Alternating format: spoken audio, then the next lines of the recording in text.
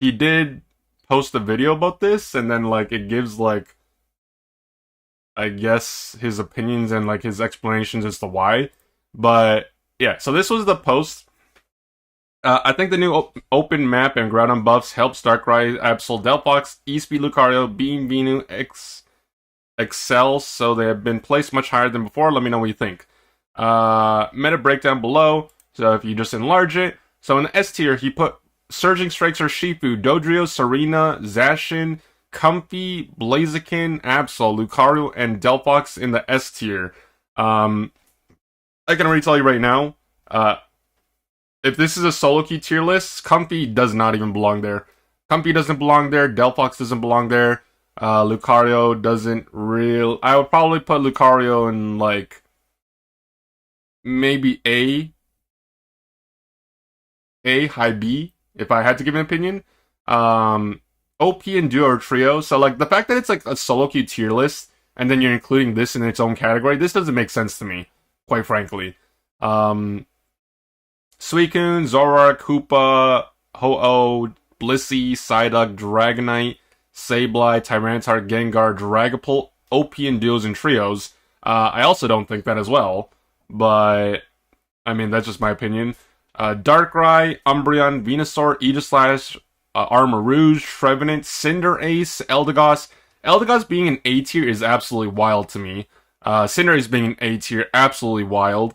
Miraidon, Raichu, Talonflame, Crustle being A tier is literally like pause champ. Like I don't know what you smoked before you made this tier list, but that literally is just like no. Inteleon, no. Garchomp and Buzzwole. I feel like Garchomp is still okay, but I probably would have dropped it down a little. Putting Leafeon in the same tier as Gardevoir, Mr. Mime, El Creamy, Clefable is literally that was like the one thing that I got stunned like when I saw that. Like seeing Leafeon and Charizard in the same tier as fucking Mr. Mime is a crime against humanity. Holy shit. Like, even Duraludon, brother. Like, Duraludon being in the B tier and in the same tier as Leafeon and Charizard, I was like, oh my god. Like, I know this guy's the world champion, but this guy is coping beyond imagination. I couldn't believe my eyes. And I don't really. Okay, so the thing is, although I see things on Twitter, all right, I don't actually comment to them. But then when I saw Chris Hero's comment, like I'm just like, thank God someone spoke up. Legit question: how much? Like, so this is Chris Hero's response under the immediate post. Legit question: how much solo queue do you even play? It really doesn't look like a solo queue tier list in the slightest. And I'm just like, goddamn, I agree. I 100% agree. And then I even commented before I even started stream. Like, he made another comment under the post, and I'm just like, this tier list generally confused me when I saw it labeled as solo queue. If it was a general tier list, including flex queue or direct to 5-stacking, then it would make more sense. That was my my 1 cent comment, because it made no sense. But before I even go further, I think what I need to do is just watch the video, because apparently it's based on statistics, and like he gives a more in-depth explanation. So I kind of want to hear his thoughts as to why he rated these things, and then I can probably do that. Yes, I know there's a Japanese one too, so I will take a look at it after. I want to watch the video first. I am streaming to YouTube, guys, so some ads are going to play. I can't really control these ones, so some ads are going to play. Like, I won't start the video until the ads are done, and then we can watch the video together and see what happens. So just bear with me for a bit.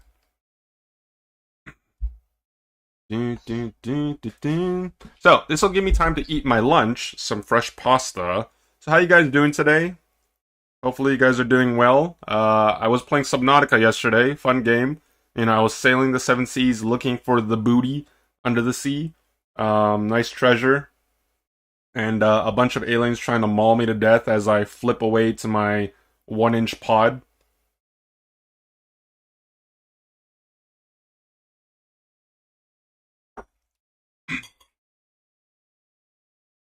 Is that beefaroni? Oh, is this a list? Oh, thank you. You saved me some time. The Japanese tiers look like this. This is the overall tier for solo to full party. See, at least, so the difference is, like, this was labeled solo queue tier list, and then the way they phrase it, it's like, just in general, ranging from solo to full party. Like, as in, like, it includes 3 stacks, duos. So it is pretty interesting, but we'll touch on this after we watch the video. 38 minutes? Goddamn, bro. Wait, guys, we got content to open up for, man. Content for days. We don't even gotta do anything. Okay, so the ads are going to be playing for 1 more minute, literally 60 seconds, guys, and then we can watch the video together. You guys are more than welcome to share your opinions. Let me know what you think. Obviously, they're opinions, so there's no right or wrong, but I'm going to be honest with you. I think, you know, Slash reverse cooked with his tier list. Like, if this is a reverse Uno card, then we need to get a reverse cooking card.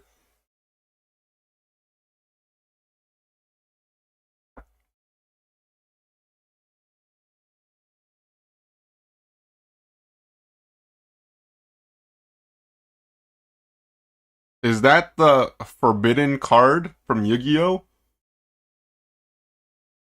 That is the Uno reverse card. And it's holographic, too. There must be a collector's edition card. Okay, 30 more seconds, guys. 30 seconds, and we can continue on with the show.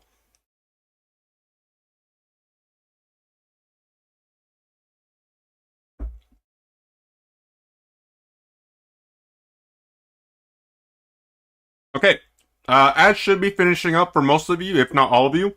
So welcome to the stream, guys. If you guys are just tuning in, welcome. Before we get into any games today, we are going to be covering some quote-unquote Twitter tier list drama.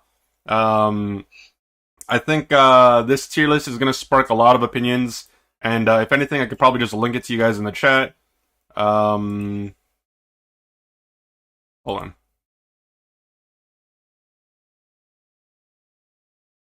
Let me go to the post itself.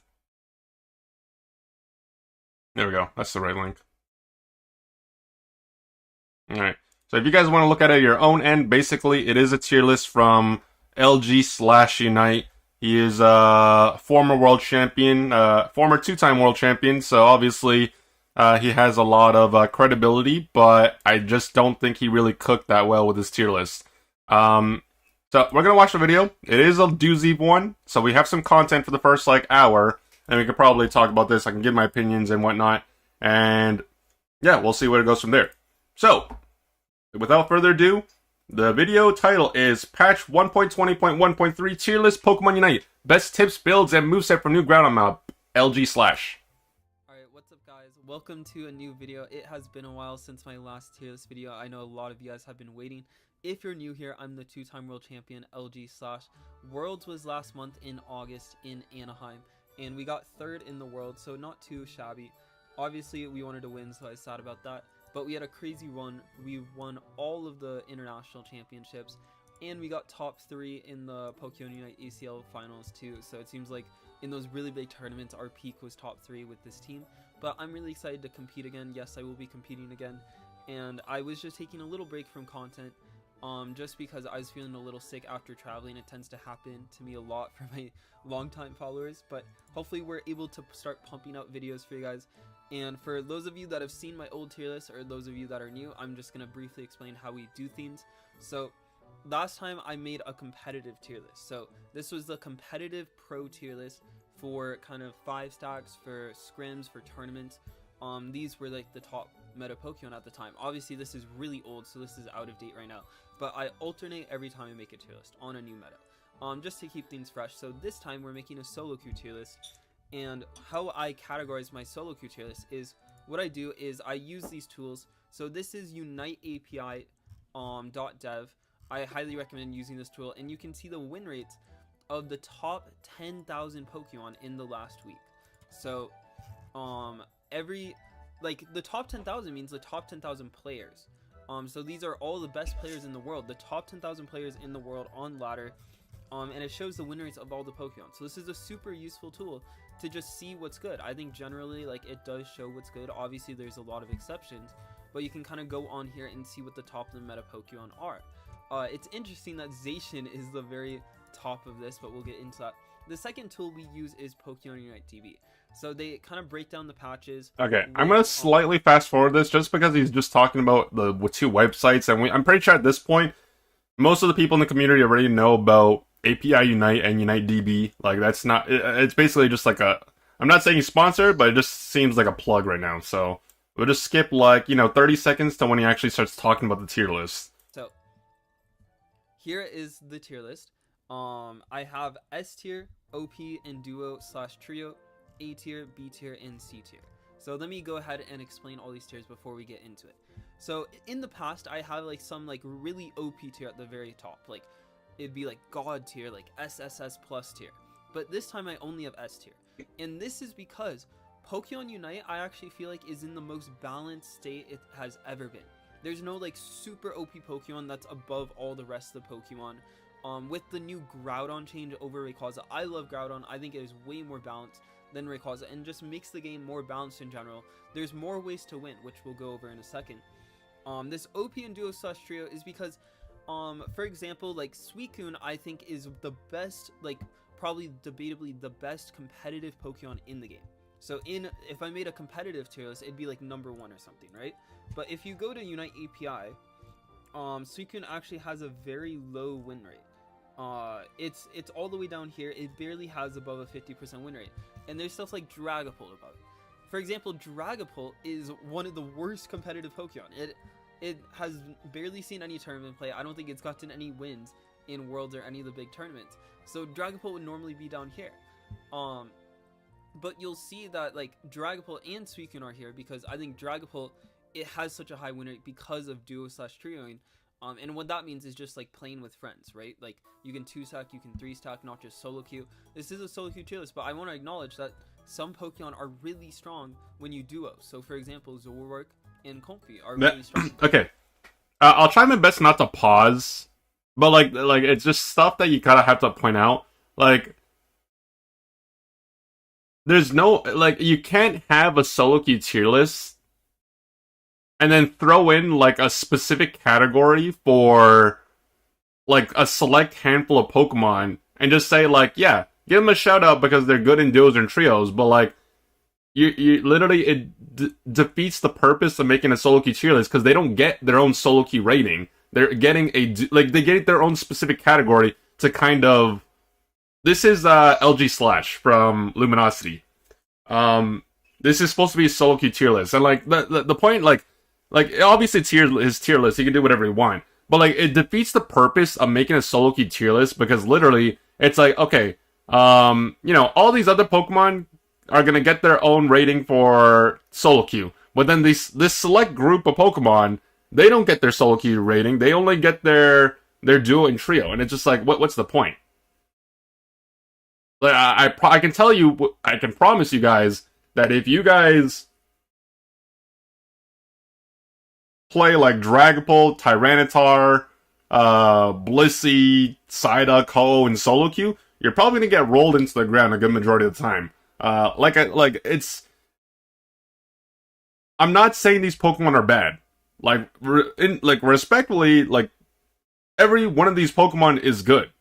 Like, it can be good, and it's like they're good right now, or they can be good in certain situations. Solo queue though, like okay, let me ask you this: in what reality, do you play solo queue whenever that is, and you play like support like Hoopa, Blissey, Psyduck, like Sableye, whatever? We'll just refer to these Pokemon specifically because they're in their own category. Like Dragapult, Gengar, Tyranitar, Sableye, Dragonite, Psyduck, Blissey, Ho-Oh, Hoopa, Zoroark, and Suicune. I acknowledge the fact that these Pokemon most of these Pokemon are strong, not all, most. But how well are you going to fare consistently playing strictly solo queue? That's the point I'm trying to make. Like, yes, they're going to be much better in duos and trios, but that can literally be said about every single Pokemon, no exception. Like, some Pokemon can look better when you have coordinated good people to play with. It's not hard to do that. But that's the first thing that's just like, it doesn't really make a lot of sense. And so it'd be really far up with those two together. So this is acknowledging that, because I think if you just do Suicune and solo queue, I do think it's a little worse. But it's so strong and competitive. I don't think that does it justice, so I wanted to emphasize these Pokemon for you and go through them. And you'll see here there's no F tier, so this is the lowest tier, and there's a lot of Pokemon in each tier. And again, this is just because there's 3 rows of Pokemon in this tier actually. Again, this is because this is the most balanced the game has been, so I don't think any Pokemon deserves to be an F tier. I do think there's tiers to how good they are in solo queues, so let me go to... Can we get a Chan tier list? Probably at the end. In my other solo queue tier list, I mentioned there were 3 different ways to rank them. Number 1 is how good is their secure. Yes, guys. Like I will say this right now. I said it earlier on in the stream, but for those of you that are just opening up the stream and you may have not heard my opinion, like when I saw this the very first time, solo queue tier list, when I saw Leafeon in the B, but specifically when it's literally in the same tier as Mr. Mime, El Creamy, like Latias, Phalanx, Duraludon, Espeon, Decidueye, Greninja. Like I was so baffled that I was just so confused. Like it's crazy, man. It's really important that you can kind of steal those objectives away from the enemy team. There's no smites in this game, so you need to secure. Dragonite Hyper Beam is one of the best examples of that. Number 2 is how good they are at team fighting. If you win a team fight, if you kill all 5 of them, at the Groudon fight, you'll just win the game. Number 3 is their X Factor. So a lot of Pokemon do something unique. I think the best example is Slowbro Unite. It's unique out of the defenders because its kit is overall weaker than other defenders at stunning other Pokemon, but it has that Slowbro Unite, which is a guaranteed lockdown. You can't get out of it, right? And there's so many unique X Factors in this game. And so those are the 3 categories I'd rank them by. However, what has changed is that was on the Rayquaza map. Now with the new Groudon, the one thing specifically that's changed is... Jag, thank you for the gigantic ditto. I appreciate that. I can't gigantify myself, but I'll give you a little ditto in response. I appreciate that. You can steal the buff. If you kill someone who has the Groudon buff, you can steal it. And that changes everything because now... Okay, I don't know why that popped up. That has changed everything because now when someone secures the Groudon, before when the secures mattered a lot, you can just kill them. So for example, Espeon and Decidueye are very good at securing. I used to have them so up on the tier list. They'd be up like in the A tier most of the time because securing that Rayquaza was so important. But now even if they secure it, like Pokemon like Serena, Absol can just kill them and get the... So I just want to highlight some stuff. I'm repeating what he said, by the way. It's not an opinion, it's literally what he said. So the way he's evaluating some of the Pokemon in his tier list is based on 3 categories so far. I don't know if he's gonna add more categories. X Factor, team fighting, and secure. Those are the 3 categories he literally just mentioned like 30 seconds ago with regards to how he's rating some of these Pokemon. I think there's a lot more things that go into it, but, you know, if he's just going based off that, then... important now, the secure.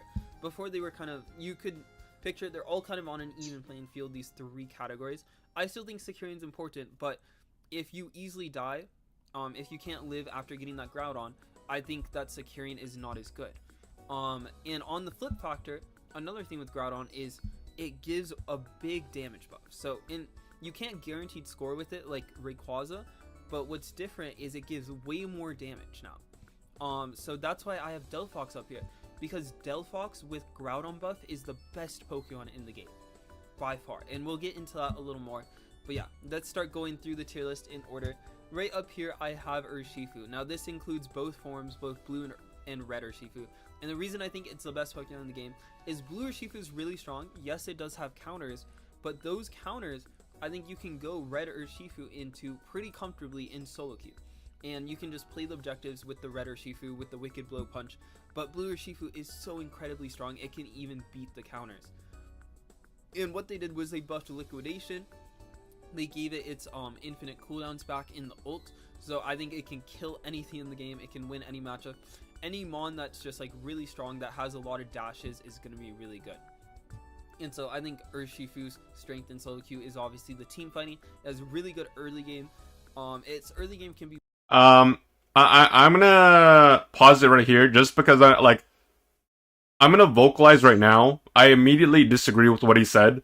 Um, I don't think so. When you go to a tier list template, so if you were to open up like the tier list maker on your end, you'll see that Urshifu, both styles are separated based on like the play style. You know, there's Surging Strikes Urshifu, which is the water bear that people refer to, and then you have Single Strike, which is the the black bear or however you want to label it as.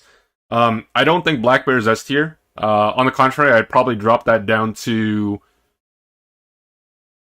B tier, maybe like low A tier if I'm being generous, but like I'd probably drop that down to B tier. The reason for that is simple. Black Bear or Single Strike is significantly slower paced than Water Bear. Like, you just lose out on that early game presence because your playstyle with that moveset is just so one-dimensional and linear, and it's just easy to play against, generally speaking. It's just a very predictable playstyle that just allows even the worst players to just respond to it accordingly. Now, obviously, it's easy to say, like there's so many people that play this game, and obviously, if you're an active player or you watch a lot of Pokemon Unite, doesn't matter, either or. Like, the player base is just not that great in general. But, like, when even, like, the worst players can respond to just the Single Strike Bear that is just so predictable, it's just, you lose out on the value, especially in a fast-paced meta, or, like, a fast-paced snowballing playstyle that is the current version of Pokemon Unite, because there's just so much snowballing available right now. The only difference between the two is the fact that, like, the only thing you can really argue with regards to Single Strike and Surging Strikes is the fact that the Black Bear or Single Strike has significantly better secure, and that's it. And then in real, like, yeah, you have your Unite move that can single out one person, but like that doesn't come until much later in the game. And I've always said this, right? Like, I've been saying this a lot recently, just because, like, it's very important for me to emphasize the fact that the game is significantly different than when it was before. Like, playing for late game is not necessarily bad. Like, if you're able to make it to late game, and you're playing a late game scaling Pokemon, then by all means, like, go for it.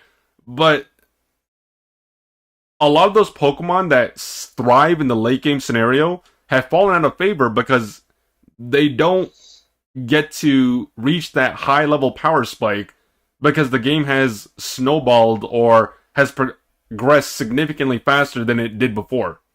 Like, before the patch happened, there was, less fighting, less rotations, less experience, but now everything is just significantly faster pace.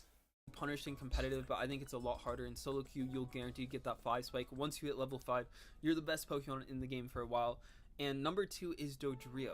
So how Dodrio wins the game with this new Groudon map is by scoring points. So having that point lead, I think, makes the game so much easier now, because that Groudon isn't a guaranteed score with the buffs. So Dodrio is the best Pokemon in the game at scoring with its passive.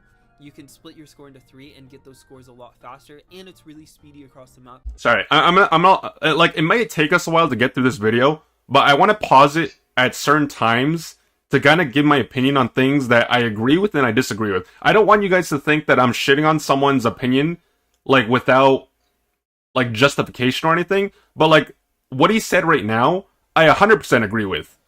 So, like, I'm gonna tell you the things I agree with and what I disagree with, because it's important for you guys to understand, like, like, some things that he's saying are valid, and some things that he is saying are just, like, they're questionable.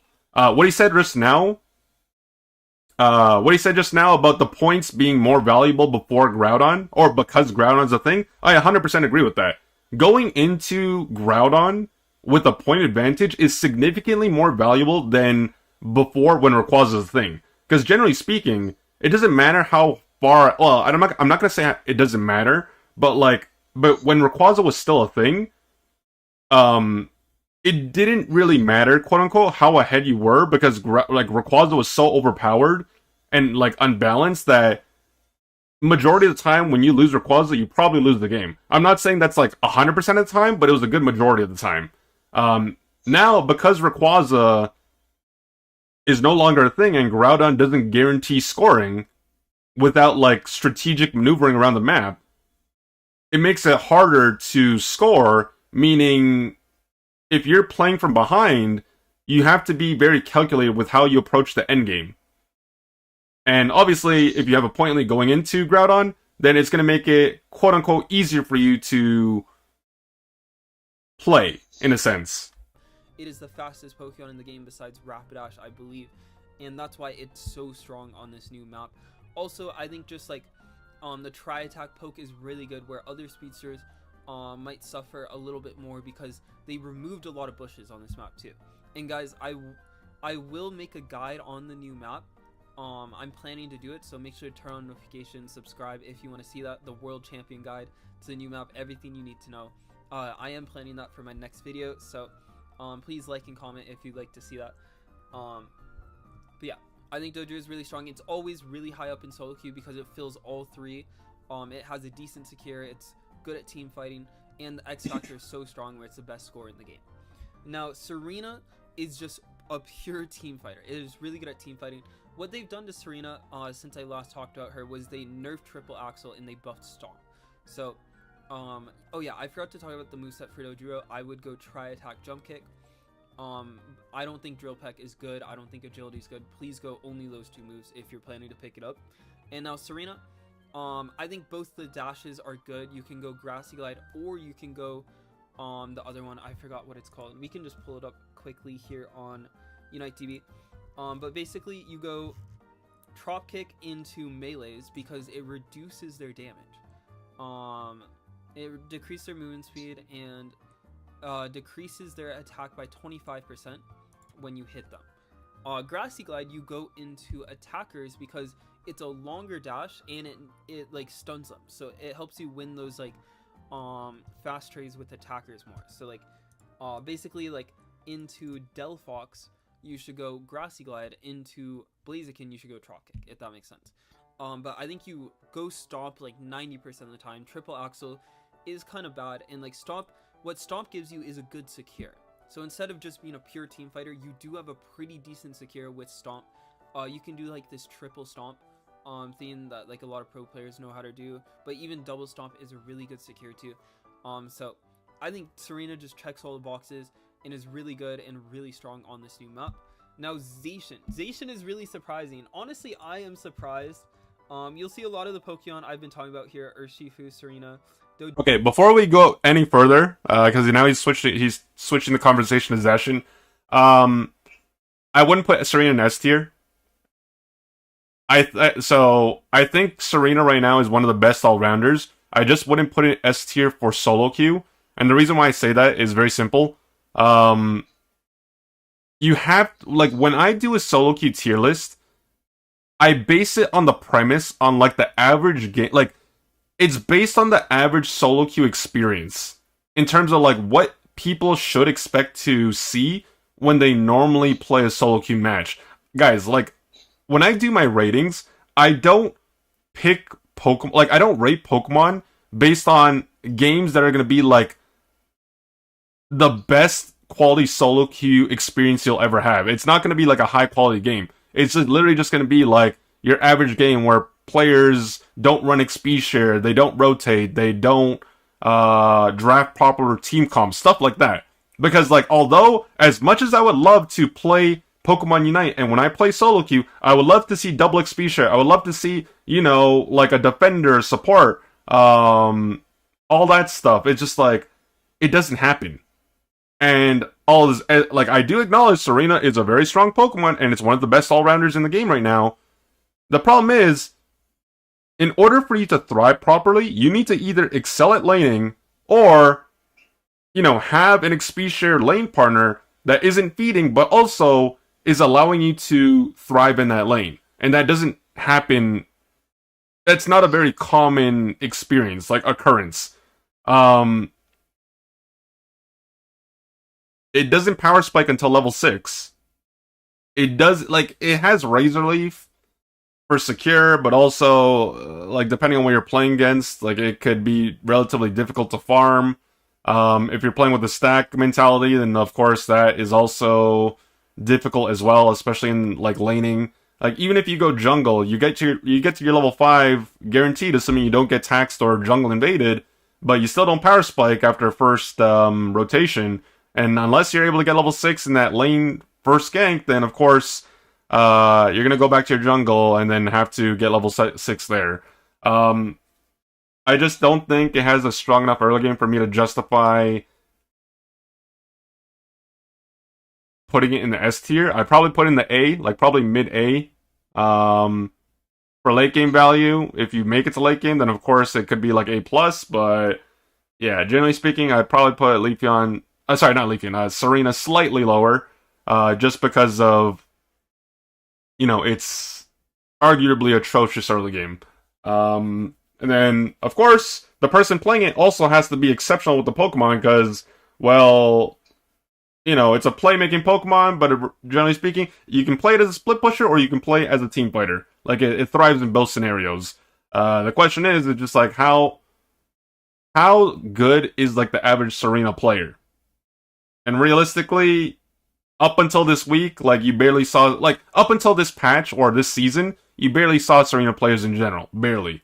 Like, the only reason it's like, even if you look at the pick rate right now, it's not even in the top, like, it's not even in the top 20. So it's not it's not that people aren't winning with it, it's just like people are not picking as much as you would like to think. And this is based on literally statistics that are on your screen. Like, literally, it's not even in the top 20 pick Pokemon. So it's not like a lot of people are playing it. It's just that the people that are playing it are doing pretty well with it.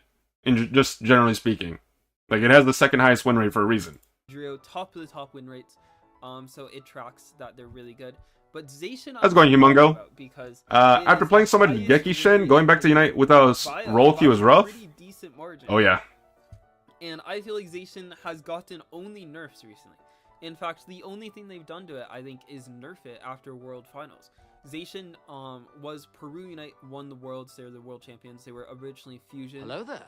And they utilization to kind of flip objectives on spawn. They would flip the Rayquaza when they were. How's it going, Deserty? And it was really strong at that. Drama time. I'm kind of surprised though, because that's like Zacian's strength, is being able to flip, having that good secure.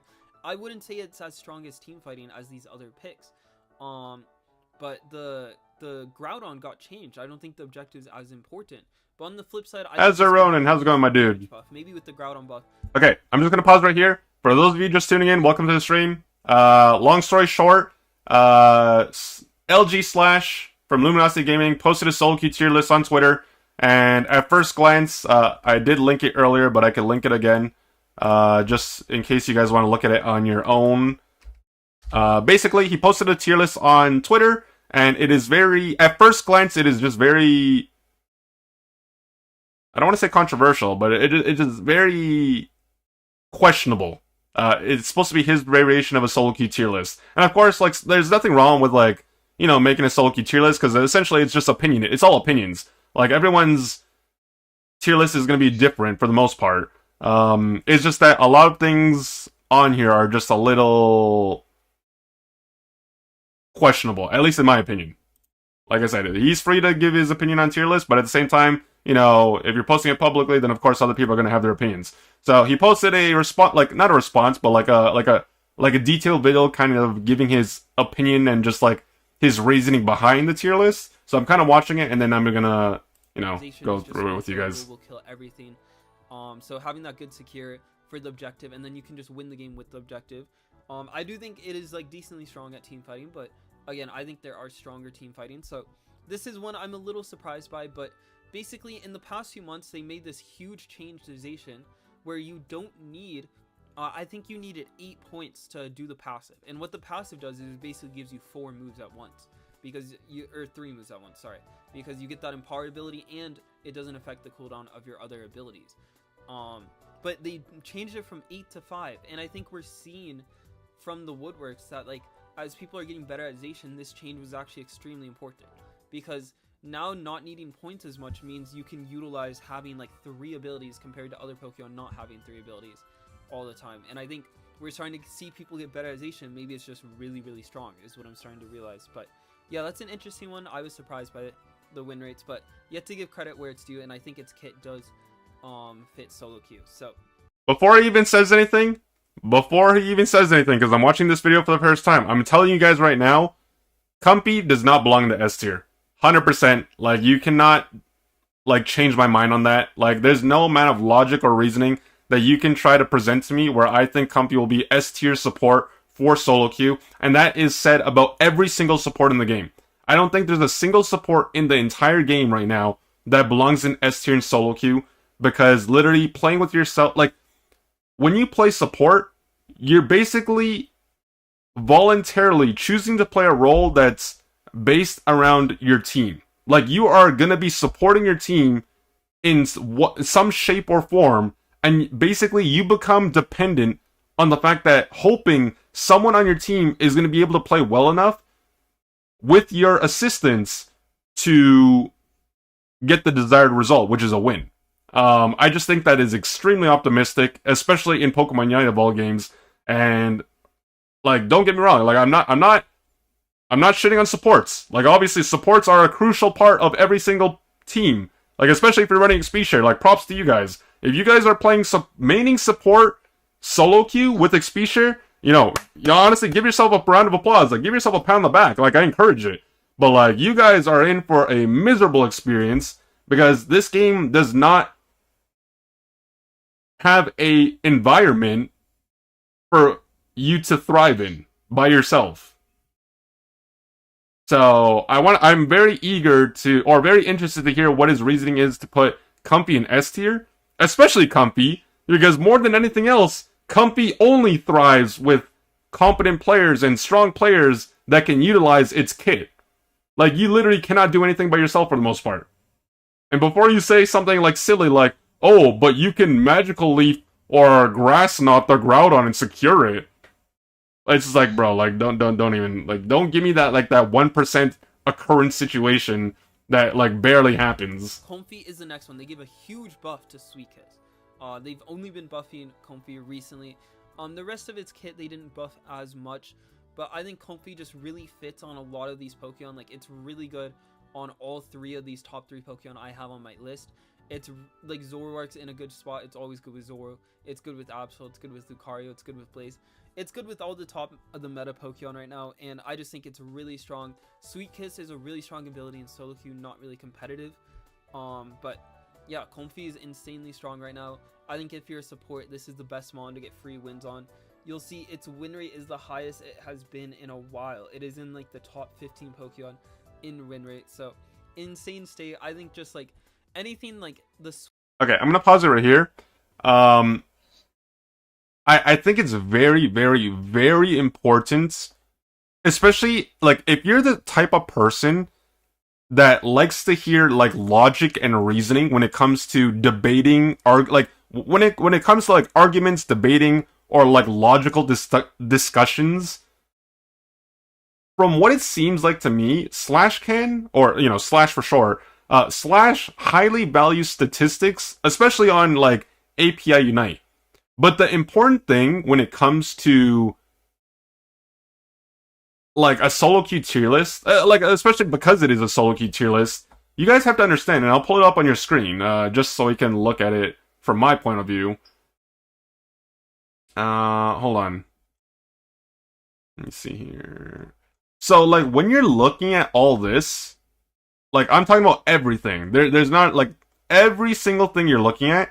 It's not strictly solo queue, it's literally everything all inclusive. We're talking about like solo, we're talking about duo, we're talking about trio, we're talking about 5 stacks across all of, I don't know if this is just NA specifically or like I'm pretty sure it's just NA. If I have no idea. I'm pretty sure, like, I don't know how API Unite extrapolates their data and like to what degree, but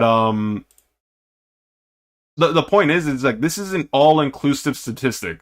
It's not like, I promise you, if you were to just filter out, like if they were able to filter out just solo queue from like stacks, for example, the numerical statistics that you see here would be like universally just different. And of course, that would be very interesting to see. But obviously, that would be a lot of work, and like, quite frankly, I'm not intelligent enough to even imagine how they would even go about doing that. But yeah. So it's like he's putting a lot of value on the numerical statistics of API Unite, but like it's like an inflated representation of some of these Pokemon, because some of these Pokemon statistics only are the way they are because of stacks rather than like solo. And like vice versa. 2 seconds, I'm pretty sure. Let me go double check this because like. Sorry. Let me catch up with the chat a bit. Sorry, guys. Fuck what I miss. You're brave if you do that. I play support because no one else does. Hoopa only. I don't do well with any other support. XP share, yes. Poopa probably best support to maintain sanity since at least has some execution skill. But people play Trick instead of Hyperspace Hole.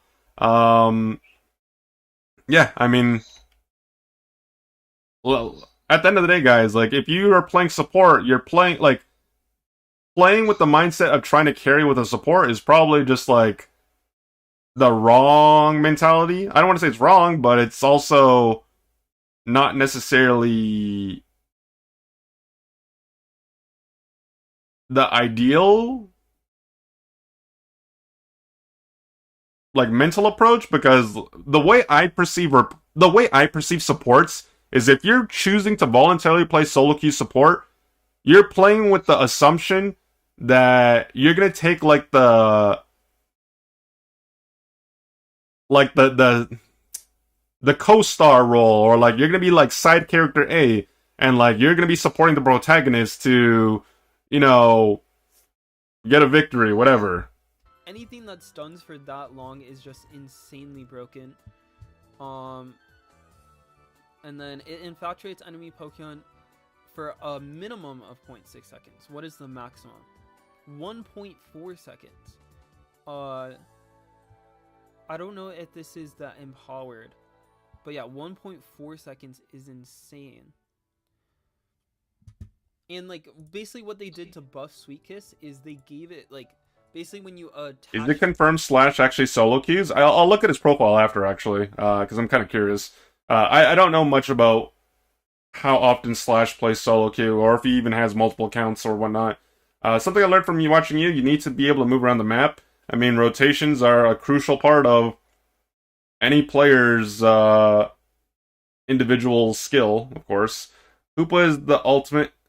You're playing with me, whether you like me or not. Pokemon, you get like a well, some people don't actually even take the portal, so it really just depends. A good peeling move on top of being one of the best stuns in the game, and so like that's just gonna be really broken. Like being stunned for so long, there's just no counterplay to stuns, right? So stuns are really strong, especially with them nerfing full heal time after time again. Like the only real counter to stuns, there was Blissey Safeguard, but they've also nerfed that. So it seems like they just really want stuns to be broken in the game right now. And yeah, you see it on the win rates. Like just having an insanely strong stun is enough to boost Comfy so much. Obviously, I think the heal is still good. Sometimes you want to go the heal. But yeah. Next is Blaziken. So okay, this is very important, so I'm gonna pause right here before he continues onwards. So the main reasoning for Comfy being S tier on his solo queue tier list is because number one, the first point he made is the fact that it synergizes well with a lot of the other S tier characters that he put in his tier list. That part makes sense. However, number one, if this is a solo queue tier list, you're playing with the assumption that number one, these Pokemon are being picked, and number two, the said person playing them and whoever you're, you know, pocketing is playing competently. And number three, you also have to keep in mind, like, people in this game, when they play solo queue, they don't necessarily play for team comp. They play literally just whatever they want or whatever they feel like playing at the time. There's some people that fill out the team comp, and, you know, respect to those people, because obviously they're trying to play with team comp in mind, but it doesn't necessarily work out all the time. Basically, you're going for the Hail Mary and hoping that whoever is on your team is going to be able to carry. And how often does that how often does that happen? Where whoever you're pocketing as a company, is gonna I don't want to say single-handedly because it's a team game, but like whoever you're pocketing is gonna utilize you optimally. We'll use that word, optimally. If we were to all every one of you guys in the chat, like myself included, if we were to play 10 games of solo queue Comfy, like 10 straight games, like how many games do you guys think you would win playing Comfy? And like how great would the experience be on top of that in terms of like how well are you going to be utilized? Obviously, all of our experiences would be different to a certain extent, but then one thing I could probably guarantee is that it's going to be extremely difficult. Like it would just be an extremely difficult experience. I think that is like the one thing that would not be different for all of us. Results-wise, it would vary, of course. But like once again, like when I do tier lists, like when I do tier lists specifically for solo queue, because I am like, you guys know me as a solo queue guy. Like it would be very, very unrealistic to just like think that, oh, you're gonna have a great time, or like you're gonna have like a bona fide carry every single time, and things are gonna work out well. Like I wish that was the case. Like I wish for you guys that play support and like like just in general, I wish that whenever you guys played Pokemon Unite, it would be like all sunshines and rainbows and things would be amazing. But that's just not the reality that we live in. The average solo queue experience for Pokemon Unite is like borderline mental, like it's literally just mentally exhausting. I wouldn't because my solo queue is I wouldn't because my side deck is better for solo queue. I mean, you play whatever you want, man. I mean, that's pretty much the motto that most people go by, anyways. Like generally speaking, when we talk about solo queue, I would rather you play your best Pokemon or like the Pokemon you're more comfortable on, rather than trying to fit out a team comp. Like if your best, hypothetically speaking, let's just say for example your best Pokemon was, I don't know, let's just say Eldegoss, as an example. If you're the most comfortable on Eldegoss and you think it's your best Pokemon, I would want you to play Eldegoss, regardless of the team comp. Why? Because at the very least, if you're playing that Pokemon, at least I know you're comfortable on it, you're most knowledgeable about it, and then on top of that, I mean, like, regardless of whether you do well or badly, like, I know that, or generally speaking, I would go with the assumption that you're playing your best, because it's your best Pokemon, or, like, your most comfortable Pokemon, if that makes sense. Versus, like, the latter, like, let's say, for example, you've never played a game with Duraludon before. Would I want you to play Duraludon? Probably not. Because you've never played it before. You don't know what the Pokemon does. Like generally speaking, like you would have to like figure out the mechanics behind the Pokemon before you can realistically say you're good with the Pokemon.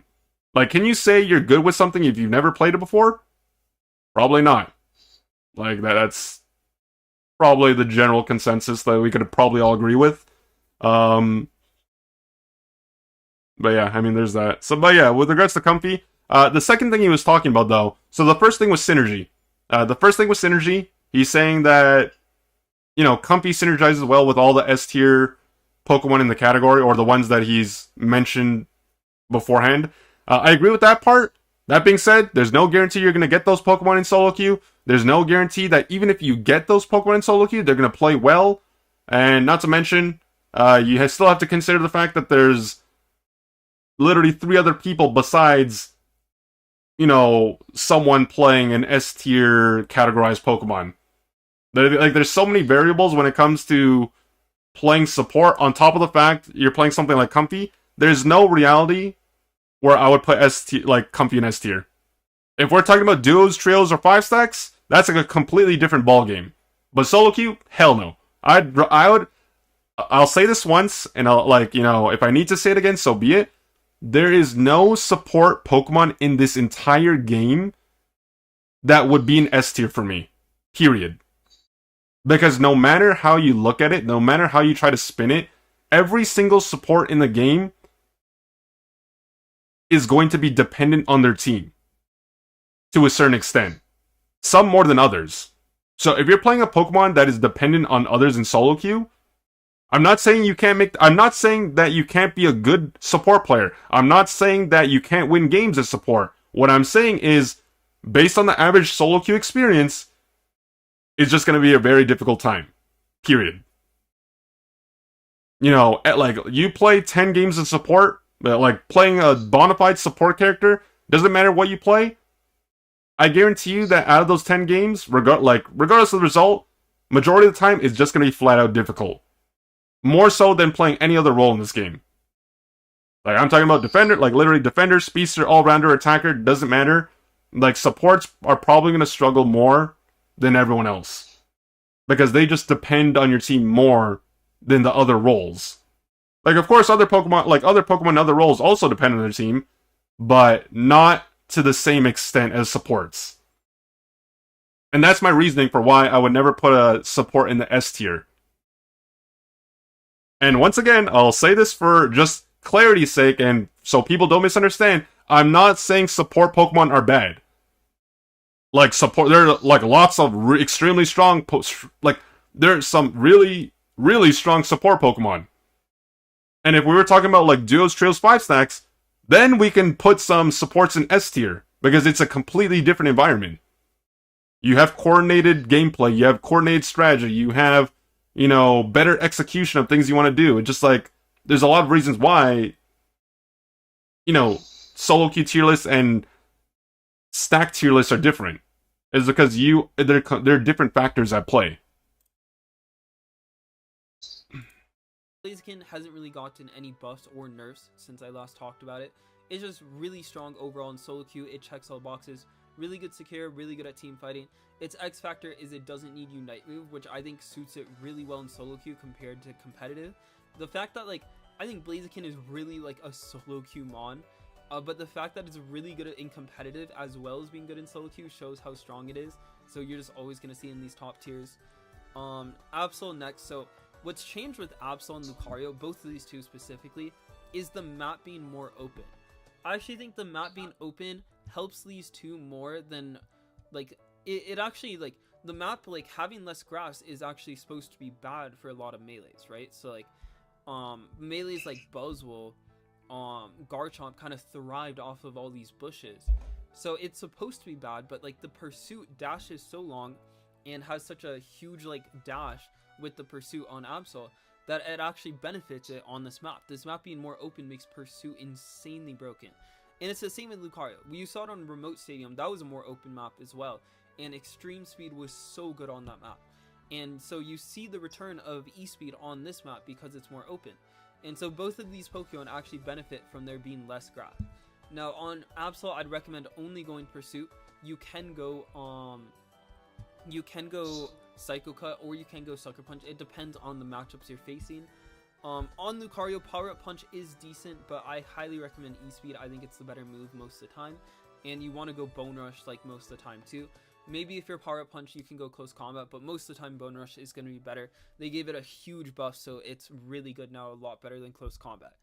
And now Delphox. So Delphox, I really only think you should be going Flame Charge, Mystical Fire. The other moveset is okay, but it's in S tier because of Flame Charge, Mystical Fire. If you go the other moveset, it would be like B tier.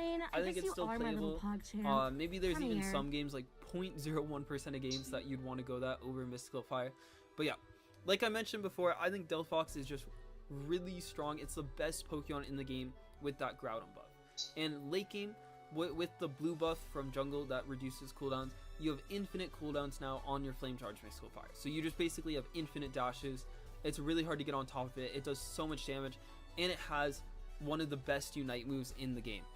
And I think, like, this Pokemon is a Pokemon that would struggle in competitive because it has a terrible early game. Levels 1 through 6, this Pokemon is terrible, and so it'll struggle in competitive because people can punish that bad early game. But because this is solo queue, they actually added a lot more farm on the map as well. There's the Regidrago, which now gives a lot of XP in the early game. there's more farm in the lanes, and this benefits scalers a lot in solo queue because it's the reason Serena's so good too. I forgot to mention this, is because it's just so much easier to hit that power spike earlier into the game. The earlier you hit it, the easier it is to take over the game and kind of get to that late game. And so like I'm hitting like my power spike on Serena at like 8 minutes every game. Before that would have been impossible unless you were playing perfectly every game. And Delphox is the same. You can hit that level 7 power spike so fast, and I think that really helps it as well. Now on to the OP. I don't agree with that at all. Quite frankly, like so the way he's rating this Pokemon is basically just like, okay, there's a lot more experience on the map, so because there's more experience on the map, you'll be able to get your power spikes a lot quicker than before. That, like, in general, yes, that is correct. There's more experience available on the map. But, like, you're also talking about a Pokemon that has a weak early game, objectively, and, like, you're playing, like, that's with the assumption that you can actually secure your farm, or you have an Expedia in your lane to even ensure that you're not falling behind in levels. And once again, like, if we're playing lane Delphox, how many, like, just use, like, the small sample size of just playing 10 straight games. If you guys play 10 straight games of Delphox, specifically lane, for example, like, how many games are you going to be stomping your lane? Or at least, like, pulling ahead? How many games are you going to have an Expedia in your lane? How many games are you going to be facing, like, weak laners that will allow you to thrive? That sort of thing. And just the average experience is just, like, you being able to come out ahead relatively quick, or, like, quick enough to reach your power spike in the early game so you can actually be a viable presence, it doesn't happen often. Like, I'll tell you that right now. It does not happen often. It doesn't matter who's playing the Pokemon. Like, realistically, it's just very easy to get bullied with something like a Fennekin in the lane. It doesn't have reliable secure. Of course, it's also struggles when it comes to skirmishing in the lane, and a lot of people like to try to fight in the early game, and I'm sure you probably noticed that even more so on this patch, if you play the game recently. Like, you see people, like, regardless of whether it's on your team or, like, the enemy team, like, you see people dying within, like, less than 30 seconds of the match starting because, well, they're either fighting or they're trying to go for their stacks or doing something they probably shouldn't be doing. Like, I definitely wouldn't put Delphox in the S tier by any means. And by that logic, that also extends to something like Serena. I think Serena has a better lane than Fennekin, personally, because Razor Leaf has a little bit better secure, and you have some mobility with the spin. I forget the name of the move, but you know what I mean. I think if we're using that logic, like, Serena has better laning. Still needs to hit level 6 for their first major power spike, and then afterwards, like, that's all, you know, question marks and variables, because, like, you don't know what's going to happen after that point. But yeah, I know, like, you also have to keep in mind as well, like, these Pokemon have gotten better because of the map, not because of it's not like these Pokemon got buffed. Like, Dodrio didn't get buffed, Serena didn't get buffed. Well, actually, Serena got buffed like a couple of patches ago. Zacian got nerfed. Comfey got buffed with Seek Kiss. Blaziken got nerfed a while back, but it hasn't got buffed recently. Absol hasn't changed. Lucario, I'm trying to remember if Lucario got buffed or changed recently. I don't remember at the top of my head. But the point is just that a lot of these Pokemon have went up in the food chain, not because they got changed by the devs, but because the map just allows them to thrive more than other Pokemon. There's more experience on the map. There's a lot more fighting happening in the early games now. There's a lot of people. I'm not going to say that people are rotating well, but a lot of people, just in general, are rotating to go for things that, you know, whether it be farm, whether it be fights, whether it be for objective. You know, there's Regidrago now. There's a lot of things that go into the whole people moving outside the lane type of thing. Duo/trio tier. So again, I mentioned that, like, you'll see that Delphox was actually really high up on the win rates too. So you'll see stuff that's supporting my claim. And you'll see that kind of Suicune is really bad on the win rates, even though it's like, yeah, it's in the middle of the pack on the win rates, even though it's gotten like really no nerfs or buffs, like no substantial nerfs or buffs. I still think it's the same Pokemon. And again, like I think this is top 2 Pokemon in the game in competitive. So, or I mean top 5 maybe. Yeah, top 5. So why is it so low on the win rates? Well, I think that Suicune does the best when you have someone to combo off your abilities. So it doesn't do that much damage on its own, right? But what's strong about Suicune? Okay, so what I'm going to do right here is, because he's talking about like the OP and duo and trio, I'm just literally just going to fast forward this part, because honestly, like this doesn't belong in a solo queue tier list. Like I don't care to see, like if it's a solo queue tier list, I want to see what the ratings are for what they would be in solo queue, not for what they would be in duo or trio, because literally you might as well just put them, like you might as well just make a duo or trio tier list, if that makes sense. Like now, like because he made a separate category specifically for duos and trios, they don't get their own solo queue rating. If you wanted my opinion, in terms of these Pokemon specifically, Suicune, probably still one of the best all-rounders in the game right now. I wouldn't go so far to put it in S, but I'd probably put it in high A. Zoroark, S. Hoopa, obviously Hoopa is an amazing support on its own, but in solo queue, you're just gonna have a rough time, alright? Plain and simple. Where would I put Hoopa? Honestly, I'd probably put it in... I mean, like, I don't think any support goes above B, honestly. Like, I'd probably put every single support in the game in the B category. Not because it's a bad support. I think Hoopa's literally one of the best supports, just not in solo queue. Like, supports in solo queue do not thrive well. So there's that. Ho-Oh. Ho kind of fell off a bit. I still think it's annoying sometimes, but over, like, you know, I'd probably put it in B as well. Dragonite, I actually think Dragonite went up in value. You might not see me playing it, but I actually think Dragonite is probably pretty solid right now. I'd probably put it in A. Sableye, just like all the other supports, B. Tyranitar, I'd probably put that in C. Yes, I know Tyranitar is a late game monster. It's very good in the late game, but like we're talking about solo queue on top of the fact that we're playing in a snowballing domino effect meta right now. So I probably put Tyranitar in C. Like if C, like if there's a D, is there a D in this tier list, or is it just lowest C? If the lowest is C, then I'd probably put Tyranitar in C. Gengar, I'd probably put in B. Just because its early game is slightly weaker than a lot of the other Pokemon, like stuff like Zoroark or Shifu, Absol, Dodrio. I'd probably put in the B. Maybe low A if I was being generous, but I'd probably say B or low A.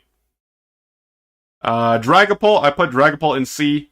Darkrai, I think Darkrai is honestly better off as a support, despite the fact that it's a speedster, and like it actually has a solid level 5.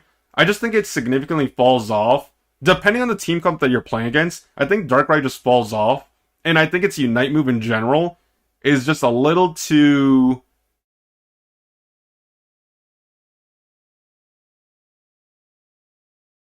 unreliable. I was trying to think of the right word. I think it's unreliable. It's inconsistent because there's a lot of things that can cancel it out. Like, basically, whoever you're targeting just needs to be pretty much... Like, either you need to be very mindful of how you execute that Unite move, because it's very easy to avoid. I don't want to say easy to avoid, but it's easy for that Unite move to get cancelled and like partially refund, because there's so many things that like affect its execution. If you had like a faster activation or, you know, like shorter animation, then I think it could be a lot better. But I think Darkrai is actually better off in like a support role. Like support Darkrai with Expedia is better than like Darkrai as a quote unquote like carry. I'd probably put it in low A. Um, there is that too. I think the fact that some people play I forget the name of the move. Hold on. Where is it?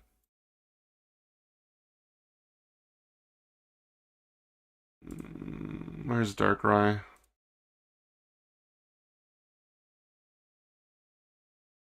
Most people play Dark Void and Nasty Plot, and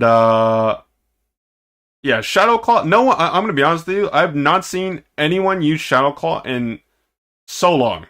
You know, sometimes you even forget it's a move. I think Shadow Claw is just bad, and on top of the fact, it's just yeah, like Shadow Claw, like Dark Pulse, Dark Void, or Nasty Plot is pretty much the way people play Darkrai.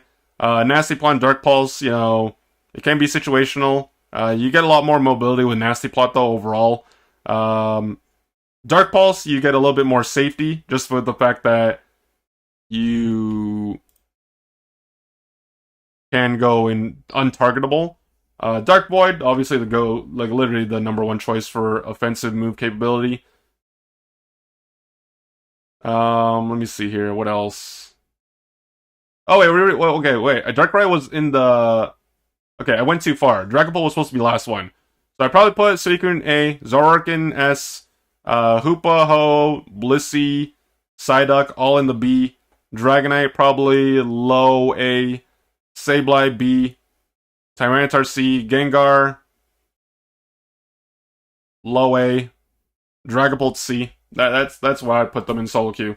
I'm just speedrunning it. I'm not really giving too much reasoning why, because obviously I'd be sitting here forever, like telling you guys why I think what this Pokemon belongs where. Okay, so let me just fast forward this. Is it's really good. It's straight, and so the act like this and that was it in the past couple months, but it's now top 10 in the win rates, and I just think this is again because I could really struggle and so help you on the A tier now so packed here plot so and like people know the move not having one on your team it's really hard and that's why like NA solo queue is so hard because like your team won't always have a defender on your team every game. In general, any like viable tank you'll see pretty high up just because like I think the tank role is so strong. Like they're so tanky, they heal so much. And they're really strong in solo queue. Like, I think, like, honestly, like, if you don't have a tank on your team... You know what's crazy to me? Especially now, I think putting Snorlax in B tier for solo queue, like, if we were just talking about defenders specifically, like, putting Snorlax lower than Crustle is honestly insane to me. I think Snorlax has gotten so much more value when it comes to defending now that Rayquaza is not a guaranteed score. If you know what you're doing, it makes it even that much harder for people to score. Especially because I think Block is just significantly better than Yawn. Like, I don't think there's any reality where I would pick Yawn over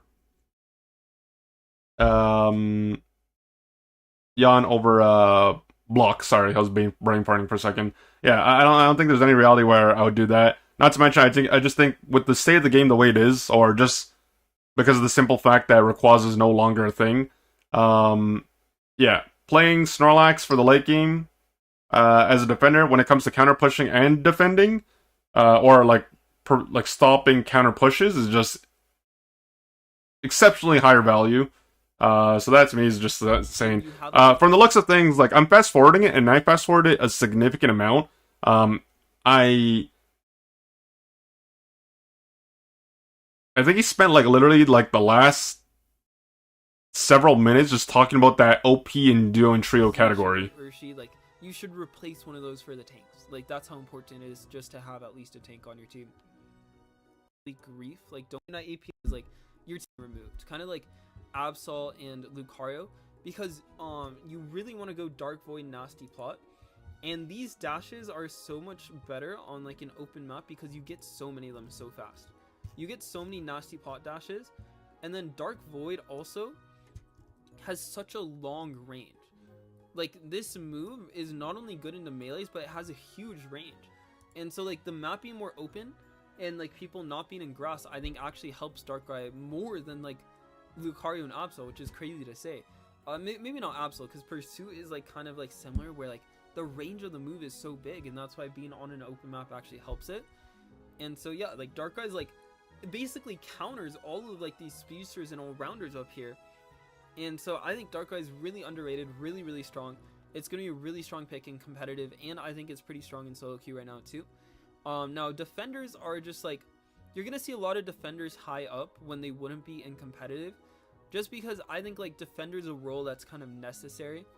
Like, if you have a defender on your team versus not having one on your team, it's really hard. And that's why, like, NA solo queue is so hard, because, like, your team won't always have a defender on your team every game. And I don't count Goodra, because Goodra players are so bad at it. And, like, Goodra's just not really a good tank compared to these other tanks. I have it as the worst Pokemon in the game. But, like, in general, any, like, viable tank you'll see pretty high up, just because, like, I think the tank role is so strong. Like, they're so tanky, they heal so much. And they're really strong in solo queue. Like, I think, like, honestly, like, if you don't have a tank on your team, and you have, like, a Zacian or Urshi, like, you should replace one of those for the tanks. Like, that's how important it is just to have at least a tank on your team. Now, Cinderace is interesting, because I want to point out here that if you go to Unite API, it's actually pretty low down on the win rates, or, like, middle of the pack. But it's not in the middle. It's literally at the bottom. Can I not find Cinderace right now? Hold on. It's not even, like, literally, it's on the lower half, and it's like,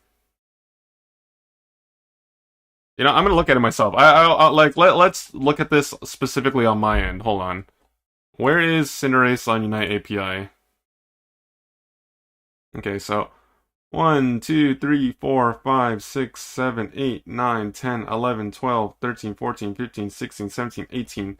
Let's see. 19, 20, 21, 22, 23, 24, 25, 26, 27, 28, 29, 30, 31, 32, 33, 34, 35, 36, 37, 38, 39. 40. Let me see. Sorry, it's at number 40. 41, 42, 43, 44, 45, 46, 47, 48, 49, 50, 51, 52, 53, 54, 55, 56, 57, 58, 59, 60, 61, 62, 63, 64.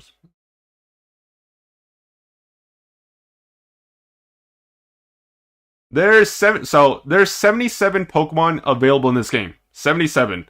It's 40 out of 77 in terms of win rate.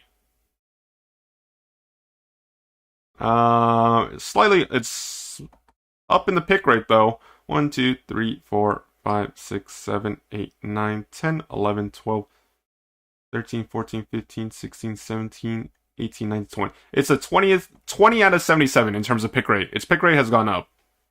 So in terms of win rate, 40 out of 77. But it also has a negative win rate. Keep that in mind.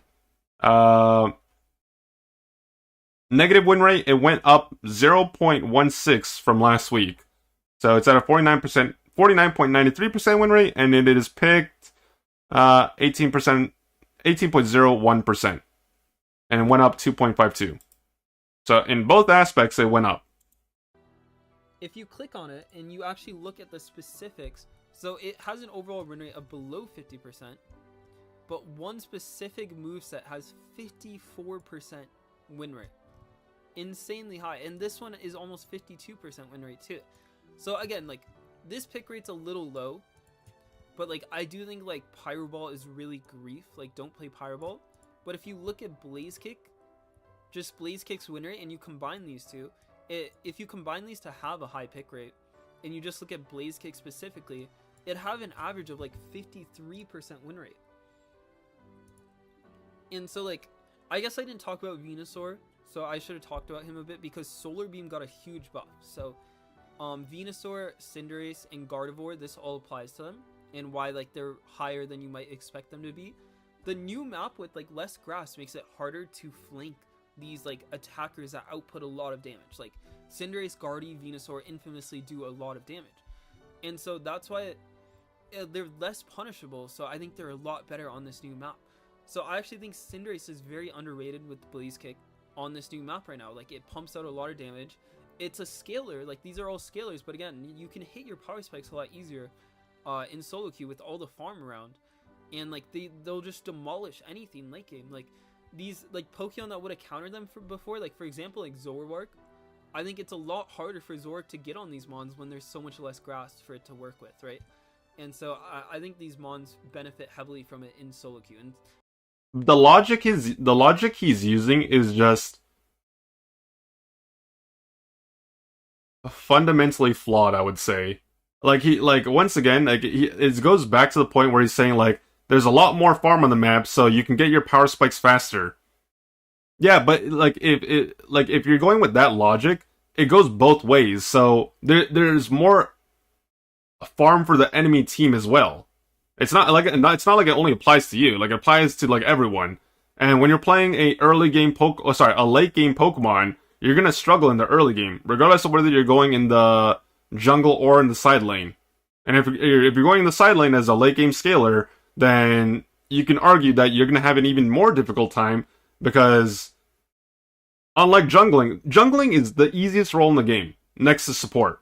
Like, jungling is literally just like, oh, you farm your camps, you go to lane once in a while, you apply some map pressure, you rinse and repeat until like you get to like the middle stage or the late stages of the game, where when you don't necessarily need to keep farming your jungle per se, unless you're just behind and you need the farm. Like, instead you transition from farming NPCs and AFK farming to being more proactive and going for objectives, going for fights, going for invading, whatever the situation deems appropriate at the time. But it's like, how often are you going to be thriving as a late game scaling Pokemon? That's like the main point I'm trying to make. Like, you're playing a late game scaling Pokemon for a reason, because you want to make it to the late game so you can be that, unstoppable threat that's going to be able to make the difference for your team, whether it be in team fights or in whatever shape or form the Pokemon thrives at it or excels at. And Cinderace excels at team fighting, especially like a level 15 Cinderace, don't get me wrong, but you also have to keep in mind that he's also making the point when it comes to, or he's making the argument that there's less bushes and stuff like that, so it's harder to get on top of a Cinderace. But same thing as well. Like, it's easier to spot a Cinderace, it's easier to fight or like force fights because there's less coverage. It's also harder for Cinderace to kind of, flip objectives compared to before, because obviously Groudon resets significantly faster compared to Rayquaza, and on top of that, I mean, there's less cover there, so it's easy to spot if you're trying to flip. I'm not saying it's impossible, I'm just saying based on things that have changed from the previous patch. Cinderace takes all the boxes once you get out of its abysmal early game. It has really good team fighting, really good secure. Its X factor is that like it's a pretty mobile attacker, like it moves around a lot. And Cinderace is one of those Pokemon that can actually compete with Delphox. When you have the Groudon buff, it's just like unbeatable. Like, it's really hard to beat it. Like, actually, I'd be curious in a 1v1 who would win. It'd probably be the Delphox, but it depends. Like, maybe in a 2v2 with the support, like the Cinderace could win. But yeah, like, these mons are really strong with the buff. And yeah, LD's just always been really good in solo queue. I think it's like just it's a support that really suits solo queue over competitive. Surledge is really good at like ripping objectives, and I think like when you had the Groudon buff, you just absolutely one-shot people, so that's why it's doing really well right now. You'll see it has like a pretty high win rate. Miraidon got some huge buffs, so did Raichu. I think they're decent overall. I think like Venusaur honestly is better than them, but like what these guys have going for it is one of the lowest win rates in the game on Unite API. That decided to freeze up right now. But again, like if you do the thing where you click on it, because Scyther and Scizor are combined on API, Scyther actually has like a 50% plus win rate, like that moveset. I think Scizor is terrible though, but being able to flex to Scizor, I guess like when it's a really hard Scyther game, I do think helps. But Scyther specifically, dual wing beat, you can go Sword Stance or like anything, like I think ticks all the boxes that would be good for Mon in solo queue. Now Palma was the new Pokemon, so I do need to talk about that. I think Palma is like very interesting. I don't think people are really good at it, but I've seen some insane plays like 200k plus Palmas. So maybe it's a little underrated right now. But I think like Palma doesn't seem to have a decent secure. I do think it's like outplayable. Like the longer it's out, like people will figure out how to play against it and kind of counter it. So I'm not sure how I feel about it. Like if it'll go up or down. Okay, so let's kind of just speed through this because there's only 3 minutes left in the video, but he's only on the B tier. So like I seriously doubt he's gonna explain every single Pokemon within the next 3 minutes. I'm kind of just like glossing over like what he's saying now at this point. But it's still so bad. But they nerfed Latios to the ground. But like their synergy together is really good, and so they were scary together as a duo. But now that Latios is like even below Latios, honestly, and how good it is, like I just think like I the past year. But they have the lowest win rates in the game, at like 44%, which is insane. I don't think they're that bad. Like that's why I have other Pokemon worse than them.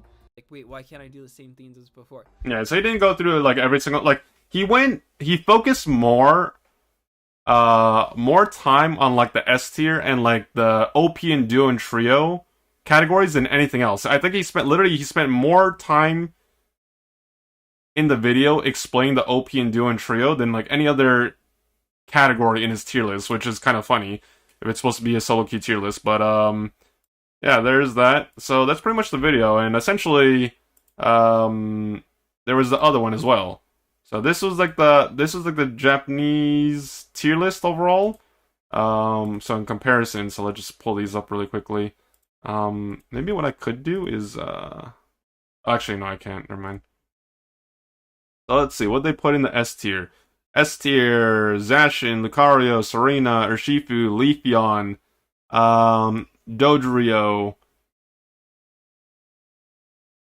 Venusaur. So the difference in this tier list, though, is like this tier list was based on everything, like just generalized. It's not specifically just solo queue. It's like everything. So like it's hard to compare these two because like they're catered to like different demographics of like players, I guess.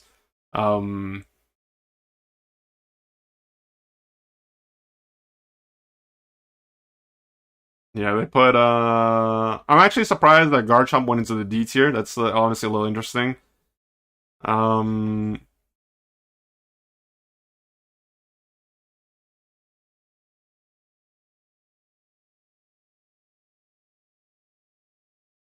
think Charizard being in C is kind of wild to me. Psyduck being a C, I actually think Psyduck being in C as well, being in C tier as well, is actually pretty wild for this tier list. Especially if it's supposed to be like, you know, duos and trios and 5-stacks, like literally everything. That to me is actually pretty surprising. Blaziken being in B is insane. I think Blaziken is insanely strong. I don't necessarily have a problem with the attackers. Like, I mean, like I think some attackers are just weird, man. Like, I think attackers are just putting Miraidon. Okay, I'll say this right now. Putting Miraidon lower than all these attackers is absolutely fucking crazy. That I'll say that right now. I didn't even realize that because like I kind of missed it. But like putting Miraidon below all these other attackers is literally fucking crazy. That to me is just like I don't know who made this tier list, but are they okay? Yeah, Blaziken would be higher, Miraidon would be higher, Charizard would be higher, Ceruledge would be higher. I don't think Metagross is that bad, but it's also dependent. Like Mimikyu and Metagross, I wouldn't rate them this low. Same with Ceruledge. I wouldn't put them in the C tier. It would just depend because like I think these picks, like they're not strong enough to be blind picks like Metagross and Mimikyu, but I think in the right situations they're much better than C tier. A tier they put Buzzwole, Suicune, Gengar, Talonflame, Zoroark, Raichu, Armarouge, Crustle, Blastoise, Umbreon, Trev, Hoopa, Blissey, Eldegoss, Clefable, Alcremie, and Comfey.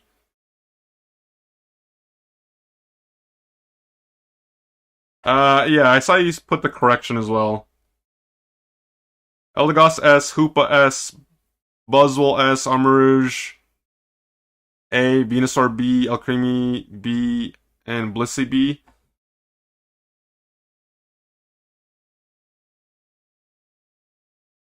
I think putting Blissey in B is also insane. Alcremie, I think Alcremie's recover is much better than it was before, I think. Um,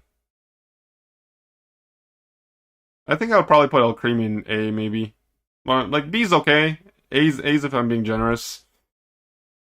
And then, yeah, the rest of them, like, I don't have a problem with these ones. Like, S tiers are fine. Like, Lucario, I'd probably drop down to A. Zacian's fine. Serena's fine. Like, because we're talking about, like, coordinated team play, like, I'm fine with having Serena up here.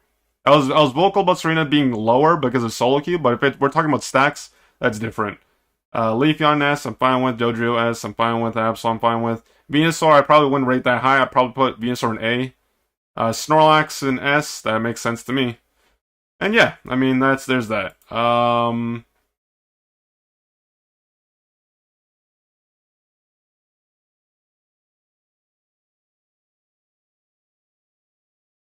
I don't think Japan audiences will see this, but the reason the tier list for solo queue is different from you guys is because Japan solo queue is 10 times better. You're borderline playing 5 stacks in Japan all the time with 2 XP shares, so you can play anything that's good. I don't know. I've never played on Japan solo queue, so I can't even give an opinion on that. You know, like I obviously when these guys went to Asia for that tournament, they were vocal about how solo queue was significantly better over there than compared to NA. Like I don't know if that's true or not. I don't know how much solo queue they played, so obviously that's a toss up. But yeah. But anyways, that was pretty much it. And then of course a lot of people commented. Everyone's giving their opinions. I gave mine for the most part. I just think, yeah, I think his solo queue tier list is definitely not. I think the best way to phrase it without being toxic or anything like that, I just don't think his solo queue tier list is going to be relatable to you guys. Like, if you were to start playing whatever he recommended in his tier list, like the S tiers are obviously for the most part okay for the most of them, not all of them, and then everything else is like there's a lot of questionable things. So yeah, if you're looking for a relatable tier list, I think that's not it for you. But you know, if you want to, if you think that LG, if you think the former world champion knows what he's talking about, I mean, you're always welcome to literally just try out everything that he's recommending based on his rating, and then go from there. All right, time for some games, guys. Time for some games. We've been rambling, we've been watching the videos, but it's time for some games. I think what I'm going to do today as well is I'm probably just going to do my jungle guide. I know I said I was going to do it, but I kind of like forgot or I got lazy. So I think I'll do my jungle guide on stream today, and then I'll just clip the segment of the stream and just post it on YouTube. I won't edit it or anything. It's literally just going to be the segment of the stream. So obviously, if you guys are here watching live, then you guys can see the video without having to watch the video. But yeah, let's get this done.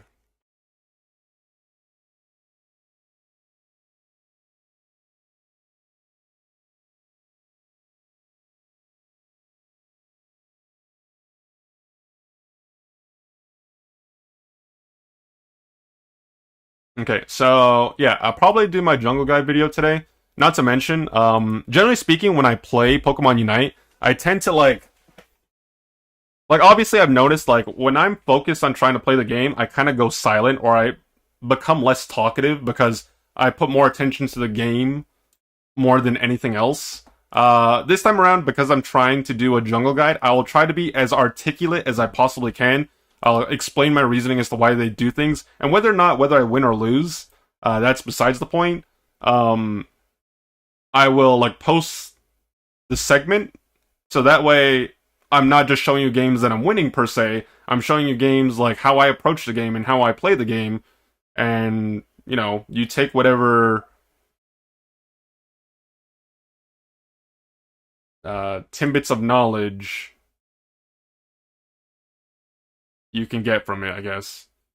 So let's see here.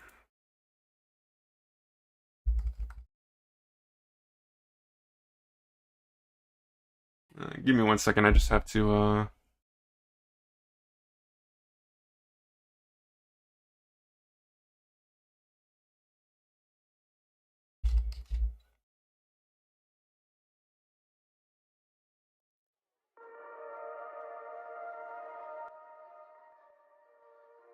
In the dark, drawing cold blood, hide away. Am I scared of the thing I'm trying to find? Cross my heart, but took a U-turn, 'cause the light made my skin burn. Time after time, guess I need to say sorry. Been treating me poorly. Believe that's not story.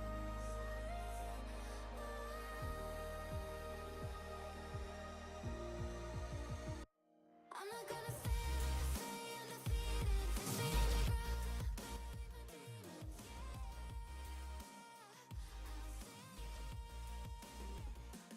are jungle evades still worth and viable these days? I think yes.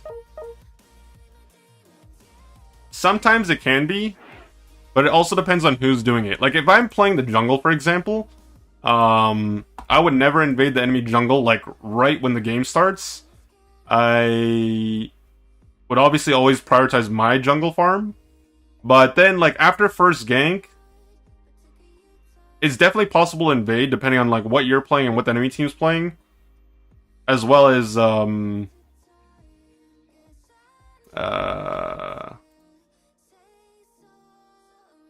you know, how, like, if you're ahead or behind, or if you have better mobility, that stuff. Like, there's a lot of things that go into it. The short answer is yes, I think it can still work. It's just that you have to be very methodical about how you go about doing it. Like, if I have an opportunity to invade, I'll probably do that. What I think I'm going to do is I'm going to try to invade start. Okay, if we're talking about invade start, if you're playing the side laner, it's definitely possible. It's definitely, like, potentially worthwhile. As long as it's something that does, like, that needs, like, the full jungle. Or, like, it needs part of the jungle. Like, if you can delay a level 5 power spike, I think that's huge. But if you're someone like a Leafeon or a Zera, or, like, a level, like, an Evolution or a Zera that doesn't necessarily need level 5, not really. I don't think it's worth it, per se.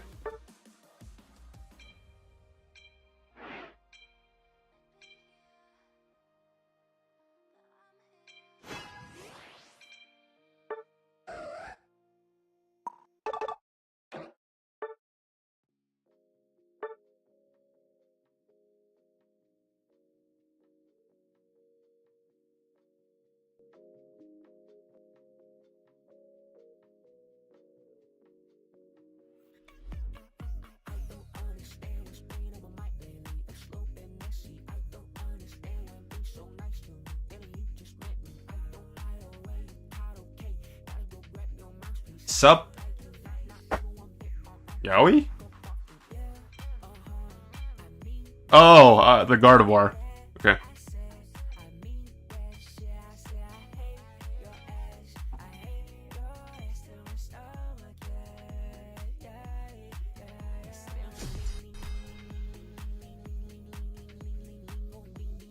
Alright. So, like I said before the game started, I'll try to make this into a educational jungle guide for those of you that are watching the stream. Essentially, I'm just going to clip this part of the stream and post it on YouTube for you guys to hopefully elevate your gameplay, or maybe even take something as a learning experience. I'll post it whether I win or lose. That way, I'm just not showcasing the wins. Like, sometimes you can still learn things even if you lose. So obviously I'm going to do my jungle clear, pretty straightforward. Same start as pretty much everyone else. I'm playing Fluffy Tail Absol, and I'm going to be going Psycho Cut and Pursuit in terms of moveset. For this game specifically, I start with the blue buff. I'm going to Fluffy Tail the blue buff, so that way it gets stunned out of its attack animation. And then I'm just going to go from Baltoy to Baltoy to my red buff, and then I'm going to gank for the bottom side. You don't necessarily need to clear the way I do. I'm just doing so because this is what I'm generally used to doing. But I can also do like red buff to blue buff to the Baltoys, or, you know, red buff to the bottom side. It really just depends on how I want to play the game. So my top lane is already going at it, so what I'm going to try to do is capitalize on their aggression. If I'm able to...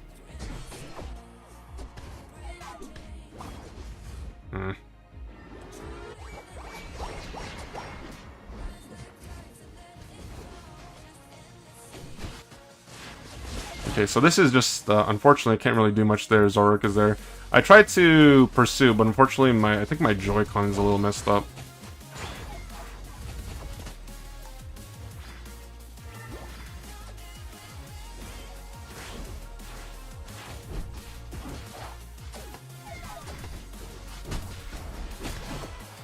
Okay, so they're playing really aggressive, so we can definitely take this fight. The Aegis Slash is just playing too aggressive. That's a free kill right there. They overextended way too much. They bit off more than they could chew. So I'm going to go back to my jungle. I'm going to do my blue buff, and I'm actually going to skip the Baltoys. What is up with my controller? I can't pursue properly. So I'm going to do my blue buff and then my red buff. I'm changing up my jungle clear right now just because I want my red buff to spawn sooner. Not to mention, if I clear the Baltoys, my red buff is going to be significantly delayed in terms of spawning. I don't necessarily want to contest this because I don't know where everyone is.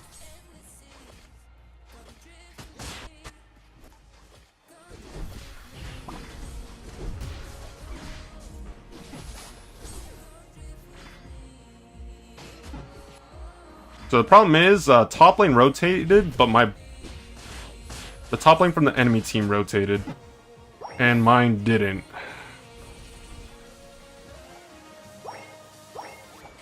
So the reason why I didn't want to take that fight is because, one, the Regidrago got significantly nerfed, so it's not as valuable as before. Number two, it just wasn't an ideal fight for us. Despite the fact that I was able to pick off the Pikachu, I just wasn't able to do enough in the early game to really get an advantage for our team. Maybe if I was level 9 there, I would consider fighting that, but...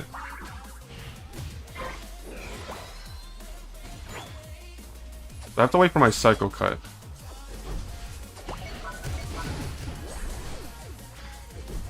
There we go. So wait for the Psycho Cut, then we go for the KO. We can overcap here, so I'm going to wait for one of them to start scoring. Beautiful. Now, we Fluffy Tail, we get this KO'd immediately. And then... I'm going to try to go bottom, maybe. We could push top lane, but it's just too risky. We don't have Unite moves, not to mention they're probably going to defend that. So this is a free objective right here. I'm going to ping it for my teammates.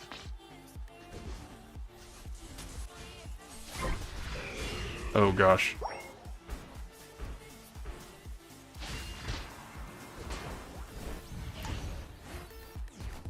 Okay, unfortunately, didn't get the objective.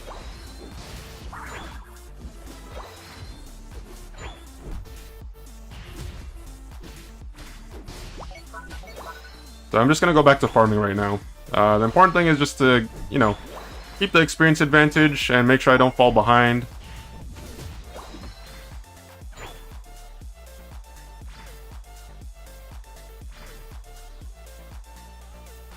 So you can see they're going top lane. Hopefully I can score this and at least try to break bottom. Like, my team at the very least, if they're not overextending, should be able to hold on to the top tier 1. Like, we have 3 Unite moves. Delphox is a little out of position.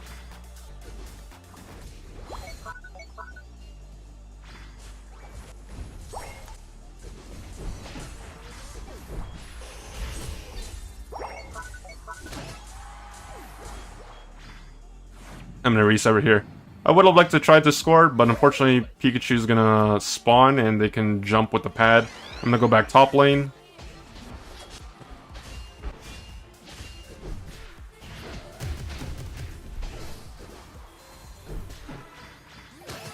Okay, so we got some more KOs. In terms of experience, we're very far ahead. In terms of points, we're slightly farther behind than what I'd like to be.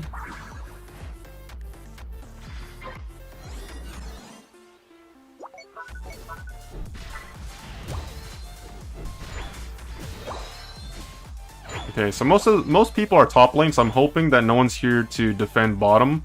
What I want to do is overcap down here in the bottom lane, and then I'm gonna go for this objective by myself. I can easily solo an objective. So we got 39 overcap bottom lane, that should put us relatively close. What I'm gonna do here is I'm just gonna try to speed run this objective. And then I'm just gonna get some more farm. Absol can get their Unite move really quickly, especially because I'm playing Energy Amp as well. So I don't mind expending my Unite move for that objective. Right now the problem is that my team just keeps fighting non-stop. They're prioritizing fighting over getting experience, which is a little questionable. I'm just gonna go back to farming. Like, we just KO'd the Zoroark. They should be able to hold at the very least, and I don't think they're gonna push.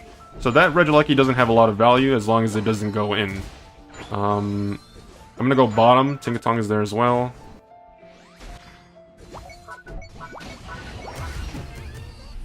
So that's actually the last time I'm gonna Unite move before Groudon. Sorry, Groudon.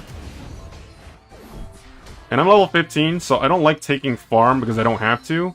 But of course, I need the farm for my Unite move. Like, I don't want to go into Groudon without Unite. That's very important.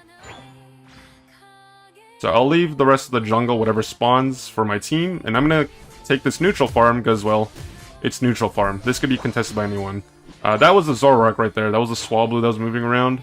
So, obviously I don't want to play aggressive there. I've only died once this game, so because I'm level 15 and I'm performing relatively well, I have an extremely long death timer, so I don't want to take any unnecessary fights that might pose a risk to me dying right before Groudon, because obviously, if I die, then it's just going to be very bad. We lost the Delphox Unite move, and that is a pretty big Unite move for Groudon. And unfortunately, I can't really transition that into Groudon immediately, just because their death timers are just too short.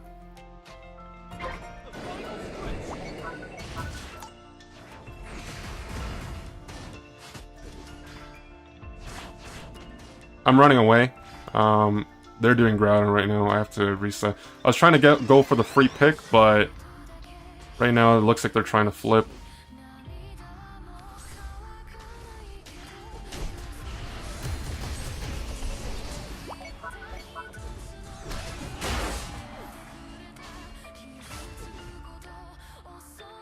Okay, so we wipe their team and we get an ace. We also got the buff. So the thing is,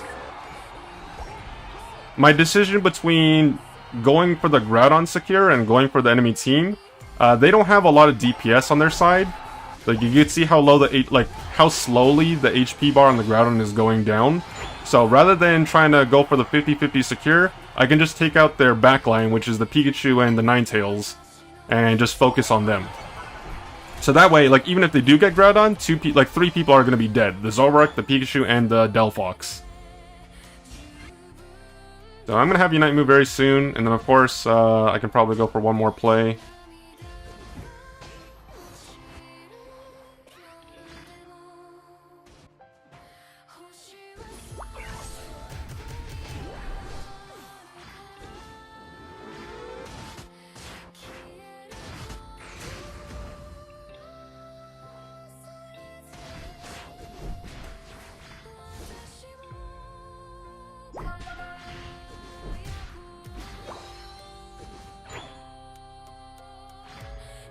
So one thing I will say is a small disclaimer. It's with regards to the early game. It may sound like an excuse, but I'm playing with Joy-Cons right now, and my right bumper is really old. I've been playing with these Joy-Cons for years.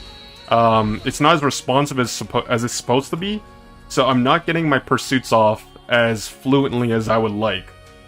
We still won the game, of course, and, you know, I did pretty well for the most part, but in the early game, I was trying to play more aggressive, but I couldn't because my pursuits weren't going off. But, you know, that's one game of how I play jungle, and hopefully you learn something from it. I'll probably post it to YouTube, so obviously if you're watching the live stream, then of course, then you don't have to watch the YouTube video. This is just for, you know, some educational purposes.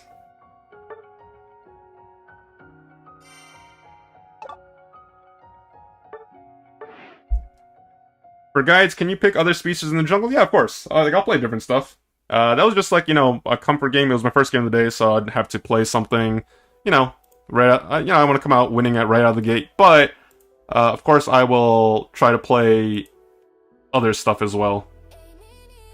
I'll probably play, like, you know, something that isn't, like, S tier. So maybe I'll play something like an attacker. Like, whether it be, like, Cinderace or Greninja. Just to, like, kind of show that although they struggle, they can still be good in certain situations. Because obviously, like, I can play speedsters all day and night. Like, that is really easy for me. The thing is just that some people want to play other stuff other than those things, or maybe they're not comfortable playing with those things, or maybe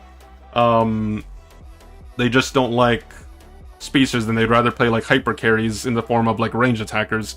So I'll probably play like a Greninja maybe, just because I'm comfortable with that as well.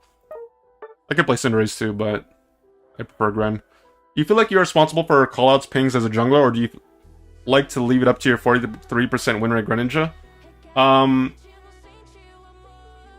I'll be honest with you, like, that entire game, I didn't ping a single time. Like, not once. I don't necessarily ping my teammates because I just feel like it's wasted effort. Of course, if I knew people were able to listen or they understood what I'm trying to convey, then of course I would. But I only ping if it's like absolutely necessary.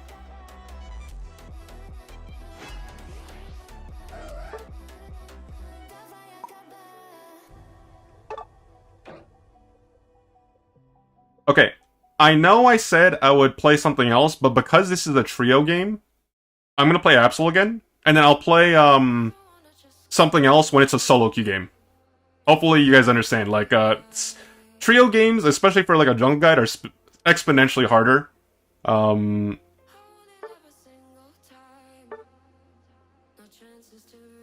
gonna play Absol again. I apologize. I know I said I would play something different, but I just didn't expect my second game of the day to be a trio game. How's it going, Benny? So those of you that are just tuning in, welcome to the stream. I'm gonna be playing Absol again. This game is slightly different, so it's a trio game. Gonna be trying to give my perspective in how I approach the jungle when I play the game. So yeah, I'll try to be as vocal and articulate my thoughts as best as I can throughout the game. Generally speaking, when I stream day to day, like when I lock in, I become less vocal. So of course, you know, I may provide results, but some people might not understand what it is I'm doing and why I'm doing it. So today we're doing the opposite. I'm going to be as vocal as I possibly can as I play the game, so that way you guys can understand why I'm making decisions throughout the progression of the game.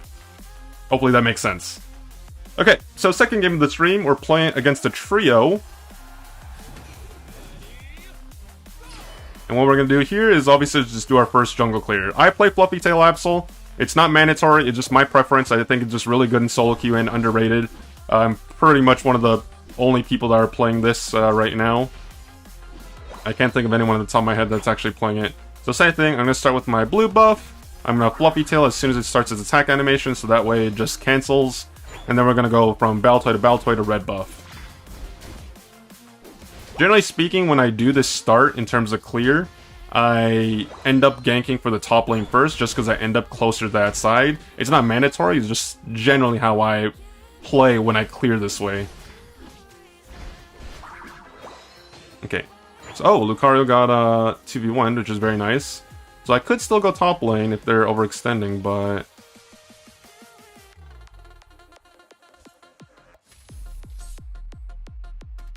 the jungler's bottom. I'm gonna go bottom. I know I'm late, but...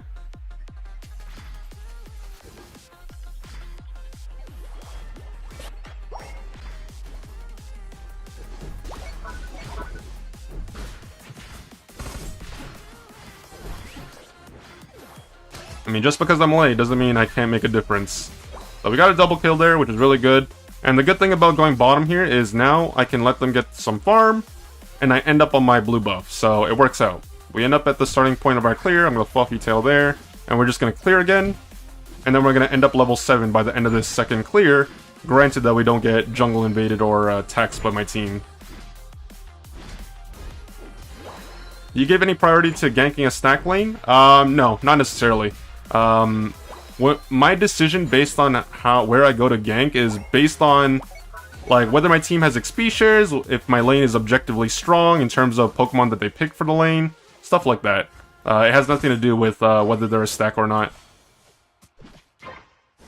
Lucario is actually in the bottom lane, so they actually rotated for a potential like proactive play. So what my team should be doing here, instead of trying to contest that Regidrago, is just score bottom. You already know that they're rotating ahead of you, and we're outnumbered topside, because one person died, and Lucario was there as well. Jungler's there as well. My Azumarill should just let top die.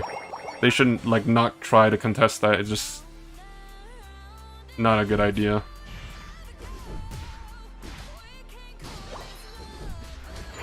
I'm trying to get level 9, but I know they're fighting.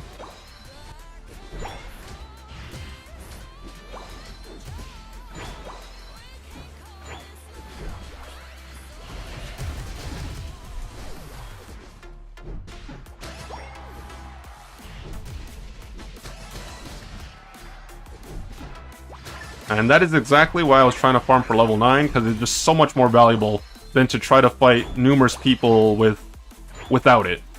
So we ended up wiping everyone, which is huge. It just depends on whether I'm able to transition that into a bigger lead. So ideally, I would have liked for my team to either go for the objective or to rotate bottom where they have the goal. Right now, I'm just trying to get my Unite move really quickly, and as you can see, despite the fact that I just used it, with Energy Amp, I'm able to get my Unite back relatively quickly. It's very important.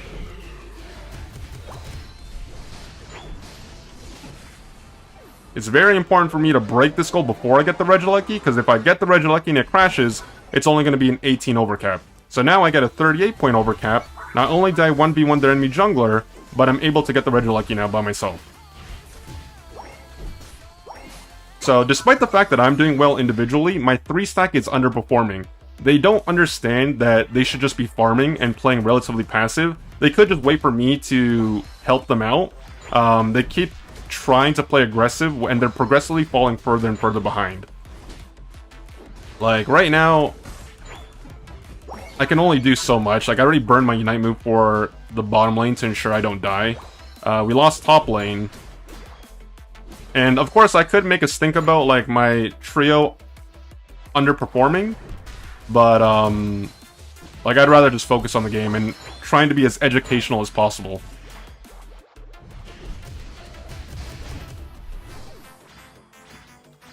Let's see if I can go for a back cap here. If I can, it's fine. No, I can't. So, because one person's dead and 2 people showed bottom, I'm hoping my top lane can capitalize on top lane. The problem is they literally have no points. Like, I was hoping they could at least break that top lane goal, but, like, they have no points. So, my focus is going to shift from bottom lane to top lane, ideally. My goal in the long run is trying to break this goal so it's no longer there for Groudon.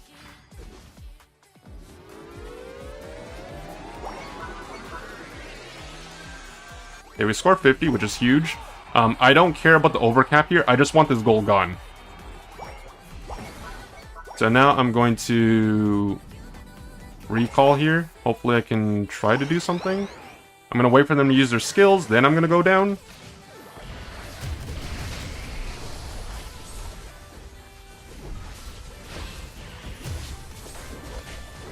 I need to run. I'm not dying there just because I'm over-leveled, and I just don't want to give more experience. I tried to defend, but of course I don't have enough damage by myself to really do anything down there. It is also Aurora Veil Ninetales, so the damage mitigation is part of the reason why they probably lived.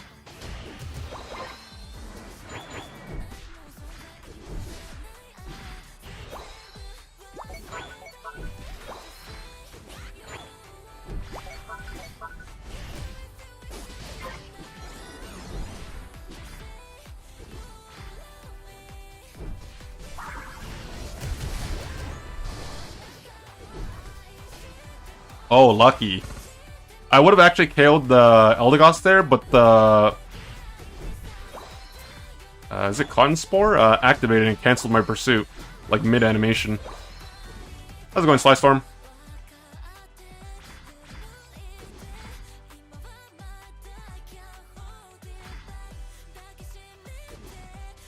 So I know it's a Reggie.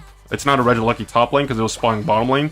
So what I'm going to try to do is just score more points. I need to keep the points as close as remotely possible for the end game. Because I just don't want to go into Groudon with such a huge deficit. My team is going to die top lane. I'm just going to clear this farm. Like, I know I'm level 15, but it's just like, there's really not much else for me to do on the map right now. I'm just getting more points. Like, I'm gonna ping them back once, but obviously if they ignore me, that's really up to them.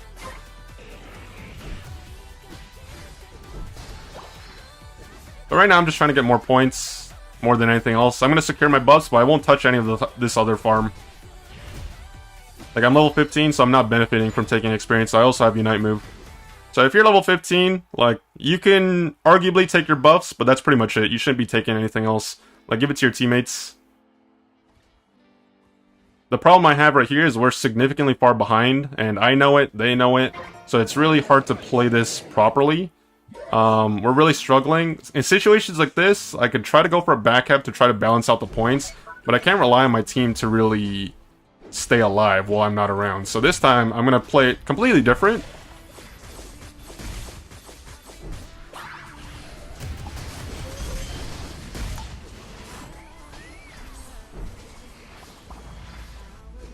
I'm gonna go back cap.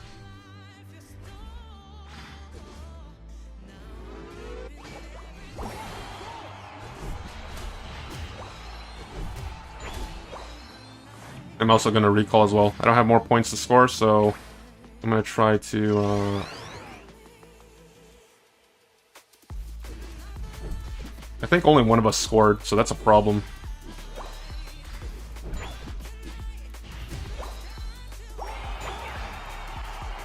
I want to try and get my Unite move, but, oh man.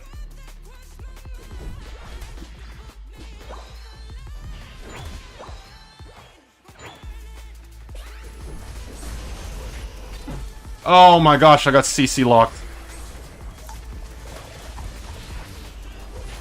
We need,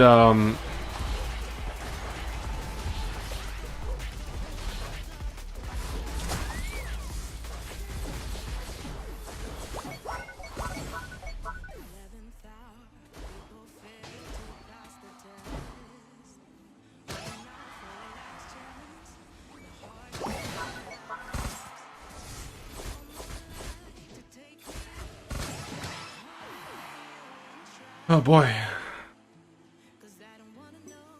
It's gonna be close. I think we're winning, but I'm not 100% sure. I wasn't paying attention to Lucario. I was kind of just fixated on the fight that was on the pad. Like, big misplay on my part that I died before uniting. Obviously, I tried to unite move, but I got CC'd, and then I couldn't get it off.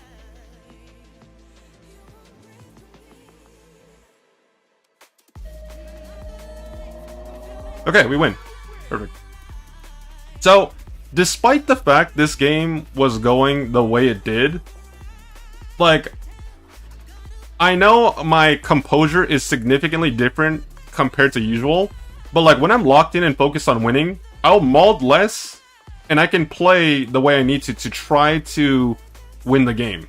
It was a cheesy strategy. Like, I'll fully acknowledge that flipping Groudon is a gimmicky, cheesy strategy. I don't deny it.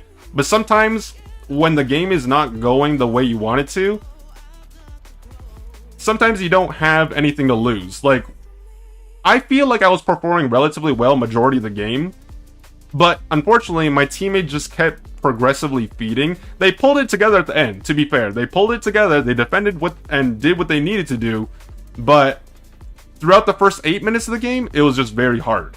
And I don't think I could have done much else to really salvage the situation. I just focused on myself, and then hopefully what I'm doing is going to make enough of a difference to make the game go in our favor in the end. And in this case, it did. We flipped the Groudon, you know, we scored. We were able to defend, and then we won.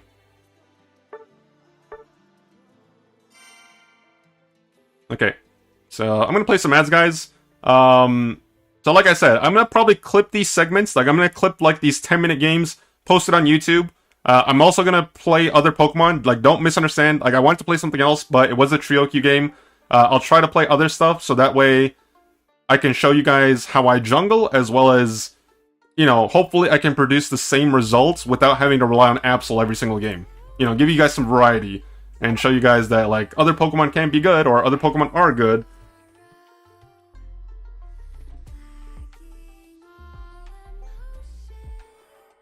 How's it going, Slystorm?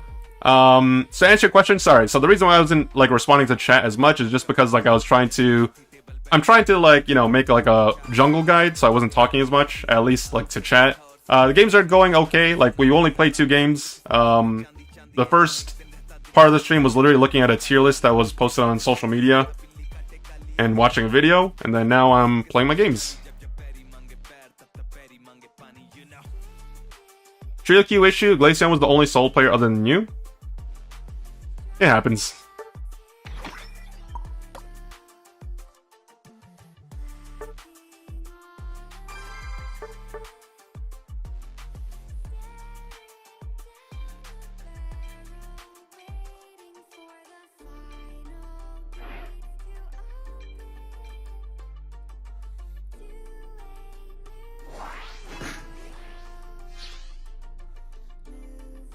Oh, we have a... So this could be either a trio game or a double duo game. Considering I'm in the last spot, and I highly doubt... Like, there's always that... Hold on, let me focus on banning something. Let's just... Yeah, so... It's either a trio game or a double duo game. The reason why I say it's not solo queue is because it's very unlikely that every single person on my team is higher rating than I am. Like, I know I'm playing on my ult account, but like we would be in a very strange reality if everyone's higher rating than I am.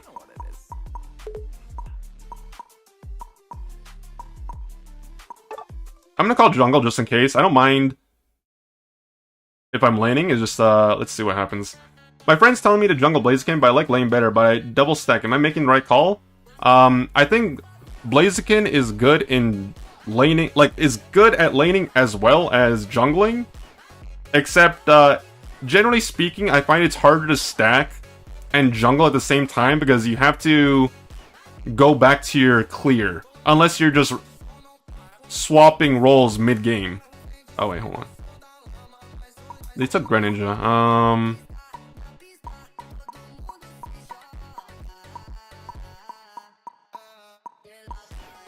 Alright, we're gonna play Cinderace this game, guys.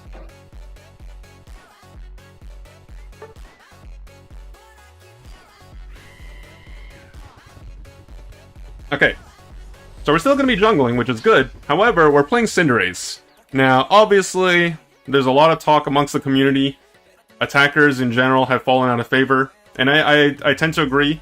But we're gonna play a late game hyper carry and see how we do.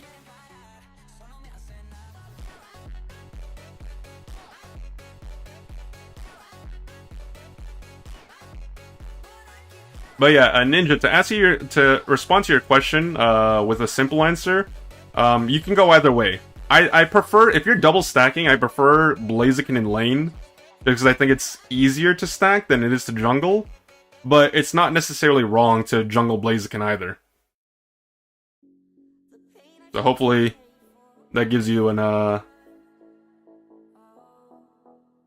hopefully that answers your question.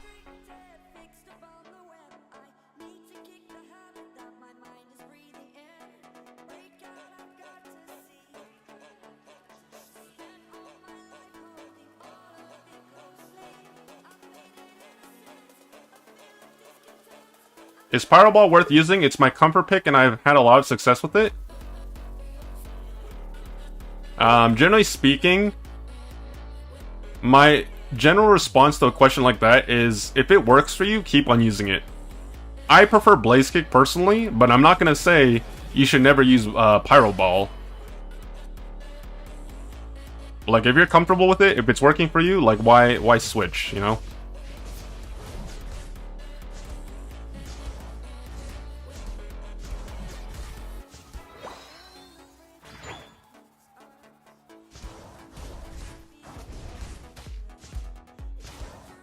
I'm gonna pull it backwards in case someone's trying to invade.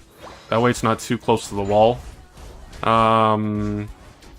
Obviously, it's very easy to invade something like a Cinderace, but this time around, no one's doing it, so that's good.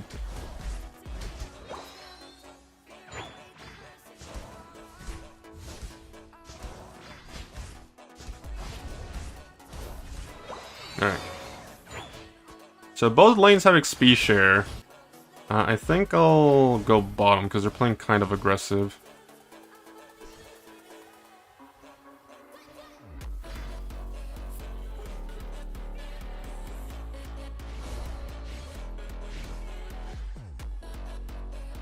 Okay, so the enemy jungler's there, so at least we made the right call to go bottom lane.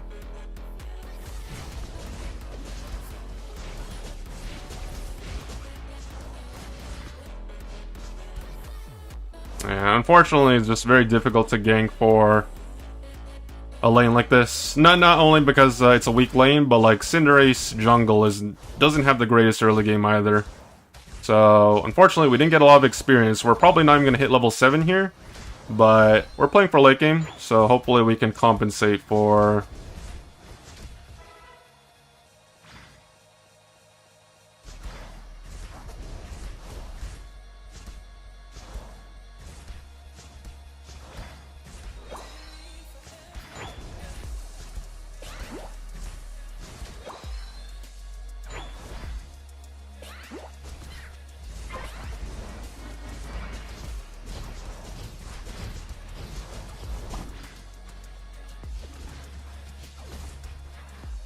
I knew Greninja was coming, which is why I was like moving downwards. Like, I saw them smoke screen from above me.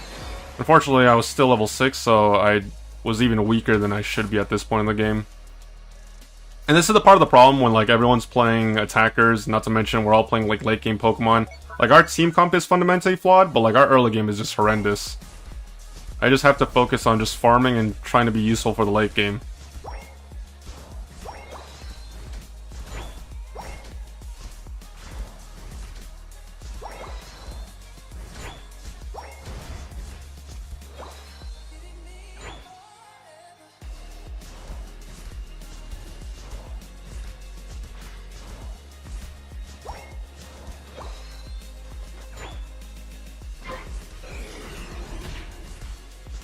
Okay, I don't want to be anywhere near these guys. Umbreon's gonna break, which is fine. At least I get some access to farm. I didn't want to go bottom just because I wasn't, like, willing to fight. But unfortunately, I didn't know Umbreon was top lane. If it was a 5v4, we could have potentially won bottom.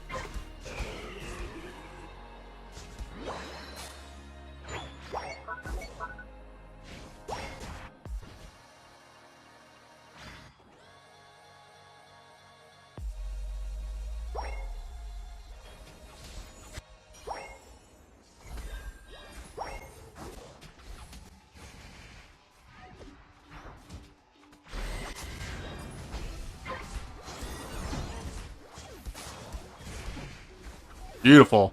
Not only do we get a triple kill, we get the objective, and now we can score. If we're lucky, we can break this before the Regieleki crashes, and that is huge. Oh my god. I spoke too soon. I mean, it's still a good play, it's just, unfortunately, top lane rotated. And I didn't see them until it's too late. So, despite everything, it still turned out pretty nice for us. What I'm going to do is just focus on farming for now. Like, I'm not trying to team fight when we're under-leveled and we don't have Unite moves. Like, our job is just to survive the early game and hopefully we can scale into the late game.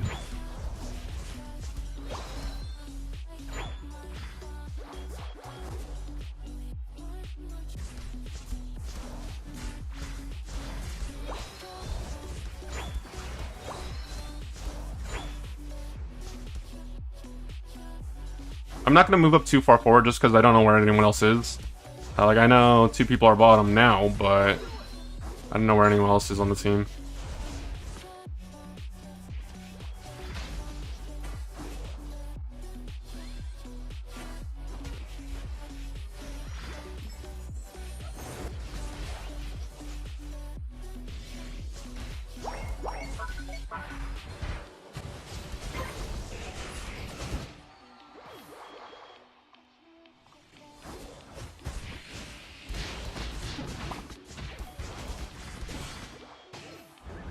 The problem with our team comp right now is just that because we have no frontliner, like, we can't really play aggressive despite the fact that we have a numbers advantage. Just because, like, no one can frontline. Like, the only one that can face check is Mew, and then they have to pop their Unite move immediately so they don't get targeted. The good news is, though, it's like silver lining, is the fact that we don't have to deal with a third Regieleki. As long as that's taken relatively soon.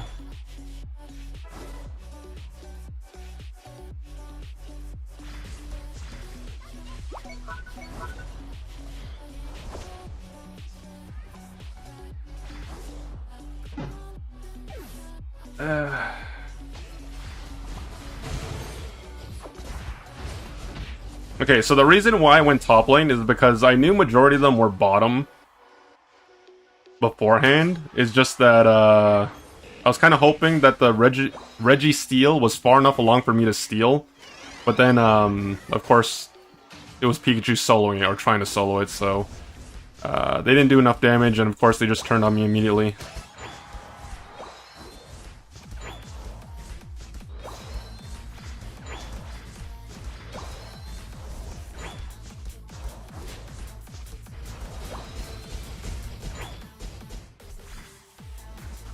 Okay, so that Regieleki is going to be taken now. We're struggling, but the game is not over by any means. It's still playable, it's just extremely difficult. I think more than anything else, the only reason this game is hard is just because of our team comp.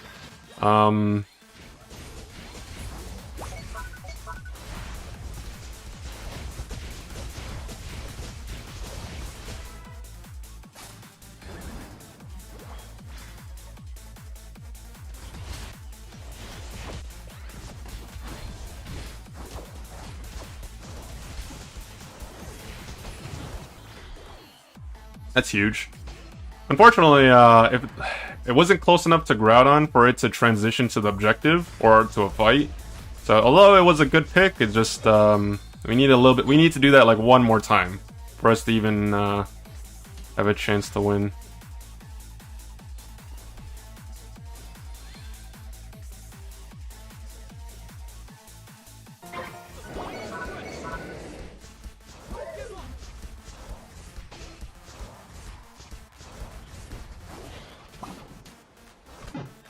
Oh man, they literally just dove my ass.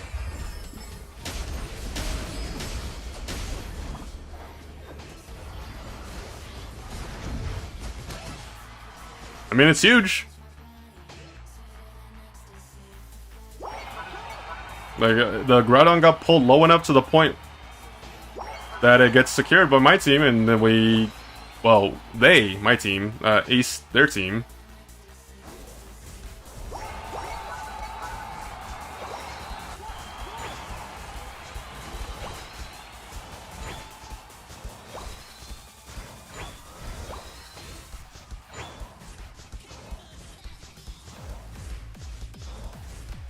Okay, so the game's not over just yet. They can still go for a counter push. I have my Unite move still. My eject button is up in...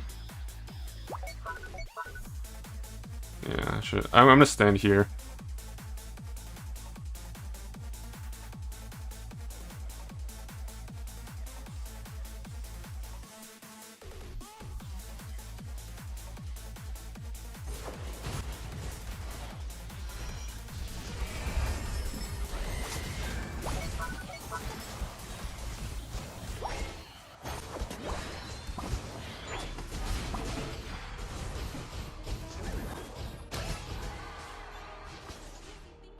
Man, my HP bar melted.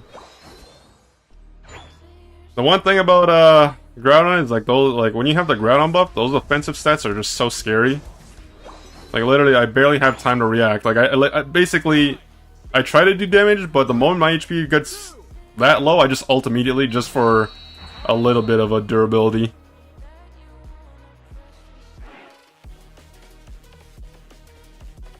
Okay, unfortunately, that wasn't the greatest game. Like, I didn't play well. Like, I didn't have a good start, and I didn't have a good late game. It was kind of more luck than anything else. Like, it just came down to a flip. It was a double duo game, to be fair. So, you know, there's a little bit more coordination on both sides. Yeah, not really the game I would like to really highlight, but, you know, we all get games like that, so it feels a lot more relatable in a way. But hopefully I can get a solo queue game for once. I've had, you know, 2 back-to-back stack games, so I'm hoping I can get a solo queue game where I can play like something else other than Absol, and it feels a little bit more quote-unquote fair. Sup, it's not clear, but this is Mshaw, just a different name on here. How's it going, Mshaw? Over on YouTube.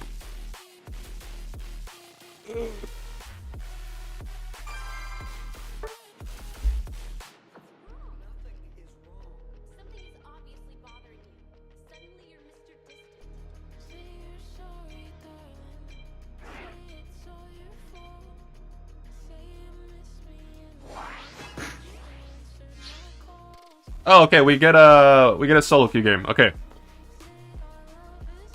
So, would you guys want me to play like a different... I'll even ban Absol, just so, you know, I don't get tempted to play it. But, like, would you guys want to see, like, an attacker game? Like Granja? Or would you rather see a different speedster in the jungle?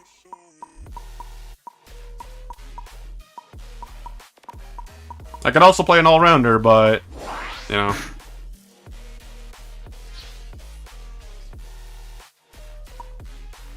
Okay, so let me just call jungle first.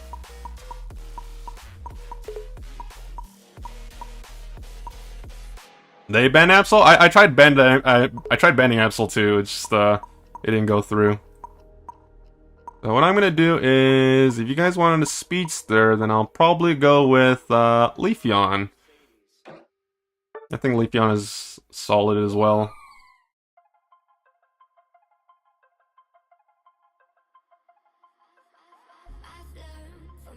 Gardevoir? Maybe I'll play Gardevoir later, Mshaw.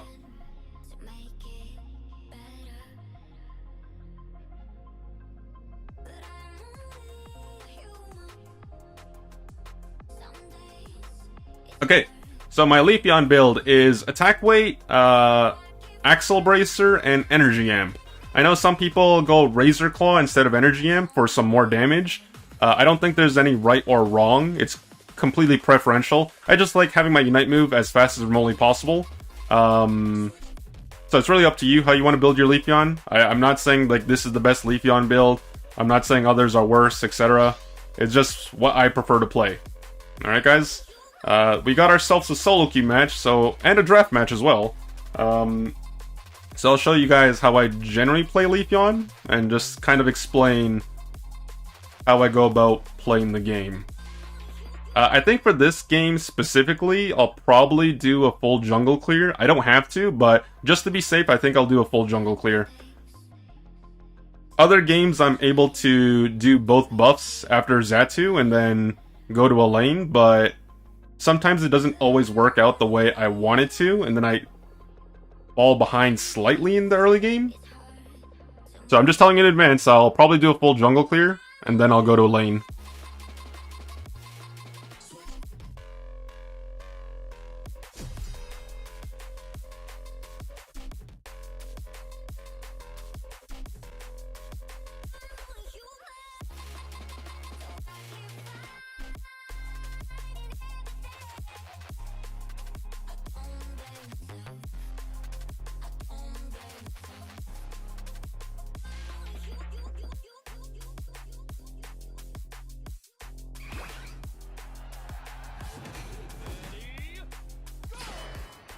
Alright guys, first Leafeon game of the day. Hopefully we can pull ahead with a dub.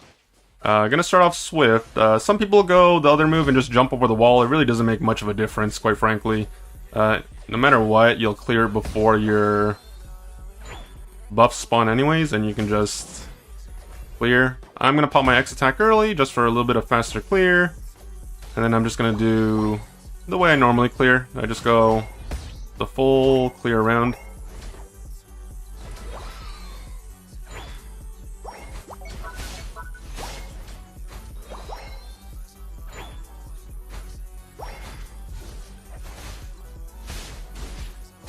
Alright, so we're level 5. Top lane's playing aggressive, so we go over here.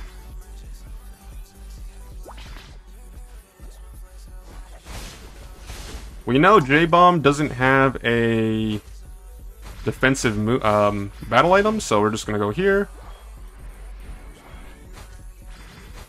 Sidestep the Haunter.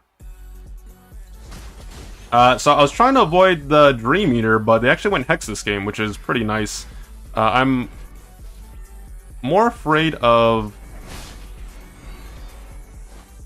a Dream Eater Gengar than I am of a Hex Gengar. I think it's easier to play against a Hex than it is to play against a... Sorry, it's harder to play against a Dream Eater Shadow Ball than it is to play against the Hex. So, we did what we could top lane. We're just going to go back to our jungle. Nothing too crazy. Wigglytuff did overextend, so they did die, but it's not the end of the world, I mean...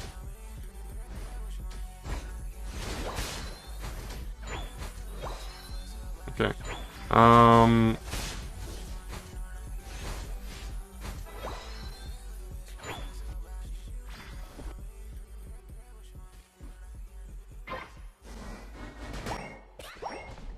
Okay, so...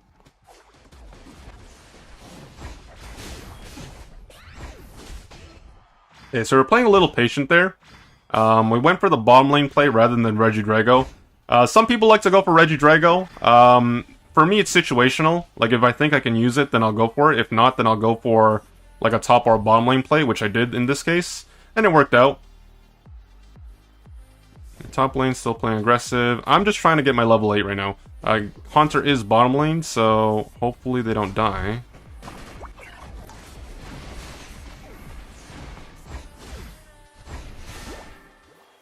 So unfortunately I'm not level 8 yet. I need to get this buff really quickly. Unfortunately both my laners died to the Hex Gengar. They definitely shouldn't have been playing as aggressive as they were. I could go bottom lane. It's a high risk play. Like, I do have Unite move, but it's too risky. Like, if I don't get anything out of this, then it's wasted movement. So what's going to happen here is I'm going to go top lane. I'm going to go aggressive. I'm going to pop my Unite move. And then I'm going to...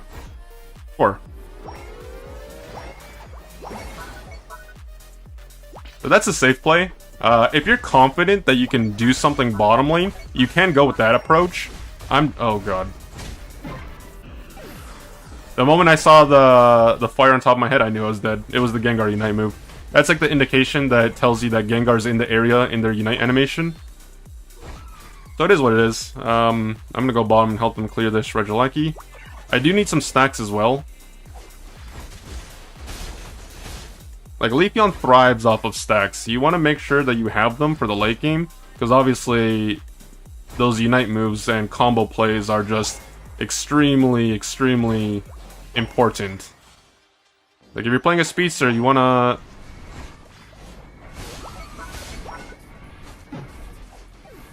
Oh my gosh. I was really hoping Lapras would turn around, but I think they're just too preoccupied with, like, stacking. And then they're still stacking, and they're probably gonna die as well. But if, like, that's a prime example. If I had more stacks there, I probably would have gotten the kill. Like, they were very low, and I landed my entire moveset.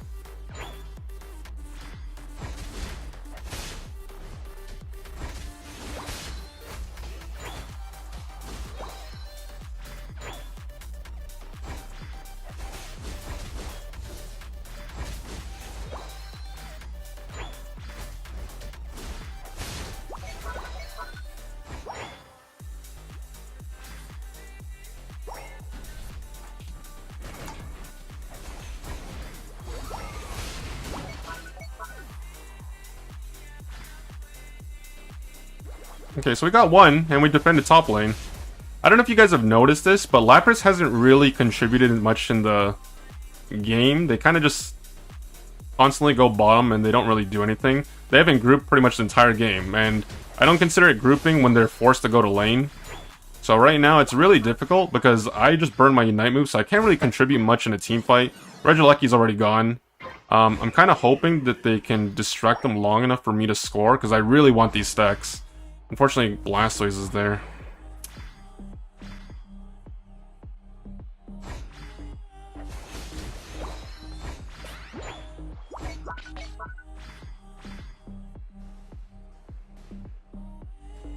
Okay, Blastoise is still there, so I'm... How did... Like, oh my gosh, dude. Ay. I think I just stepped out of the bush briefly and then the Gengar saw me.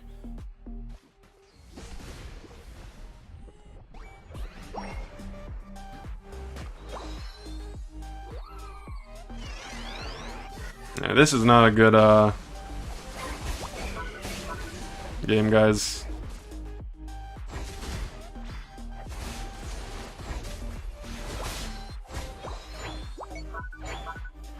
Okay. Let's see if I can score down here and at the very least break.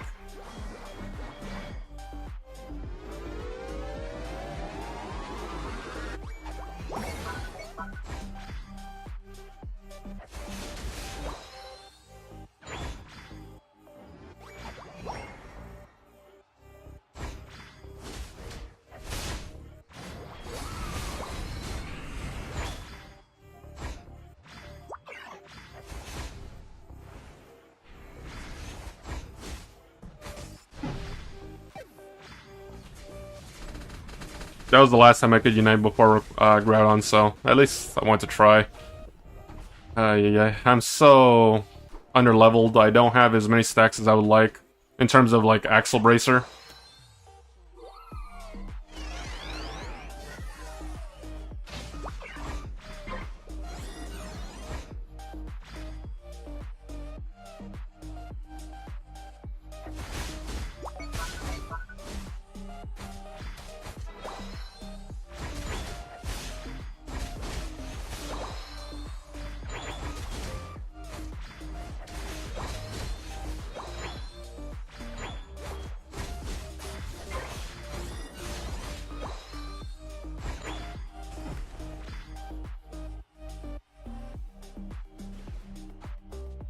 Okay, so 3 people are dead. They might go transition to Groudon. Maybe. Still a close battle, so we'll see.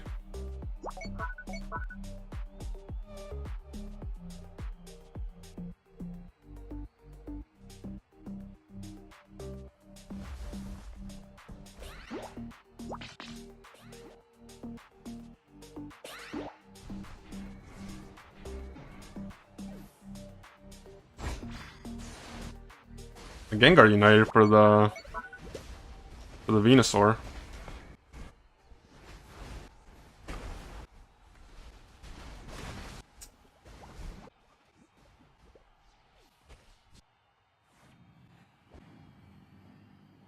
I'm lagging a bit.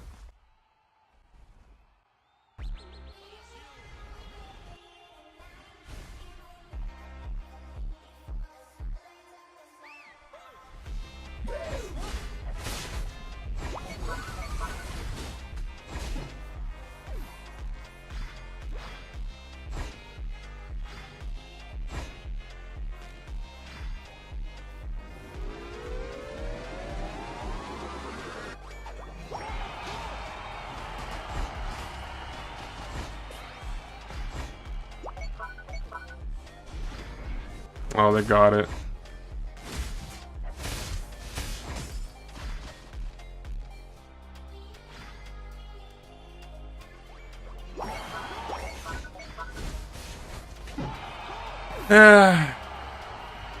This wasn't that great of a game, guys, I'll be honest with you. Like, I couldn't play aggressive because there wasn't really a team to play around in the early game. And unfortunately, like, Lapras literally just spent pretty much all their game by themselves.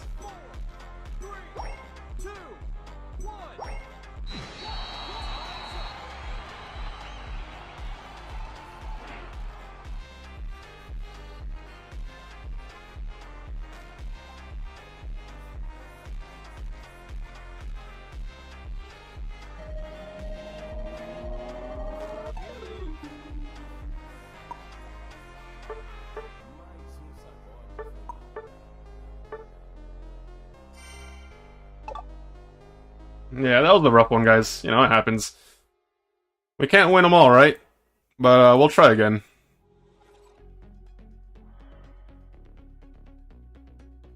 Ugh, fine, I guess you are my little PogChamp. Come here. Yo, yourself. Don't worry, Amsha, I see what you're saying. You often use Rapid Strike or Shifu. Is Single Strike like a matchup type thing, or is Rapid Strike naturally the better build? Generally speaking, I think Surging Strikes is just overall much better. I do think Single Strike is more comp or like team comp dependent, like based on like what the enemy team is playing. Meant to say this for a while, but as much as the players are still criminally bad as ever, I appreciate the changes to the game so much more. Primarily, losing Groudon is not always an L, and I feel I can use what I want more freely. I agree with the first part. I wish I agree with the second part. When I play this game, I just feel like I'm stuck in playing the same Pokemon over and over again. You're great, Class 5, slowly getting there. I'm Ninetales main, top lane. What about you? I play everything. Primarily, I jungle, but I can pretty much. I'm confident with everything.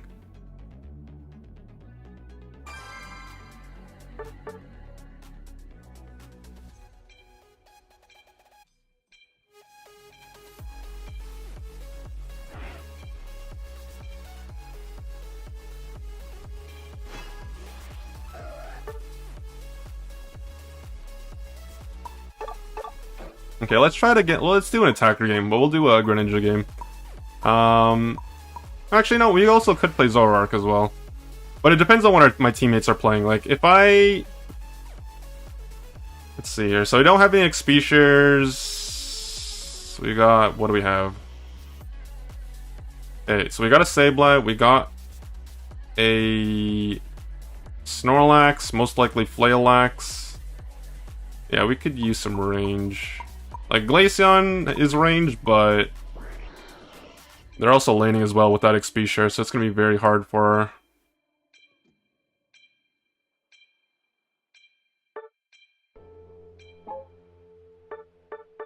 I really wish people would lock in and not change at the last second, because I really loathe... Like, I'm trying to pick my jungler based on my teammates' picks, but if they keep flipping through their Pokemon over and over until literally the last second, it's hard to pick based on team comp if you're constantly changing. So now we end up with 3 attackers. I thought we were going to have an all-rounder, because they were hovering over Shifu near the end. So if anything, I could have played like an all-rounder myself, or maybe even just the early game Pokemon.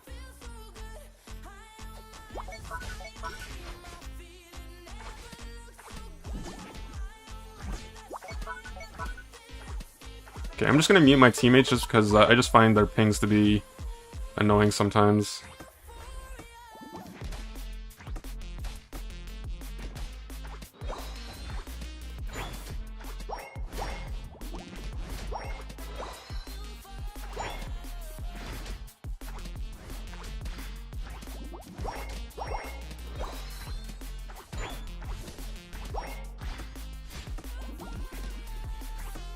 Yeah, so what's their team? I think I'm gonna go Smokescreen this game for the Pikachu.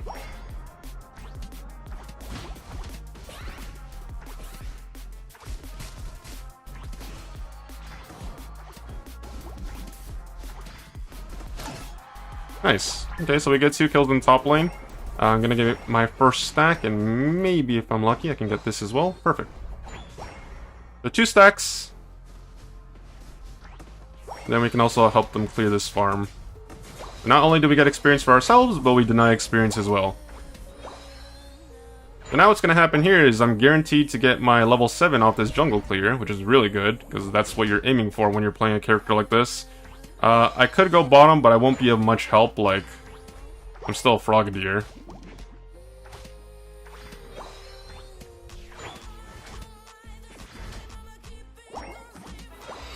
So we're gonna go Surface game.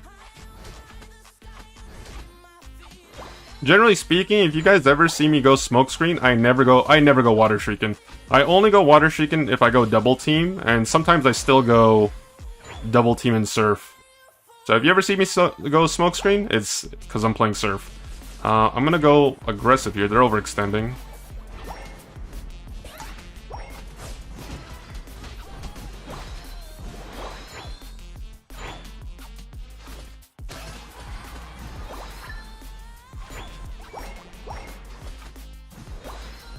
I'm actually gonna break. Okay, wait. I'm gonna let him score, and now I'm gonna break. Our Snorlax is also stacking. I'm level 9 here. My bomb lane's holding it down too, which is really nice. I'm actually gonna stay top lane for a little while and get this Altaria camp, and then I'll go bottom lane, maybe.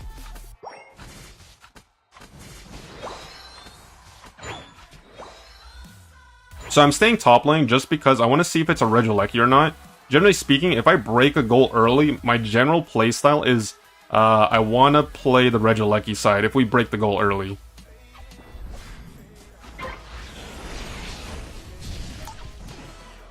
Oh, beautiful. So not only do we get their level 9 Meowscarada, we also get a Regieleki, which is really nice. So now, what I'm going to do here is, because I can't 1v1 the Meowscarada if they're defending, I'm going to go straight bottom and help them get this objective.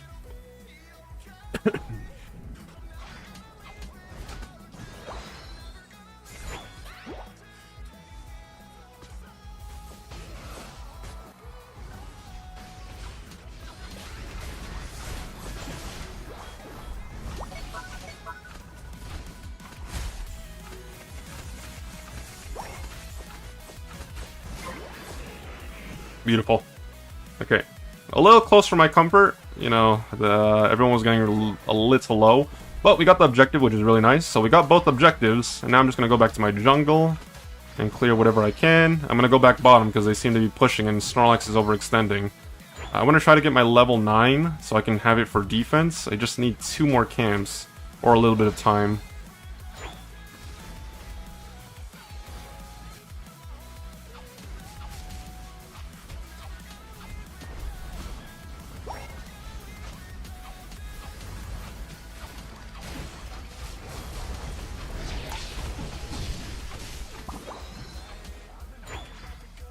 I'm not gonna try to get that kill.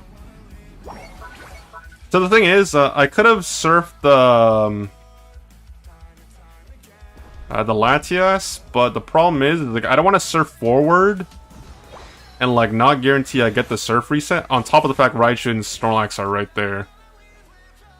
Oh, sorry, not Snorlax, Mamoswine.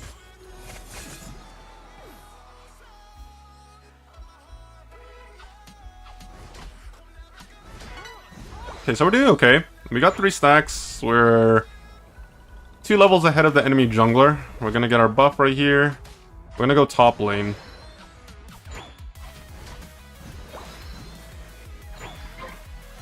I know Buzzle's backcapping, but there's no point. Majority of the people in this game are top lane. And, you know, Buzzle's not top lane, that means it's a 5v4 because everyone on my team is here.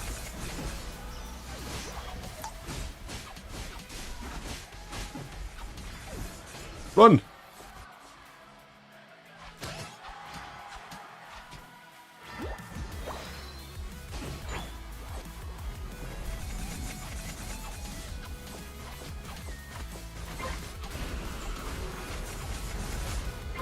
Okay, so that was really good. Didn't die. We won the fight. We got the objective. And Buzzle scored bottom, but they didn't break bottom. Not to mention the bottom lane objective is still there, which is very nice. So we're going to go bottom immediately. Hopefully my teammates don't overextend with this push, because they're not going to be able to get that in by themselves.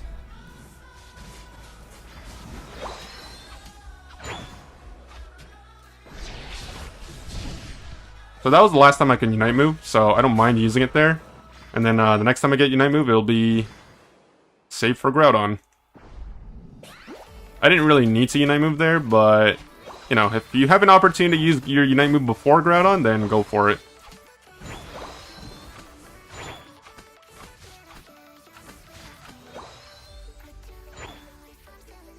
Okay, so 2 people are bottom, so I'm going to go bottom for the defense.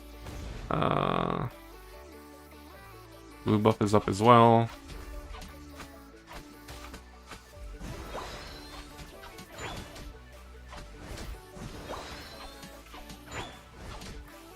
Okay, so the people that were bottom rotated top lane, so I'm just going to hover around the top side area. I'm actually going to leave this blue, red buff, just because I want it to last as long as possible. So I don't want to take it early, and then not get value out of it. Because right now we're just pretty much waiting for Groudon. And although I'm not really doing anything right now, there's really not much to do. There's no objectives on the map. We can't really push right before Groudon without it being like wasted movement. So I'll take my red buff soon, but I'll take it sooner if they push top. Like right now we're still fine. Okay, now I see 3 people, so now I'm just gonna take it.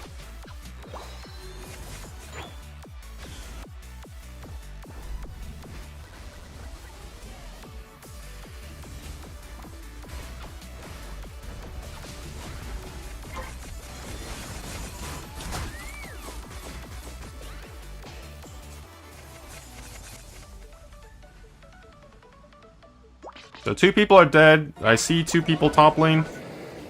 I want to start pulling Groudon, despite the fact that we're winning. And then on top of that, Buzzwole's literally... Oh, I'm lagging, I'm lagging. I'm on red bar. Oh, this is bad. I don't want to flip this.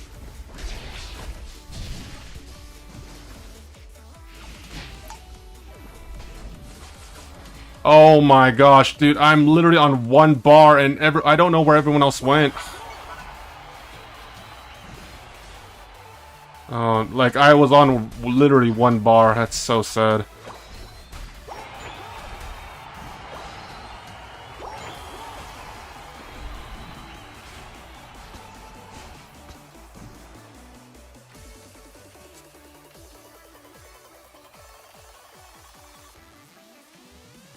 I'm still lagging, by the way.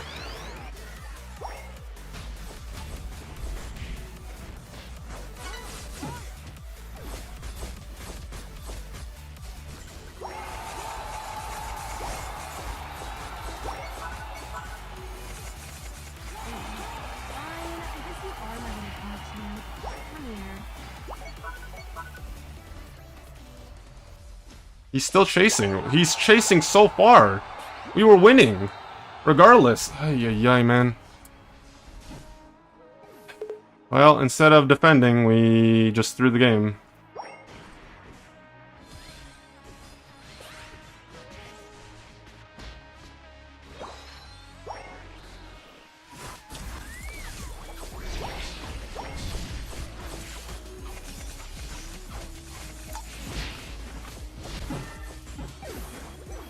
Like, literally, I was fine the entire game, and then I lag at the last second.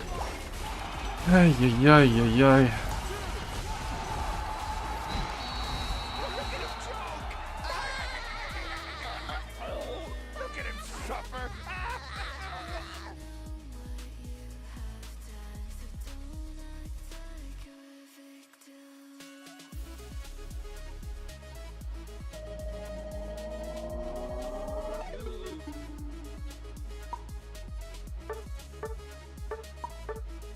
Ay, ay, ay, and we were doing fine, majority, like, literally, we were winning the entire game, and then we just lose like that, just because I lag.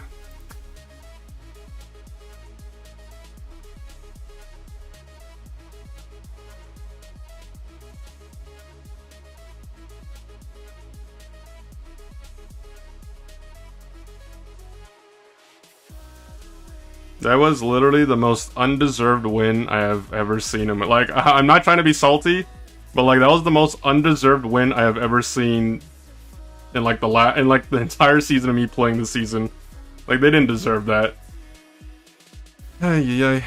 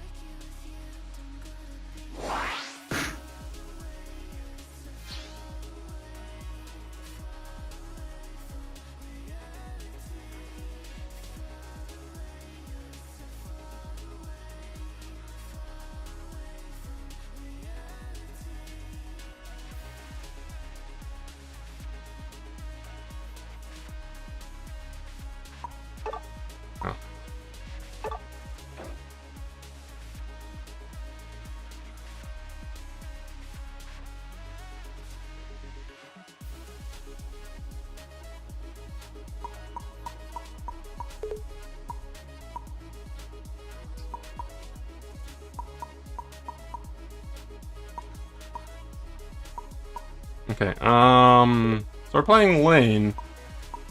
We can play...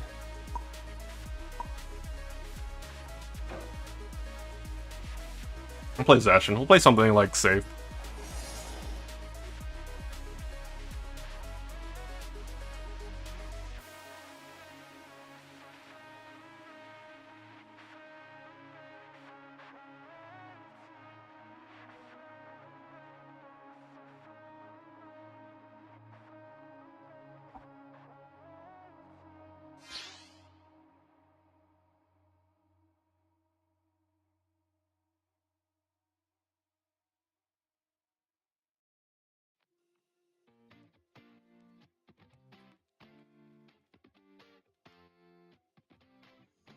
I took a dive.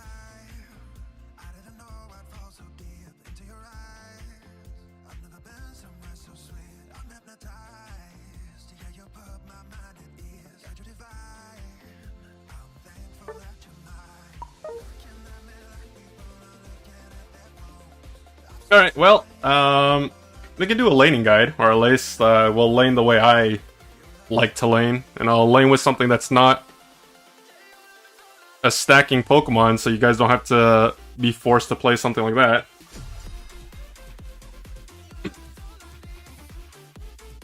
I just hope I don't lag, though. That last match was so sad. It was literally just a free win, and I literally couldn't even B or A press because I'm on one bar.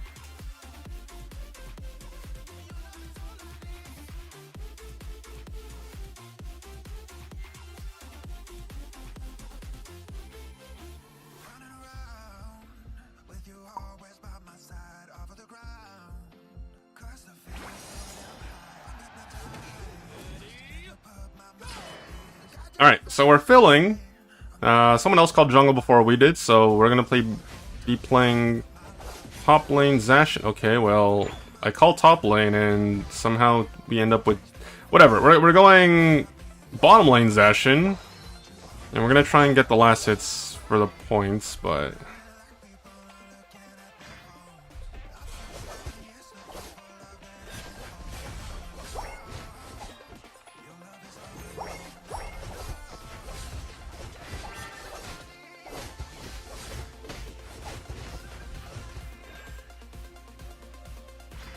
So I kind of like when I lane Zacian, I really wish people would give me the points to at least use one empowered skill in the early game. Like I get that they want the last hit for more experience, but like Zacian thrives off the early. If people want to fight early game, like then I don't mind doing so if I have the points to do so. But then if I don't have the points, then I'm gonna play a little bit more passive. And we could have got the kill if I did have an empowered ability for that Pawmot.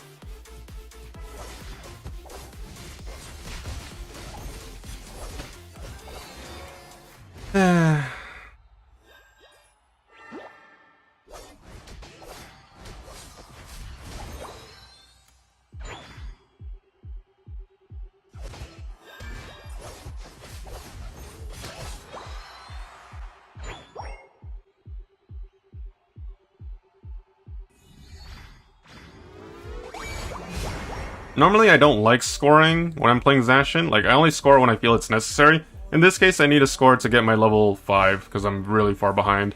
The bottom lane went top lane.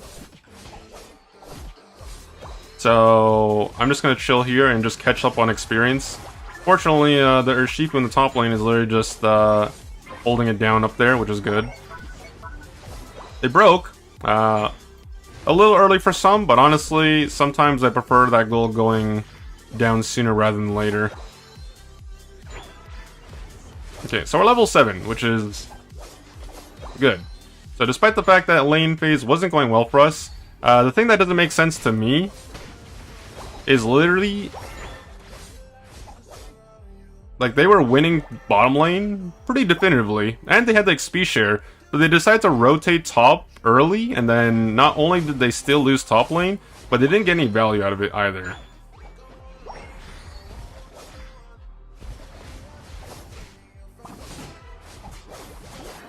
Okay, so if Pawmot wants to stack, by all means, like, we already passed them in levels because they went top lane, and then now they just lose out in value. I can't play aggressive here because it is a Snorlax and Gyarados. I don't have level 9 either, so I don't really want to go for a flip on the Regice just yet. Like, maybe if I was level 9, I'll start pulling, but not just... like, it's too risky to flip when we're winning right now. Like, top lane's doing really well because of the jungler, so I don't really need to do anything besides hold bottom.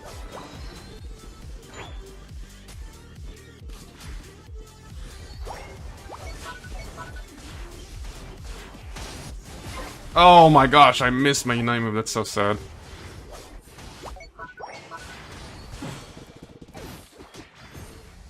That was my fault, I definitely could have secured that, the angle was just off.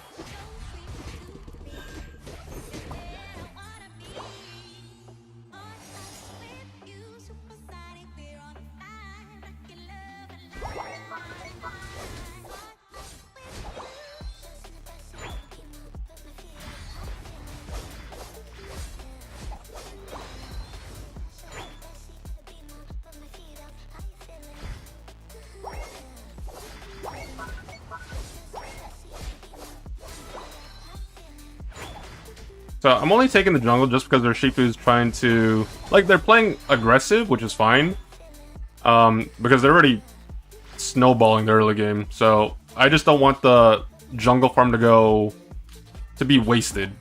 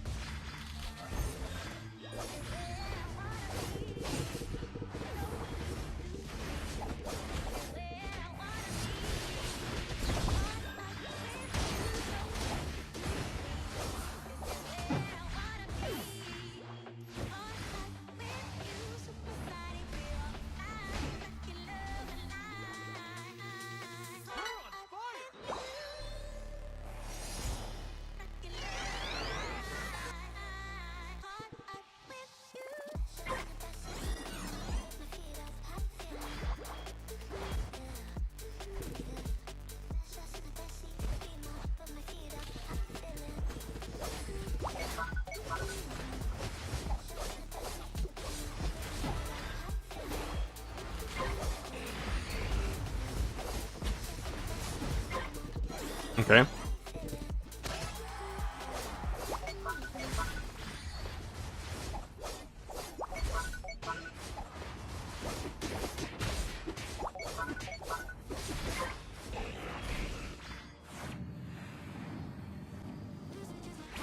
I don't think they can hold that.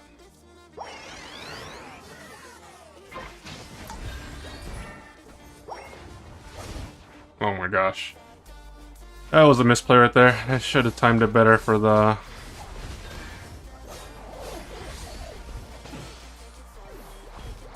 I honestly don't know what happened there.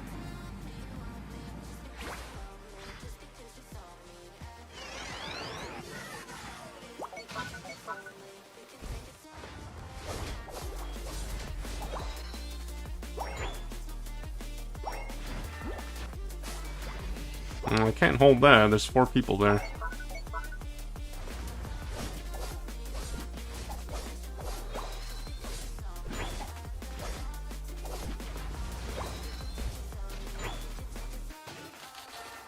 No, I was talking about the Palma, not the Zoroark.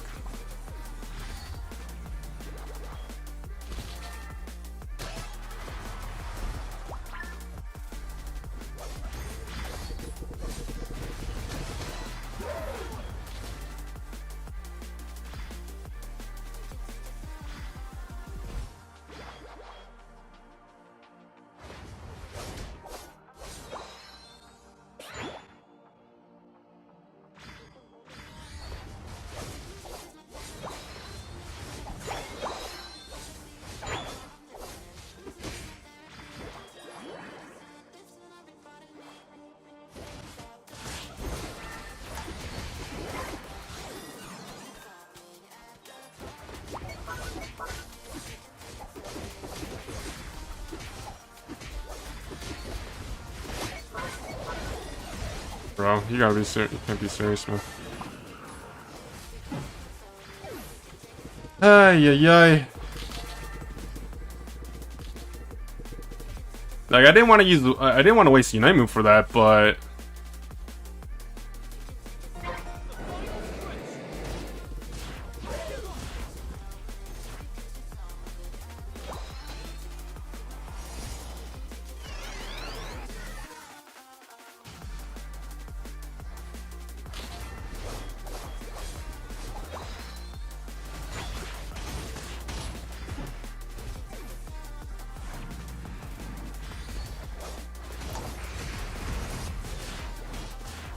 oh my Lord Jesus.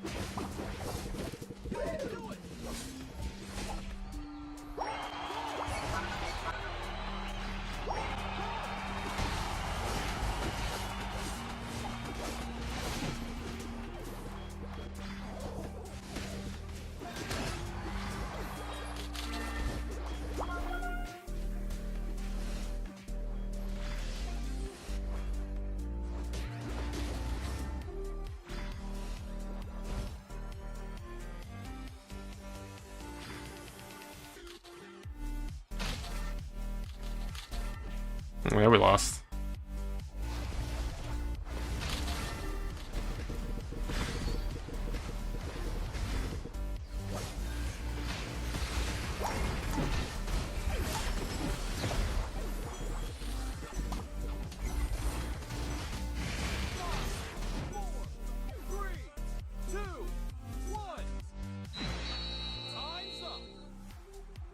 Yeah, man.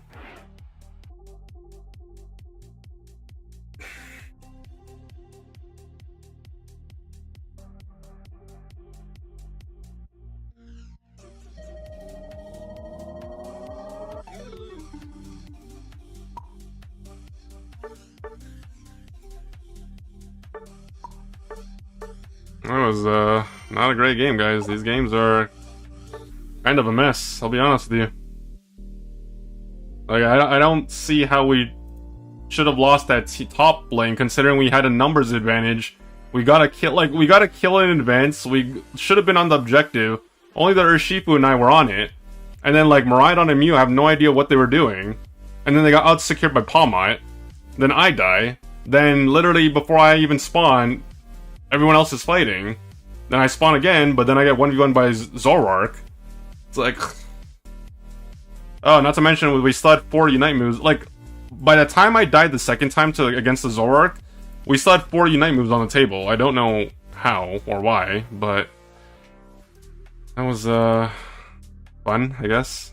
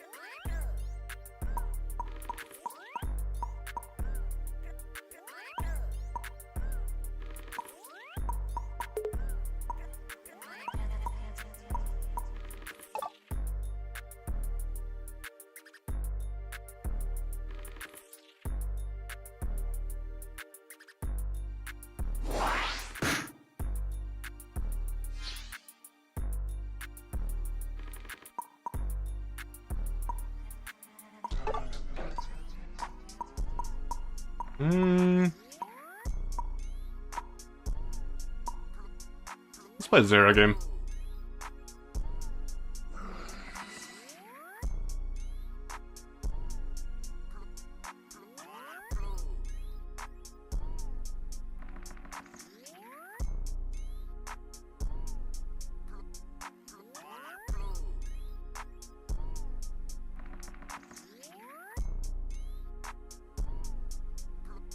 Okay, so they start off their draft with 2 attackers. I'm already more than likely gonna go wild charge this game just based off those 2 picks, but we'll see what we'll see what the rest of the team is.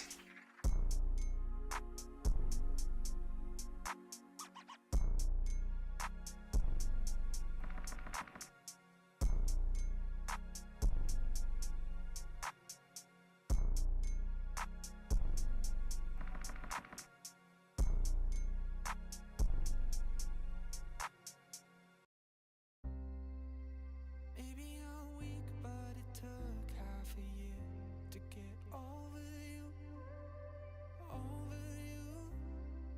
If I were on their team, or like if I could choose their last Pokemon, they need an all-rounder. A solid all-rounder would be nice for their team comp. Something like, I don't know, Serena, Blaziken, Lucario's also fine if they're good with it. But like a bit of frontline, but also more damage. I'm gonna be a problem? Yeah, for their team, not for my team.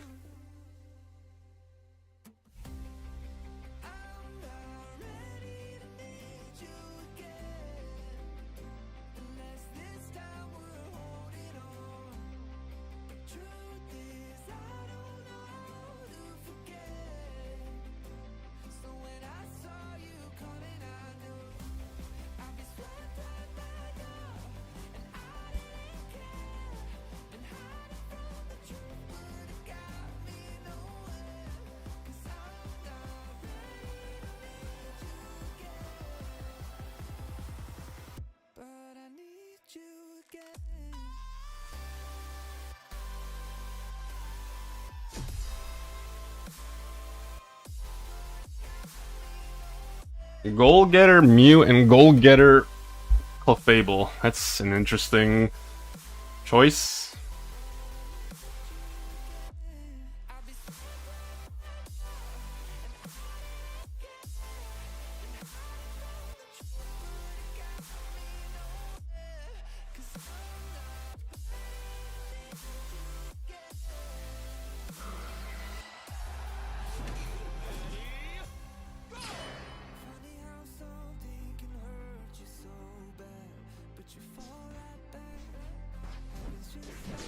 Alright, I think similar to Evolution, Zero doesn't necessarily need to do a full clear, but for the safety of a solo game, I will do the full clear.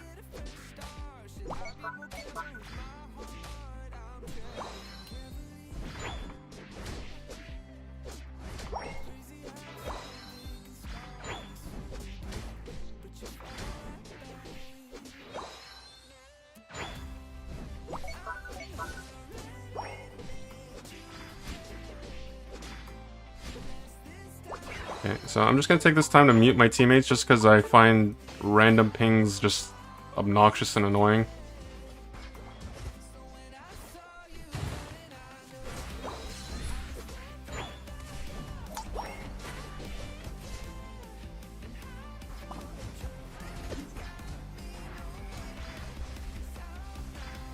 So I thought Hoopa was gonna play aggressive with me, but then they kind of just ditched me. And then they came back, which is, well, it just made things very awkward.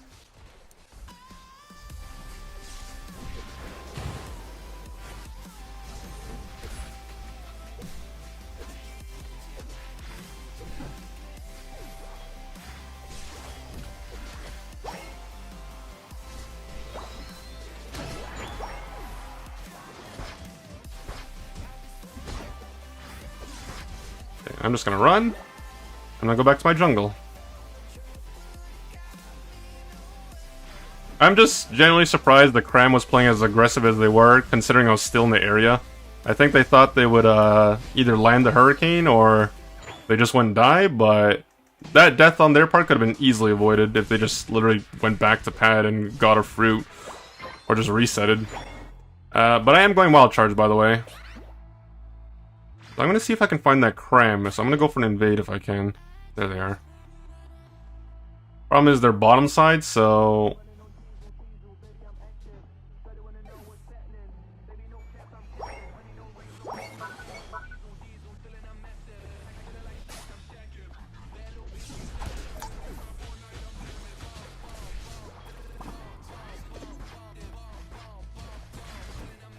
I have to run. This early game is not going great, I'll tell you that much. Like, we already have bot lane feeding, top lane, or sorry, someone on their team, or our team, sorry, has already AFK'd.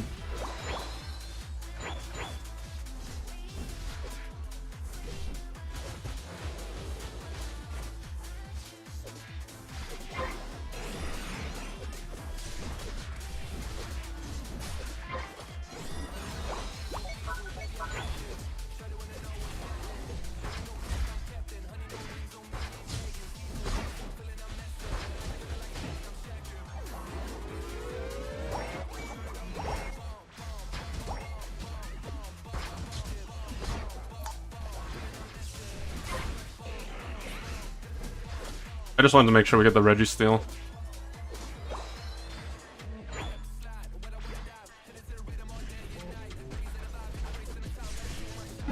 Oh my gosh, man.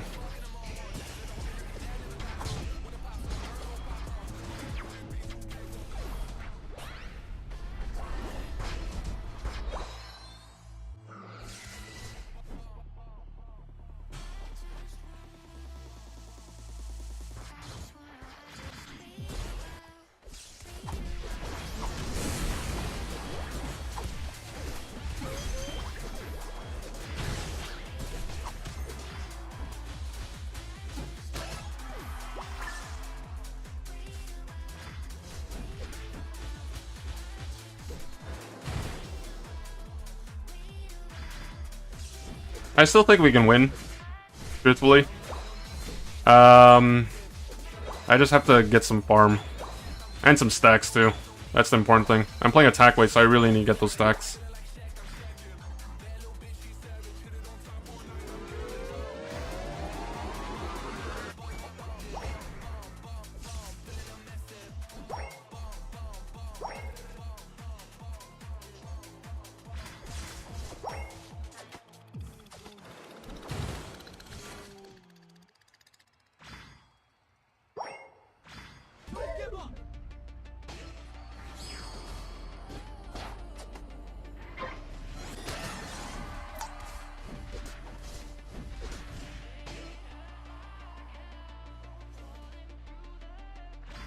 I was kind of hoping they would go aggressive, more aggressive on the Umbreon so I could clean up a kill, but they didn't.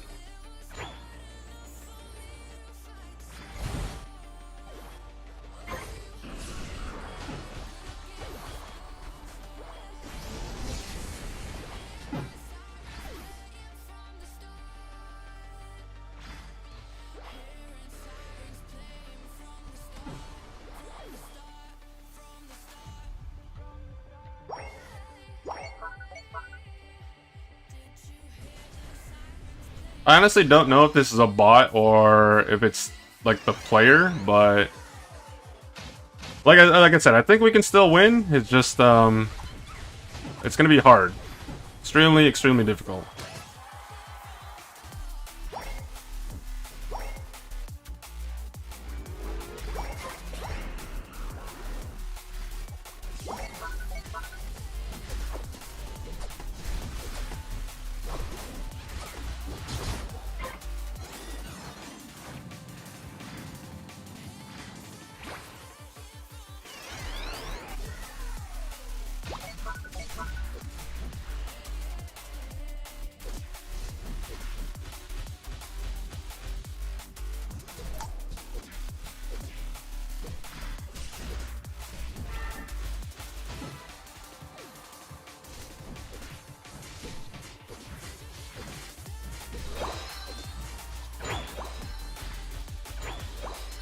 Is Wild Charge the always same amount of ticks? No, it's not. It's based the amount of charges that you have.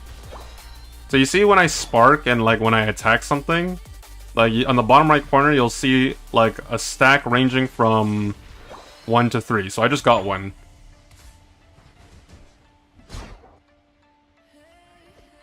The more stacks you have, the more like ticks in this case you'll have for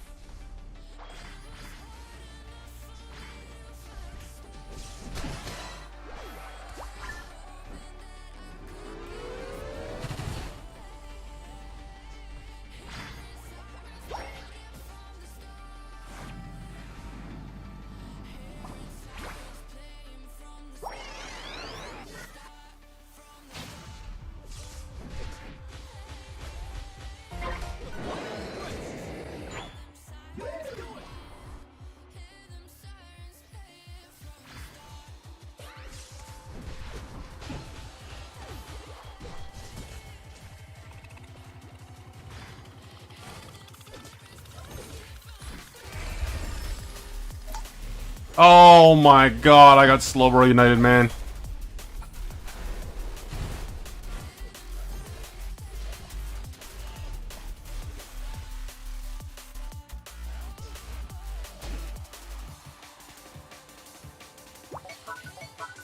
I need Hoopa to Unite move. Like, Hoopa needs to Unite move and we just need to go for it. Like, Hoopa, please. Like, Unite move. You haven't used it in the last 5 minutes. Hoopa, please, Hoopa. Unite, please, Hoopa.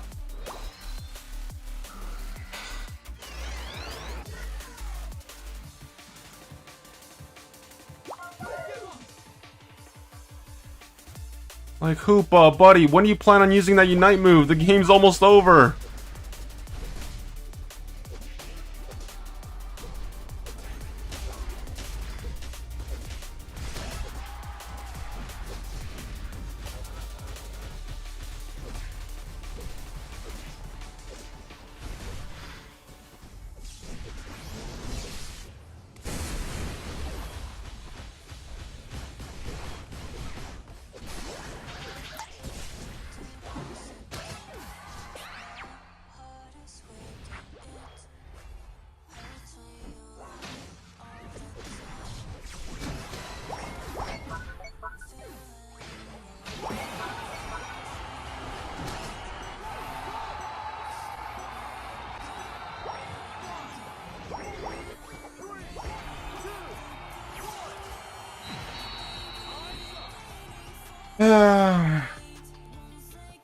That's why I said, even beforehand, I know we can win. It's just going to be extremely difficult for numerous reasons. Number one, we have an AFK. Number two, Hoopa literally did not Unite move until the last 30 seconds of the game.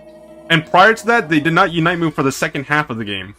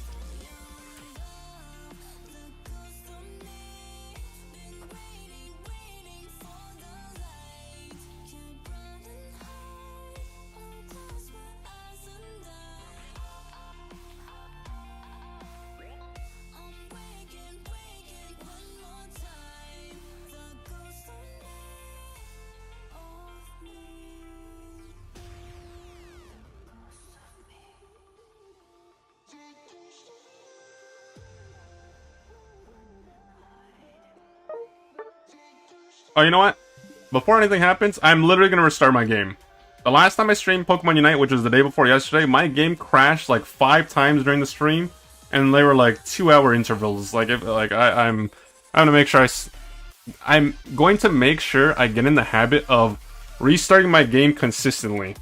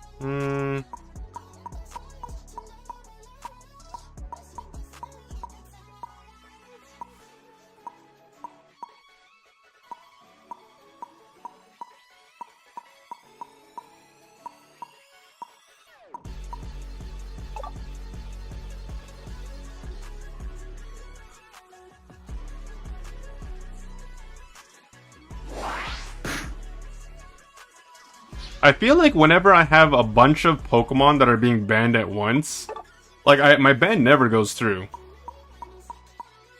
I generally don't know what it is. Like,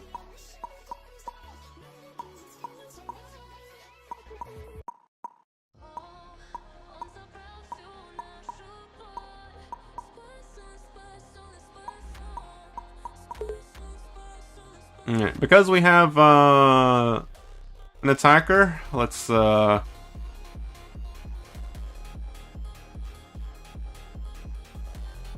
see.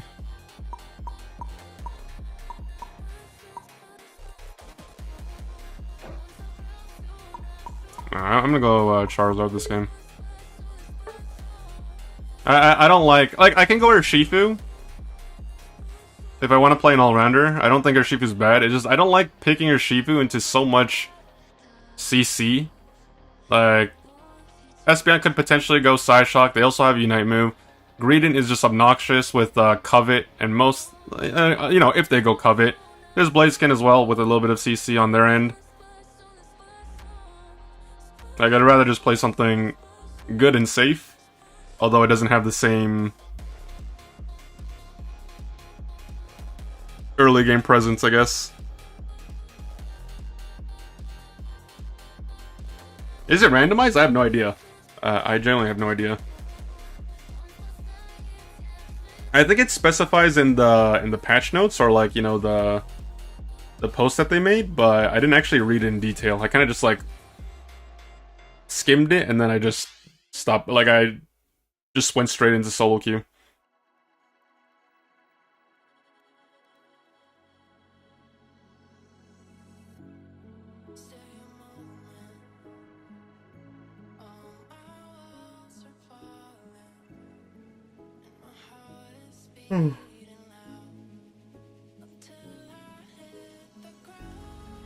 You know, if Clefable had Expedia, it wouldn't be so bad. I mean, Dragonite's not the greatest laner, I don't think it's the worst, but I really wish they had Expedia on.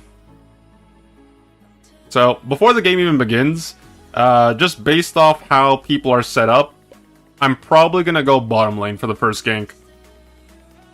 Generally speaking, the way I have been playing recently, I would do blue buff, then I would do Baltoy, and then I'll do Baltoy, and then I would end off on red buff, and then I would go top lane.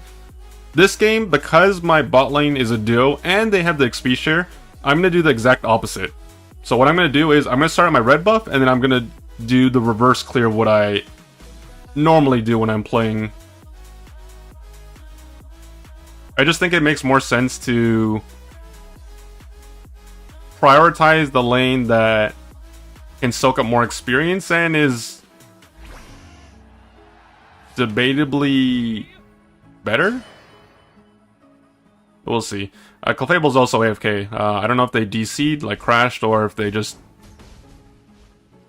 wait. So we'll see if it's a remake or not.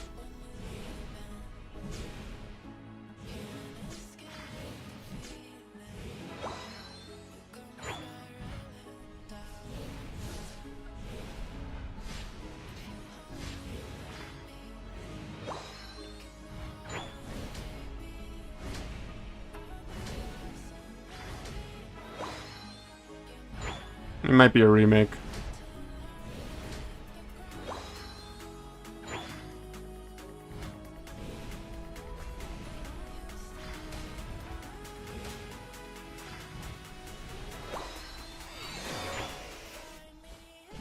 Okay, it is going to be a remake, so it is what it is, but I guess no game.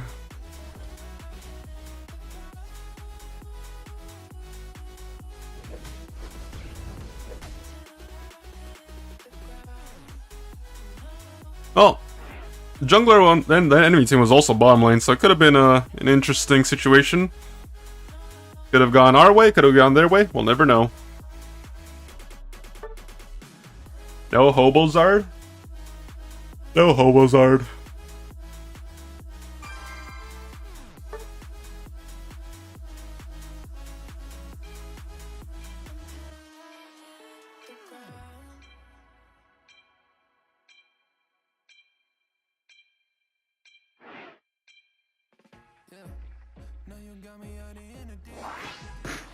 Feeling I'll be like the rain net.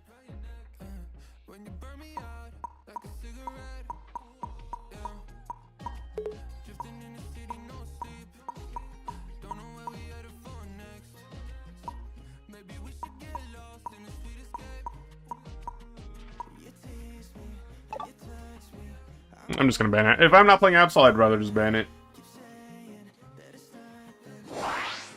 See, like I'm telling you, I don't even remember the last time my ban actually went through.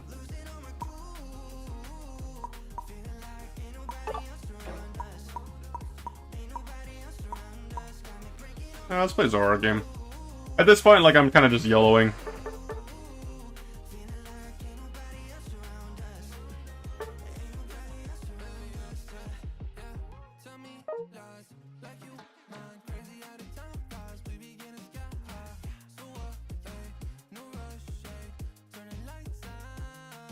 Like, I really hope we don't pick 3 attackers when you can literally, like, you have the option or like the opportunity to pick such a strong comp against 2 people that insta-lock 2 attackers.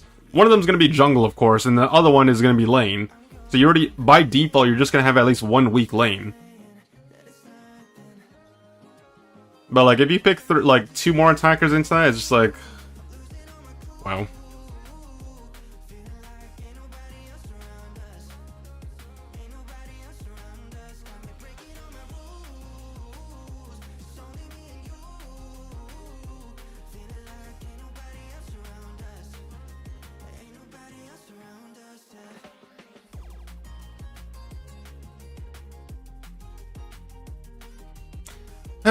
Man, oh man, that's just, I can't believe that, man.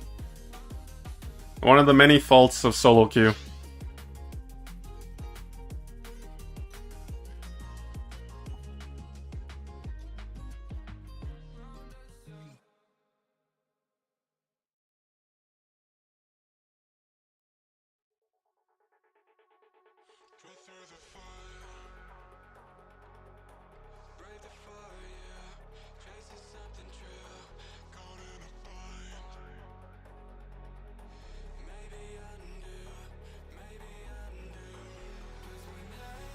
Yep, they got 2 front lines now, they got 2 sources of damage, and then they have a support as well. And then it started off okay. Like, obviously I'm first pick, so like, I don't know what I'm playing against. I'm just playing Zora, well, pretty much just because.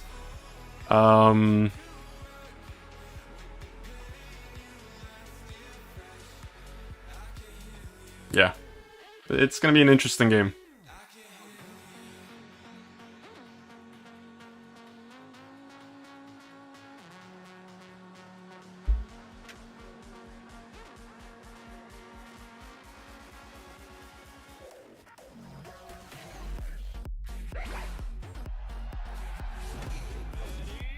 Alright, we'll see what we can do here. Obviously, this is the average solo queue experience, so shouldn't really be surprised. We remake into a different game.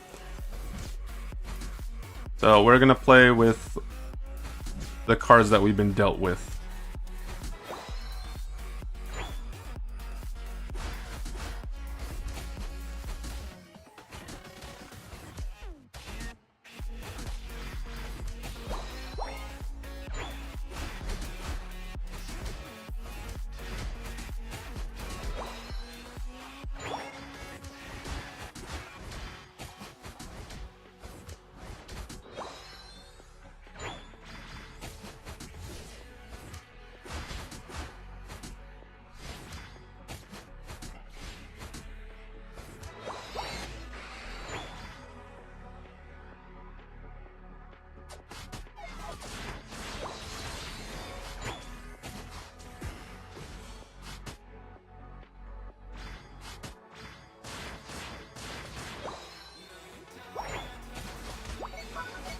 So because no one's really farming, I'm literally just going to clear the farm.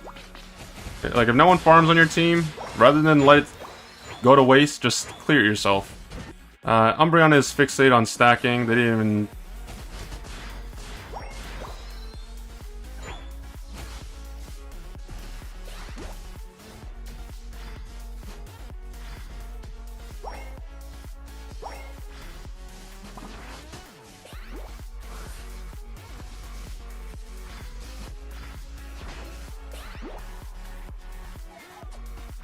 I tried to go for the aggressive play, but they have a little too much mobility.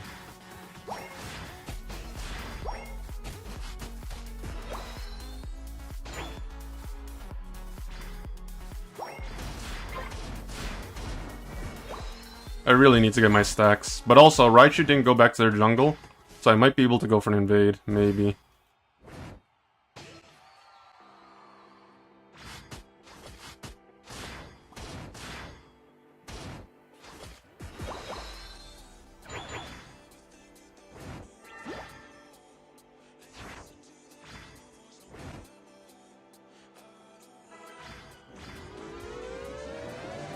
Okay.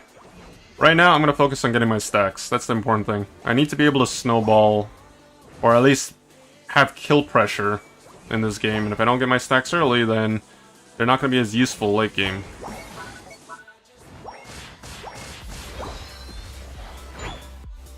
Okay. So going bomb lane is absolutely pointless. Like, there's literally numerous people bomb lane. My Dartrix is literally behind 4 people just farming. I have no idea what they're doing. I got super lucky with the fact that Regieleki spawned top lane, so that is honestly huge for us. The reason why that's huge is because at least I'd rather the enemy team be ahead in experience than in points.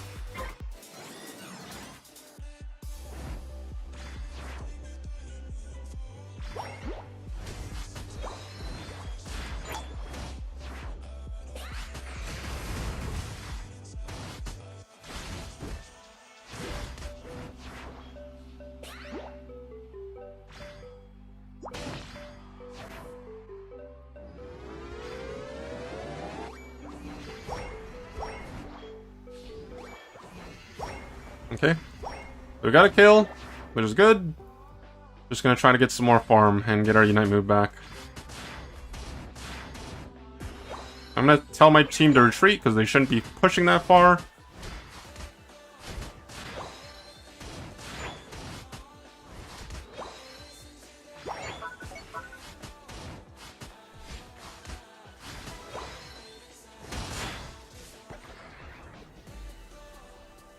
If I had full heal, I would have played more aggressive there. But I don't want to full heal into,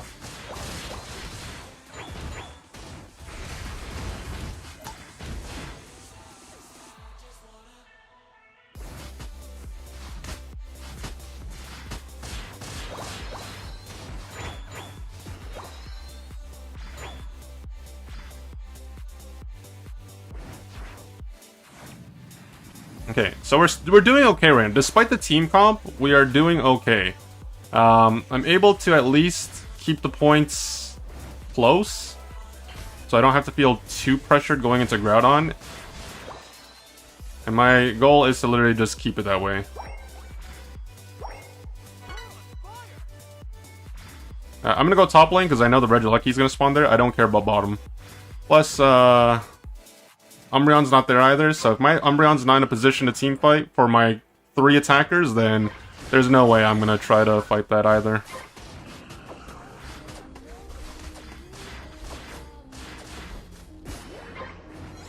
In order for me to team fight in this game, like full on like team fight, one of 2 things needs to be present. Either my Umbreon's there they're way in advance,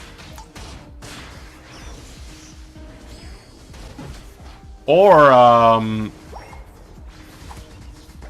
what do you call it? My Umbreon needs to be grouped in advance, or multiple people need to be dead before the fight happens, and we need to have a numbers advantage. If I don't see any of those prerequisites beforehand, I'm not going to try to team fight with this team.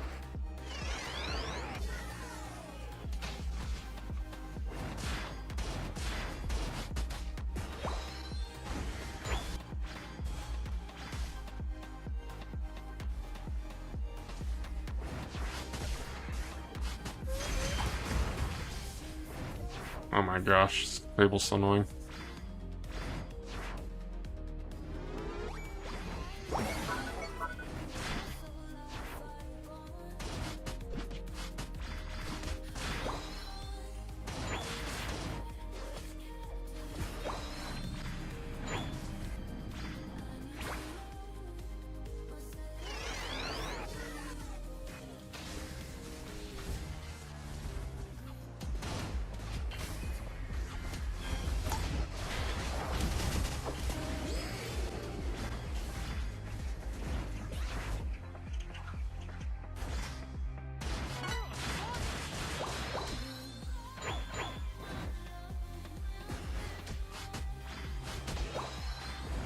What do you mean the rotation for the jungle? Like, what are you referring to when you say that?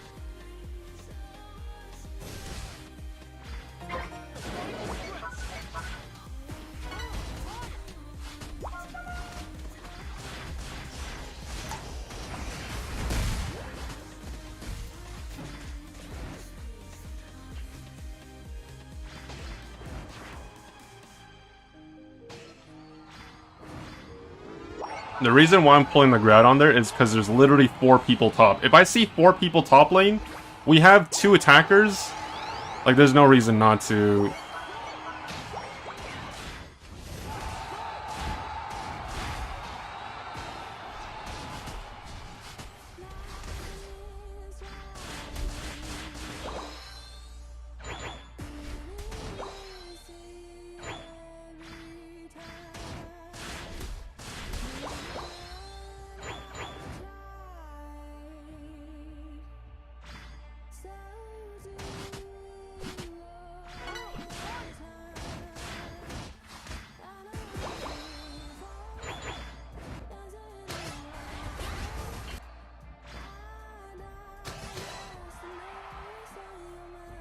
Nice.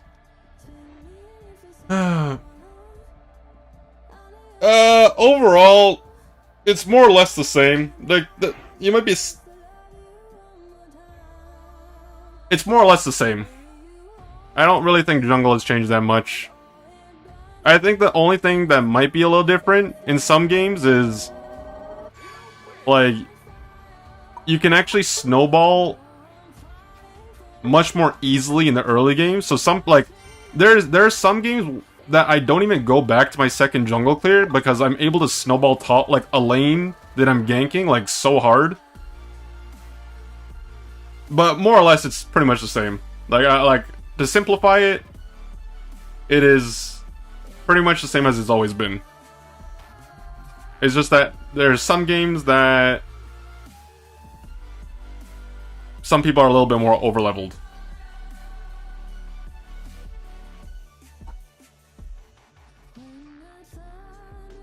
It's funny that there are games that I've lost today that should have been won, and then the games that I feel like we should have lost, we should have, like, games that we should have lost, we won. Like, I like, honestly, I will never understand the way these games are, man.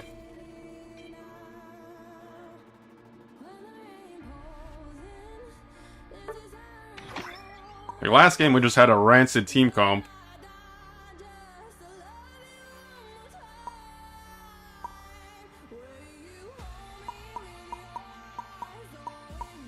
So this game, this was just a horrible game. This game is the game I lagged. I literally was fine the first, like, 8 minutes of the game, and then I just lagged at the very last second. This game, this was a throw on the team's part. This game was a 4, like, this game, on the other hand, like, okay. This game should have been a win. This game should have been a win. But we lost both of them. This was literally a 5v4. 5v4, this guy AFK within the first, like, minute and a half in the game, and it was a bot playing the entire time. This game we should have lost. This game, just flat out, like, we had a horrible team comp, but somehow 4 people decide to go to Regieleki, and then we just flip it, and then we win. Any plans to do Pokemon-specific guides? Zoro, for instance? I mean, I played a Zoro game, but I can play it again. I just don't think that last game was a really good game to really showcase it. You just had lunch, now it's time for bed? Brother, I'm glad that you're streaming again, man. You've been streaming, what, 2 days or 3 days in a row? You're playing Final Fantasy. Goated game.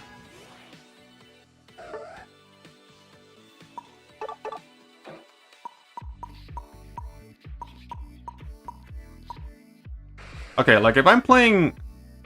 Okay, here's the thing. If I see 3 attackers, I'm not playing a speedster.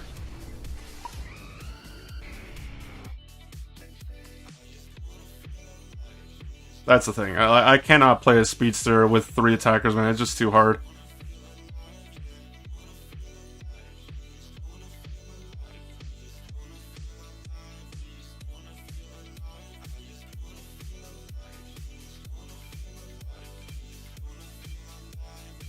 You know, if Latias played Expedia, I think we could have been, like, much better off, but... Armourouge doesn't even have the right items on. Like, they should be running Slick Spoon, Curse Incense, and... whatever third item you want, honestly, like, at this point, like... But Slick Spoon and Curse Incense are just so much better. But if you're playing Hand Cannon or... the other, whatever it's called, then you don't necessarily need to have incense. Night shifts are my jam. Well, your night shift is over, my friend. Time for bed.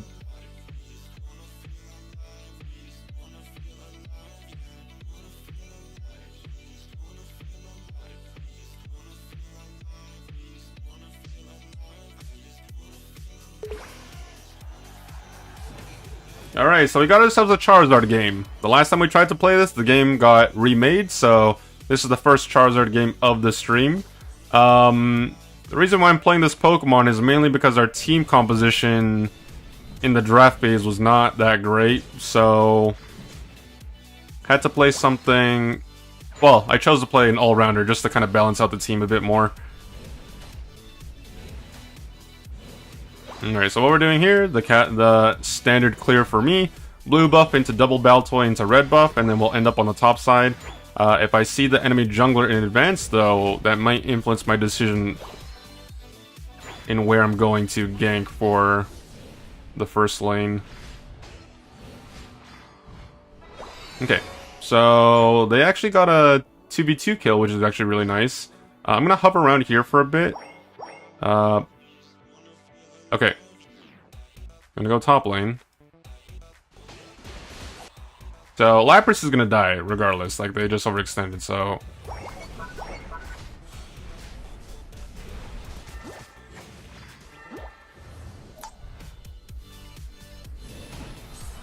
Okay. The reason why I hide in that bush is mainly because, like, I'm not gonna be able to stop the Lapras from dying. So I'd rather wait for them to try and score, and then show up for a counterplay. Because literally, if I show up before they start scoring, they could literally just walk around, turn back and just run away. So, it's not that I don't recognize Lapras is gonna die, but it's just nothing I can do for them, because they're so overextended in that lane. Like, some people are gonna be like, why didn't you leave the bush sooner and go help the Lapras? It's like, there's no guarantee I'll get that kill. But if 2 people are trying to score when they're underleveled and it's still early in the game, then that's different.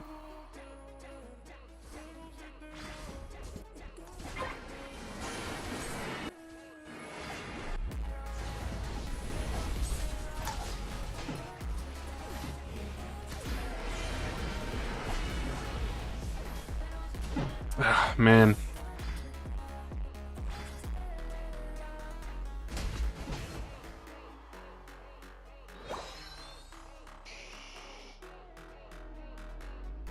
I just didn't have enough damage for that Talonflame.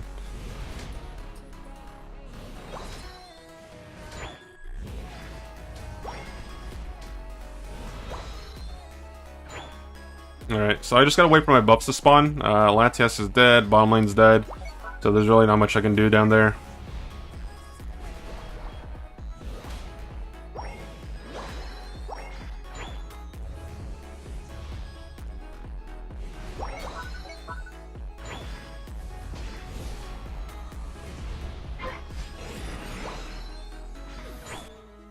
Okay, it is, Registeel, which is a little unfortunate. Unfortunate in the sense I wish it was Regieleki.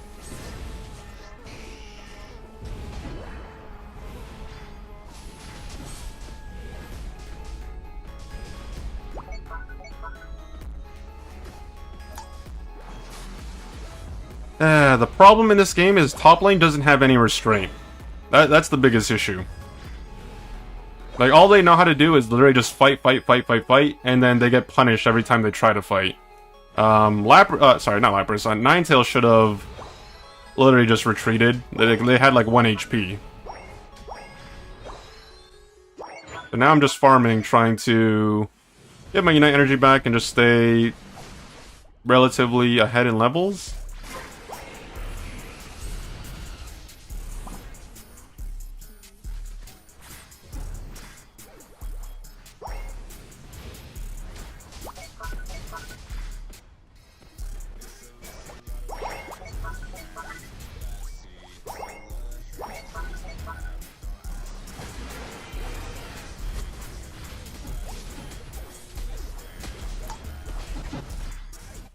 I don't know what my Latias is doing, but okay. Like, they are literally backcapping behind 5 people, and they didn't even score, like, half the amount of points to break a tier 1 on the top lane. Like, I know they're upset that I didn't go bottom, but literally, majority of the time, Talonflame was top lane. They only went bottom once, and then, yeah, they got the kills bottom, but, you know, it is what it is. Like, if you're upset that you lost your bottom lane, then honestly, there's not much I can do for you as players.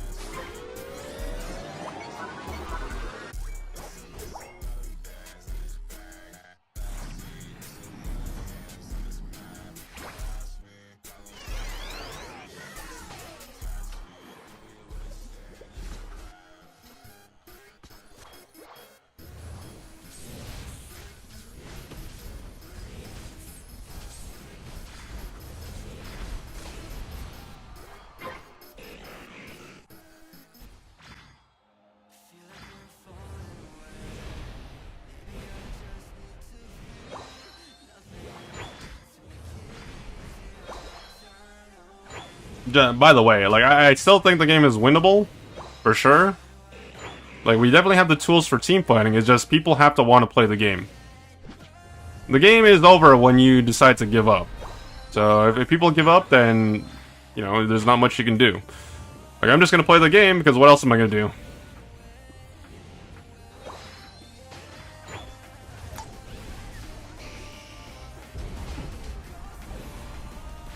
Okay, well that's a free kill. I got some double buffs, and that's the last time I can unite before Groudon, so... honestly, free kill. I need the experience anyways, plus I need some stacks for my Bracer.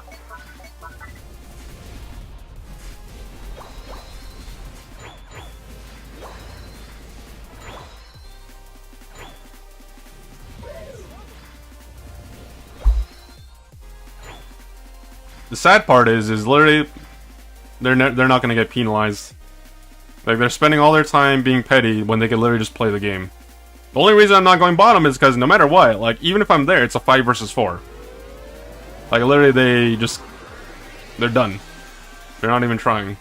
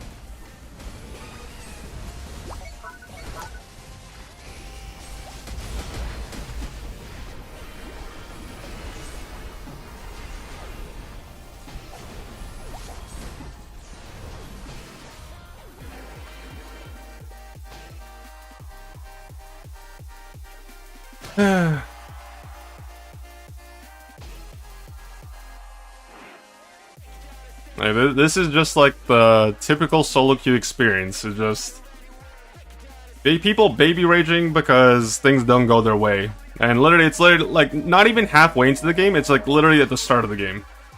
And people like this will not get penalized. They're gonna, like, their behavior's enabled due to the simple fact that somehow the enemy team manages to find a way to throw. And rather than saying the enemy team, I should literally just specify the Azumarill. Because I don't know why Azumarill is literally soloing the objective when the entire... Like, I can understand if they had fast rip. If they were playing something that could literally solo rip the Groudon when everyone was bottom, that would make sense. But Azumarill doesn't have that damage. Not to mention they're under-leveled. They're level 12 by the 8.5 minute mark. That's just extremely under-leveled, considering how well they were doing in the early game. It's just like, why? Is the Seismic Slime an AoE during impact? Yes. The slime itself, there's a little bit of AoE to it. It's not like single target damage. Like, obviously you're grabbing one person, but they'll damage anyone in like the near vicinity. Because it was my Seismic Slam that's literally securing the objective. It's not anything else.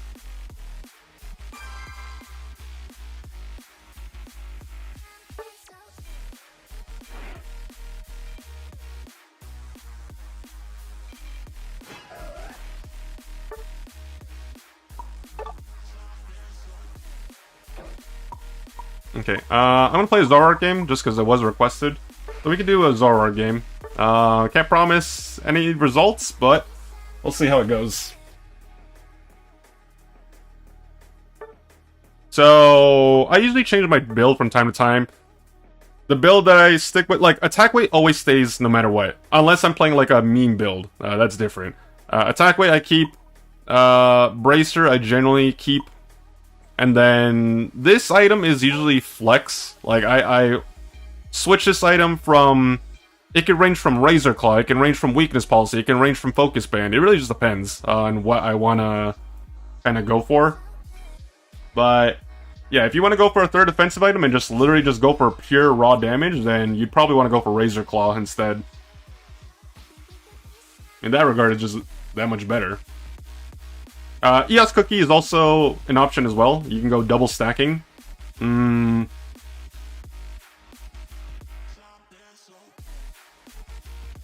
it's really up to you.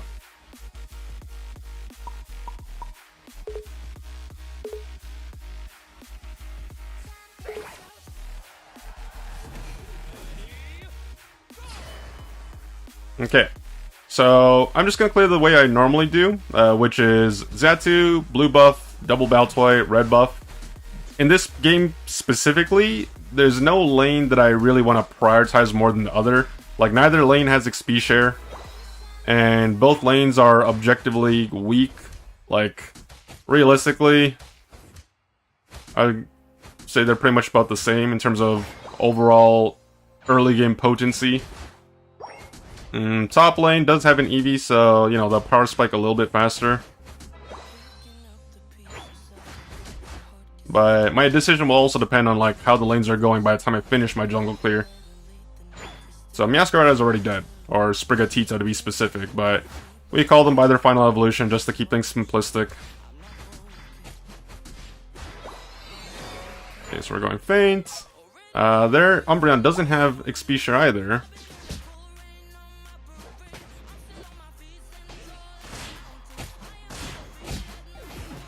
It's a free kill. So we got 2 seconds for a Bracer.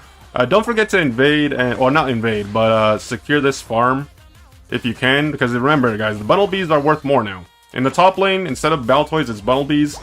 So not only do I get another stack, but I deny some experience. Right now I'm just going to go straight back to my jungle, go for my blue buff. These guys are overextended, so I might just stop and go for a play here.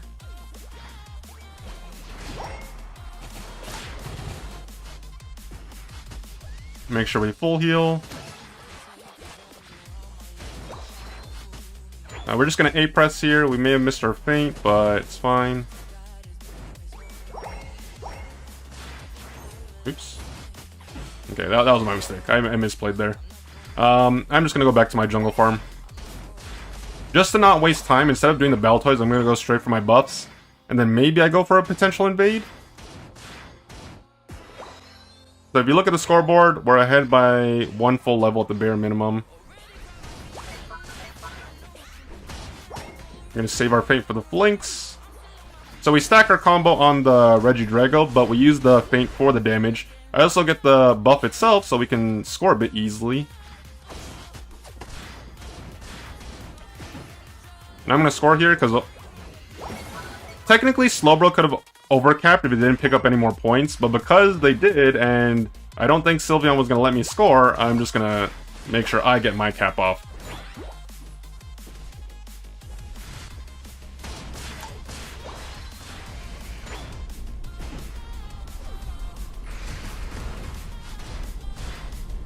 Oh my god, I didn't have enough damage. Okay, it was going well up until I did that. I thought I would have enough damage to KO the Charizard, but obviously in their Unite move, they are just extremely strong. I'm gonna go back bottom lane. Meowscarada should be able to solo that.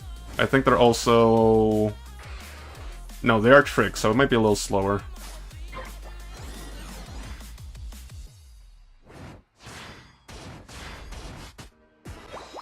There's too many people here. Like, it's 5 people in the bottom lane. So I definitely misplayed on that Charizard play, but we're still okay. Like, we have 3 stacks. I'm gonna get my 4th stack over here.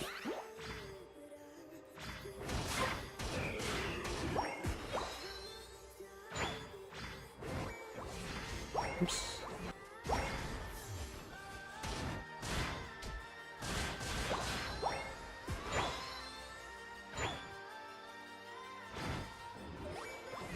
Okay, so we only need 1 more stack for our attack weight. I won't be pressed if I don't get it.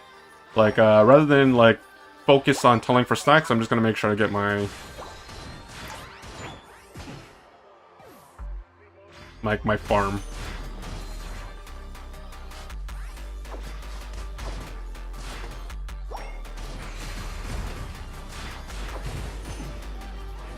Oh god. No! Do you think Absol is easier to play than Zoroark? If you want my opinion on the two, and if I had to get one, yes. I think Absol is significantly easier to play than Zoroark. I think Zoroark has a higher skill ceiling. And honestly, it's a lot more fun to play, personally. Like, you guys know how much I play Absol, and if it were up to me, I would rather play Zoroark than Absol if I had the choice. Because I just think the Pokemon's more fun. But, obviously... results-wise, I perform better playing with Absol than I did with Zoroark.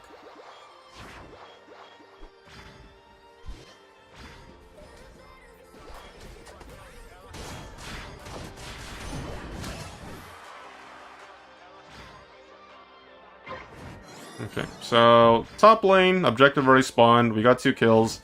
Umbreon's still spawning, so I was kind of hoping that my team would be set up here already. It's not really great that 2 people are missing. I have to play passive, because realistically... Alright, so what's going to happen here? My team's not set up for top lane, so I'm just going to go bottom.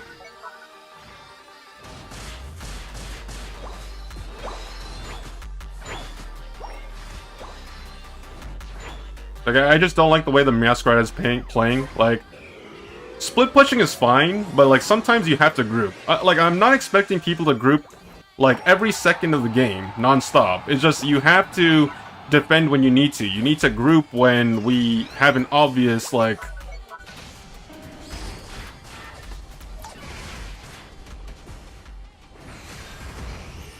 Oh, you still have Unite move? Are you kidding me? Okay, like this right here, like, Meowscarada is just on their own world. Our Sylveon decided to literally walk all the way bottom to go score when they could have helped with the defense. Slowbro didn't have Unite move, so obviously they're not going to be much help. And people are just doing their own things. Like, these are things, like, the unknown variables of solo queue. Like, you can only do so much on your own. Like, you can play with the team, like, play for yourself. But eventually, it's gonna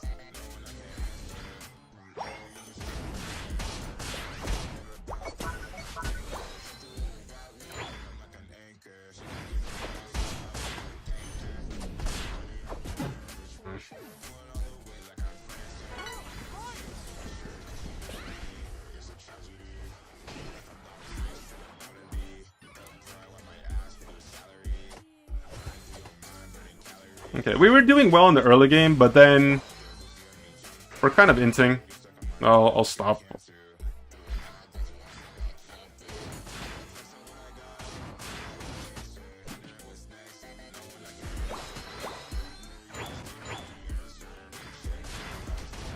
So I'm just going to tell you guys in advance, like, what do you do from here? The game is closer than it should be, considering we should have been able to defend that top tier 2. But because we didn't, now the game is just really close. What's going to happen here is I'm not going to team fight. I'm not even going to try to team fight. I'm literally just going to try to keep the points relatively even and hope that the enemy team throws at Groudon. Mainly because literally the Meowscarada has made no effort to group the entire game. So realistically, what you do is like you just hope they throw at Groudon. Venusaur is already AFK. Meowscarada never wants to group, so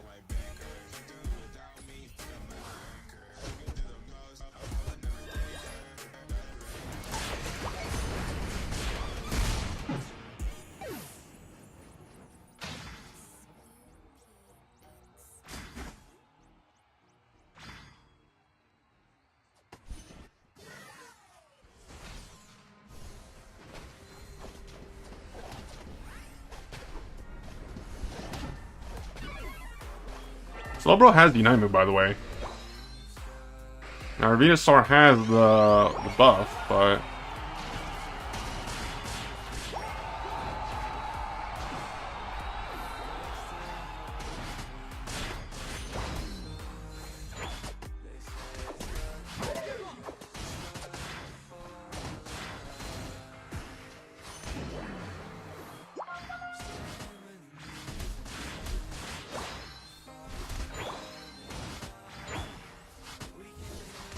this is also like, okay guys, this is also like part of the reason why I kind of like I found Slash's tier list. Like I'm not like throwing shade, but like when I have a game like this and I'm playing solo queue, this is part of the reason why I found Slash's tier list comical, because like you have higher rated Pokemon, or like Pokemon like better rated, I guess, than like other Pokemon, and like they're even worse than like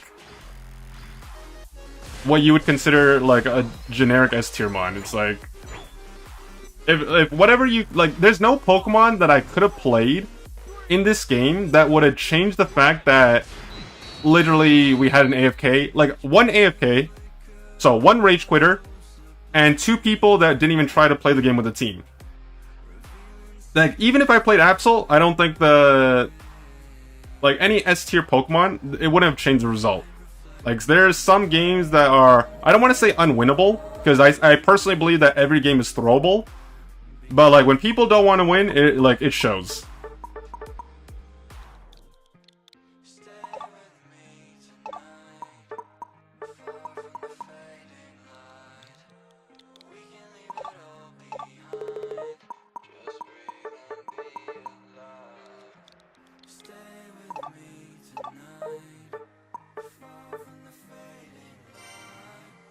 And I lose what? -10 because 3 people didn't want to play the game?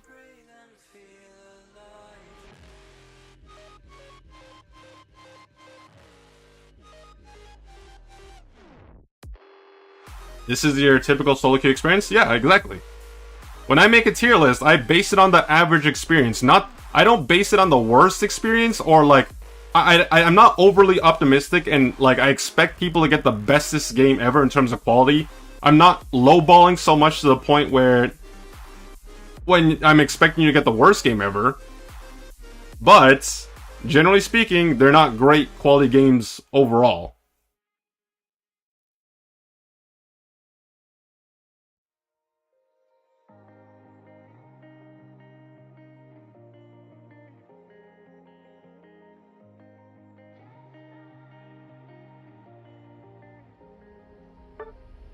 When I'm blue, I think of you in your eyes, how they look at mine, so kinda like that. You slow down time and everything's just fine.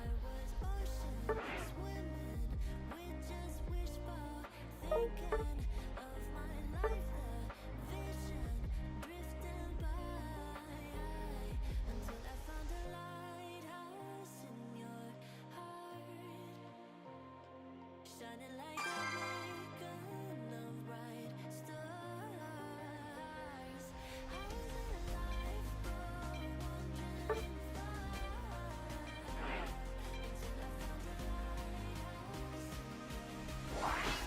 lighthouse guiding me out the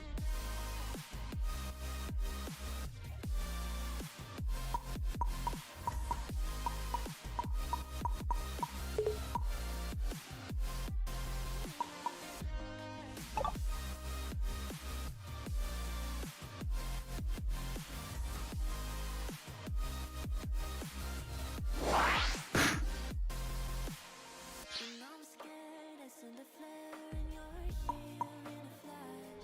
When I ask, oh dear love, where did we come from? You say that like the song. I had the will and mission, but the wrong position. I was open, praying. Do you find games more salvageable even though you lose Groudon compared to losing Ray? I wouldn't say salvageable. I understand what you're trying to ask. For me, I think it's pretty much the same in terms of how the way the games go. I feel it's more or less the same. I think it's more balanced with Groudon, but I think the issue is like the players play the same way, so like I don't think it matters that much. Realistically, I think in terms of overall quality or like how the game is played, you're only gonna notice a significant difference if you're playing 5 stacks, because obviously it's just a much more coordinated environment. In solo queue, duos, trios, it really doesn't feel that much different. I think the simplest way, in essence, when Groudon is taken, I don't immediately think to myself the game is over. Whether it be like the enemy team or like whether I get it, the Groudon, like my team or the enemy team, like when Rayquaza is taken back, before Groudon came along, I would probably think to myself, yeah, the game's over. They're gonna score, like GG, no re. There's always that very small percentage of games that didn't determine the outcome.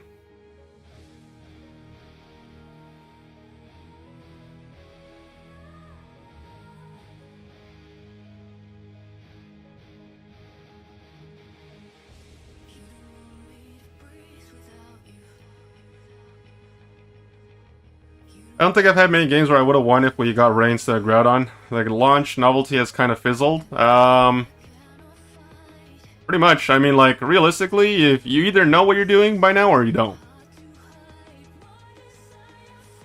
Like, the only thing that's really changed is the fact that people should accept the fact, like, if you're still mindlessly trying to score with the Groudon buff, the way you did with Rayquaza, you're obviously playing the game wrong, because you can't do that anymore. That's the biggest difference. Besides the fact that the buffs are transferable now.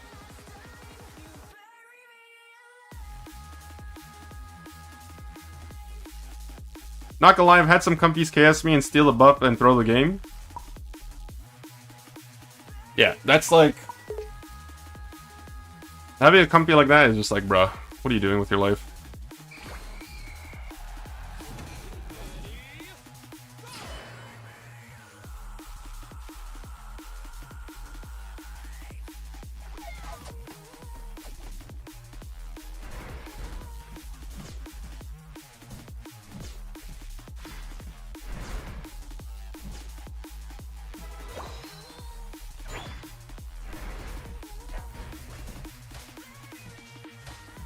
It's kind of sad. I think the first 2 games of the stream... What the hell are you doing, brother?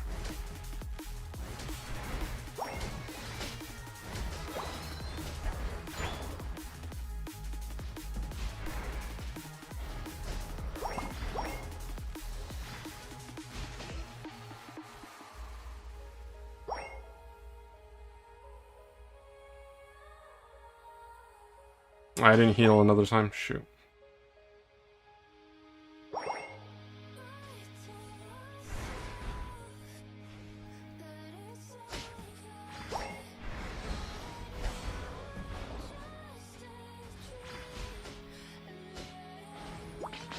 Can I get some assistance? Like, okay, like, I'm not expecting you to rotate, like...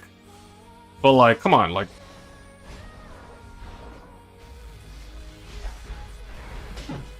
There's no way, bro.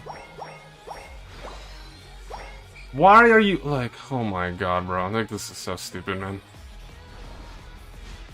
You're a level 5 Pikachu getting bullied by a level 4 Darkrai. Like, what are we doing? How did he even live that?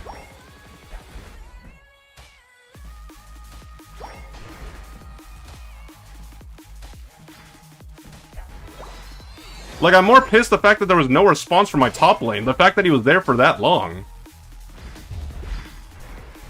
Bot lane's fine, like, they're winning, so, like, I'm not complaining down there, but, like, if they start dying now, then I'm gonna get pissed.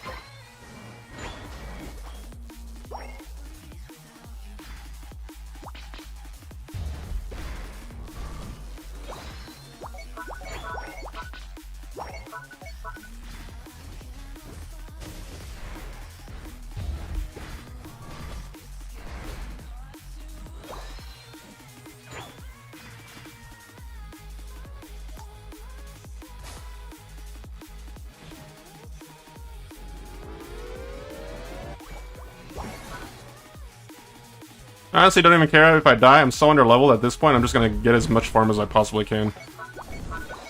I'm gonna mute these guys, because obviously, like, these guys have no map awareness whatsoever. Do you still play Pocket? No, I think Pocket's boring.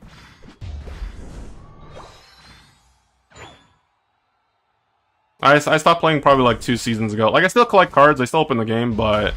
Yeah, I don't battle anymore. I think it's just like... I think they focus on releasing cards too frequently rather than the actual gameplay mechanics.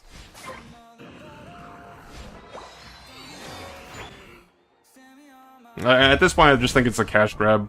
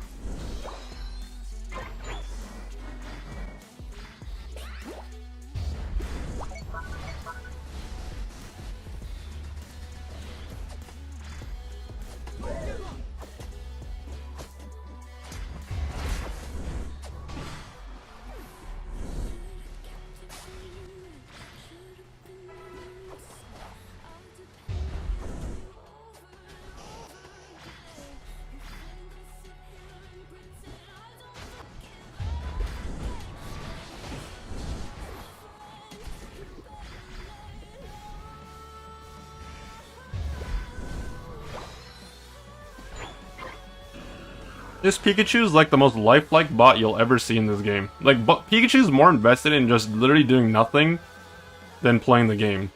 Like, I don't even see them in my peripherals ever, because they're either too late to the objective or they're dying. Like, not objective. They're literally too late to group, or they're busy just dying off in a corner doing something they shouldn't be doing.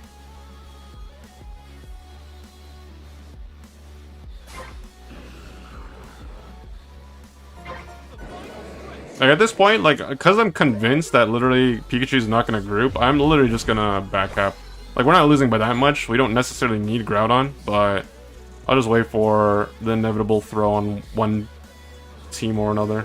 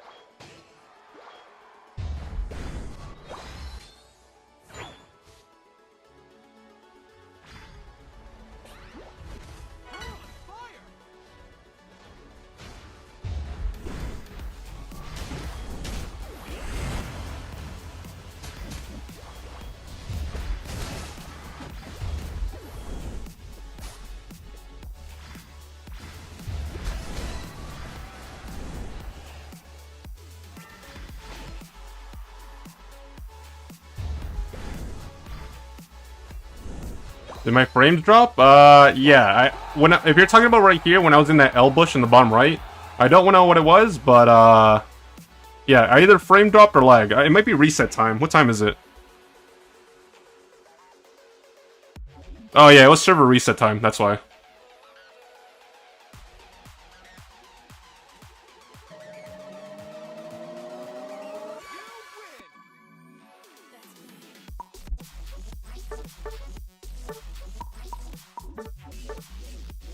Yeah.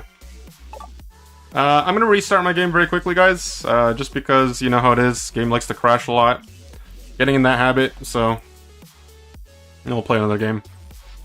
Guys, I can't even do an educational game for you because literally every time I try to play, like literally every game I played something different. There's someone either baby raging or just trolling, and it makes it look like it's hard to do a guide when literally I have to focus on playing the game because I'm playing a 5v4 because someone is literally just quitting. Like, I like...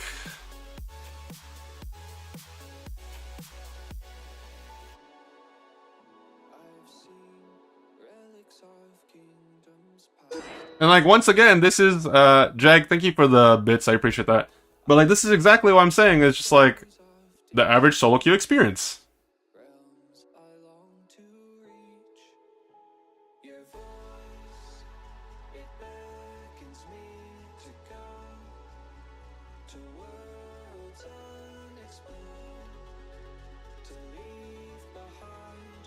Face fuchsia tongue out. I like how it doesn't show the emote on the overlay, and rather it's just the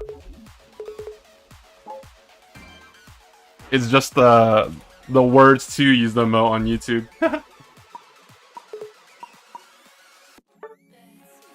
Guys, assemble the dittos pronto. I think it's a follower emote. Dittos assemble. But yeah, I mean, I'm trying to make a jungle guide, guys. I really am, but these games are not really all that great. But what I was trying to say in the game, it's funny because the first two games that I play of the stream I think are my best two games of the day. Not like I think in both games I played well, and then we won both games, and then after that, I don't want to say I've been playing worse, but the quality of the games have been like, they fell off a cliff. That's why. Like, the game quality has fallen off a cliff after the first two games today.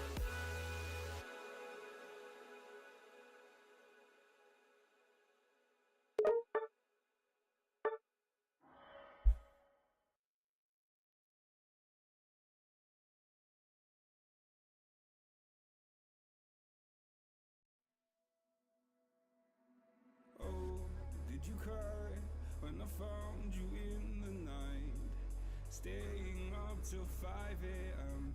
Told me you and him were friends. Woke up in a burning home. Blame myself, I should have known. The staying up late, sealed our fate, buried in the catacombs. Setting fire to the life we made. Such a fucking waste of time.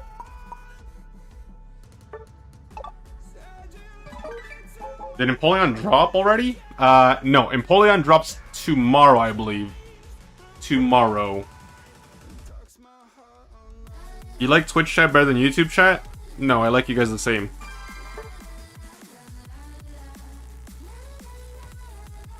That's silly, man.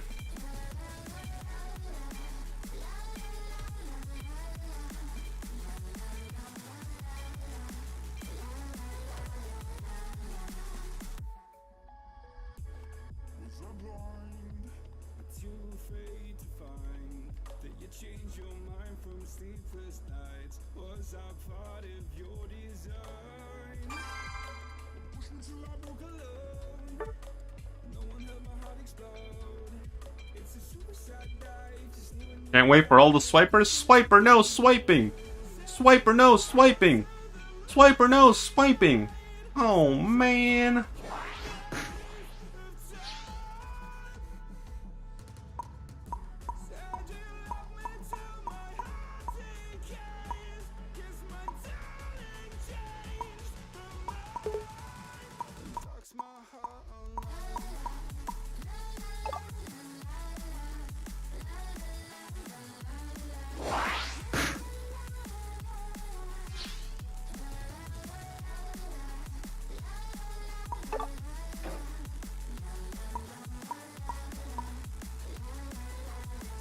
What can you play?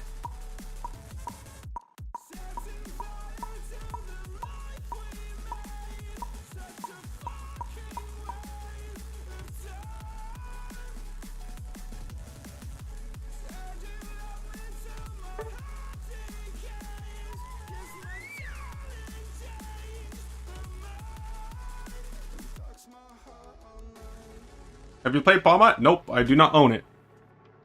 It is, I think it's like the only character on all my accounts that I don't own right now.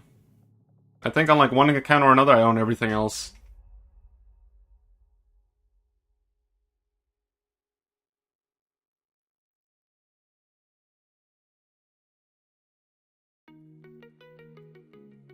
Ah yes, 3 attackers and a speedster. I see how this draft is going.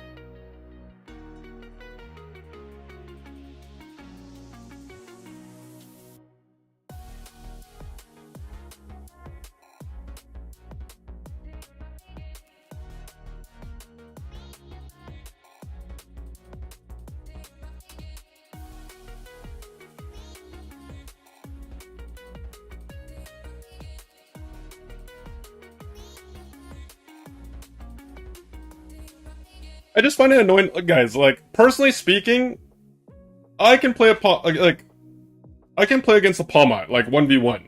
The issue is like every time I see that Pokemon on the enemy team, somehow it gets so ridiculously fed, and then legit just steamrolls my team. Like, it's just more so like I can. There's no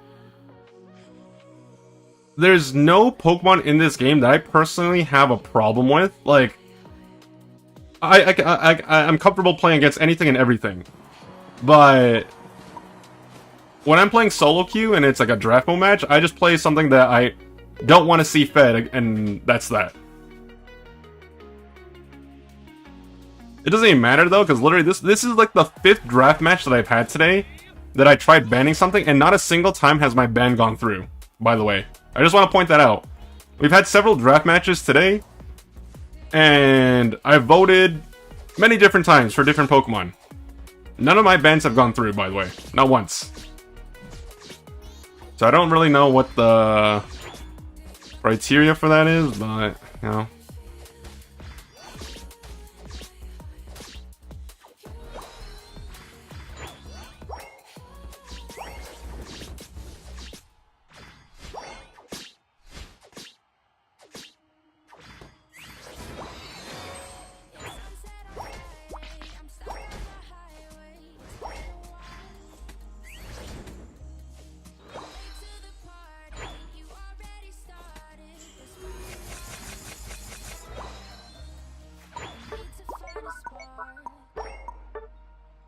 Keep me from the dark.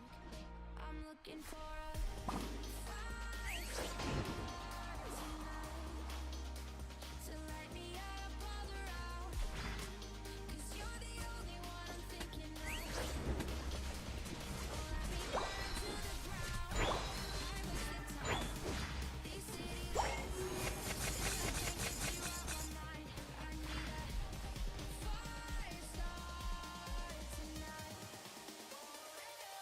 I'm looking for a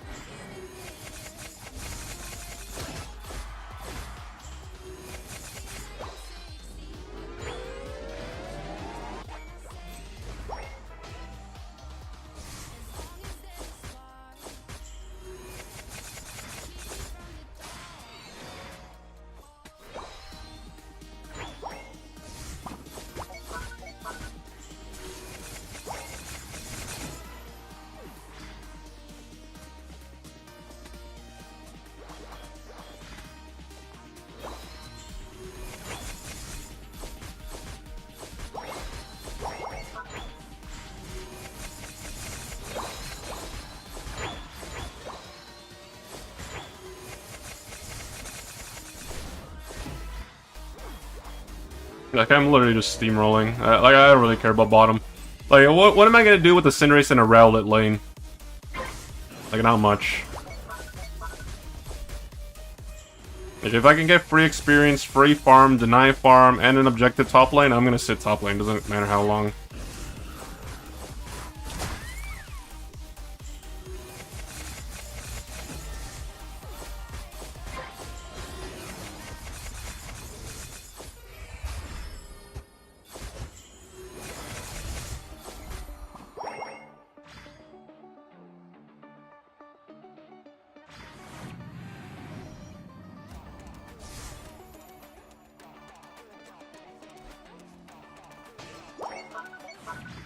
About lane getting bullied? That is literally the expectation when you pick double attacker and literally some of the worst laners in this game. Like, I'm not gonna coddle people because they make poor decisions in draft. Like, literally, you could pick anything you want and you pick double lane attacker. And it's like, not even like good lane attackers, just like... you're so lucky I just speared.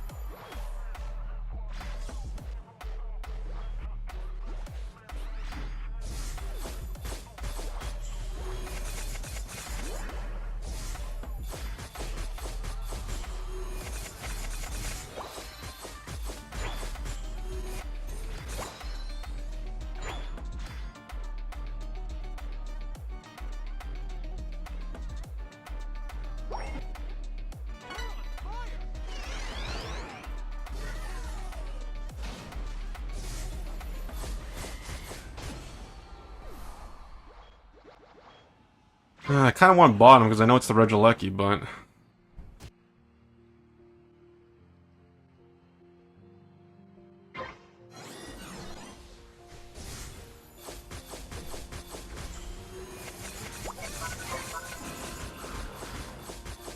Nice.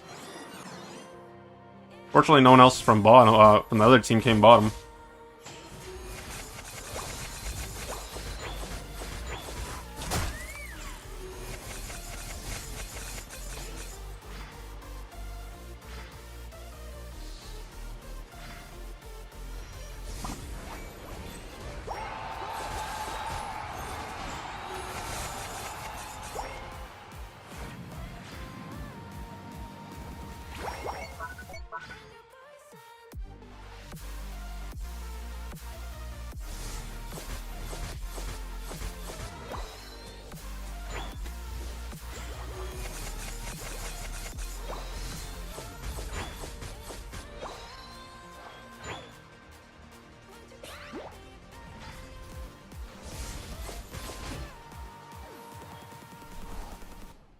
Ow.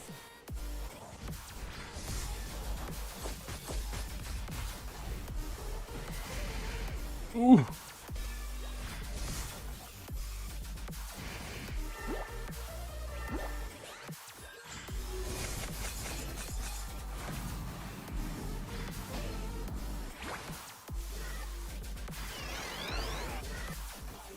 Bro, that Mew does no damage with their Solar Beam.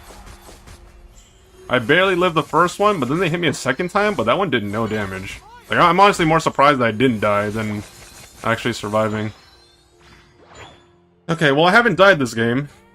Literally, if I die, we're probably gonna lose the game, so my priority is literally surviving. More than doing damage. Surviving is first, damage is second.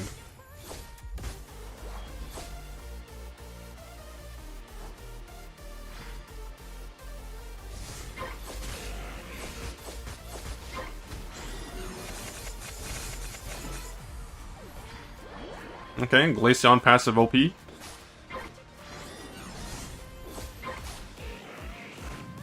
Ah yes, I'm so glad you took my red buff, buddy, just so you can 1v4 bottom and literally do nothing. You were amazing. Surely, you were just...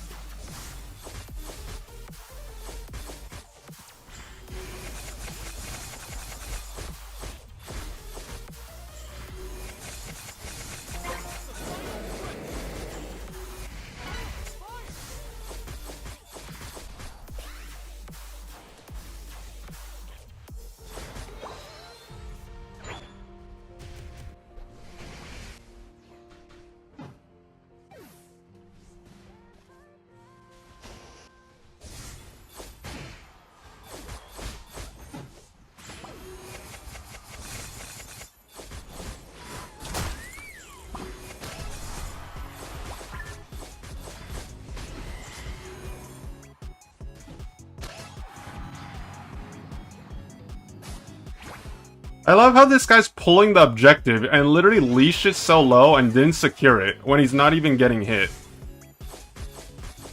The only good news is that literally no one has the buff. Not a single person.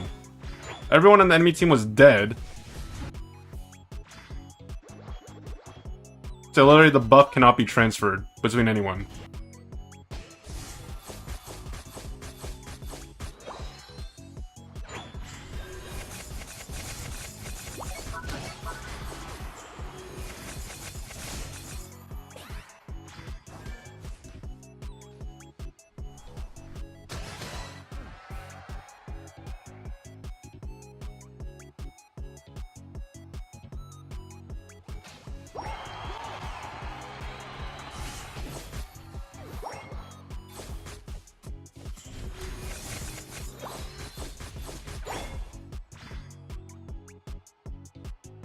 Well, the good news is we still win. The bad news is I don't think my team deserved to win.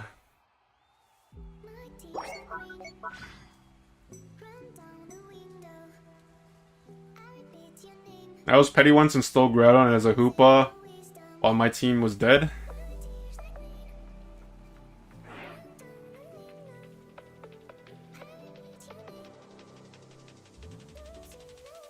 Ay, ay, ay, ay, ay.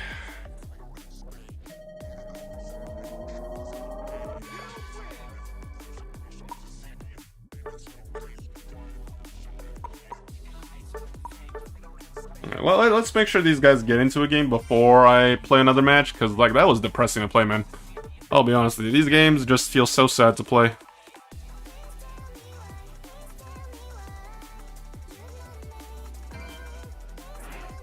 And you know what? That could have almost been the perfect game. Almost.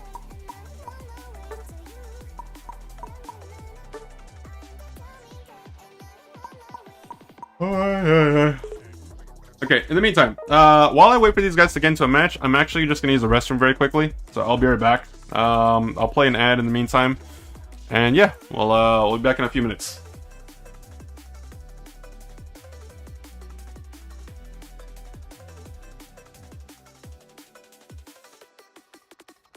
My tears like rain run down the window. I repeat your name, losing no wisdom. My tears like rain run down the window. I repeat your name, losing no wisdom.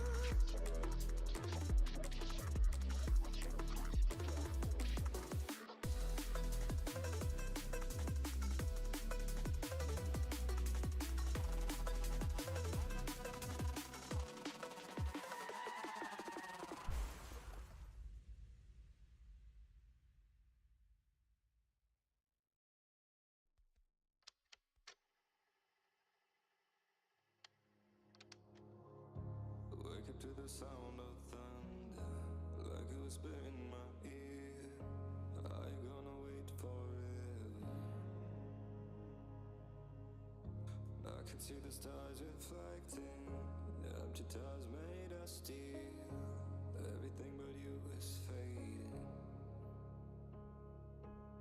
I see your light, take me away from me. Beyond the stratosphere, I'm burning up. Alright, I'm back. I feel tempted to restart my game, but we'll see. If I literally crash the one time I don't restart today, I'm gonna lose my mind. Going to lose my marbles.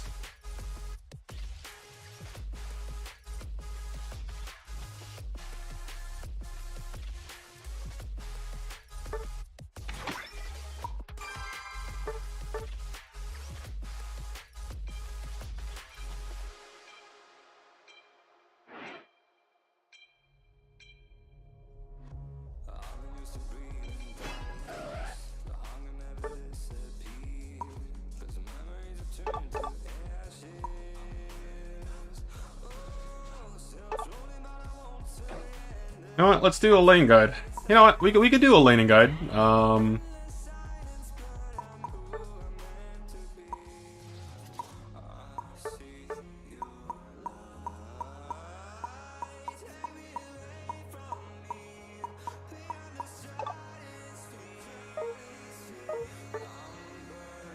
Not very often, they called it first. Not very often I get the jungle. Or, sorry, lane. With an XP share. So this is a once in a blue moon occurrence. So I can give you some insight on how I like to play lane, and like what goes on in like my general approach. Obviously, I don't always play the game the exact same way. Like MOBAs are not designed to be played that way, but you know, we'll see how things go.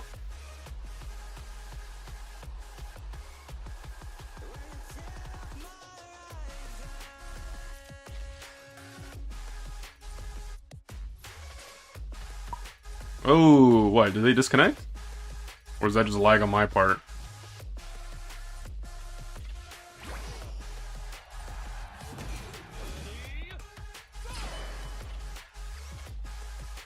Nope, it's just lag on my part.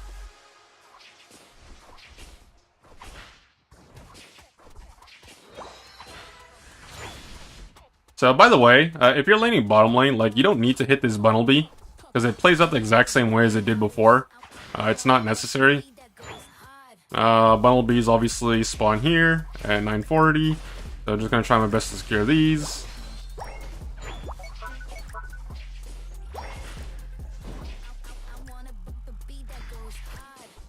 So the general idea of just like laning is just secure your farm. That's it. Like you can, like, especially because I have an XP share, like I don't have to compete with my laner. The important thing is just get your farm, secure it, and try to power spike ASAP. This spawns at 9:15, so I'm gonna try to get that, but obviously I mistimed that. And I should have probably just used my power auto attack, but it's fine. Okay, eject button for the seed bomb, and then of course the auto attack to follow up. Gonna be able to score here, get my level 5, and we're going solar beam this game, of course. So sludge bomb and solar beam.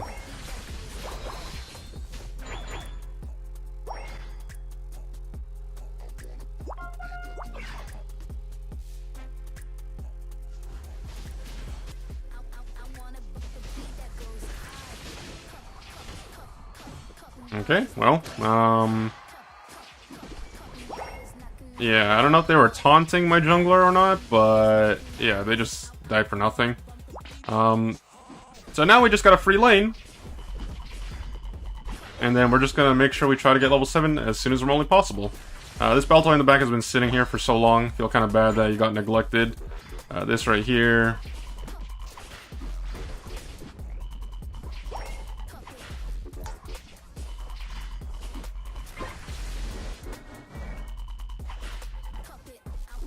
This will be my level 7 if I secure it, which Eldegoss does actually.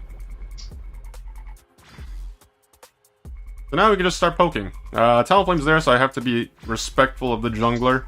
Obviously, I don't need to play aggressive when we're winning the lanes, like, significantly.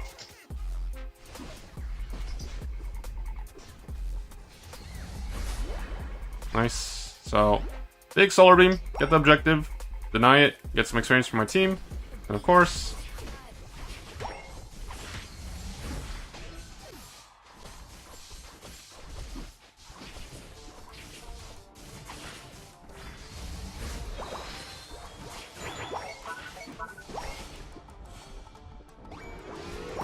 Would have liked to have scored there, but it's fine, I guess. Alright, objective spawning. We're obviously gonna play on this side because we're just definitively winning. Just gonna solar beam for some damage. Normally I save that for some secure, but considering no one's here to contest, that's fine. If it's like a, you know, a contested objective, you don't use your solar beam for damage unless it's just like extremely high HP and you have to do it. You wait for it to get lower and you hold it for secure, generally speaking.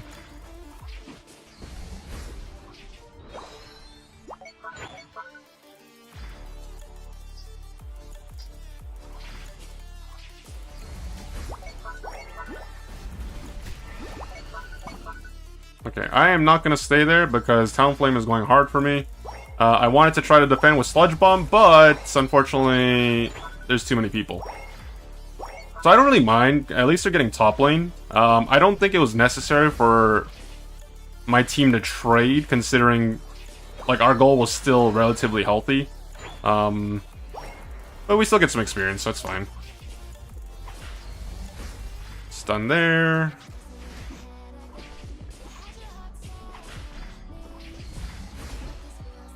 And a free kill.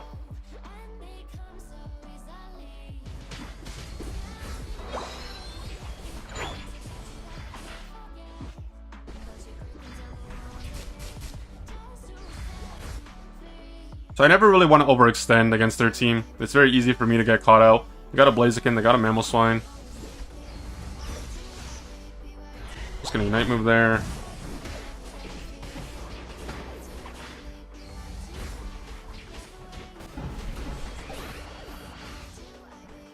Wasn't really a great Unite, not a great fight. We didn't have Unite moves, well, my team didn't. Ceruledge is split pushing top lane. Not exactly sure why, but, you know, it's fine. But then again, we fought a little early, like that wasn't for the objective, so...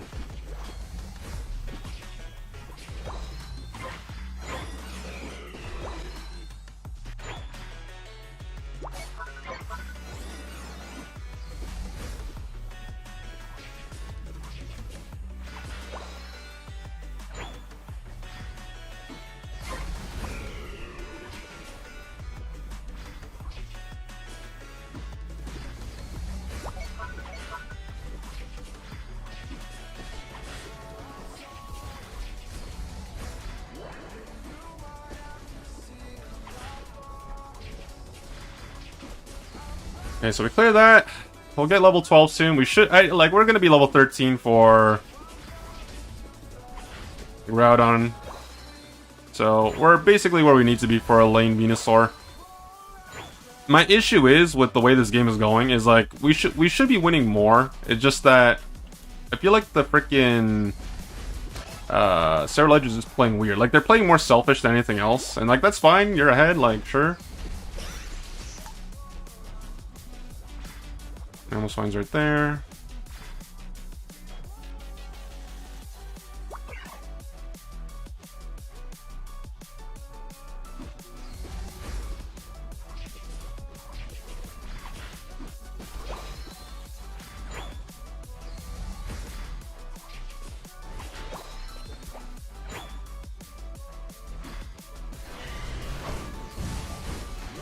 Okay, got the... Okay, so they funneled into the choke point, which is good. That's the last time I can Unite before Groudon. I also have Energy Amp as well, so it'll be easier for me to charge Unite Energy.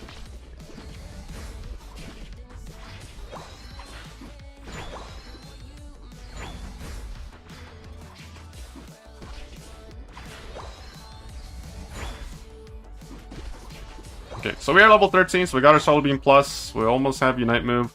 We'll get it passively, but it never hurts to have it earlier. Oops.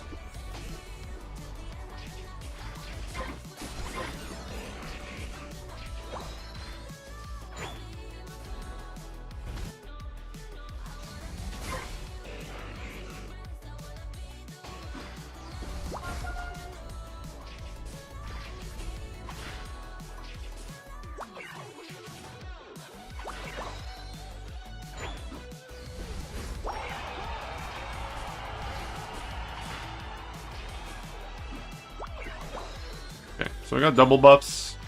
My team just needs to reset. Still gonna be a close battle for the most part. I think we might be slightly losing actually, because the Talonflame scored 50.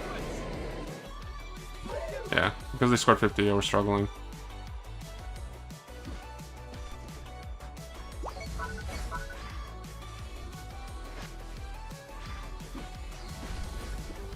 Get some poke damage on them.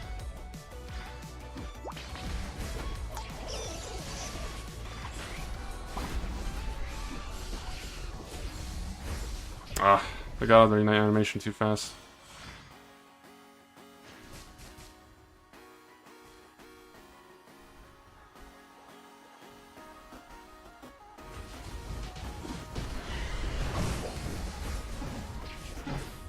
I knew that was gonna happen. I got stuck in between the Mamoswine and the Blaziken. I had nowhere to go. Like, I needed to go backwards, but I was stuck in here. The problem is, no one's looking at the objective. Ceruledge died without uniting, and we're just not team fighting properly.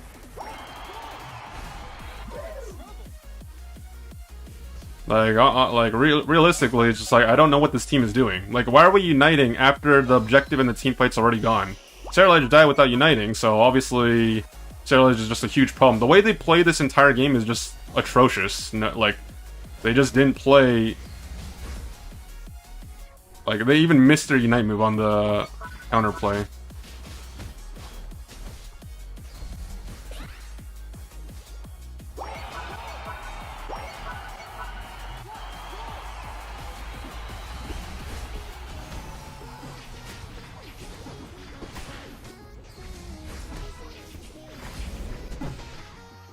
Like, Raichu's dead.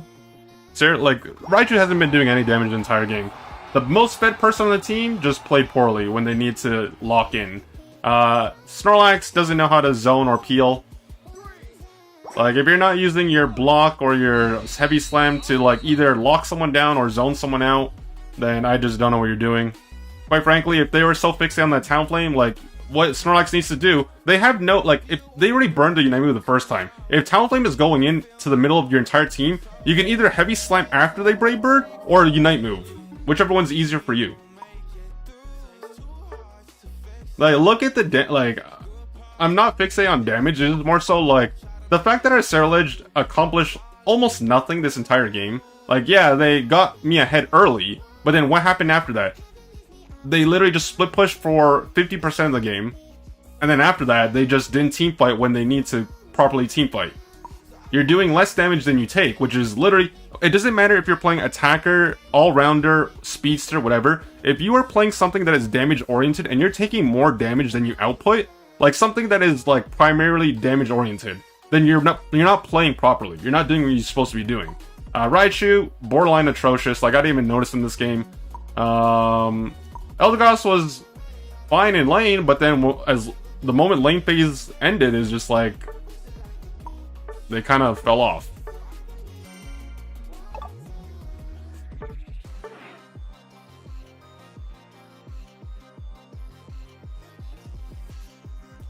Yeah, I do have that setting move turned on. I'm pretty sure I do.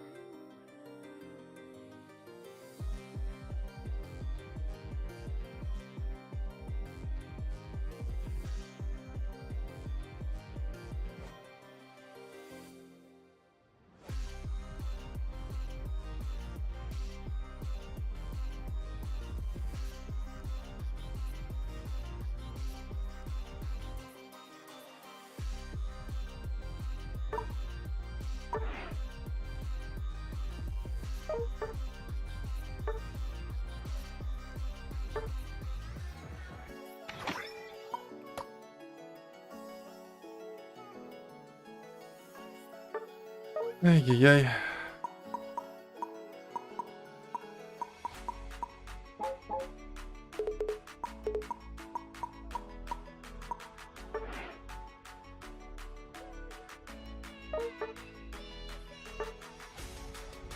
I'll probably restart my game after the next match I play, just to make sure that the crashes don't happen.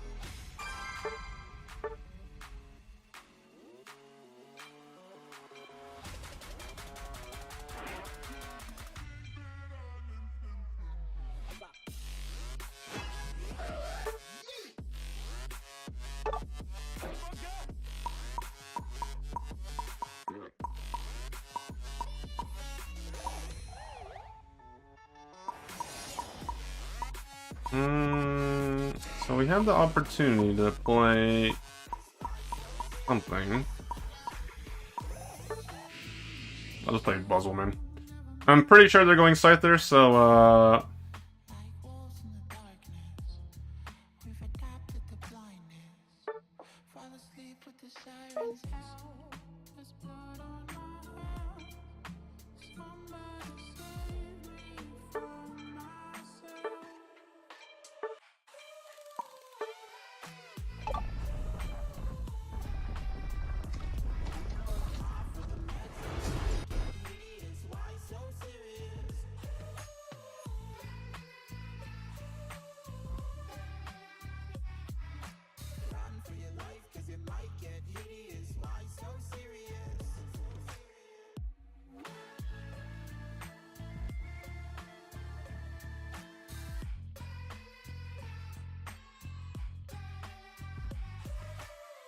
Buzz top 3 most fun mons to play in the game?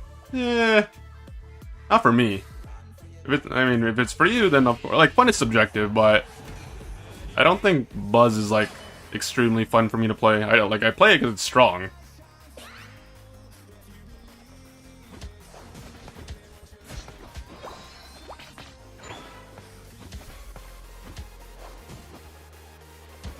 Ah, fuck my life. Like, I have to be the one that goes bottom, because literally... They got the XP... Like, we have 2 XP shares, so literally I can't go top lane.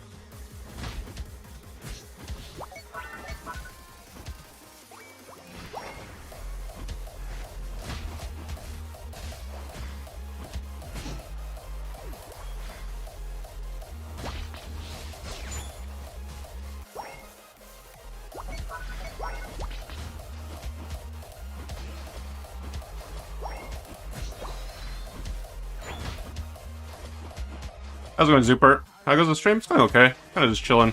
Been a chill day for the most part, despite the games trying to, you know, give me an aneurysm.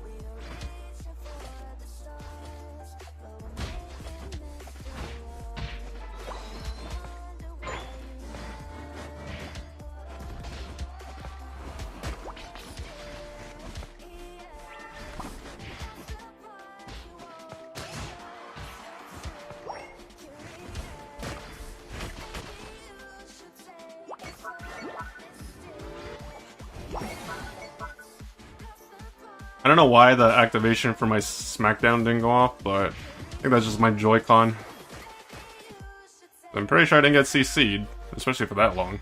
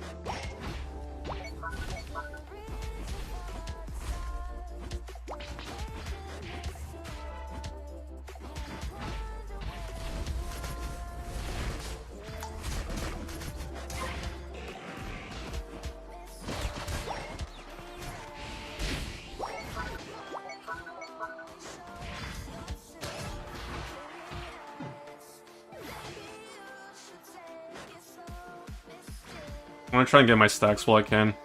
It's easier to get stacks in the early game when you're ahead than later when the game is relatively close.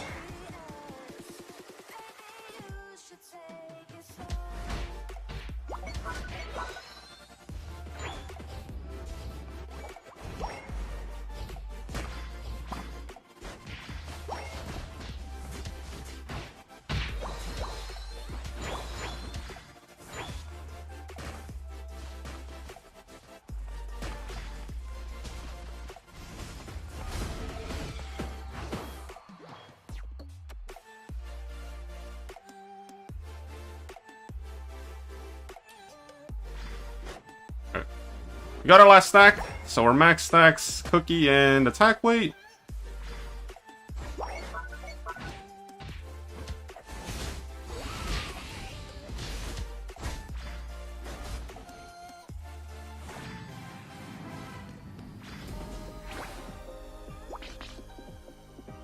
Okay, we traded Unite moves, but at least we didn't die to the Leafeon.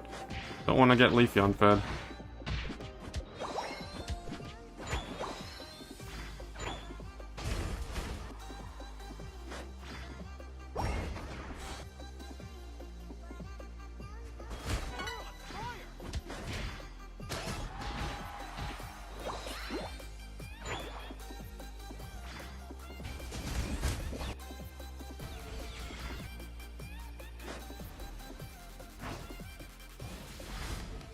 Damn. I knew they were nearby, but I just wasn't sure where. I was kind of hoping they would just walk into the bush.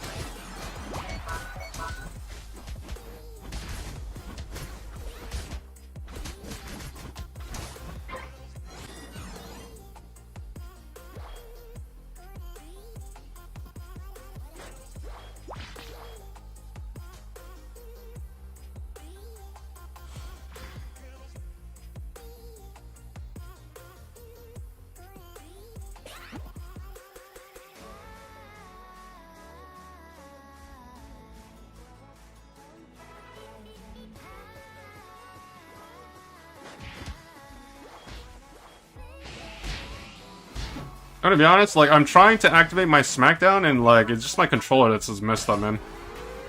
Like, I was forced to Unite move there when I didn't need to, because I would have killed them with the full combo. Yeah, it's annoying, man.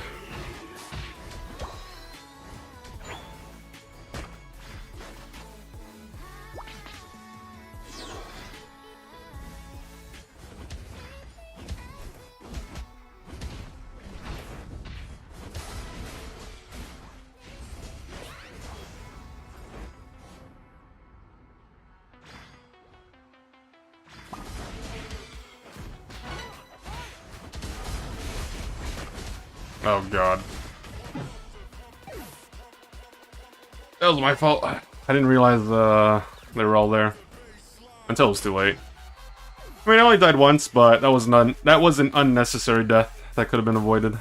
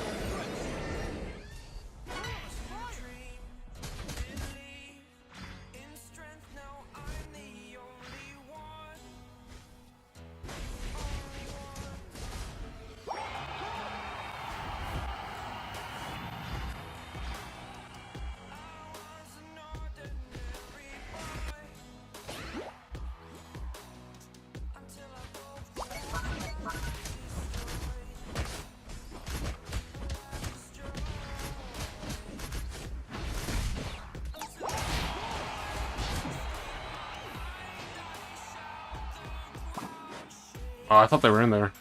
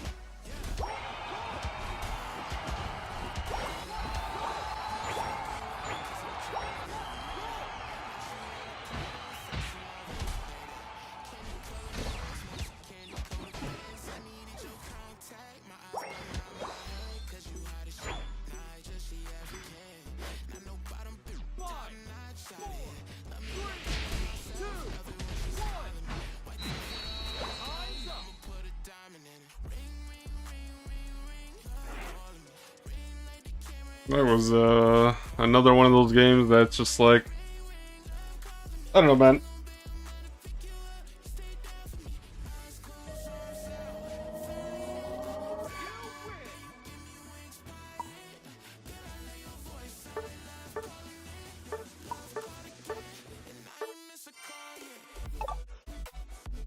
These are. I'm gonna restart my game after this. Like I'm gonna restart a game right now. Otter? Yeah, Otter was the Leafeon.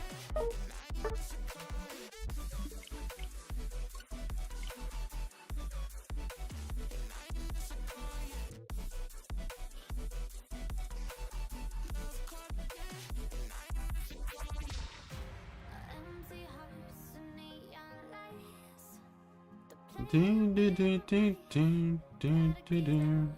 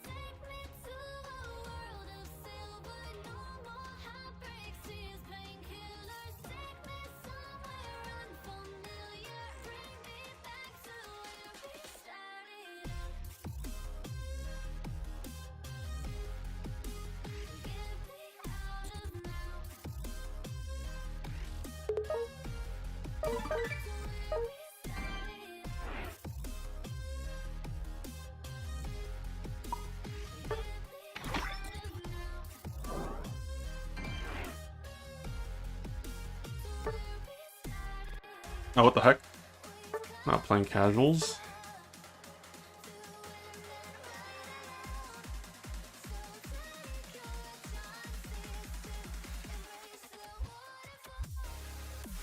I'm actually surprised. I guess you are my little Um, champ.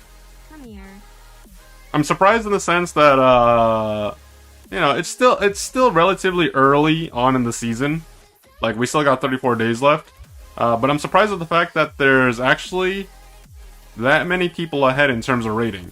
Now I imagine most of them are probably like a variation of stackers like duos, trios, or 5 stacks, but I feel like in the previous seasons, like I would stay at like this general rating because I constantly swap accounts for so long that like it was, I feel like there were less people playing. At least in just using that as a metric. Do you agree solo queue is better? Better than what? Oh my dear fucking god, bro. Like I don't want to play with Danny and friends, man. Like seriously, I don't want to play with Danny. Like this, like the 3 stack always ends. Like better than it was before? No, I don't agree with that. Like if we're just talking about like the game itself, like I think. Oops. If we're just talking about the game itself, like Rayquaza is more balanced than. Oh, sorry, Groudon is more balanced than Rayquaza for sure. So in that sense, it's better. But like, if you're talking about like the quality of the games that you play in solo queue, no, I don't. I think realistically, the only people that are gonna experience the better gameplay are the people at 5 stack.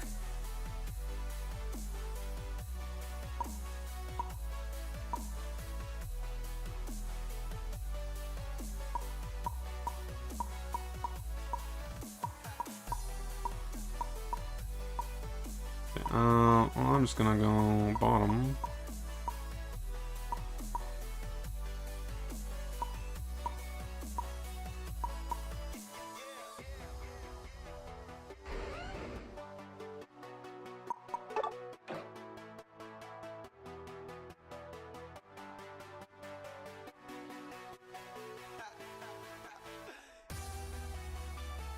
Like, don't okay, so do not misunderstand.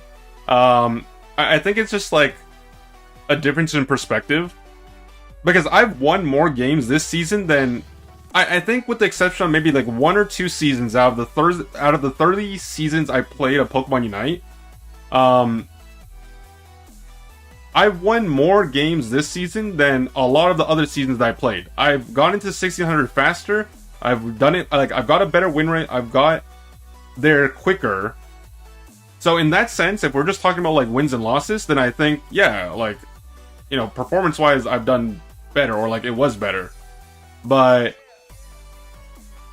when, like, winning and losing is not like an accurate reflection of, you know, the state of the game for me. Like, for me, like, regardless of whether I won or lost, you know, I probably should put an XP share. Do you think it's because of Groudon or no? Yeah, for sure. No, Groudon, 100%. Groudon has made the game more balanced, so people can't mindlessly just score after they get the objective. Like, some of them, like, especially in the, like, I got my 1600 within the first week of the season. Because I literally took advantage of the fact that people needed time to understand how to play with Groudon. I don't think I played necessarily better. It's just taking advantage of the fact that when it comes to adapting and learning the game, the majority of the people that play this game take exponentially longer.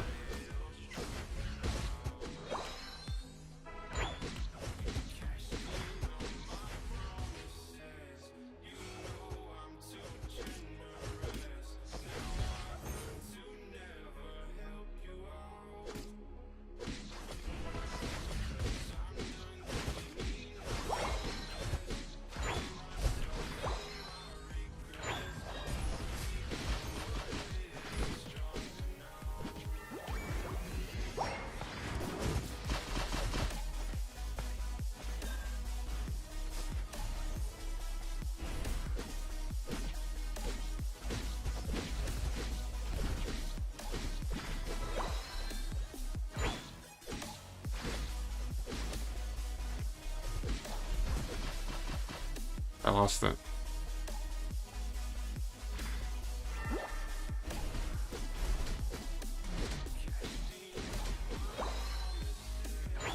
Very Garchomp game?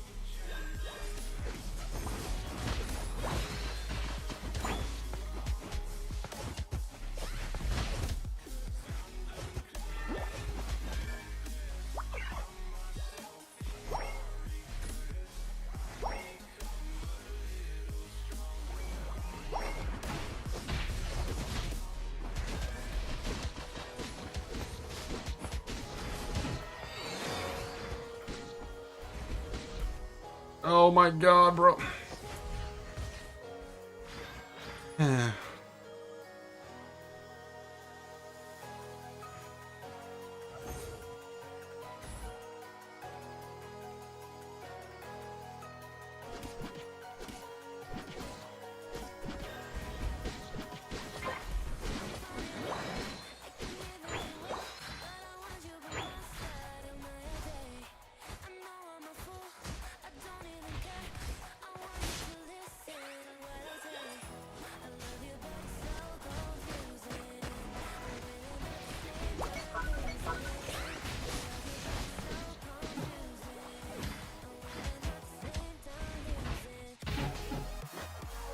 I'm honestly very confused. Is Danny not playing on a 3-stack? What are these guys doing? Like, holy, like, this is exactly why every time I see That's Danny TTV, like, oh, this is not a 3-stack? Oh, shit, okay, never mind. My mistake.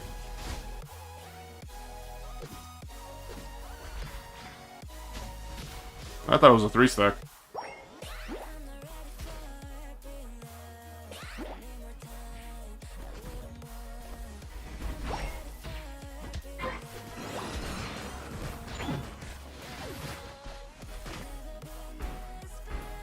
So what is it, a duo game? No, it's a duo game. Probably then.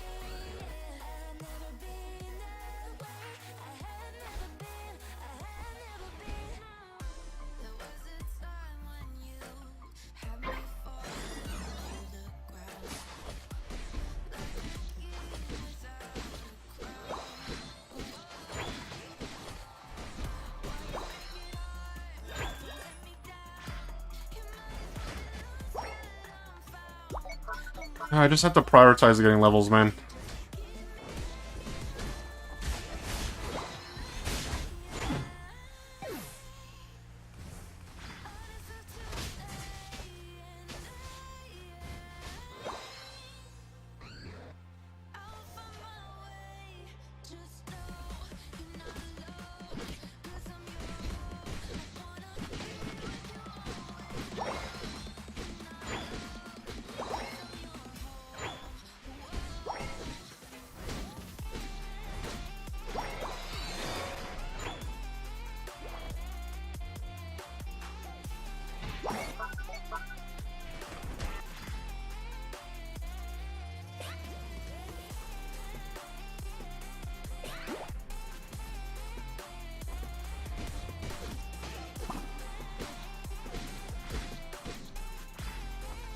Oh my lord.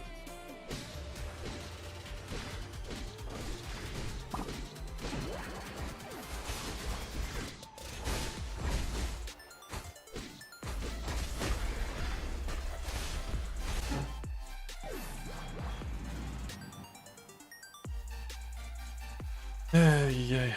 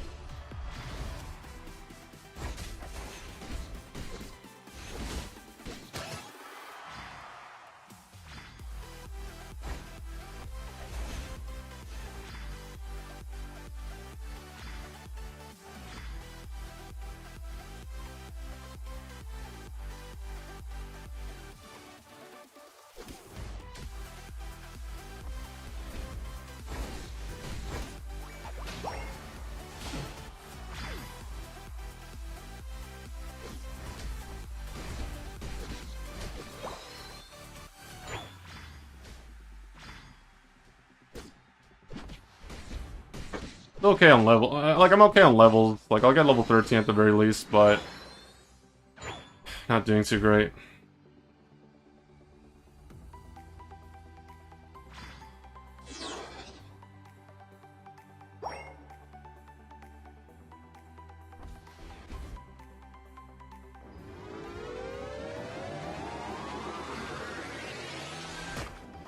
You can't be kidding me.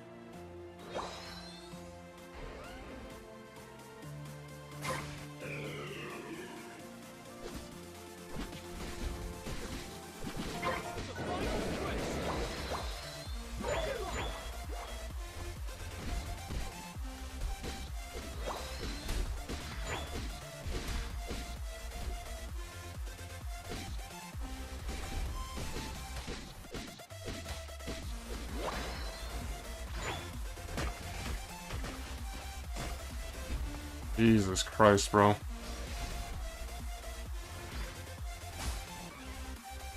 Holy shit, bro. Like, everyone just died top lane, man.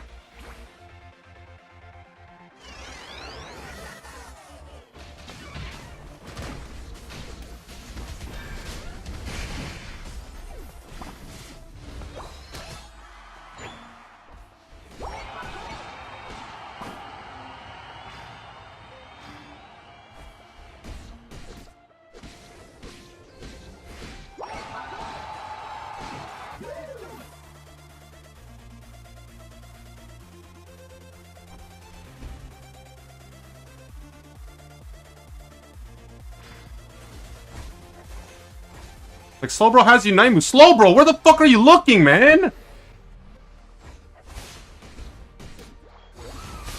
Like, oh my god, bro. Like, Danny, I never want to see you in my jungle ever fucking again. I want you guys to, like, use my streams as a reference. If you look at this stream, the other stream before, literally the day before yesterday, I've lost every single fucking game where Danny just fucking jungles and doesn't... Oh my god, bro.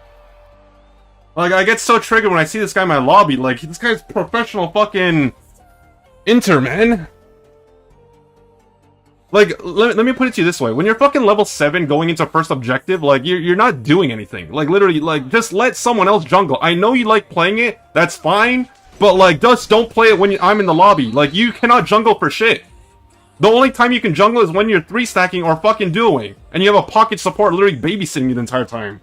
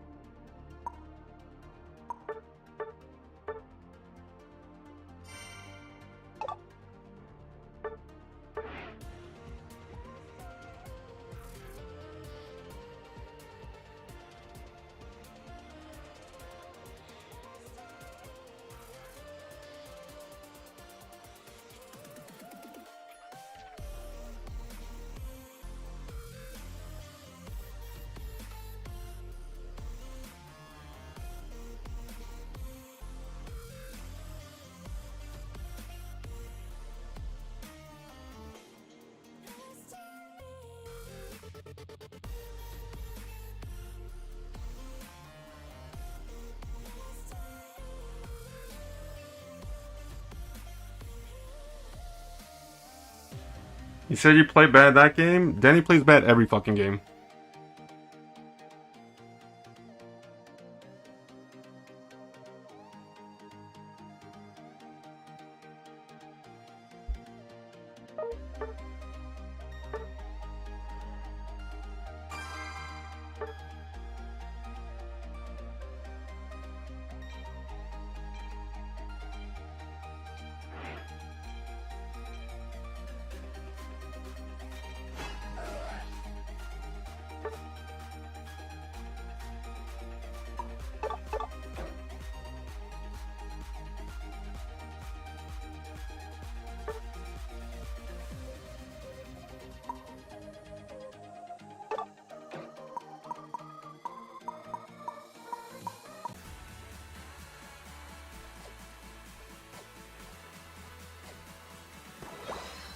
Oh my lag, what is this, dude?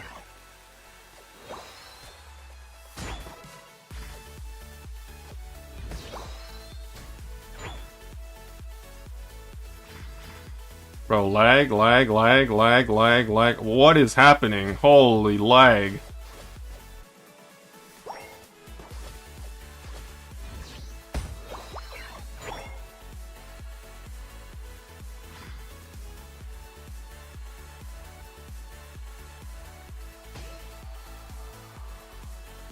Well, there goes my internet.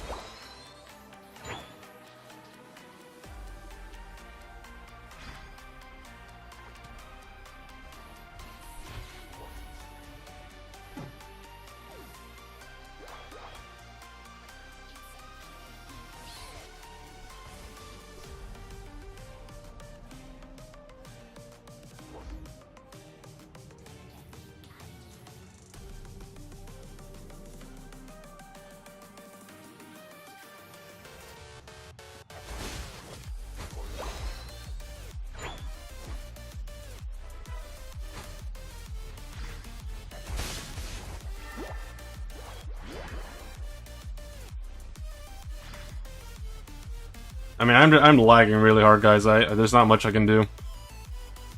Yeah, like Canadian internet strikes again.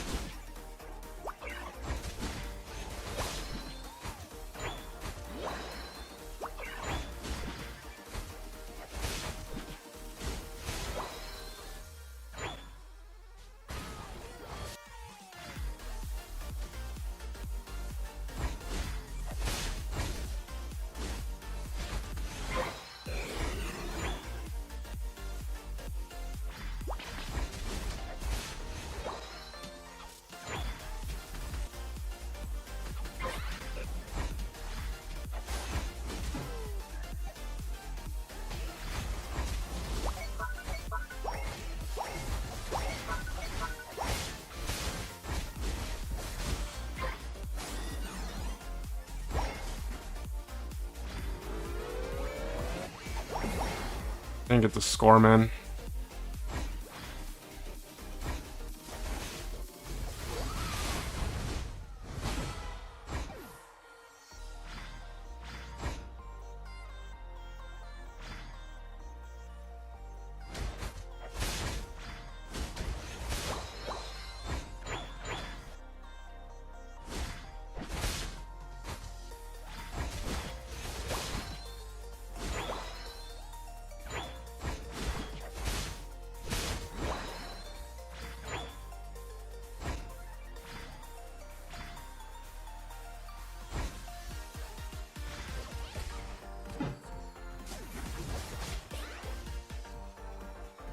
Oh boy.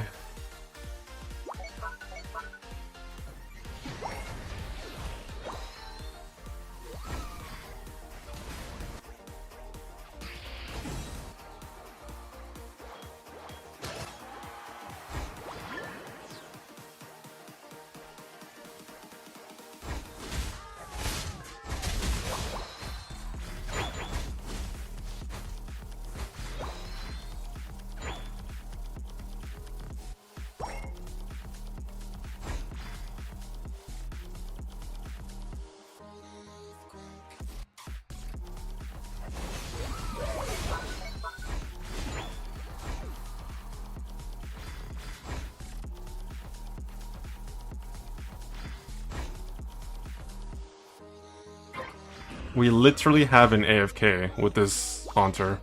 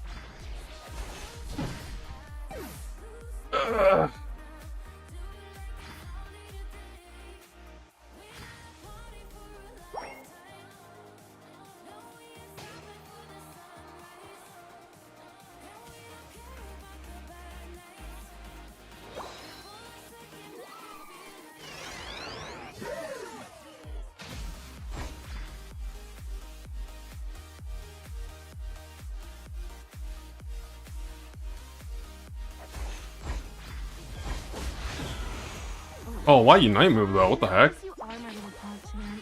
Come here.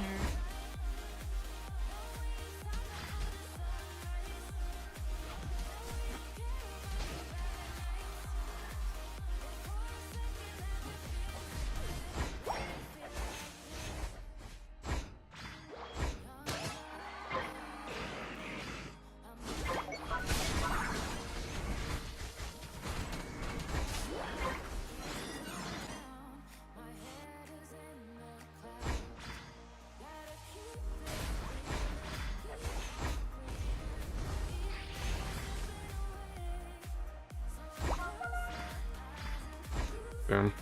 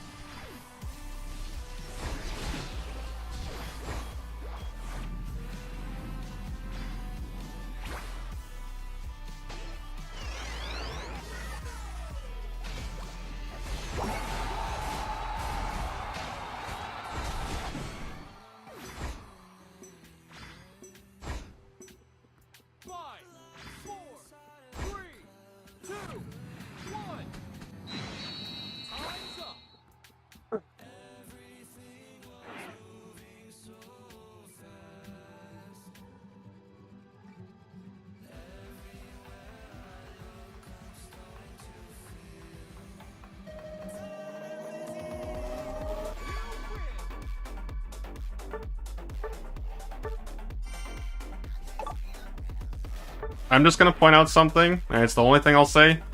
History repeats itself. Danny's dead before Groudon, and then they just lose. Not only was I not jungling, I was top lane in a solo lane, and that's also with the Gengar splitting jungle with the Froakie.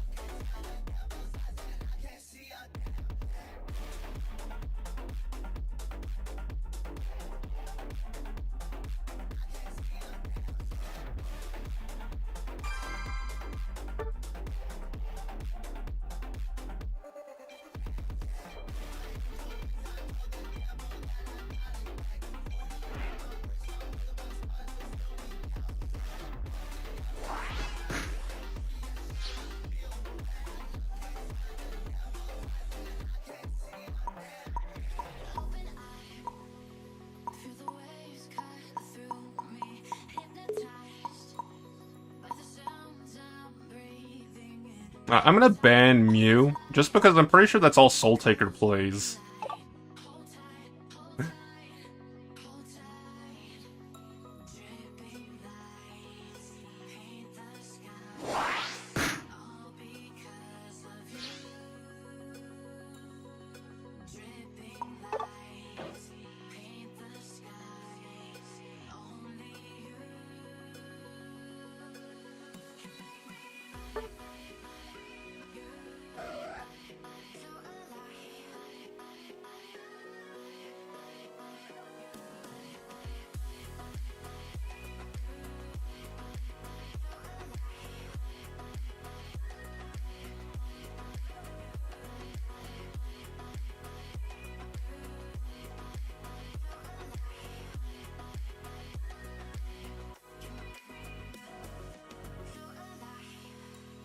Make it last forever.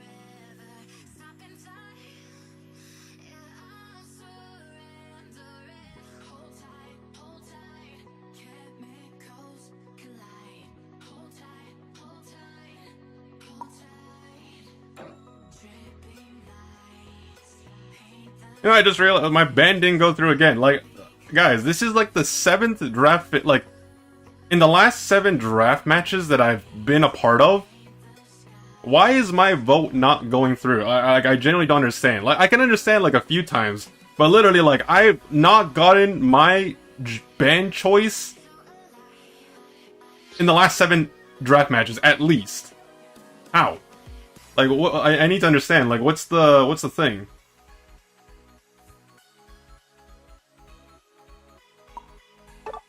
Okay, I'll go bottom lane. I don't care, man. Like, seriously.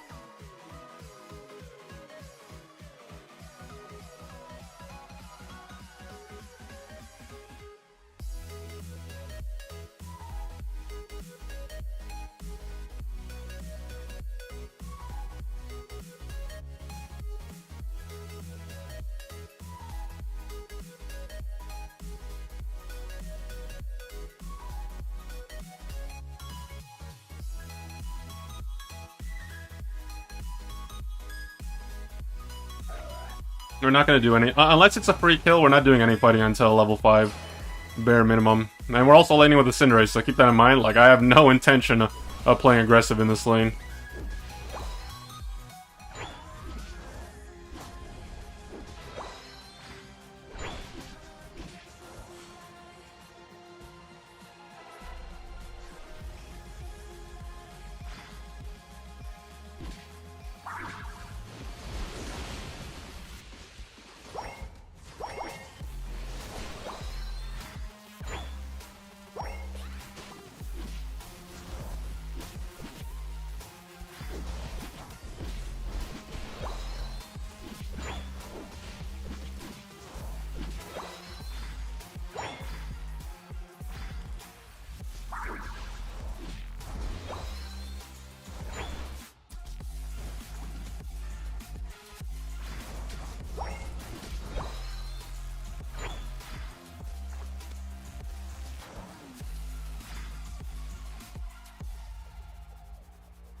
Yeah, what? Does that not spawn at 9 minutes anymore?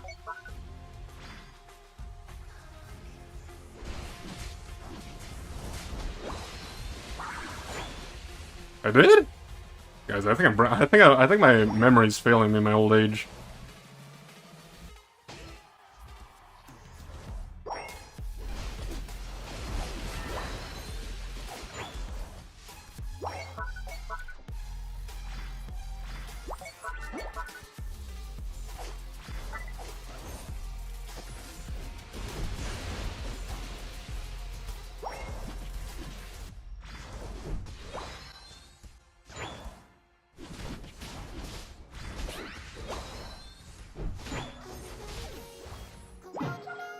Oh my god, bro. Brother, you just mit.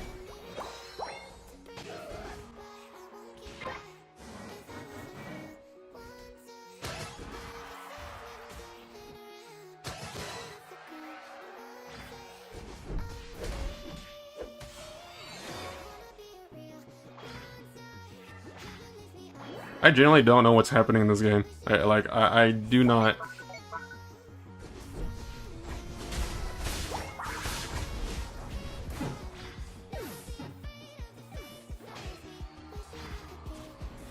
This game is too sophisticated for me. These are like the 1000 IQ plays.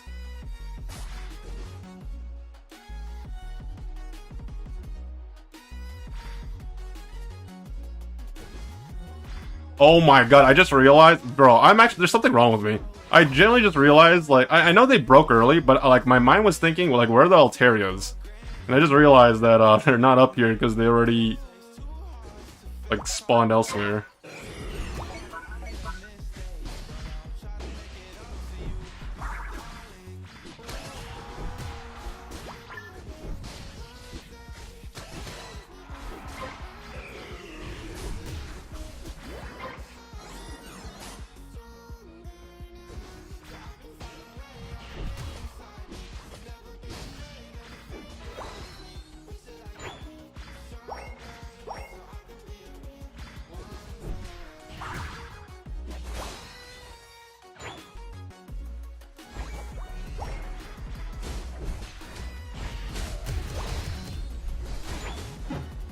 Damn.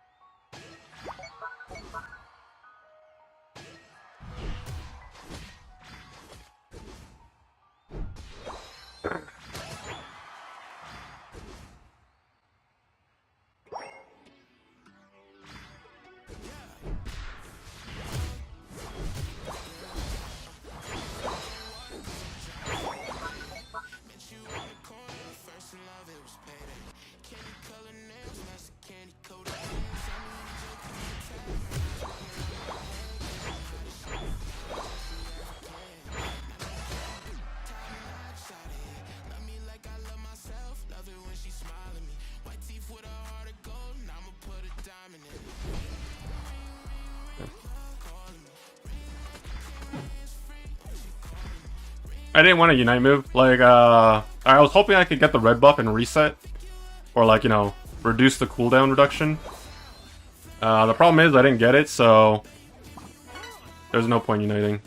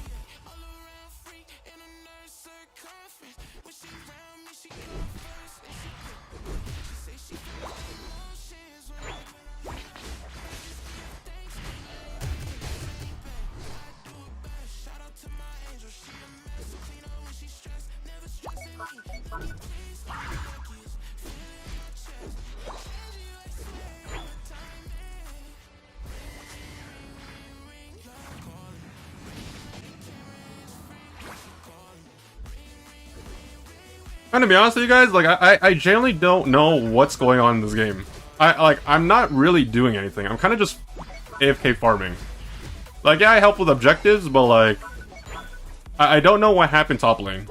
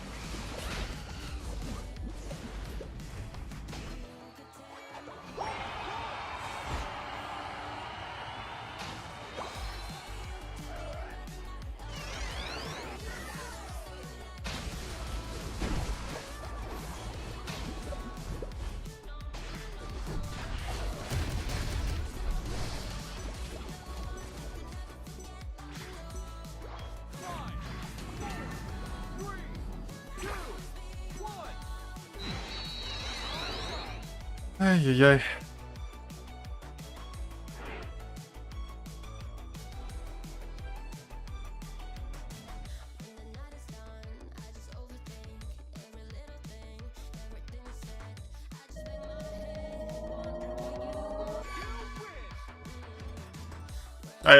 I literally did not do anything this game. Like, I'll tell you that right now. I was literally just there, but I'm not there. Like, top lane, whatever happened top lane, and I don't know because I wasn't panning my camp. Like, guys, I don't make an effort to look at what's happening on the opposite side of the map if I'm, especially when I'm laning, because I'm literally just prioritizing getting farm. I don't know how top lane lost so badly to the point that their top tier 1 was broken within the first, literally before the 2-minute mark. Like, it went down before 2 minutes, and that to me is just mind-boggling. Anyways, you know, Pokemon Unite in a nutshell. Like, some things will never be explained.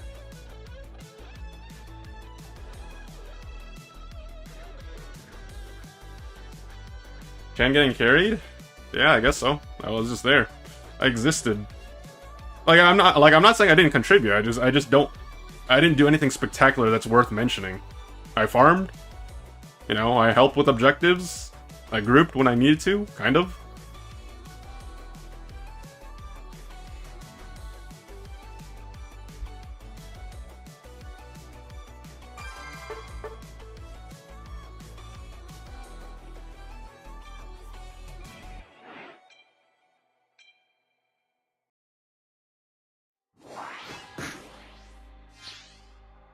I don't wanna risk it all again, but I don't wanna be on my own. It always goes much better in my head, but the feelings end up wasted. So I'm sorry for breaking down when you said you got me. I'm used to being let down, but I'm hoping if I'm falling too fast, then you'll catch me. You'll catch me. So I'm sorry that you might have to see I'm not flawless. I promise that I'm facing my problems. If I'm falling too fast, will you catch me? Will you catch me before I crash?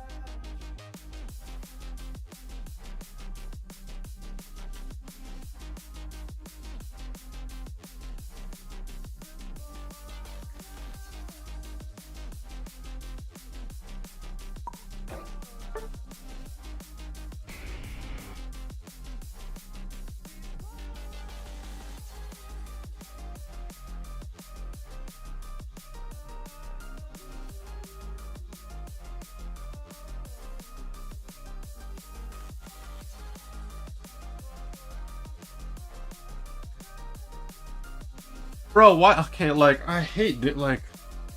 Guys, I don't get it, man. You guys, okay, thank you. See, there's the gentleman's agreement. I let other people jungle when they call it first. I may not like it, but, you know, I'll give it to them sometimes. Can even change, but I'm still trying. So I'm sorry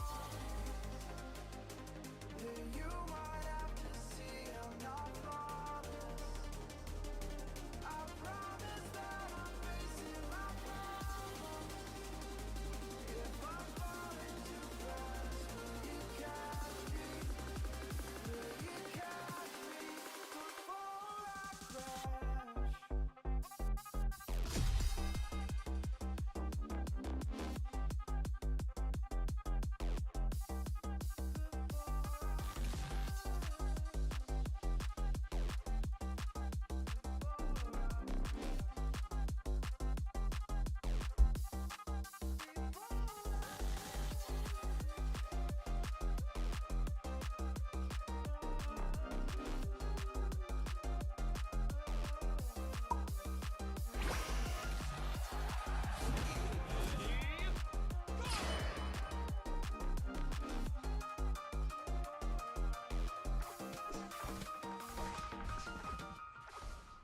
Alright, I'm just gonna camp top lane just because the Talonflame gave me jungle. I'm gonna camp top lane until lane phase is over, and then whatever happens after that, I mean, that's what happens.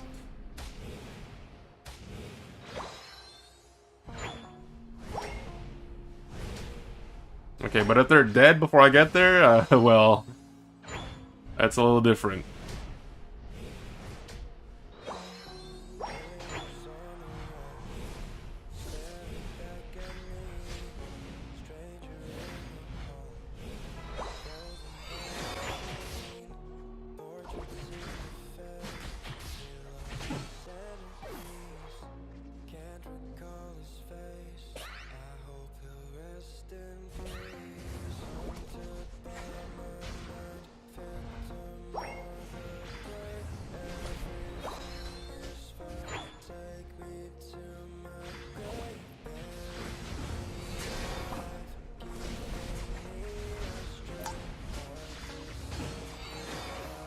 Beautiful. Alright, well, Darkrai's dead. They tried to play too aggressive. Bot lane's getting rolled into 2v2, but that's kind of what happens when you have a Greninja lane, so... There's not much I can do for a 2v2 lane that's just getting Pokemon gapped. I'm not even going to say skill gap, it's just Pokemon gapped. It's an Umbreon Ninetales versus a Pikachu and Greninja, like... You're just going to struggle. They're just plain and simple.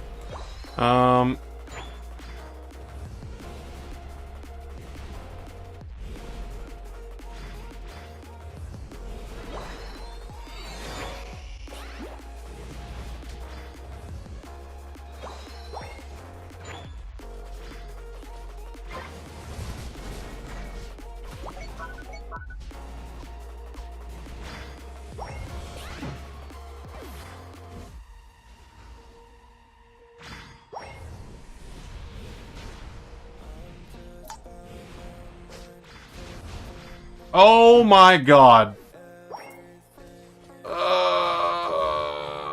Dude, I misplayed that, man. I thought they were gonna go aggressive the first time, so I full healed early. Like, after they, Dark Voided, but then they didn't. And then I didn't have anything for the second time. That's on me.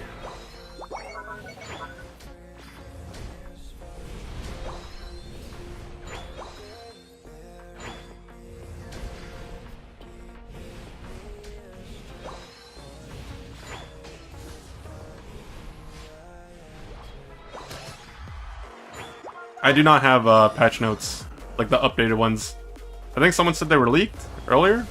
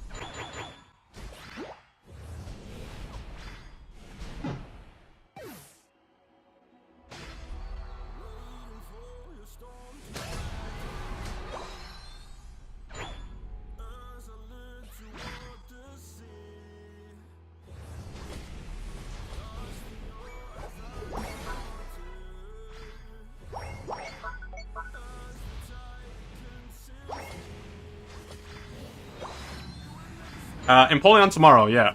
Empoleon tomorrow, and I don't know if there's like a patch coming alongside it. Like, sometimes they just release the Pokemon and they don't really change the game. But someone did say that the patch notes got leaked already. The alleged rumor was like the next patch was supposed to drop on the 25th, so it might have been off by a little, or maybe it still is. It's just, I don't know.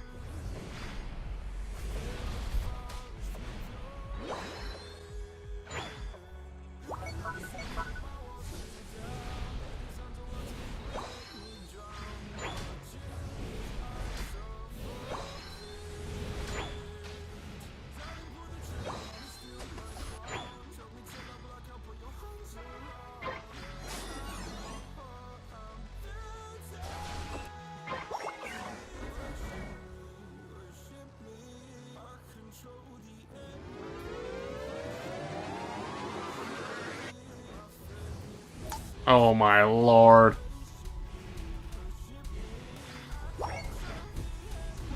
Okay, well.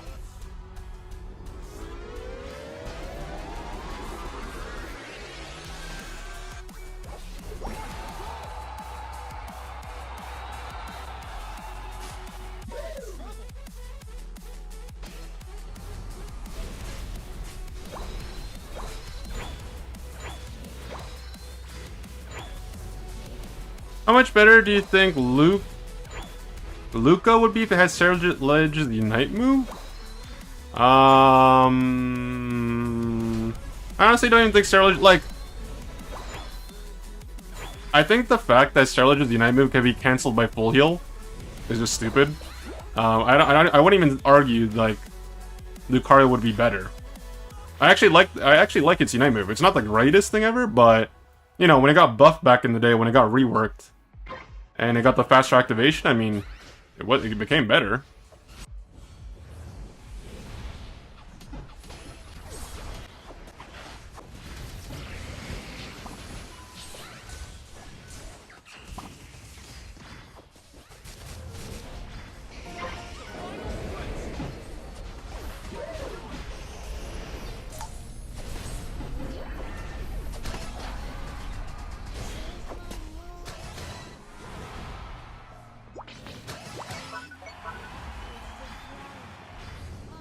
Downflame, you got this, man. You can 1v1 a Delphox. Greninja, please, for the love of God, stop farming and do... Thank you, thank you.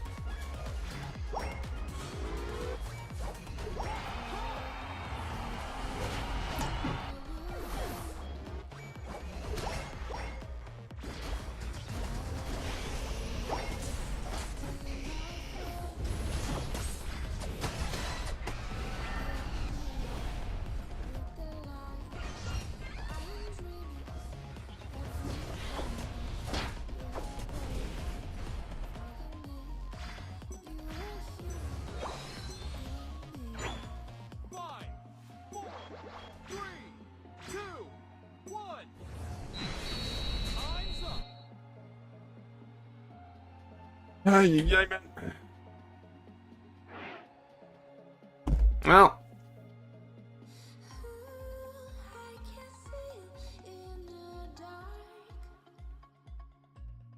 at least we win. Honestly, like, I didn't have a problem with the Talonflame or the Goodra per se. I had more of an issue with the bottom lane that just fed non-stop. Like, bottom lane, unfortunately, just couldn't control the amount of feed, so it just made the game harder overall. Like, guys, I don't care what you guys play. Like, obviously, if I had a choice and I could choose my team comp, then obviously that would be better. But, like, realistically, I don't care what you guys play, but you guys have to understand, if you're playing something that's weak in the early game and you're feeding uncontrollably in the first, like, 2 minutes of the game in straight up 1v1s or 2v2s, then that's when I have a problem, because it's just like, guys, if you guys cannot survive the first 2 minutes of the game, then, like, why didn't you play something that's more early game oriented? Like, I like, hopefully that sounds fair, that makes sense to people. It's just, I don't have a lot of expectation either, though, unfortunately. I remember how bad Lucario's Unite move was, but was that back when close combat used to heal max HP? I don't remember. I'm pretty sure the Unite move got changed after that. The Unite move was bad before. It's definitely not as bad now, because the issue with the Unite move was the slow activation. Like, people had so much time to respond to, oh, this guy's charging his 3-episode Kamehameha. But,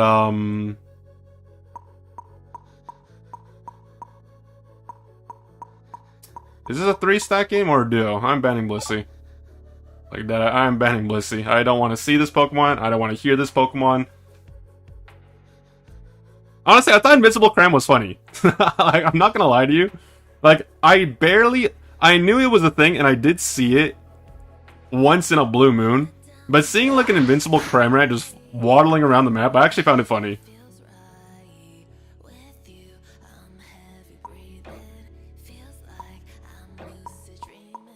I'll fail. Like, honestly, if it's a 3-star game, I'm not gonna bother. Like, if you guys want jungle, call jungle. I'll top lane, bottom lane, jungle. Like, it doesn't matter to me. The thing is, like, if it's like a 3-stack, and last time it was a duo, but like, if it's a 3-stack game, I'll let you guys dictate the pace of the match, and then I'll just do whatever.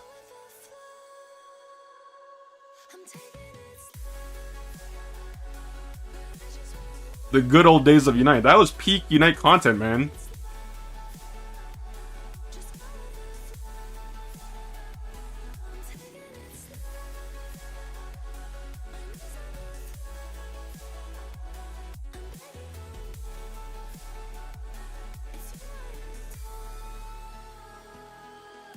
Okay, what am I playing?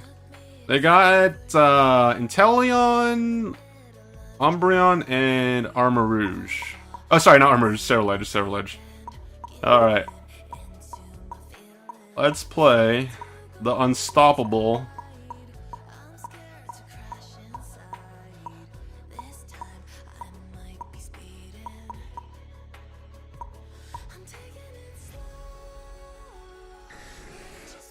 Dragonite.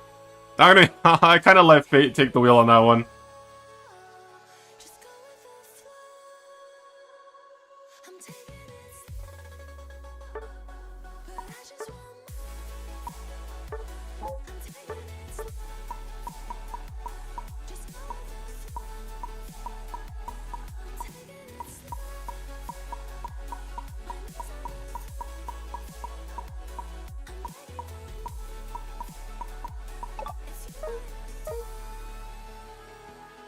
Bro, when are we gonna get China's Dragonite, man? You guys see Chinese Dragonite? That shit is freaking pog. Oh my god, I'd play that every day, man.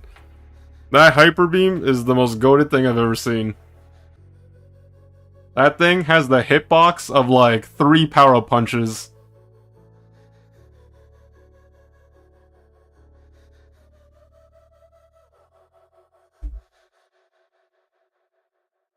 I'm probably gonna go Outrage this game if I'm being honest.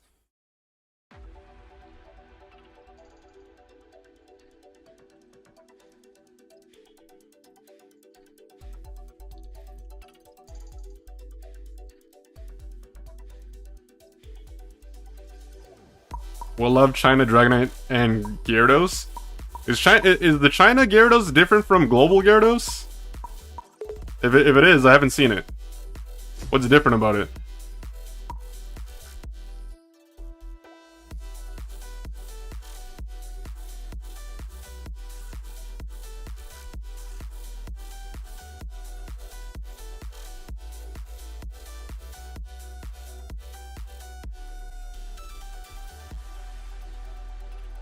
More mobility?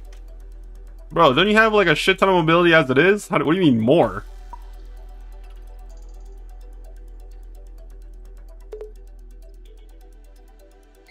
Oh, wait, no, I'm thinking of the other one, sorry. Aqua Tail's the stationary one, right? Where you just sit in one spot and then you just, tail flick?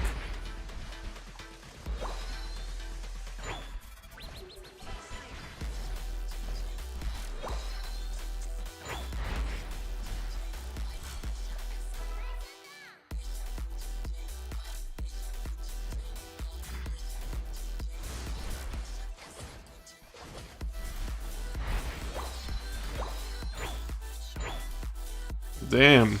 Go to lineup.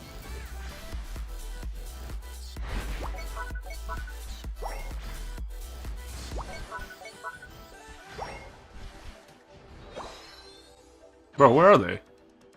Oh, is it a remake? No! This was such a good start. No! Bro, I'm level 5 at 910, man. I can't believe it. I'm gonna cry. Oh, GG's.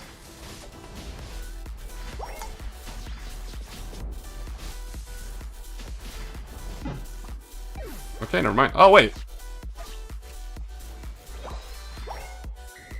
Damn, that's my bad.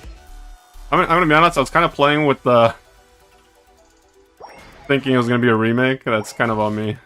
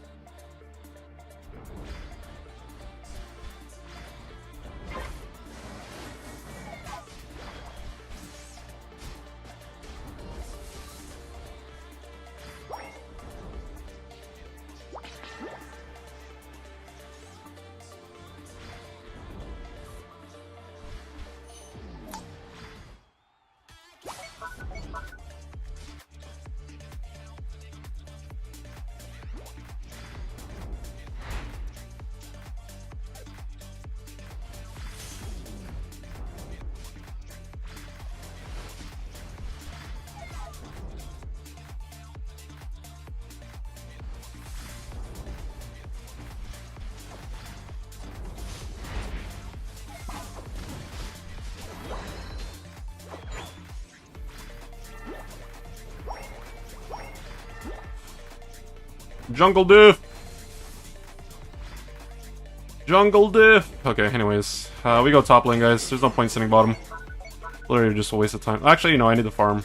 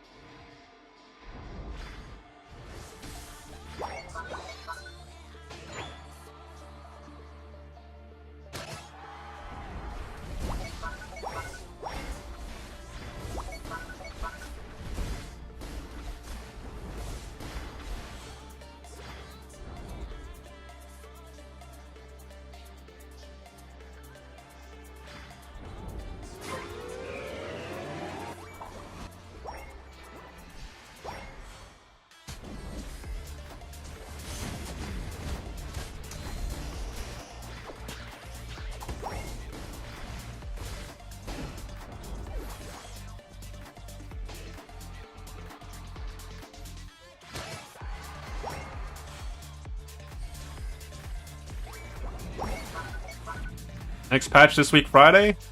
Like I said, I thought the alleged rumor was, according to the leak, it was supposed to hit on the 25th, but obviously a leak is just a leak. So, I don't know. They could drop a patch tomorrow when Empoleon comes out. Technically, it's in a couple of hours, guys. I think it's like, what, 5 hours from now or 6 hours from now, I think?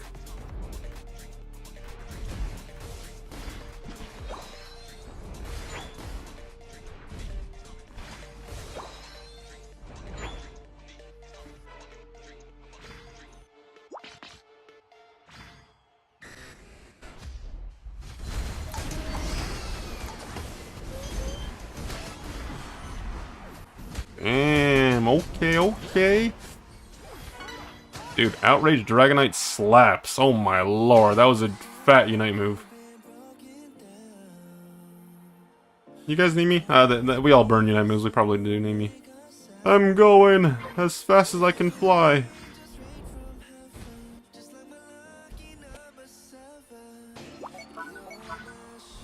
I gotta be a team player, guys. I can't go score my 40 when we need to do the objective.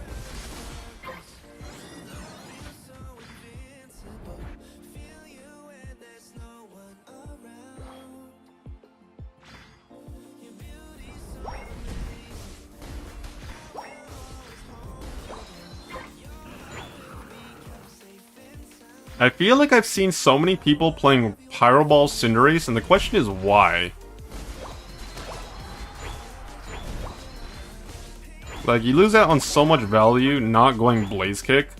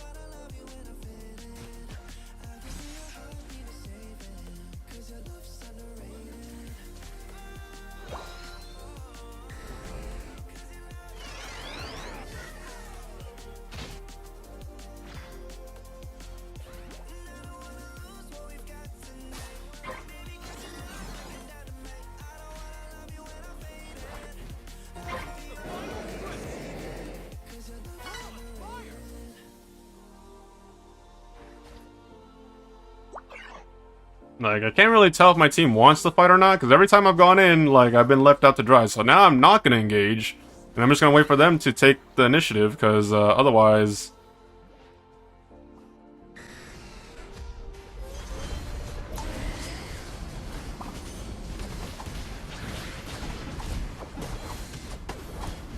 Bro, these frames, man! I got no frames!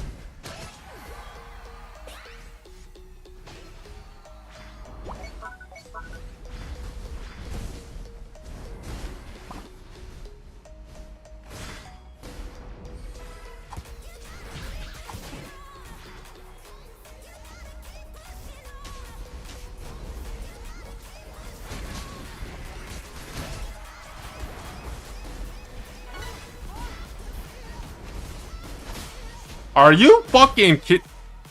Bro, I like, seriously, like...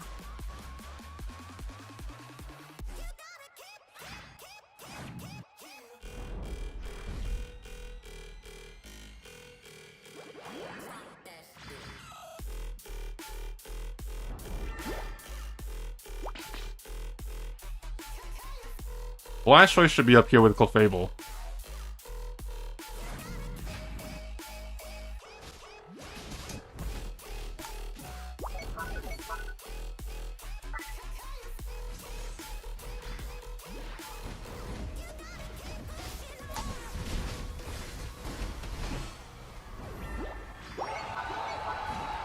Oh my Lord Jesus Christ, we lose.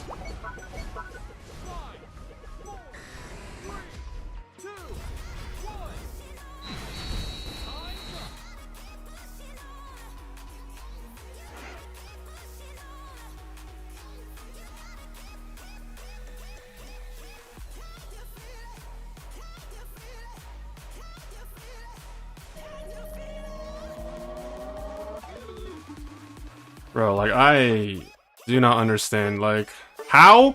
Because the 3-stack is chasing for kills! Like, okay.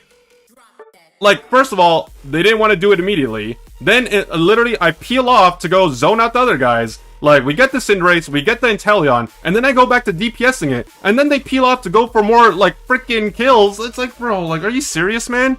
Like, I can only do so much damage. I'm literally outraging as many times as I possibly can. Like, yeah, man.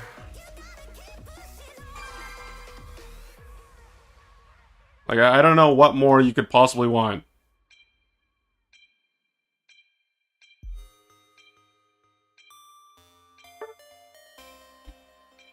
No, I would never be... Guys, I don't get codes from TPCI. You know why? Because I'm too toxic. I talk too much shit about the game, alright? They would never allow for a giveaway.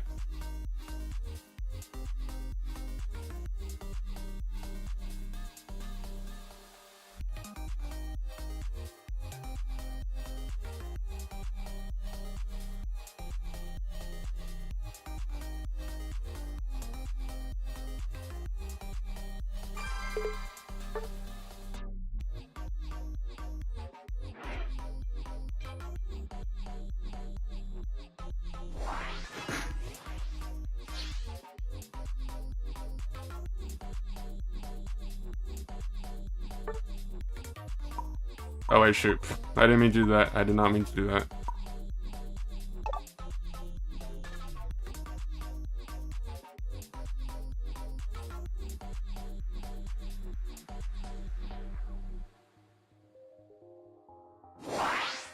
See? Look at this! Look! What? Why are my bans never a ban? Like, someone explain, please. Someone needs to explain it to me in a way that makes sense. I have not gotten my Pokemon that I've requested in the last, like, 9 games of playing draft. Not once! I'm 0 for 9 on my bans! How?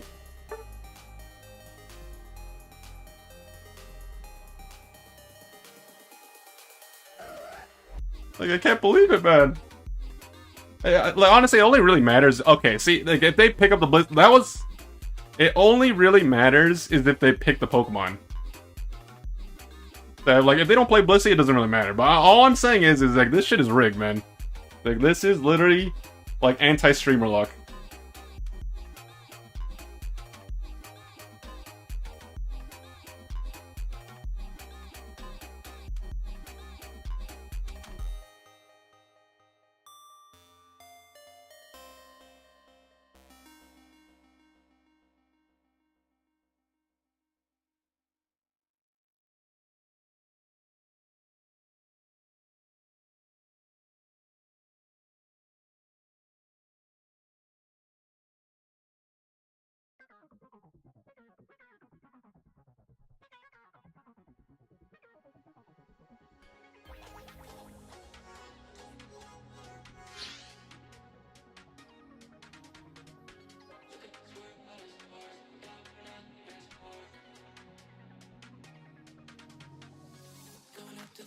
Okay, finally, I get to... It's been a while since... What was the last time I jungled? Well, I need to pull up my own API Unite. I generally don't remember.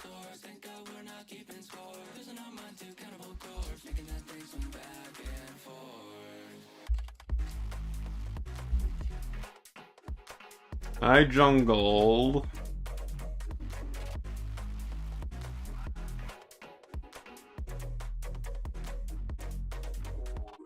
Okay. Oh wait, no, I jungled last game. I was playing Charizard. Okay, sorry. So, okay, it was Dragonite lane, Absol lane, Leafeon lane, Garchomp lane, Buzzwole lane, Venusaur lane. There was 1, 2, 3, 4, 5 lane games, then a jungle game, and then another lane game. Okay.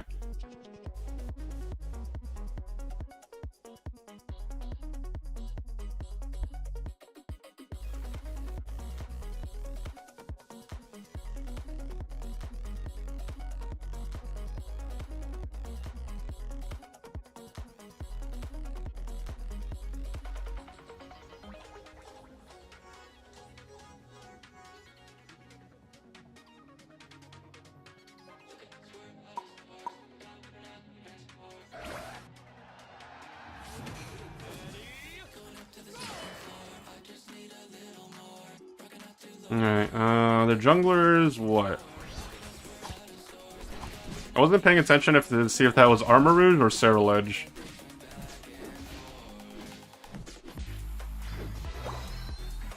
I'm gonna be honest, because there's so many duplicate Pokemon in terms of their base form, I really wish they would just put the final evolution on their on the scoreboard and like the mini map, or like either at least one. Because like to me it doesn't make sense to have like 3 different EV icons.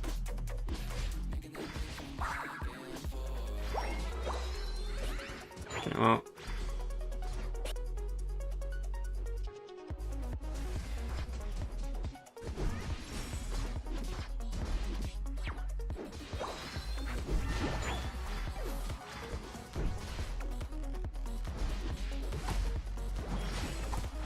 Nope, nope, nope, nope, nope, nope.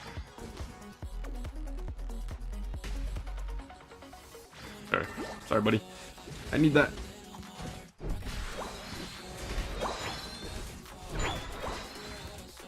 Nope, no, no, no. Guys, we're winning. Relax, relax, man. Like, your lane is saved. You can get some farm now. You get some levels. I'll come back. It's fine. And then you die. You literally die the moment I leave lane. Why? I do not understand. Like, brother, do you not like winning? Are you trying to make it harder for me for no reason? Why?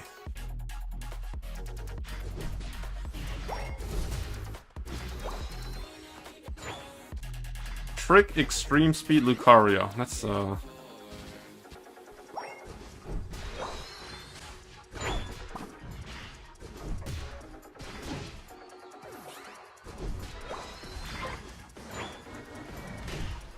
Ow.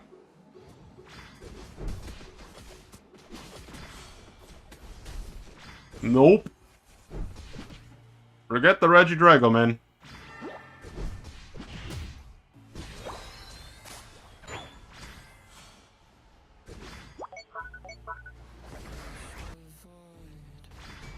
Until I get level 9, I refuse to even entertain the idea of defending that.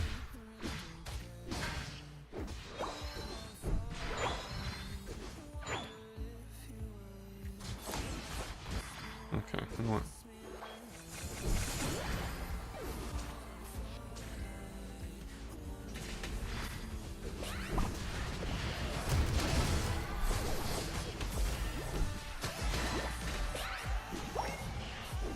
You're so lucky, brother! You're so lucky!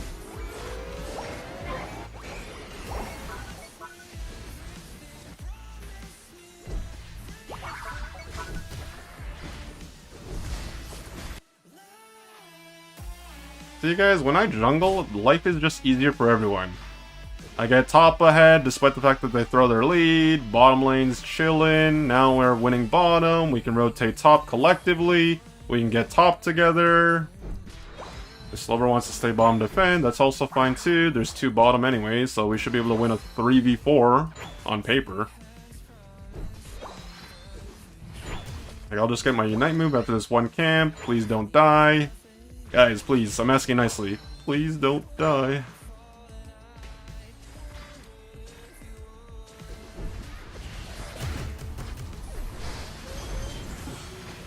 Where are you going, buddy? You want to fight me? You want to fight me? Let's see what you got. Let's see what you got.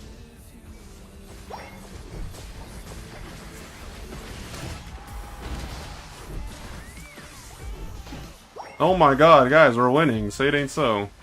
And you're letting me overcap? Oh my god, bro, this is a once in a blue moon occurrence.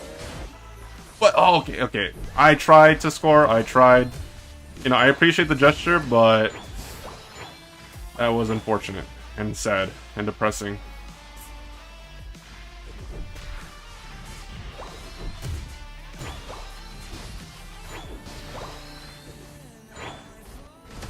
Okay, just waiting for Unite move, just waiting for Unite move. 3, 2, 1, go in.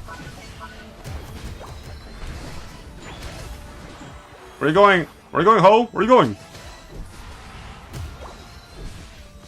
Bye-bye.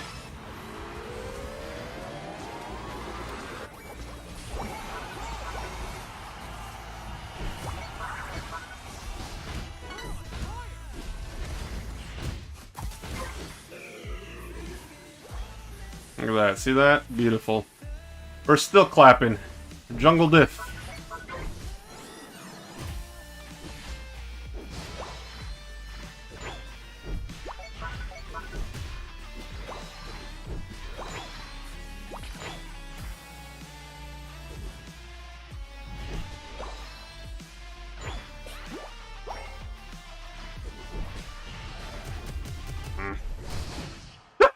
Oh my god, that is just sad, bro.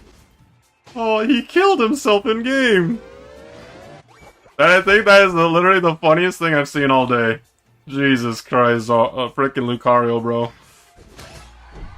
Oh my, oh, and he's dead again, bro. Yo, make it stop, man. Make it stop. He's not playing the game. He's just, he's broken, man. Also, why did we not get the bottom Regieleki? I'm very confused. Guys, you're doing that thing. You're doing... What do you mean, get the Regieleki? That's what you were supposed to do. What happened?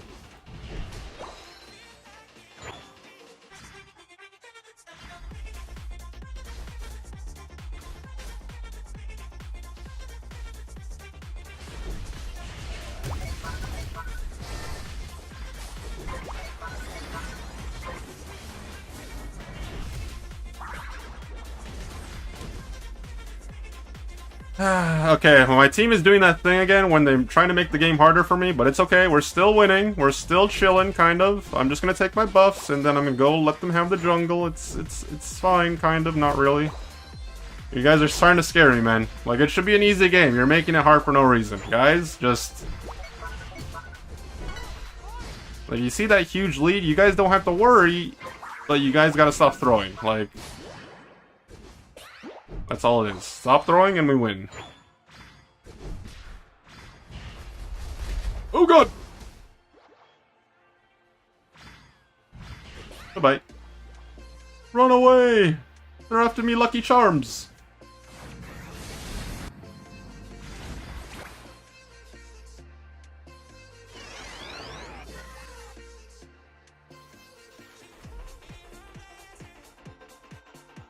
Is that a Registeel? It's mine!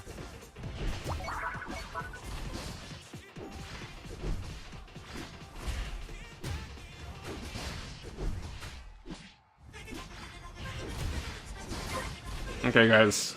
I just need you to not throw, alright? Collective administrative decision. Just don't throw, okay? We're chilling. We're vibing. We have a team comp that's not too shitty. We have a huge lead. I've been carrying all game. Please, for the love of God, don't throw. Like, you don't need to fight. Like, they're gonna come to us. It's only a matter... Oh, now, see? Now they're trying to fight.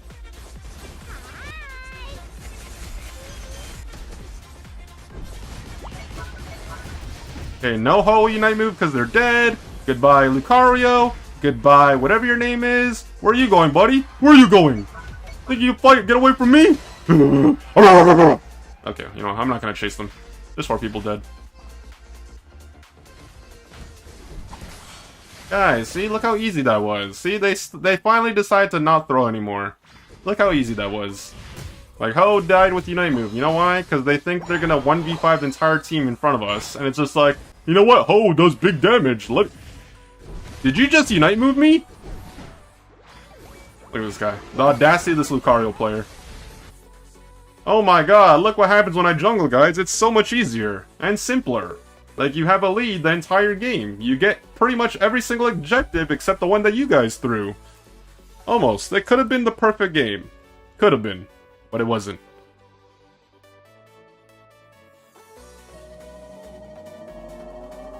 But you know what, guys? Since you guys didn't throw the game, you tried to, I'll give you guys a thumbs up. See? Good job, guys. You didn't throw the game. You guys can do better, though. That is what they call the jungle difference.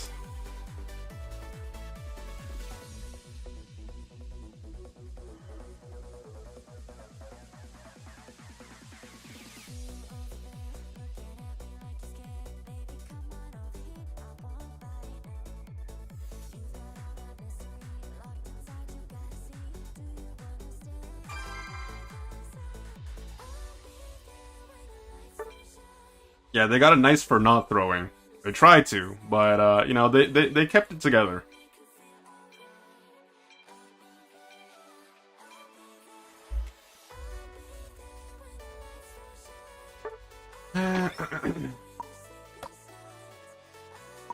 If my win rate is below 60 this season, I'm gonna cry.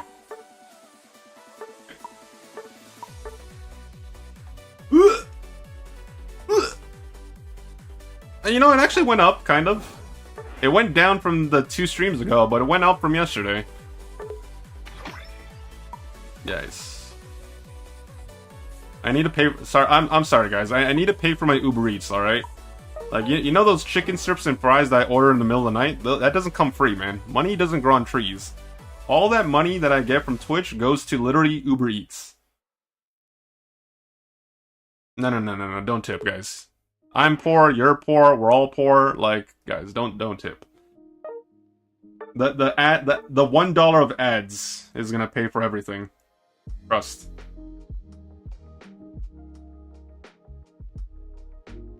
Did you guys know that for every ad that I play, I get $1 per viewer? Like, I literally just mash the ad button on repeat, and I just make thousands of dollars per stream.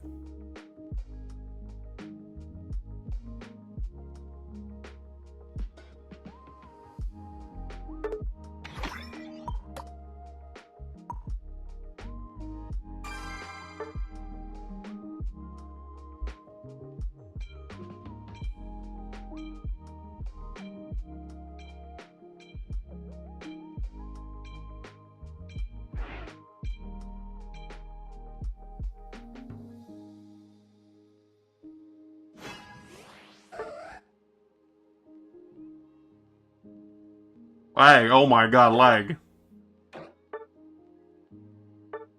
Alright guys, time for another easy dub, courtesy of me. Like, free wins. Who doesn't like a free win? Who doesn't like just a relaxing time playing Pokemon Unite?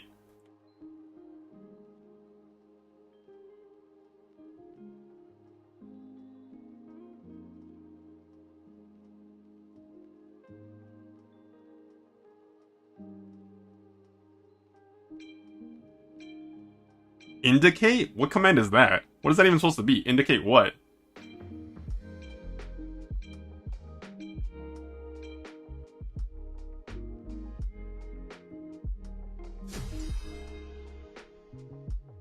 Oh my god, it's another Absol player! Alright guys, you guys know the rule. Whoever wins the game is the better Absol player. No one else matters. If we don't win the game, then we just uninstall the game and just... We give our gold ribbon to them. I'm gonna hack the game and literally just give my gold ribbon to them if that happens.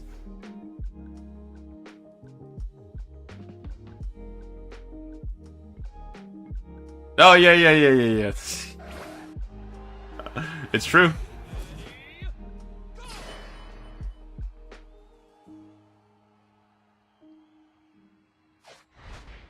No, Senor Mime. You're not serious. Why? Why are you have an XP share, El Creamy. Why?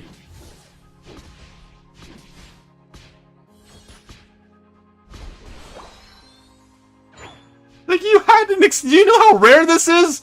This is like getting struck by lightning twice, and you gave that up to double jungle with me? Why?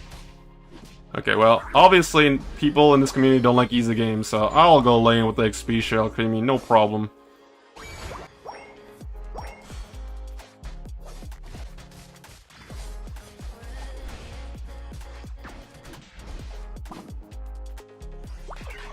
Bro, I'm so sad, man. I'm actually so sad.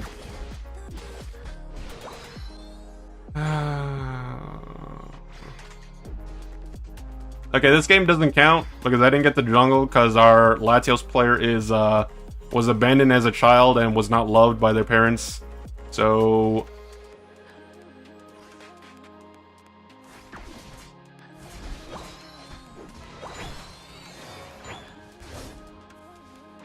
okay. I'll do what I can. I'll come back, I promise.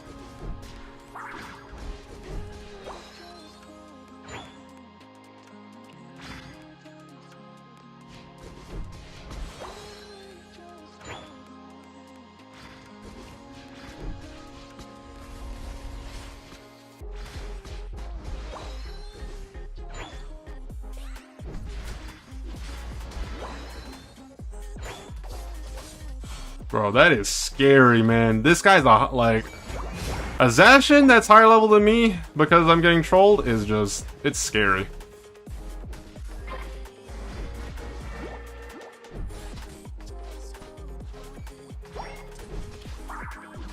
Please break the goal. Please, please, please. Yeah, I don't care if you overcap. Give me. I need the farm. Thank you, thank you. You're a genius. Genius Absol player. Thank you. Early break.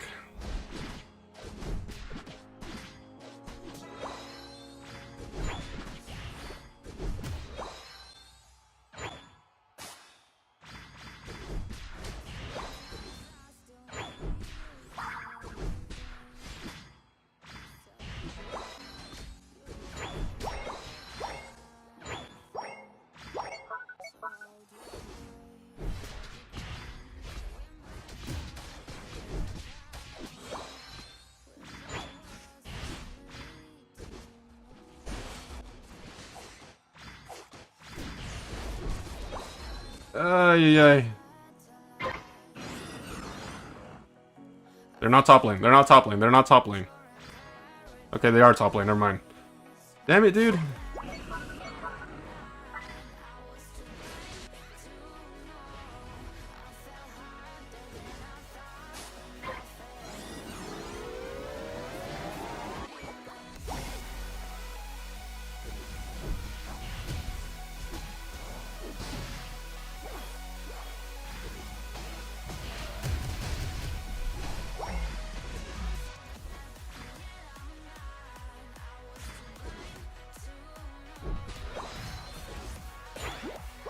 You know, I still think we can win. It's just this game is going to be harder, alright?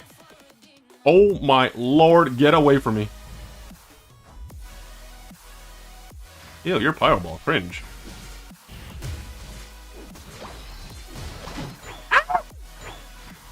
He heard me.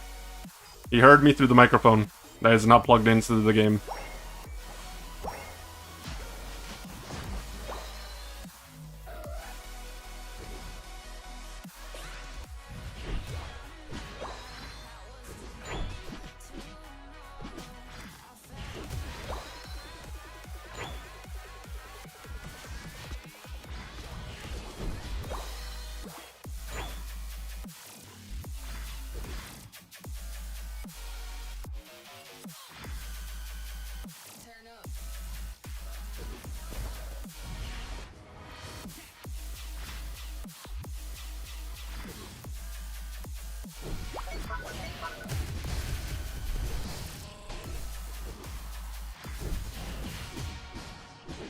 Are you kidding me? I didn't crit! Oh my lord, I'm so upset. I'm so upset. I didn't crit this guy.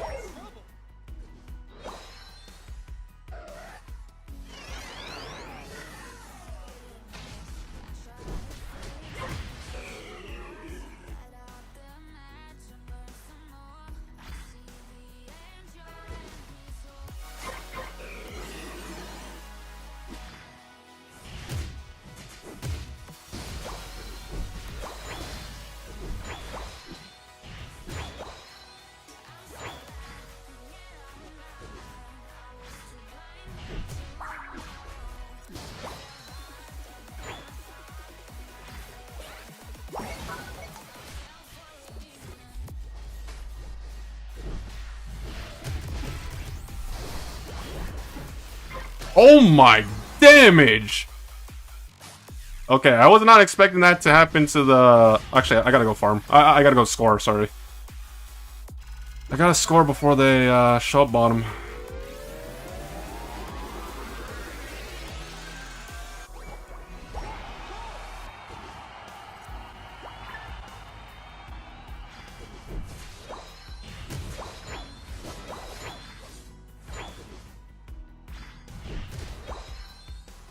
Guys, I still think we can win. Alright? Just because the game is hard doesn't mean it's unwinnable. Although Latios doesn't deserve to win at all. Like, they literally got PayPal to throw this game, and they're still doing a bad job about it.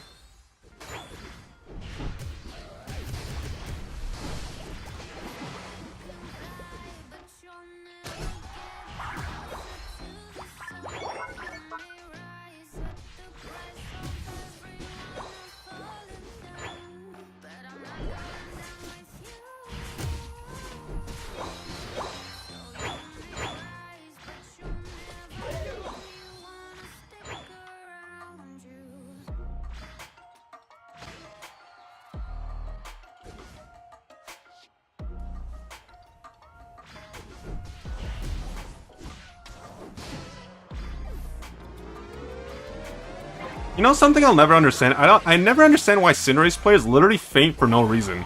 The only reason I went in there is because literally they fainted in front of me. Although they didn't actually see me. Oh? Huge? Humongo? Ginormous.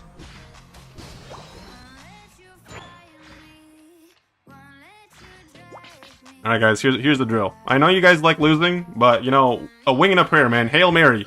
Dragonite, Unite move into the pit and we got this. I promise you. You just have to believe in the heart of the cards. Believe in me, believe in your teammates. Like Ash Ketchum when he slept Pallet Town. Believe in friendship! Come on! Do it! Do it! No, fuck the Regieleki, who cares? Guys! Guys! Guys, no! No! Guys, you're not believing in friendship! Guys!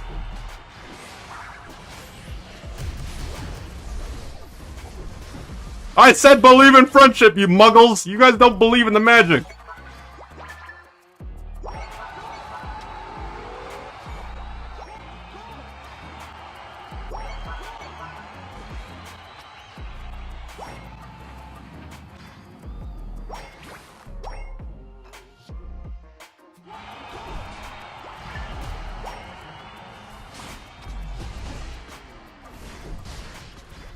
We're not winning. I'm pretty sure we're still losing. We need more points. Guys, get more points, quick!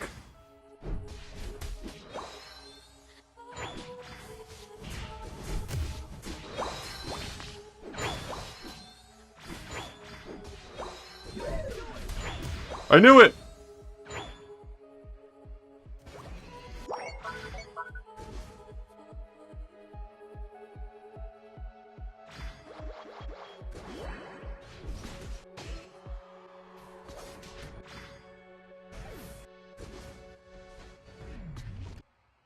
Came in and you looked like a sweat.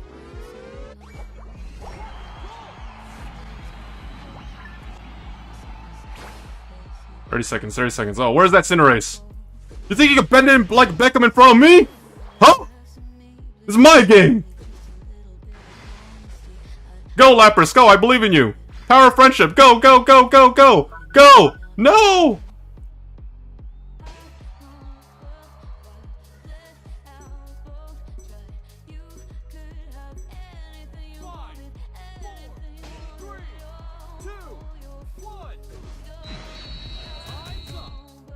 I think after that game, I am the greatest player that has ever lived in this lifetime. Like, fuck the World Championships. That right there was Game 5. Oh my god. I'm just that good, guys. Just that good. Alright, brother. Thanks for inting. I'm just better. Okay, like, also you... I'm sorry, guys. This is literally the first time I'm doing this today.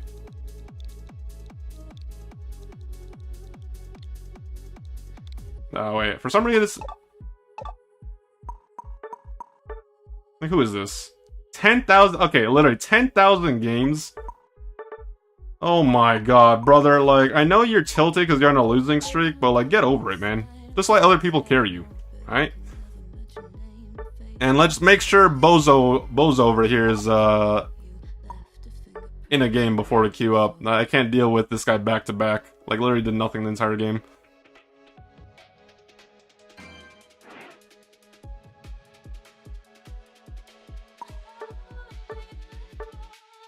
Senor Mime is in a game! Woo! We can queue up now, guys. We're safe.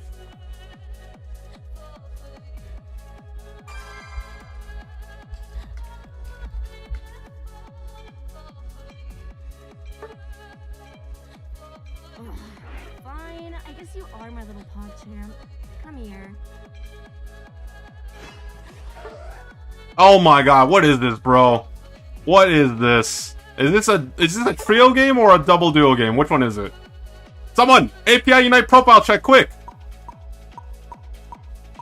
Do you even play Sableye? Is that a challenge? You think you can challenge my authority? I'm the greatest Sableye player that has ever been seen in this game. Trust me. I'm absolute. I'm like Thanos before he snapped his fingers and decimated the population, alright? As the skies light up, they believe we are blissfully unaware.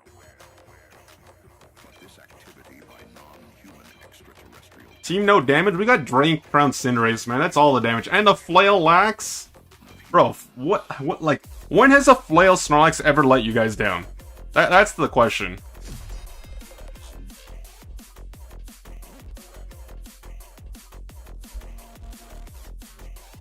As Absol, I don't know how to play against Sableye. You kill it. You pretend it's a bug and you squash it.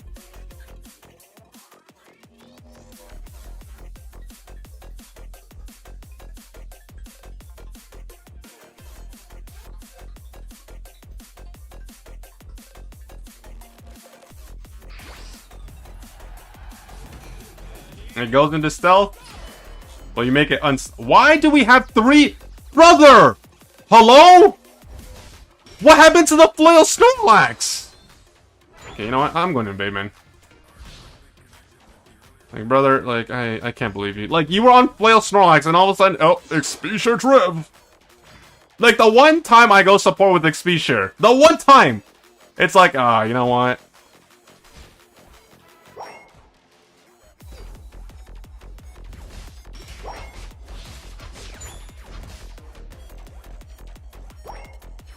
You're lucky.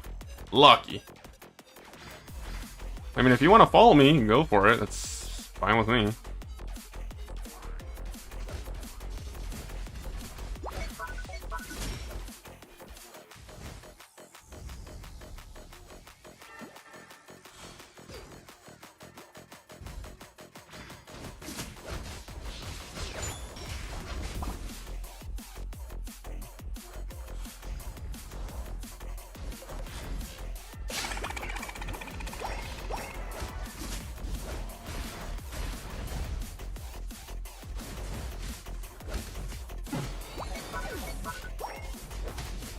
I'm just gonna point out that the Phantom got me killed because they're standing in range of that stupid, skill.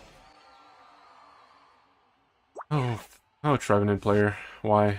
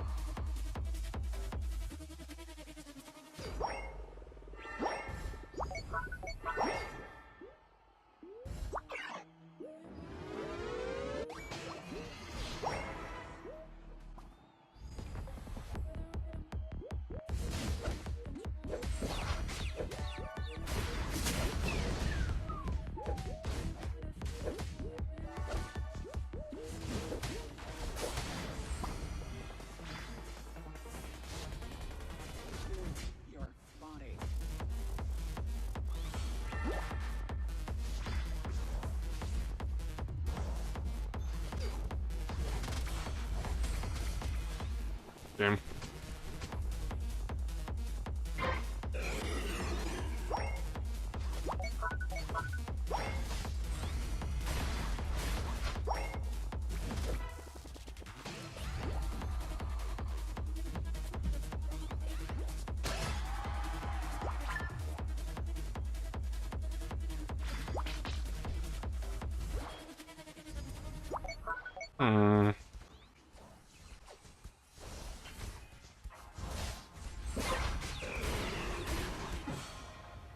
Got him!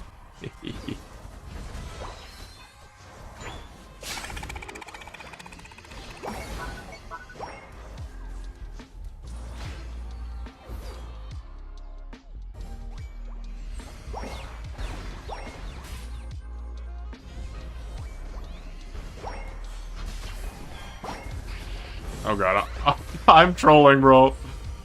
I lag, man. I lag with that Unite move, just saying.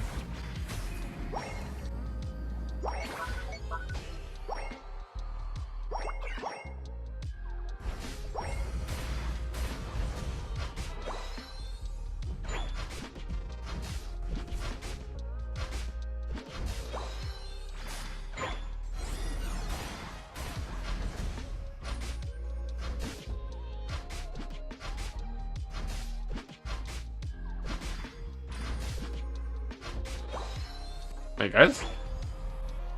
I guess we're fighting. Okay, yeah, just let it go.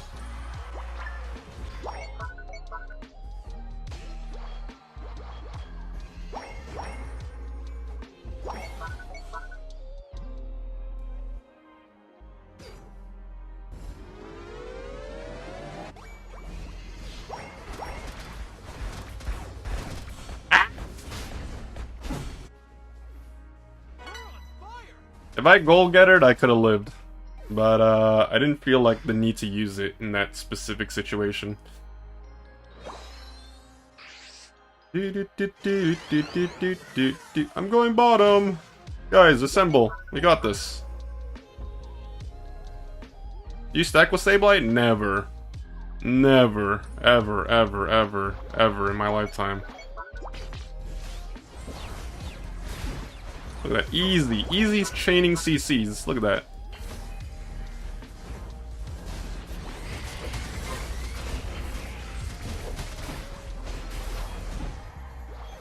Bro, who does this Blaziken think he is? Like, brother, what are you trying?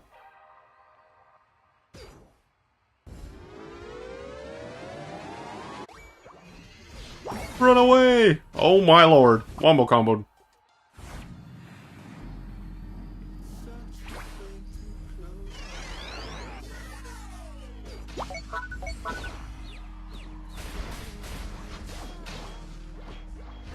Look at that. Look at that defense, man. Break the goal and defend in time. Greatest Sableye player ever.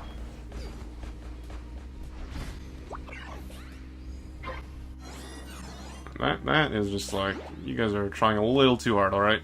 Little too hard.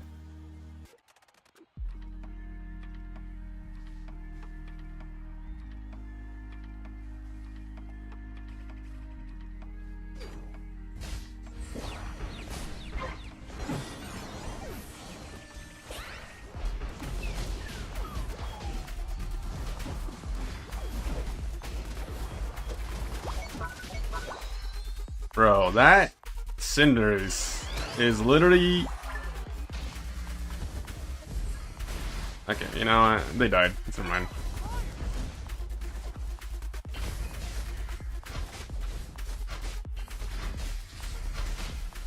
Oh my god, my phone died. Gimme! My phone died! Okay, wait, hold on. Great, just great.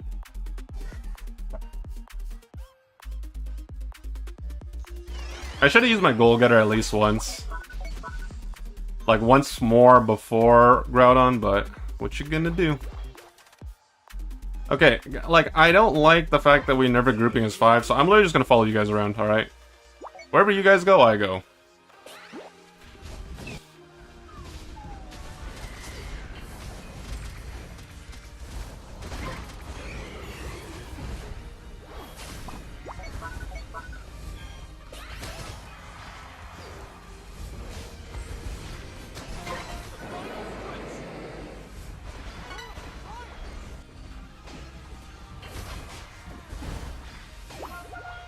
Look at that, guys. Well, watch this, watch this.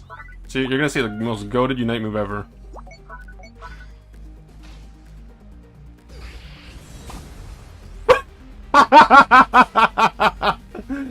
Oh my god, that's fucking hilarious, bro. Jesus. Okay, I'm done. Greatest Sableye player on Earth.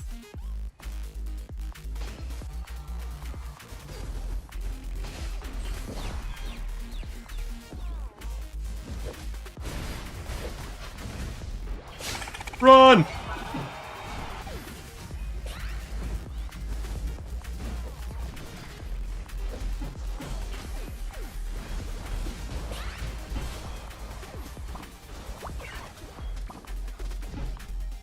Oh, guys. Oh, no. What is happening? Guys! Guys! Oh, no.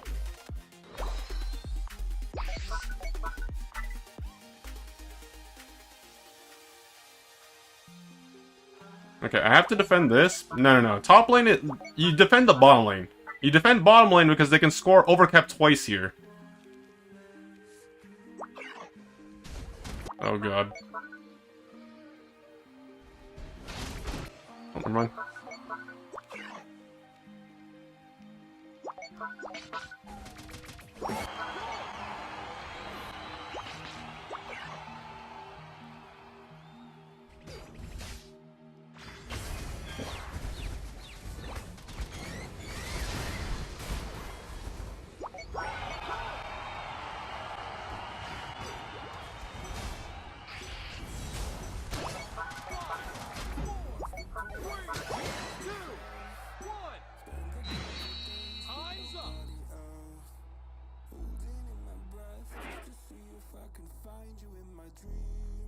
Don't worry, guys. You gotta win with style, right?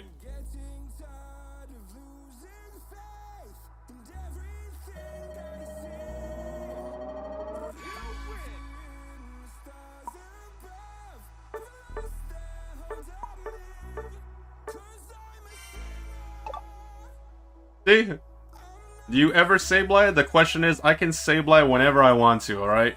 Anytime I want, whenever I feel like it. I just choose not to because it's just too overpowered, man.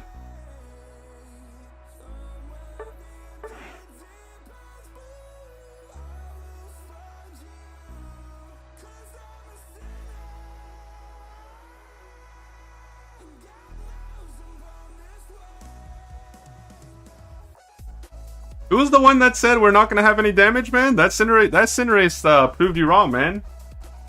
That Cinderace proved you wrong. Damn, what? Look at that doubter. I don't have the patch notes, guys. Who's talking? Who, guys? Do I look like a Unite dev?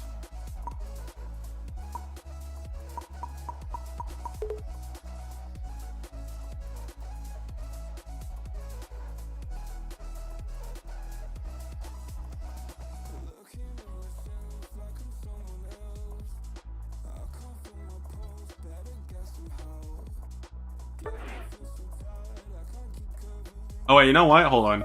I'm actually gonna restart my game very quickly. It's been a little while. Restart the game arena.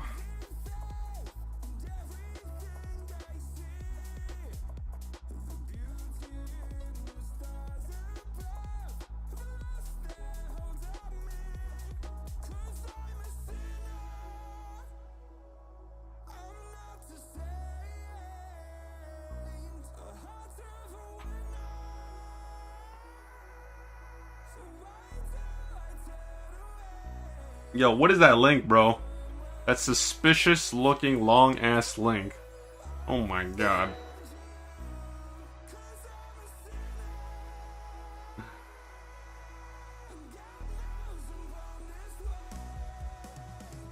Bro, it is true though.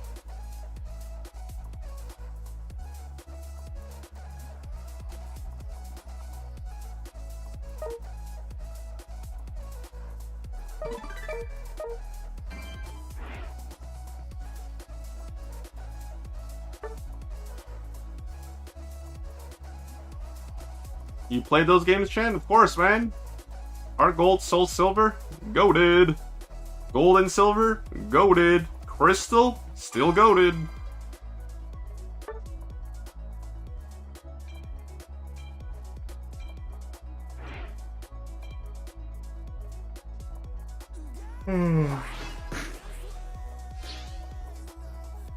It's show time.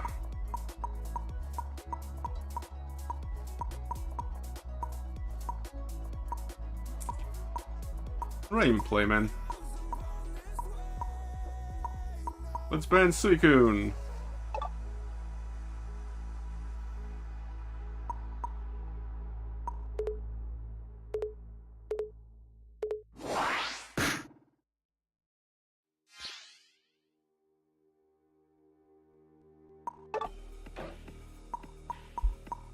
Alright, let's play something different, guys. Alright.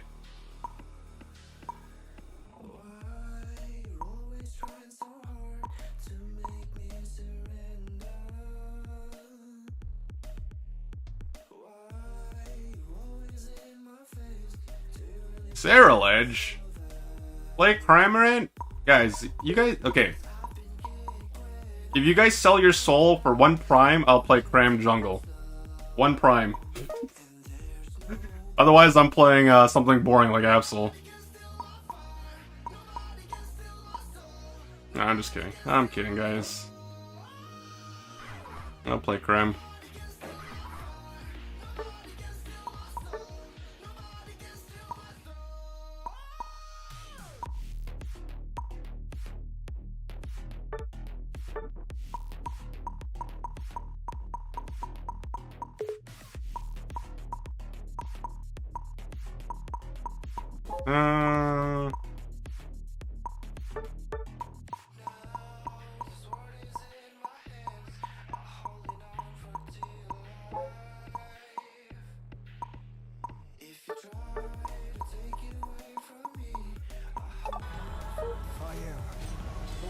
Bro, I was kidding about the sub. I was kidding. Guys, now you guys are gonna think I'm begging for money. Like I appreciate it, but I was joking. I was joking. Like I locked it in before anyone subbed. It was like I was gonna play it regardless. But I appreciate it. Thank you for the gifted sub, Simplicity.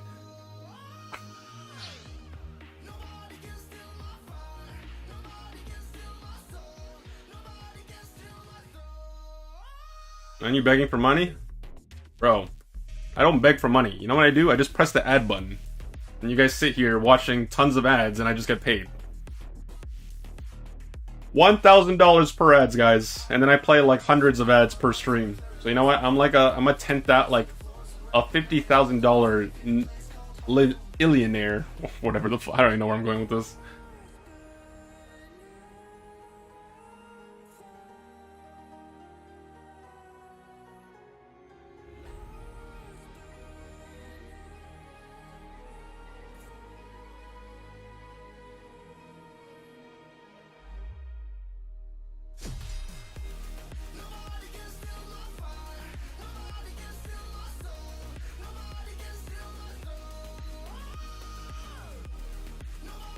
No, it wasn't you. It was my phone died. I tried telling you, but I realized too late.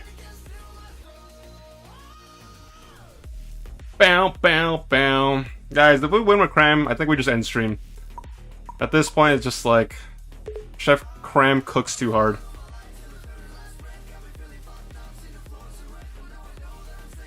What the heck is Korean Pidgey? What does that even mean? Korean Pidgey? Are you adding someone, or is that just like...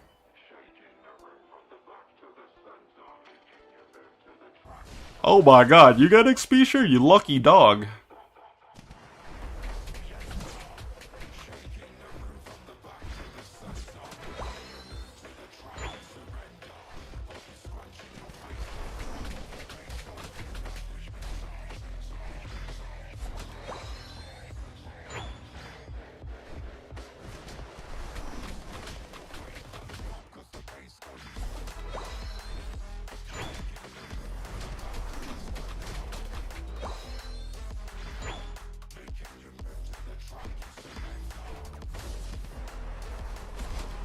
Bro, I'm trolling. I'm trolling. I missed my whirlpool. GG's.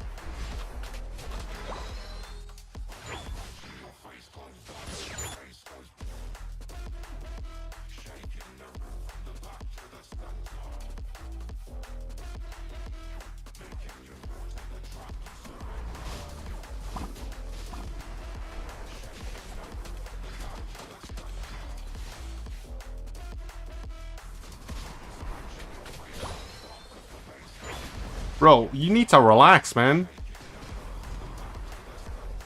Like, I like the enthusiasm, but like, we don't have that early game that you think we do.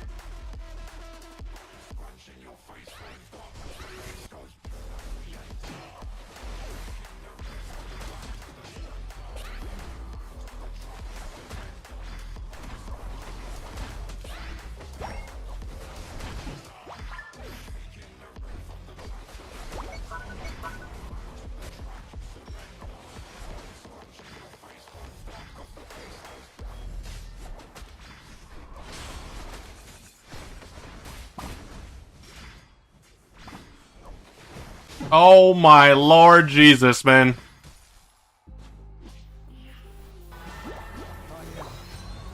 Guys, we're trying, man. We're trying. The early game is just a little difficult.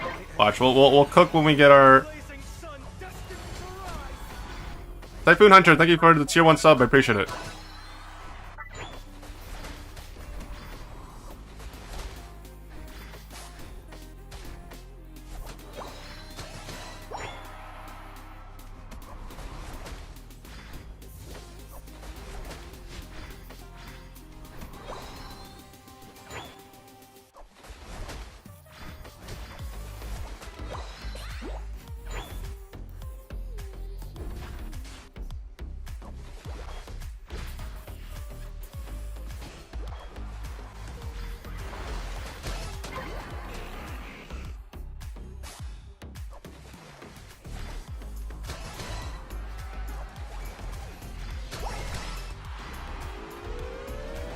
No, Sableye, man. Are you... Brother can't do math. It was 40-40, man.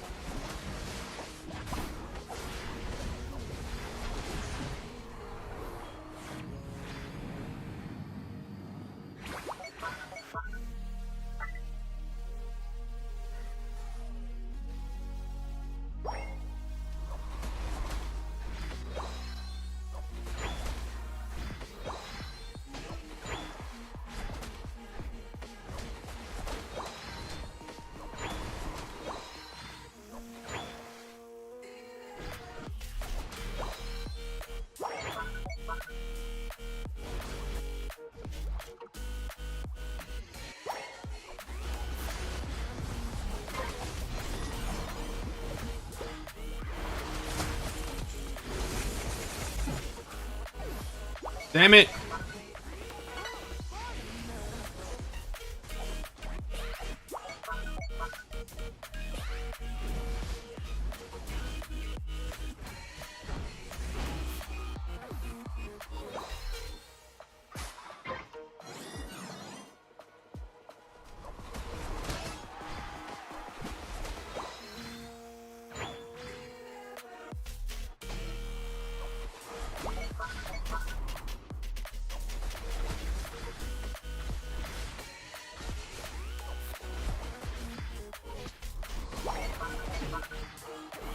It's either one or the other. I kill the Latios or I let it in.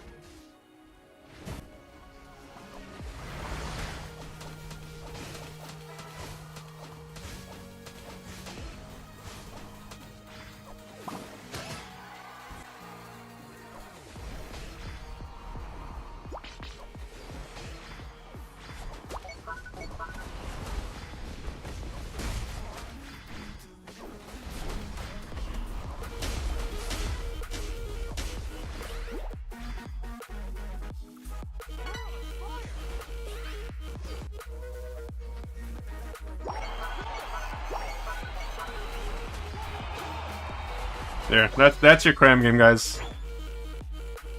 That is your cram game.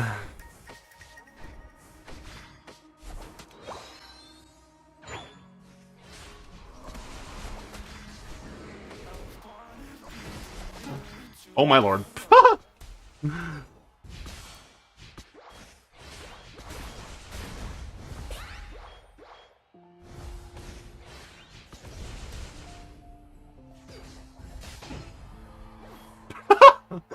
Seeing a Latios get 1v1 by Sableye is honestly so funny.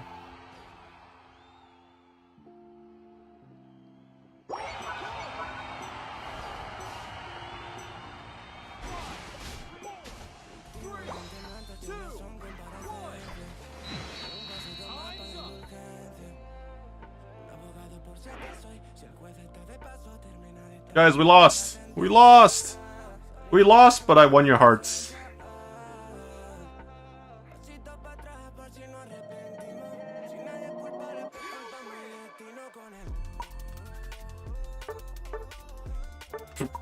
Blissey next? I told you guys. You want something? I'm begging for money, guys. You guys want to see something like that? One prime. I don't want a sub, I want a prime, because primes are free. Subs, you gotta pay money. That's too much, man. That $2.50 is just wasted, alright? Only primes allowed. No subs, no gifted subs, nada. It has to be a prime. Alright, in the meantime, you know, speaking of ads, guys, I'm gonna play ads and get rich while I load into the next game. Because obviously, I'm greedy! Look at me press this ad button, guys! Greedy, greedy, greedy! Alright, in the meantime, let's play another game, I guess. I got a peso in my pocket? Did you forget a T? Pesto? Like pesto sauce? Pesos are not real money, man. Peso is not a real currency, alright? Fake money, it's like Monopoly.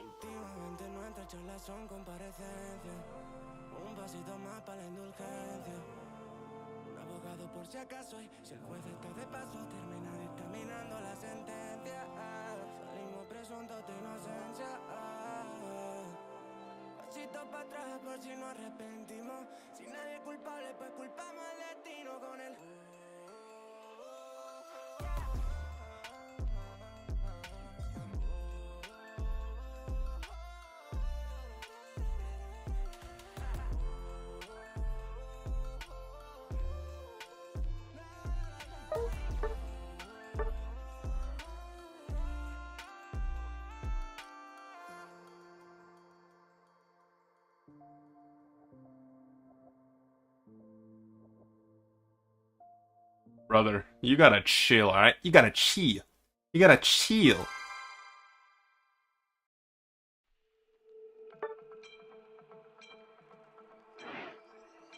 Oh, so suddenly you poison the air I breathe. If you don't hate me, then why would you break me? Feel it in my bones. I'm about to lose control. Yeah, we got a duo game. Guys, if you guys can correctly predict what the duo is going to be playing, I'll pick whatever you guys want. Like, I'll play whatever you guys want next game, but you guys have to get both Pokemon right. It's a duo game. You have to guess both Pokemon on the enemy team. You guys got 20 seconds before the grand reveal.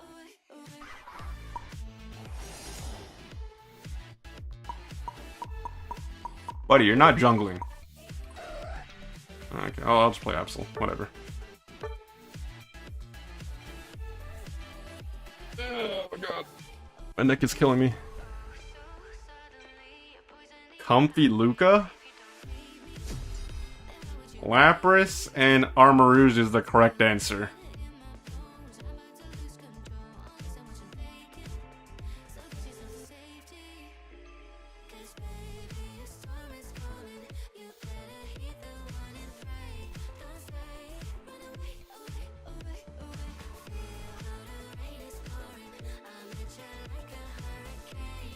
That's basically Comfy Luca.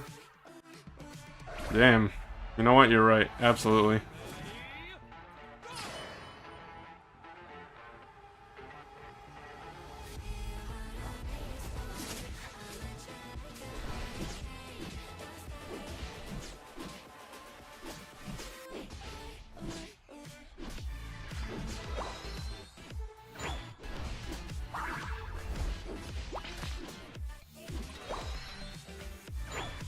1% win rate? Damn, bro. I'd be scared, man.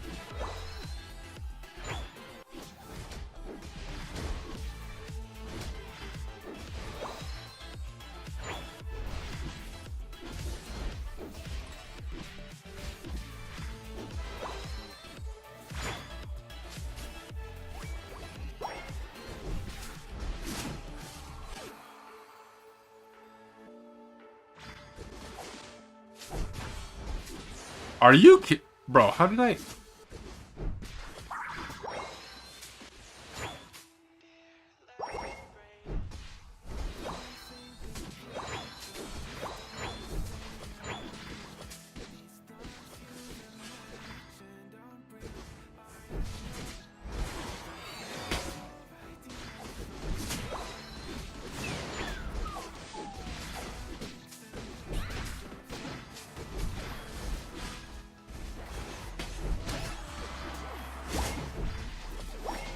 Oh my dear Jesus. You know what? I'm not gonna score, because I don't want them to break too early.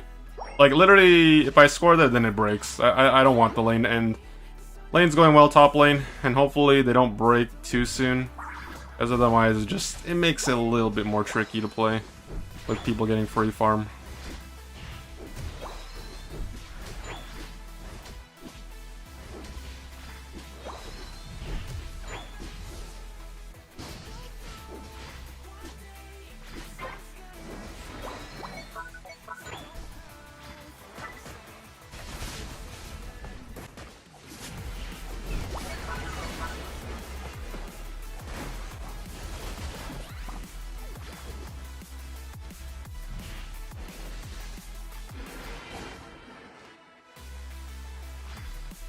Okay, now that they're bullying us, because they're collectively grouping and Leafeon's probably gonna eat me, yeah, now I gotta break.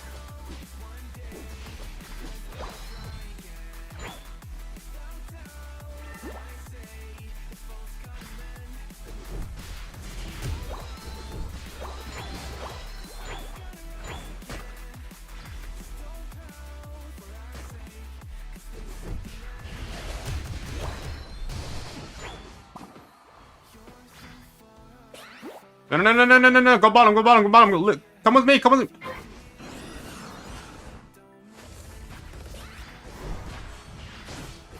Guys, man, please, listen.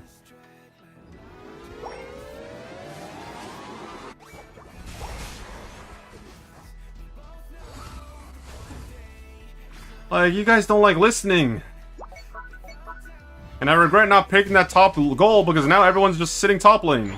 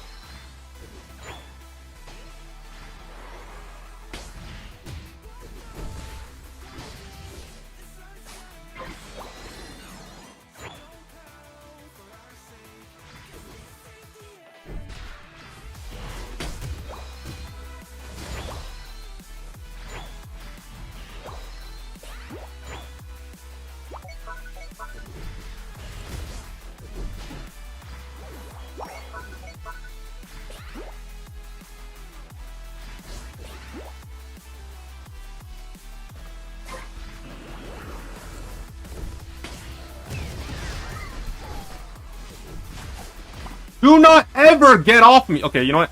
Brother. This is your one chance. You either get on or you stay off. Like, I hate when people do that. Do not ever do that as a comfy. I cannot afford to wait for you because you're literally diving in the middle of 3 people. Like, Jesus, man.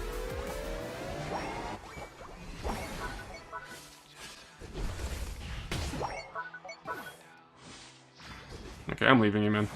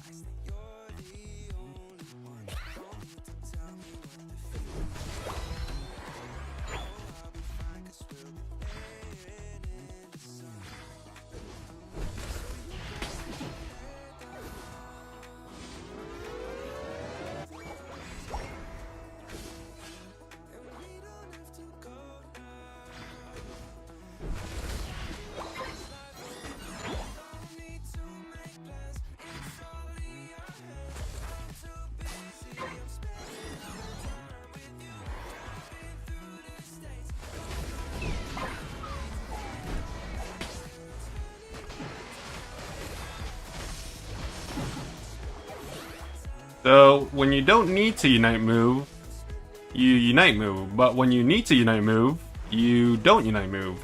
Comfy, you are literally... Your 1% win rate name checks out. You are... I am no longer your Uber driver. Go on anyone else. Like I'm literally getting baited by you. Deadass. There's numerous things Comfy is doing wrong. Number 1, you're using skills to reveal my position for no reason. Number 2, you're not uniting in an actual fight. Number 3, you get off me in the fight and expect me to wait for you while you're gonna get manhandled by literally like several people on the enemy team. Yeah, go on Garchomp. You are... Like, this is like the rare occasion when I just don't want this Comfy.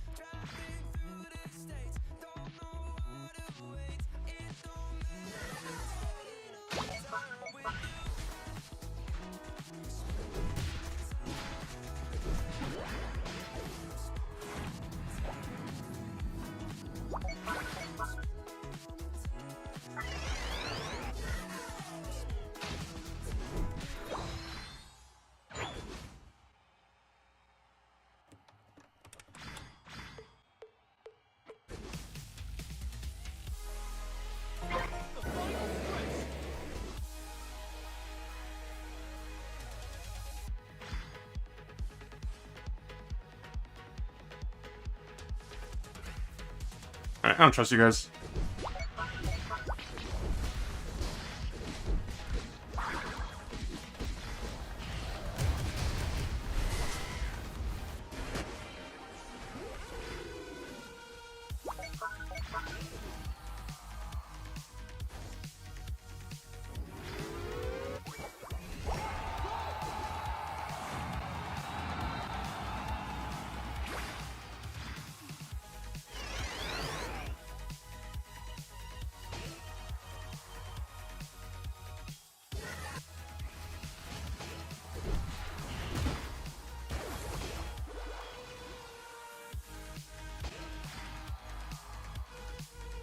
Like, see, this Comfy player did not learn. No matter how many opportunities you gave them, they just did not learn. S tier support my ass, man. F tier belongs in the F tier in the solo queue pits.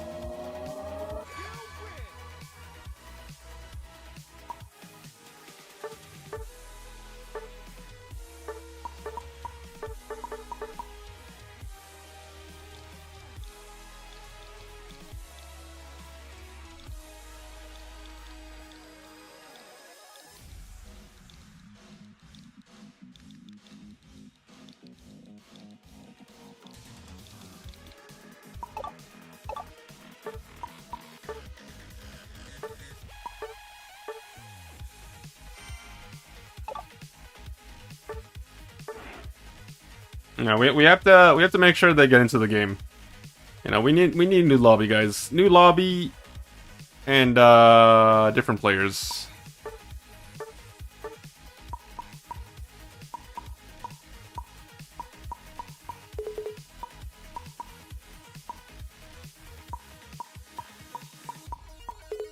How is it that everyone on their team is Master and I get the Ultra 2 and Ultra 3 player? Please explain.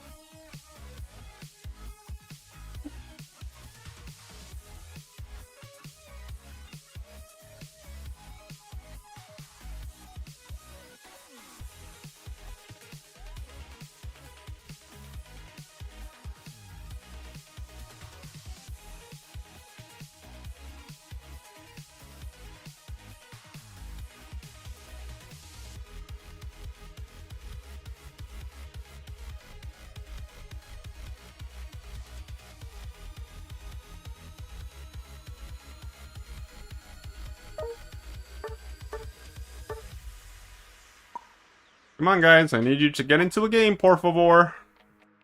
Get into a game, s'il vous plaît.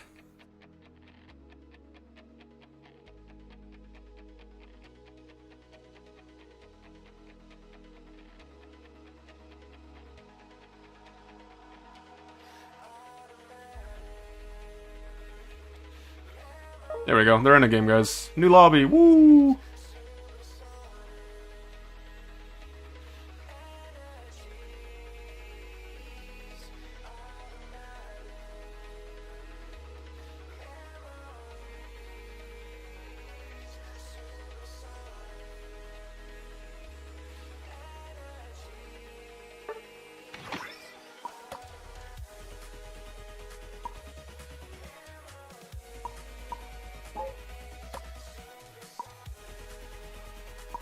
Yeah, we went up a percent, guys. A full decimal point. We're back where we belong, in the 60.6 percentile. I'm just kidding.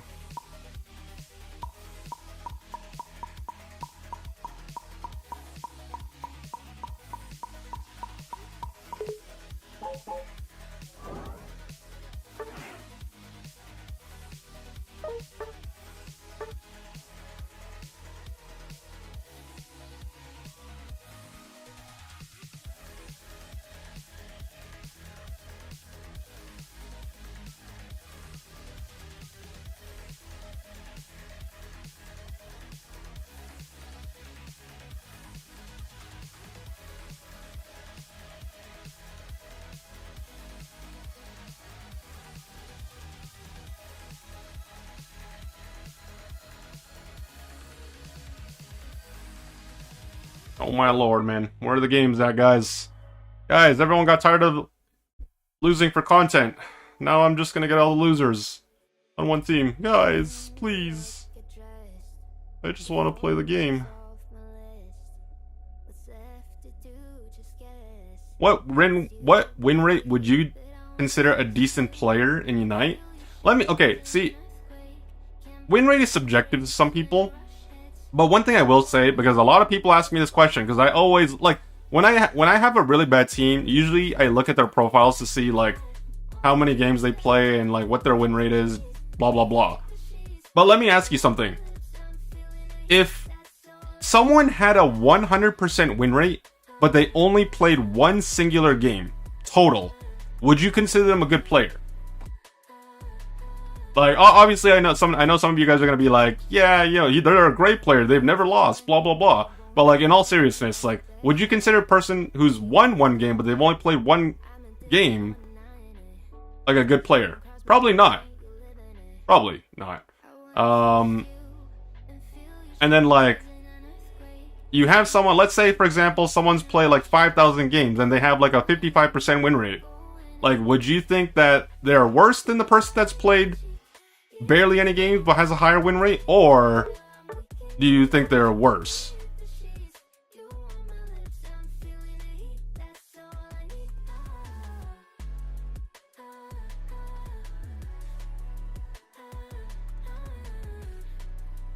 And then another thing that I like factor into my consideration of a quote-unquote good or bad player, like, for me, like, okay, just in general, it's so easy to win and climb when you're playing like duos, trios, 5-stacks, alright?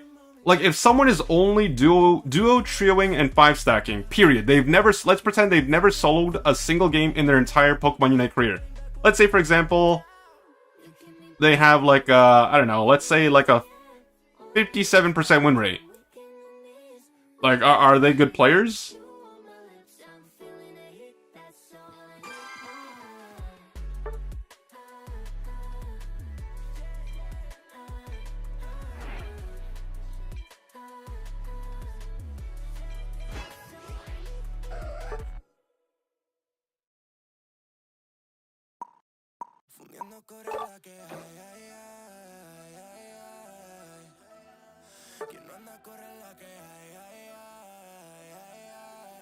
Oh my god, my neck is killing me.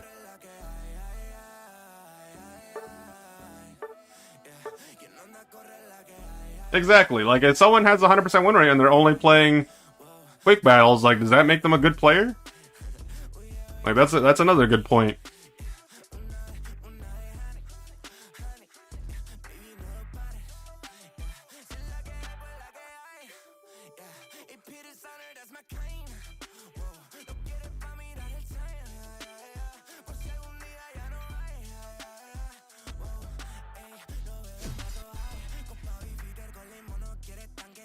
Well, my back is sore from carrying, man.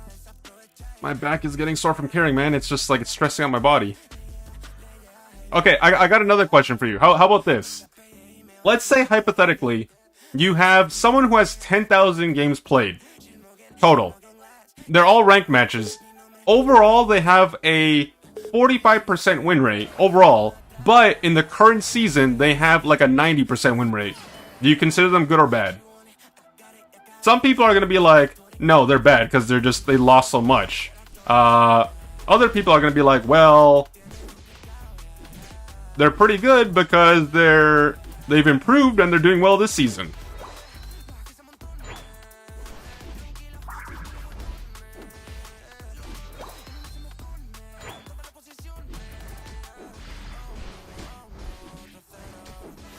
How many games? Oh, I don't know, man.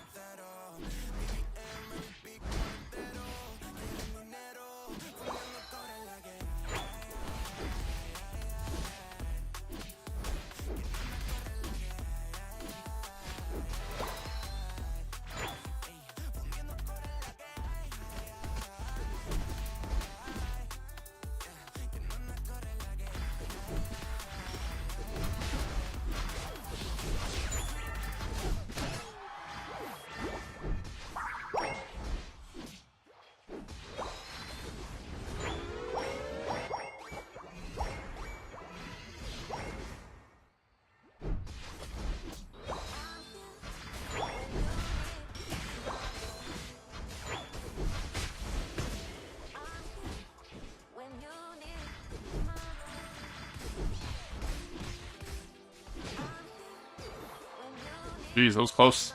Almost died.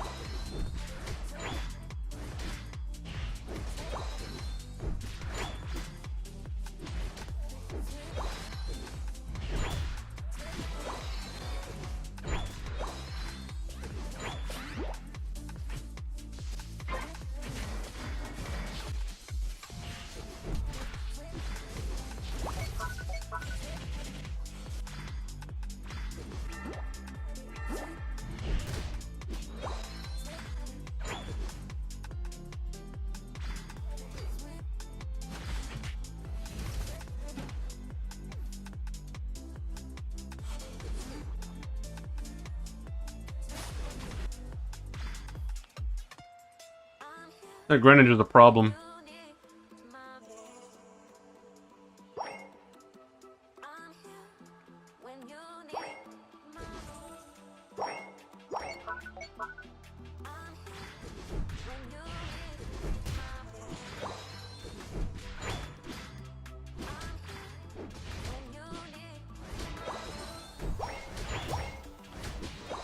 I'm gonna skip my red buff because I'm gonna go straight top lane. I wanna see if I can contest this.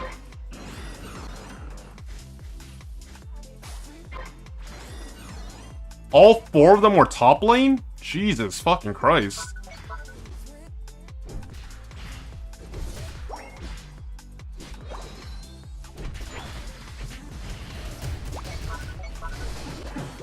Oh my lord, my Unite didn't hit the frickin' Greninja, man.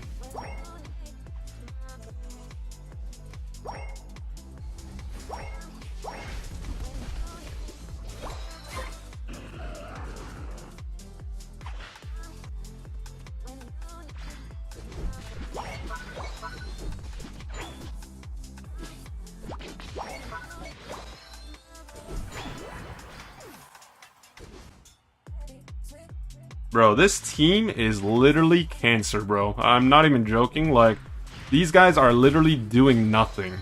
They just, like I have more contribution than all of them combined. And between the four of them, they have 1 assist, and that's from the Sableye. They haven't done anything this game.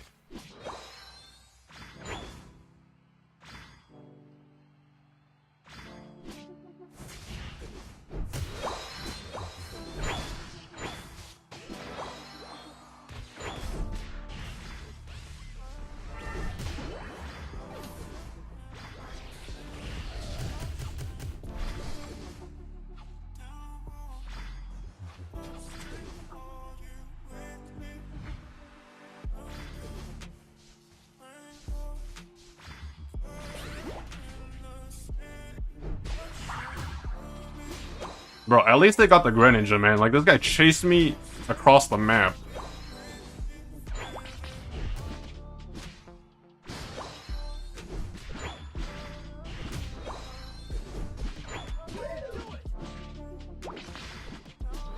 I have never personally done it, so I cannot answer that question. You would have to ask someone who does.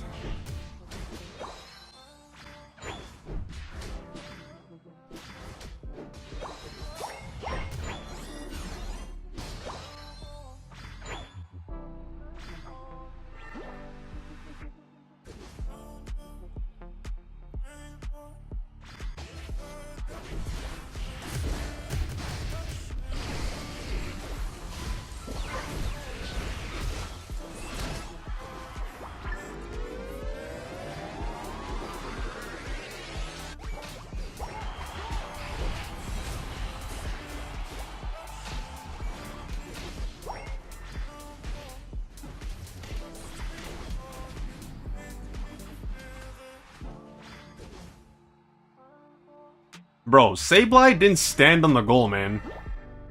He literally just watched, and then he ended up trying to stand on the goal afterwards. Like, we could have all scored, and we could have broke bottom. Guys, in case you guys don't know, the more people that are standing on the goal, the faster you score. Like, if Sableye, if you're just gonna stand there, like, literally just be productive and stand on the goal so we can all score faster. At least, even if we all die, then at least we're scoring in the process. Like, I was lucky enough to score because the Raichu stood on it.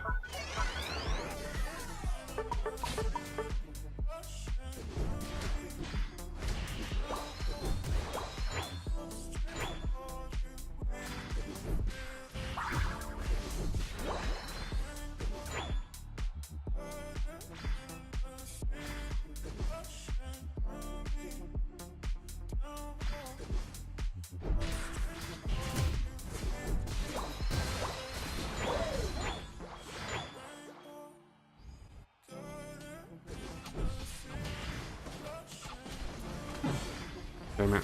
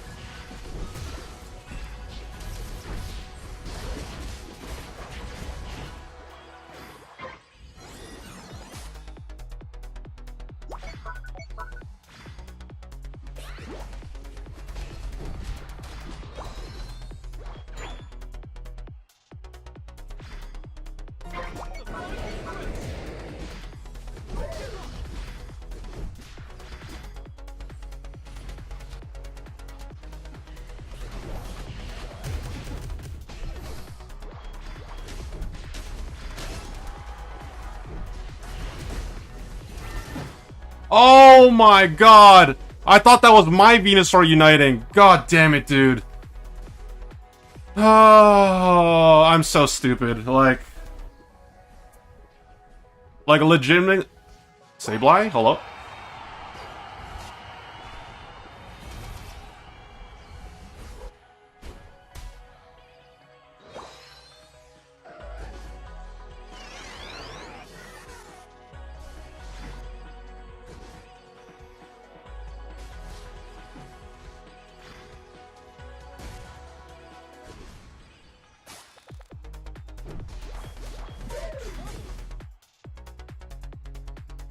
Like, duos in this game, man, like, you guys are...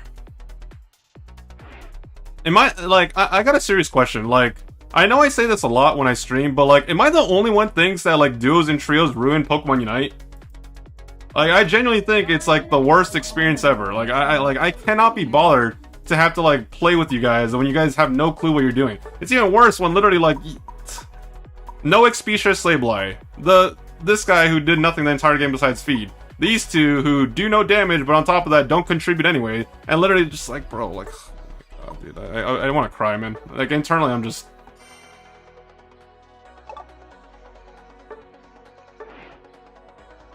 They do have their own queue. It's called. It's literally like you only get paired with duos against duos and trios. Technically, they do in a way. Like when you play as a duo, you only get paired against duos and trios. Oh my god, dude! I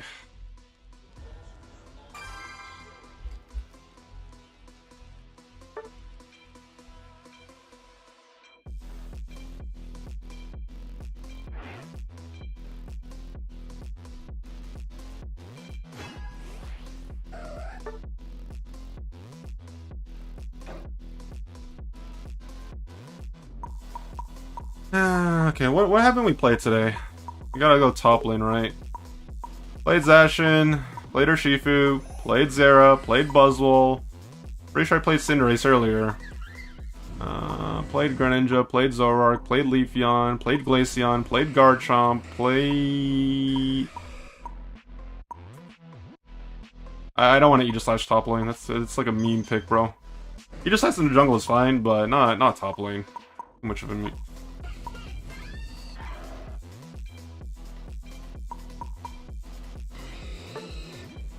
Play Blaziken, I guess.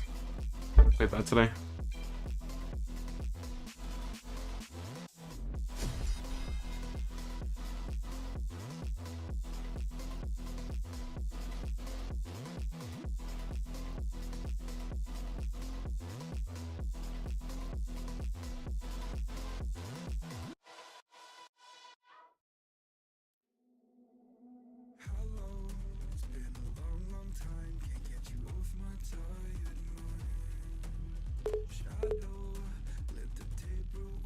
The Aegis spammer.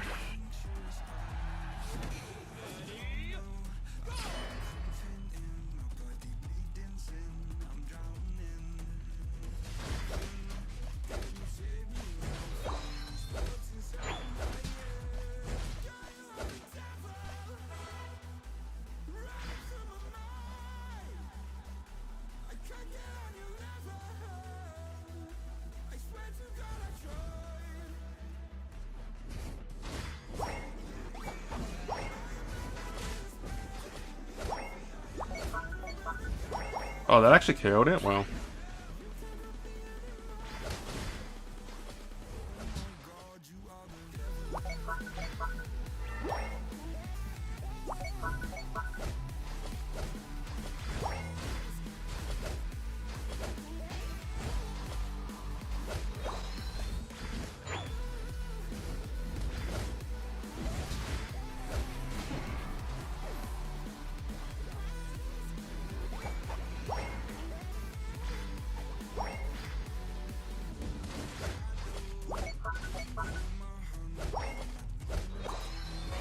Wait, they didn't get the kill, really?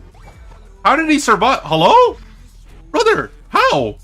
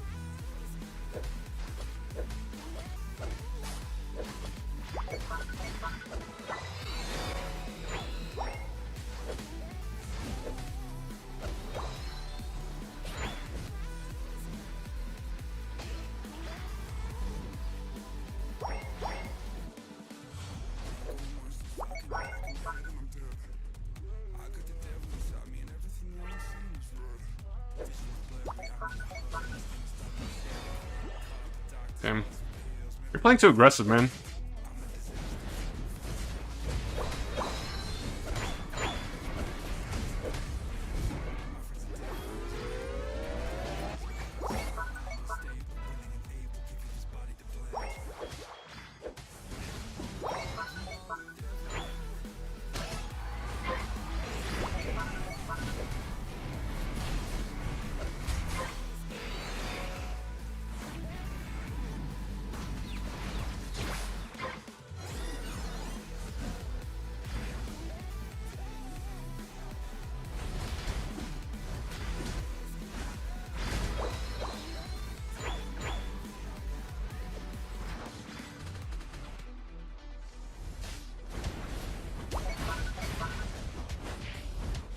Oh my god, he knocked him. Oh my God, you are the devil.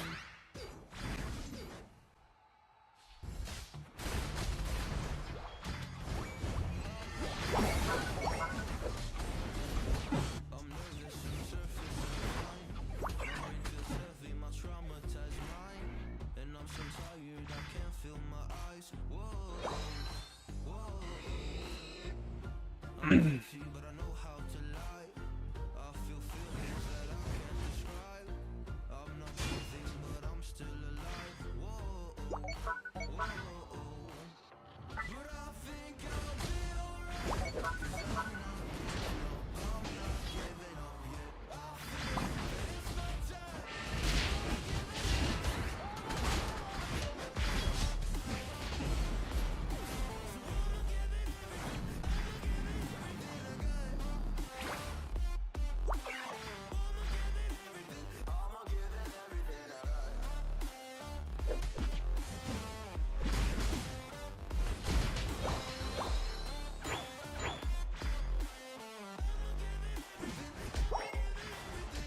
Now I still have hope. So many days I wait around for things to change, but change is not advanced. I'm asking all the questions. I feel like pushing them. Like, what's the point of living, existing when you can't see your God in flesh? I'm looking for the answers. They say it makes sense. I think I'll find them one day, but with a helping hand. I know that it's not easy, but I believe I will. I'll get over all my fears and really conquer everything. I think I'll be Oh fuck! I thought they'd move. What the hell is that, bro?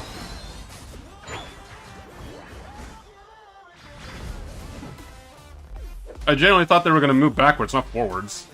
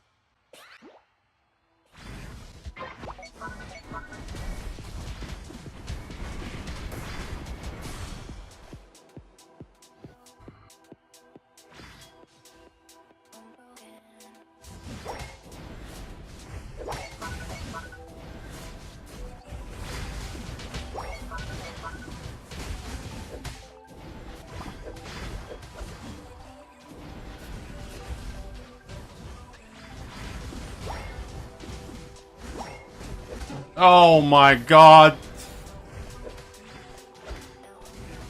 There's no way, bro! Yo, Rezzy, thanks for the raid, man. Hope you had a great stream.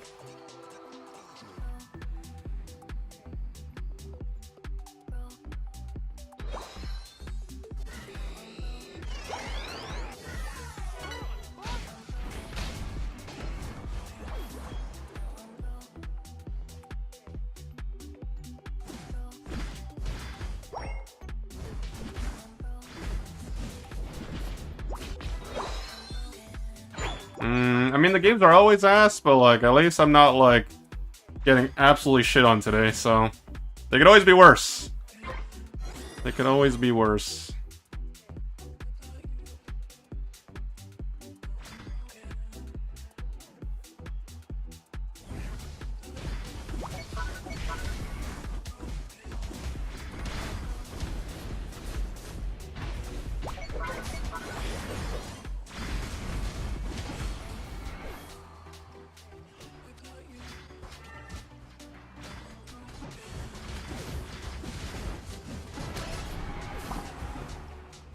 Hey, middle.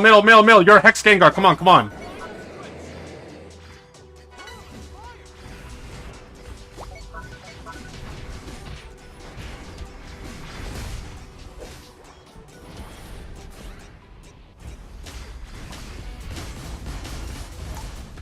Are you fucking... Oh my god, man. Why are we not doing damage to the... Bro, like, I'm actually so triggered, man.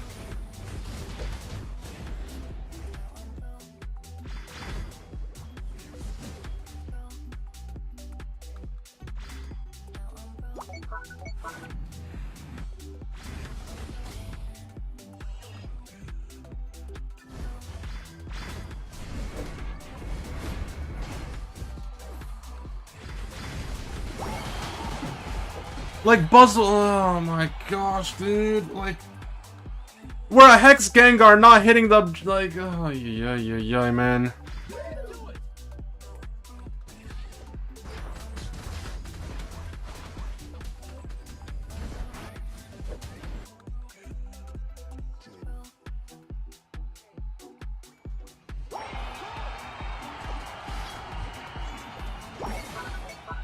Like, Buzzwole stopped to go chase the Hoopa. Like, they were united. Like, you're not gonna stop them from doing what they do. They didn't use their Unite move. They didn't CC them because they frickin' missed their skills. You know, just when you say, like, hope your game's not going so shit, like, literally...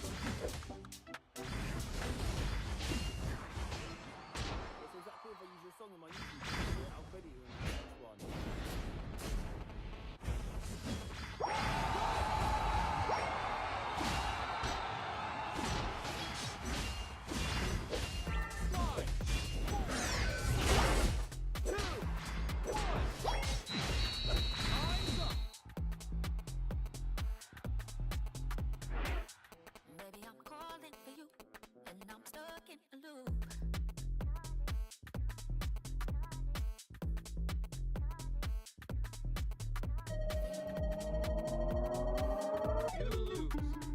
Like, I honestly cannot believe we lost that. Like, it was such a free win. Just hit the objective, that's it.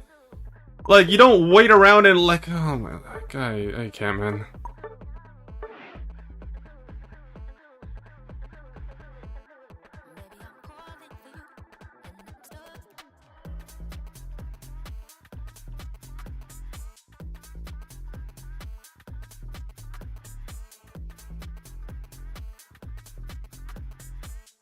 Baby, I'm calling for you, and I'm stuck in a loop.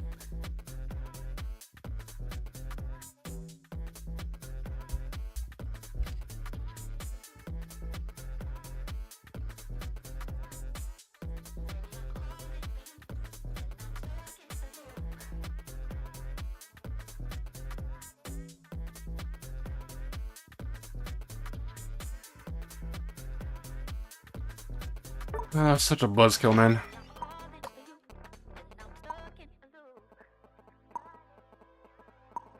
How many games have I played today? Too many.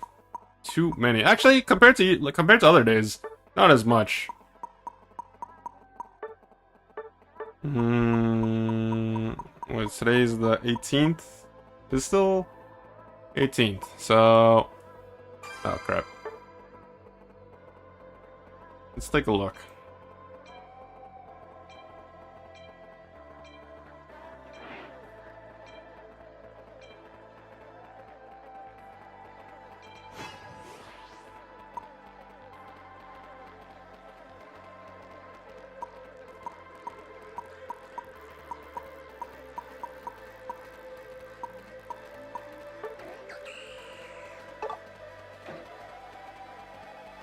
How many games have I played today?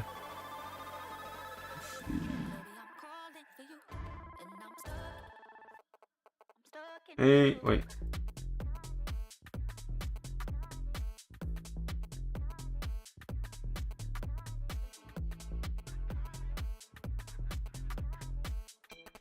I played 26 games today.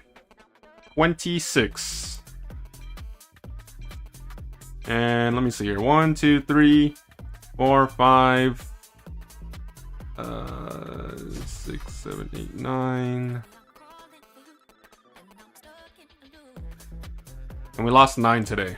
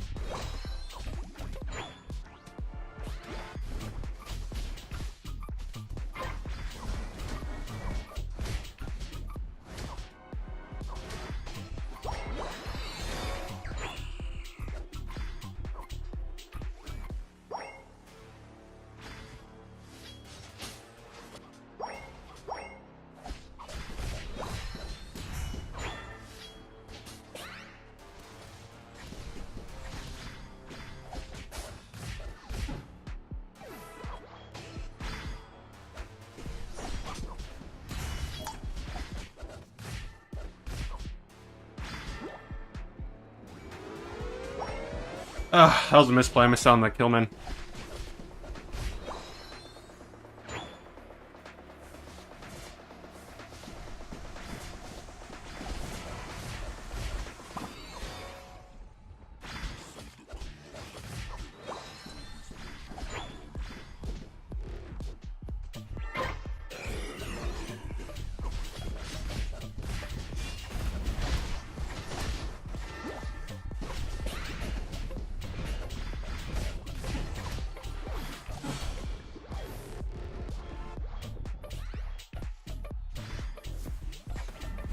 Like, what's crazy to me is like, please get bottom, man, please. Like, it's a miracle that we were able to hold on top lane.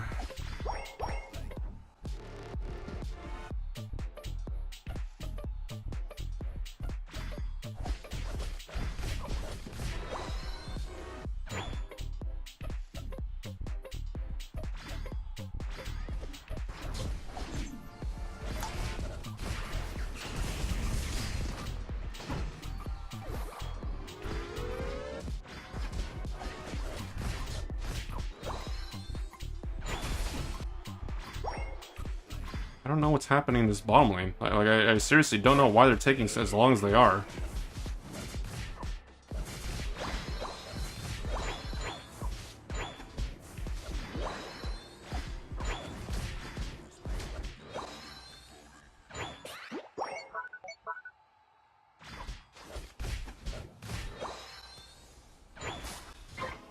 So all I need to do is make sure that they don't score here and then we'll be fine. See, let it walk. Overcap of 11. No muss, no fuss.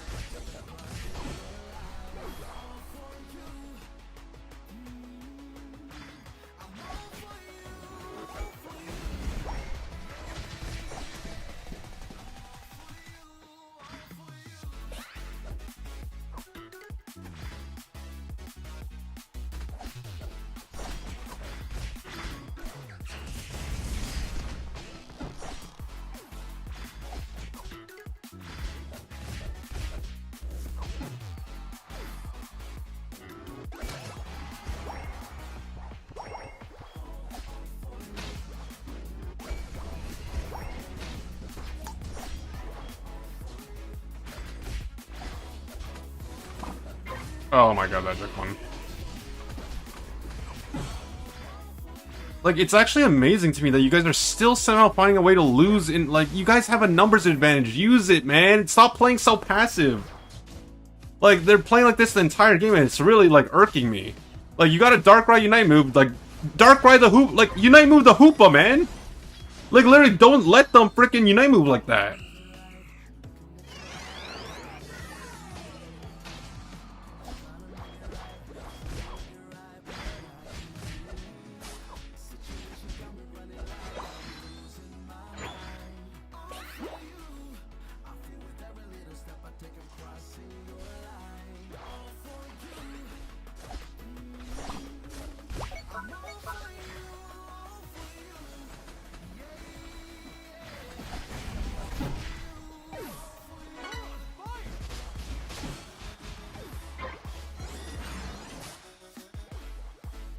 Like, I'm actually getting triggered, man.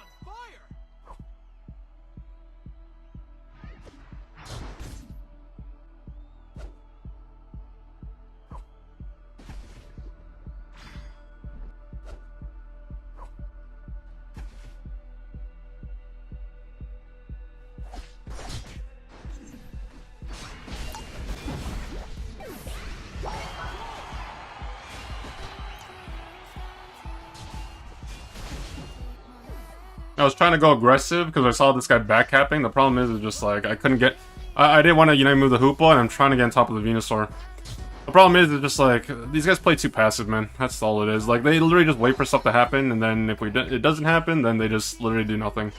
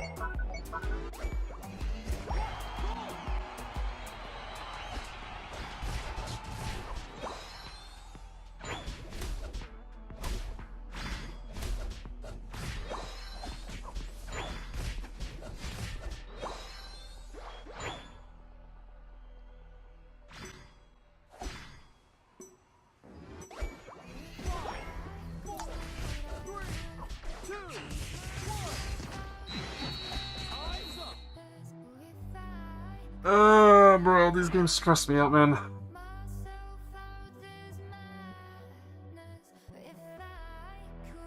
Like, the games shouldn't be as hard as they are, and yet they are, man. Like, I was doing fine in the early and mid game, but then in the late game, I started to get tilted. Like, I will not lie to you. Like...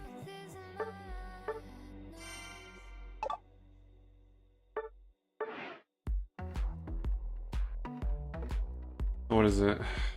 We played 27 games today.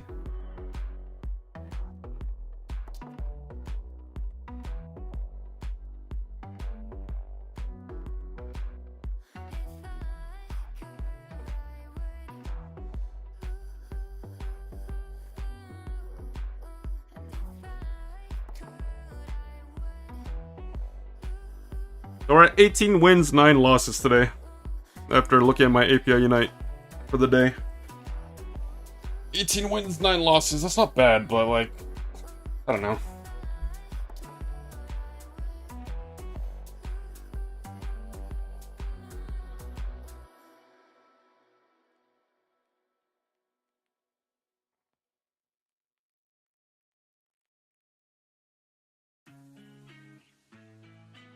I'll probably play like for 30 more minutes, and then I'll probably call it a day.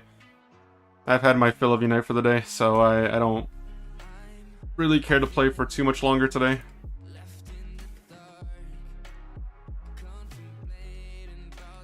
Technically speaking, it's already tomorrow.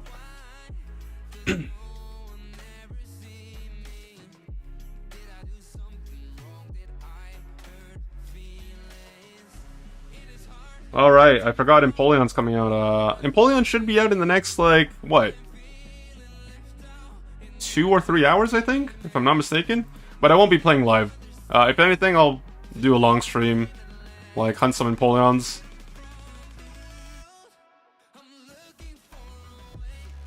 Let me take a look though. Where's that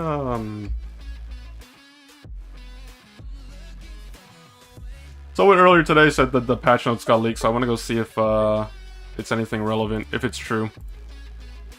Oh, come on. No.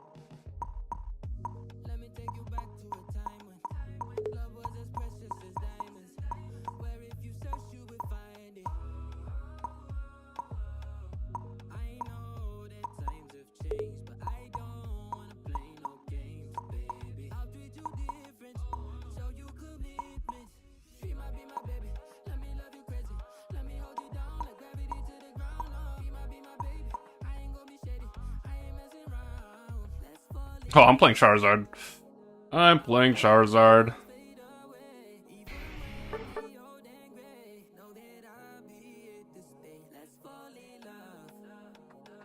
I'll probably go Fire Punch Flare Blitz if anything.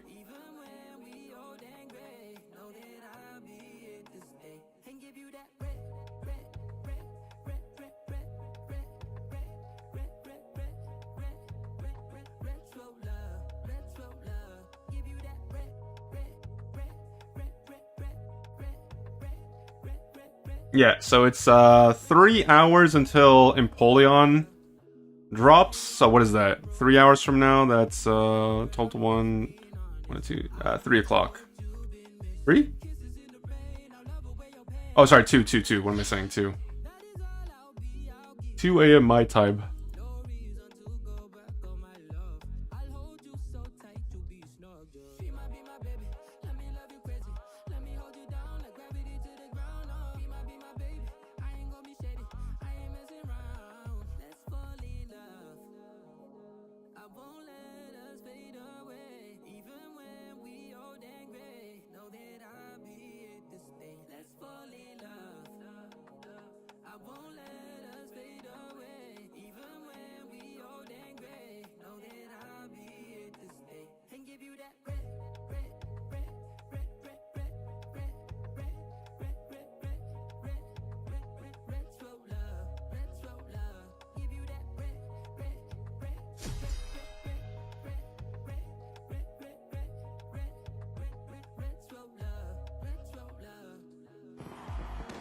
Oh, this is the same guy from last game, the Talonflame player. Way boy, I haven't seen this guy in forever. Holy, I kind of forgot that he plays this game.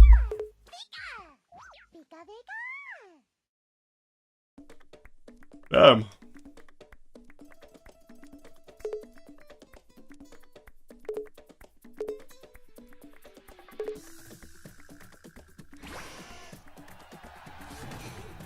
As long as no one feeds early, this should be a pretty easy game to play. Like, their team comp is just awful. But anything is possible in the game of Pokemon Unite, so we'll see. I'm gonna do the opposite clear this time. So I'm actually gonna gank bottom, so I'm gonna do the red buff clear and just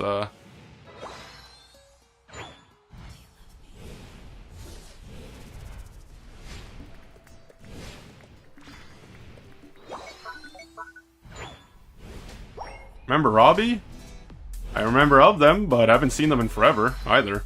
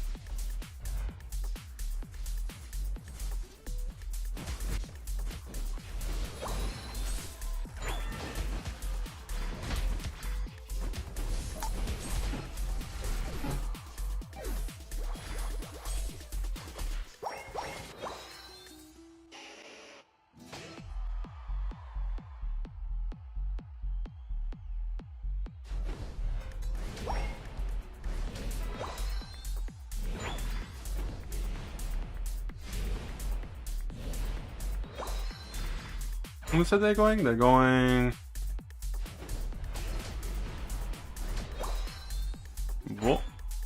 Wait, are they Volt Switch and Wild Charge? Or am I just blind?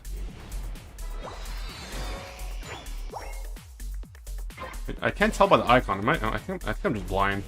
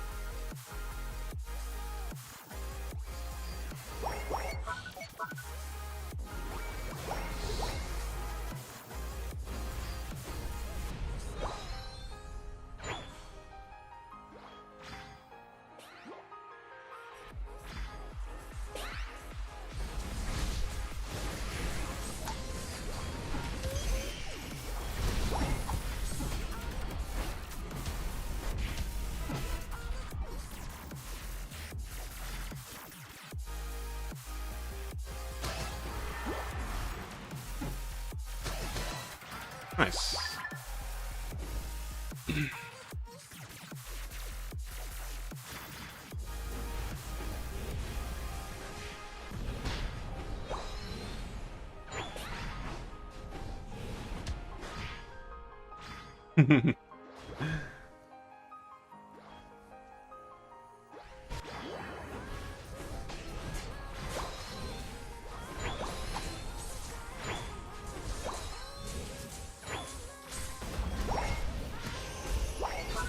Oh my lord.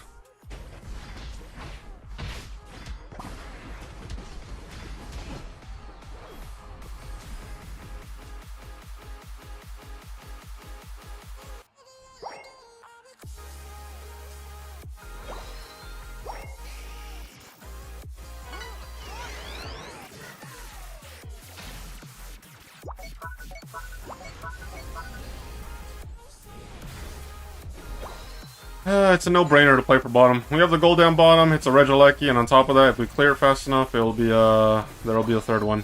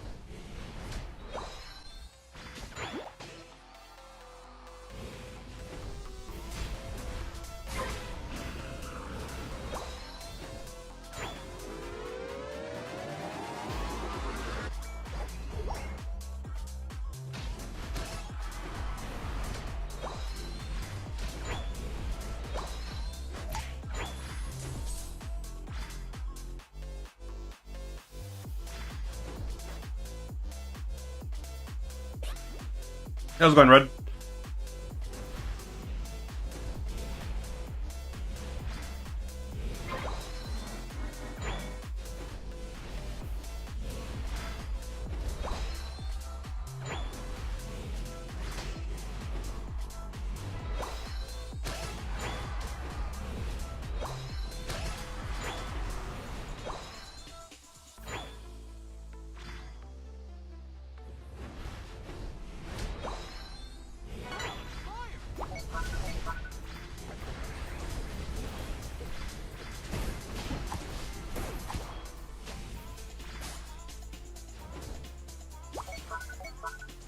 We gotta fight for the— well, we don't have to, but like I want to.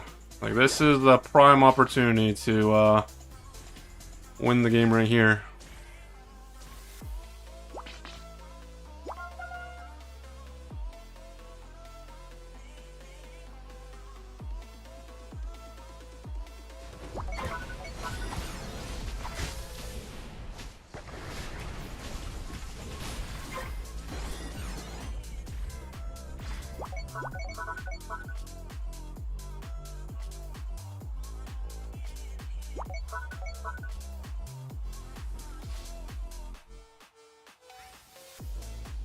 Bro, no, guys, please, like, please just listen, man. Like, what is my Venusaur doing, man? Guys! Oh my Lord Jesus Christ, dude. There's no way you guys are this bad.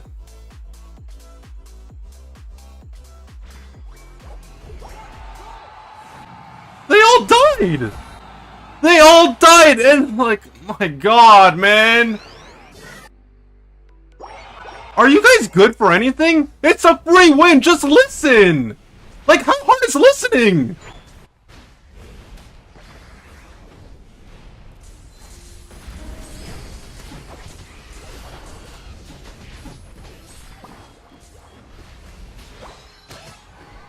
Oh, thank God for the blue buff, man. Freaking got my Flare Blitz off.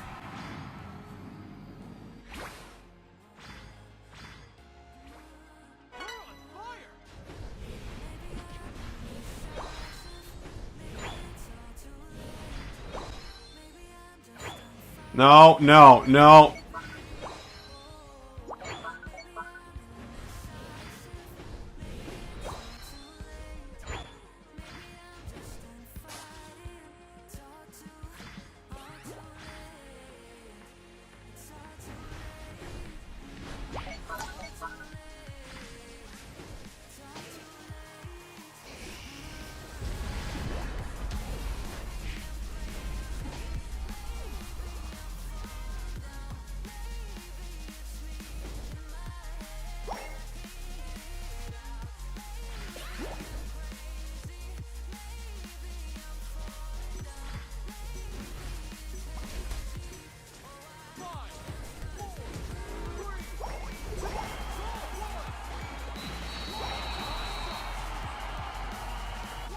I get so triggered by people that make this game so hard, man. Like, why can't they just be easy games? Like, you're winning the entire game. Just make it easy on yourself. Listen to me. Like the one time I ping the entire game, it's like I get ignored. Because obviously no one likes listening to the smart call. Yeah, man.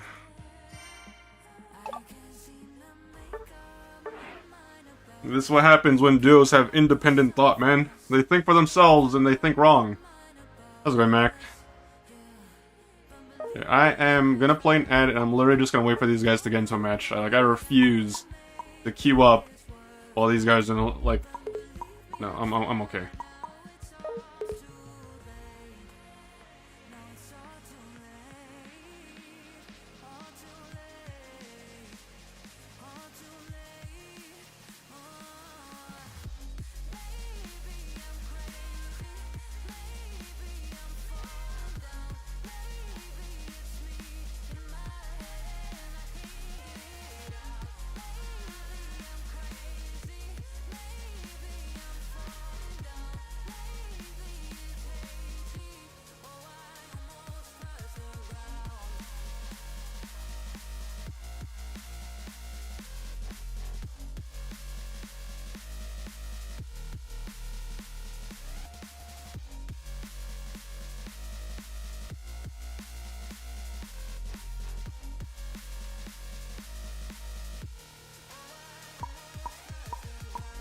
Let's see here.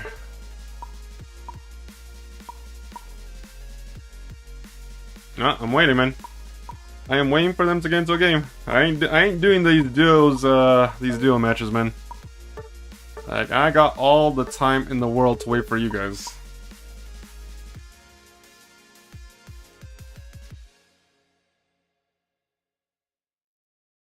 There's no winning. It's either I get them on my team and they make the game hard, or I get the other duo that isn't special either.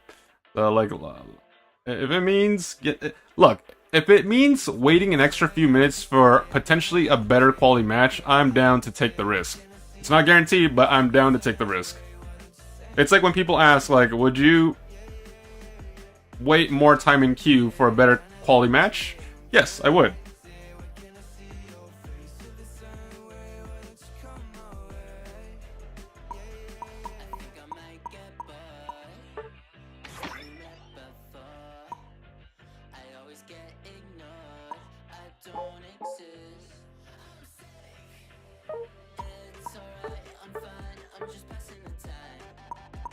Well, I'm trying, but I don't think there's enough people on the server playing at this given time.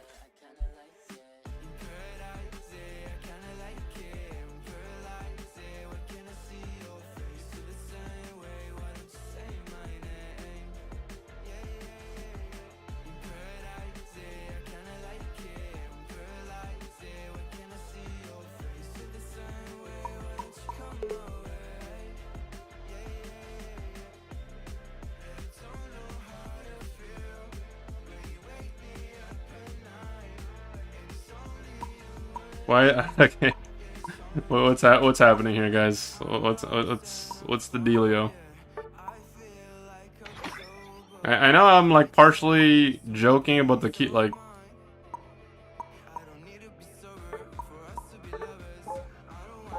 That is a big drop in win rate. I will say that. That's 6% solid from overall to ranked. Ooh, that's a whoopsie right there.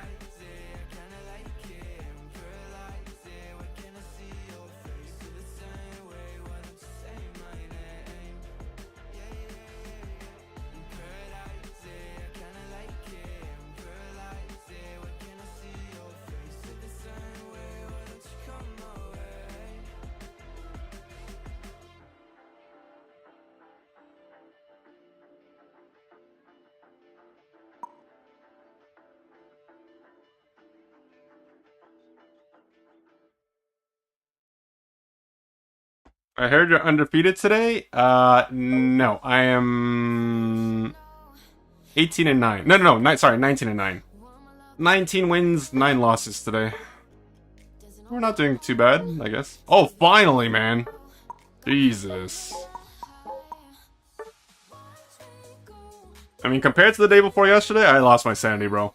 I literally had to take a day off from playing Pokemon Unite to recompose my mental status after I got absolutely obliterated. The day before yesterday was literally just pain and misery. It doesn't matter if I won or lost, like, I was out of it. It was TKO knockout first round within the first, 10... I touched gloves with the player base and literally just got knocked the fuck out.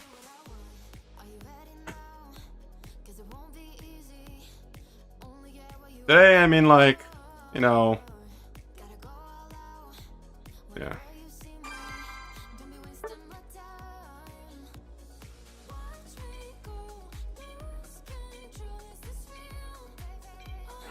That was some bullshit. It was also my worst day in years. At least it wasn't just me. Obviously, I don't take... Oh my god. Okay, see? This is the Gengar player, so I'm gonna ban Gengar. I'm gonna ban Gengar. No, wait. I know I play with the sussy person. Were they the Gengar player, or were they the freaking... Oh god, I don't remember, man.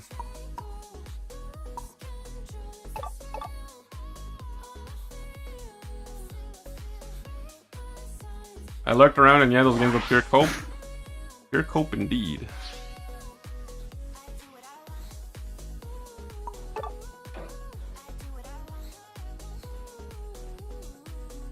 Okay.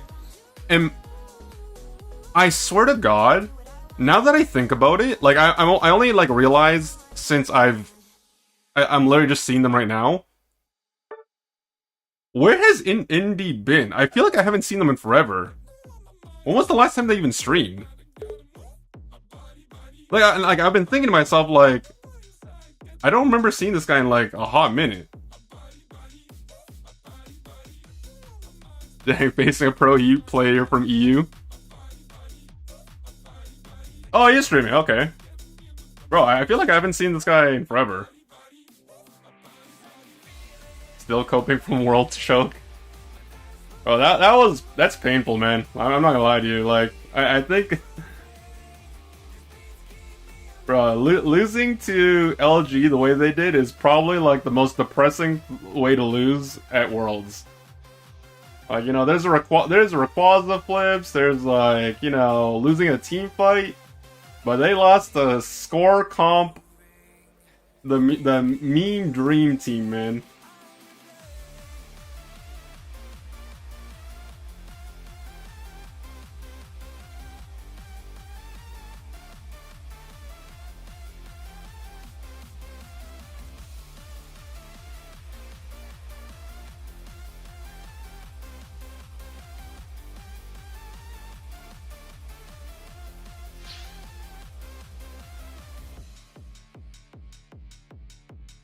Well, how much time is left? Let me see. I think I got time for 1 or 2 more games, guys. 1 or 2. Obviously, if we lose, then we play till we win. But if we win, maybe we just end off. I don't know. We'll see. No promises, though. I did say I'd play for 30 more minutes, but that last one, or after that last one, the queue time was a little bit longer.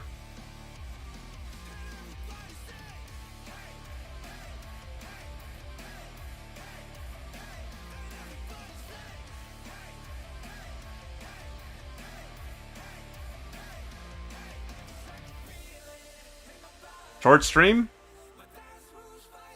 Have you ever gone to Worlds as a spectator for visit? Not for Pokemon. For Pokemon, no. For League, yes. League of Legends, yes.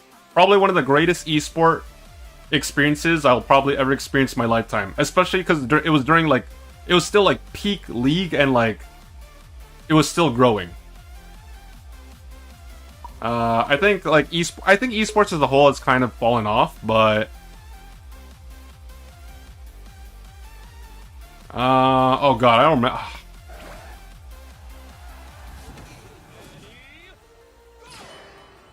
I have the ticket information like saved on my phone. I generally don't remember. Like I'm blanking out, but yeah, I've been to like several League of Legends events, like, and to put it like simply, it's like the equivalent of going to like LAIC for like Pokemon Unite, just like 10 times better.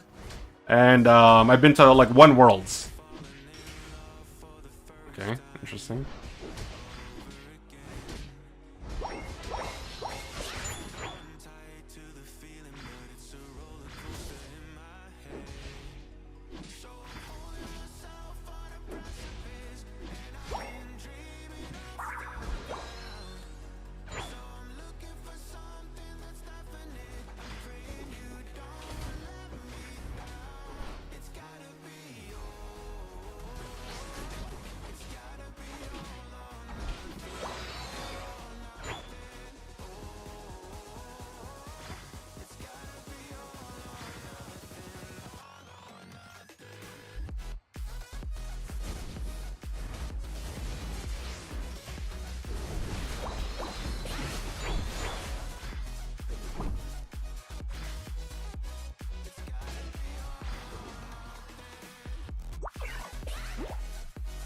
Guys, I don't...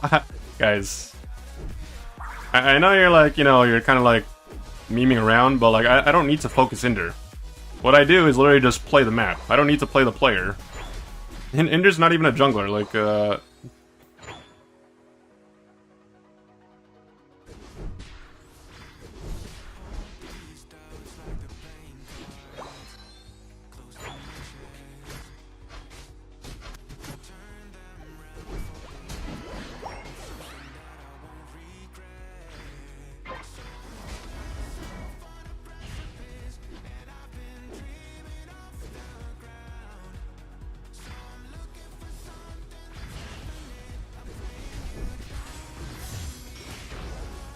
oh my god.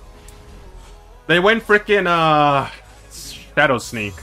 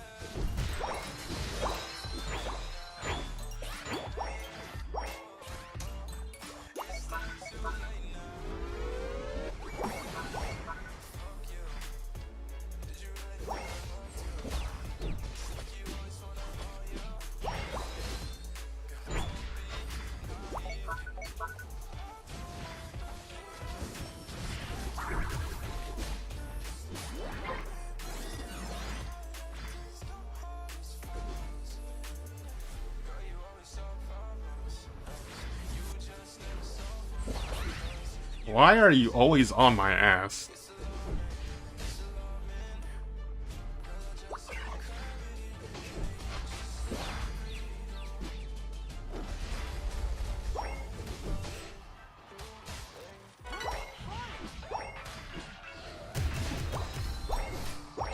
I was trying not to do that, but then they were pissing me off, so...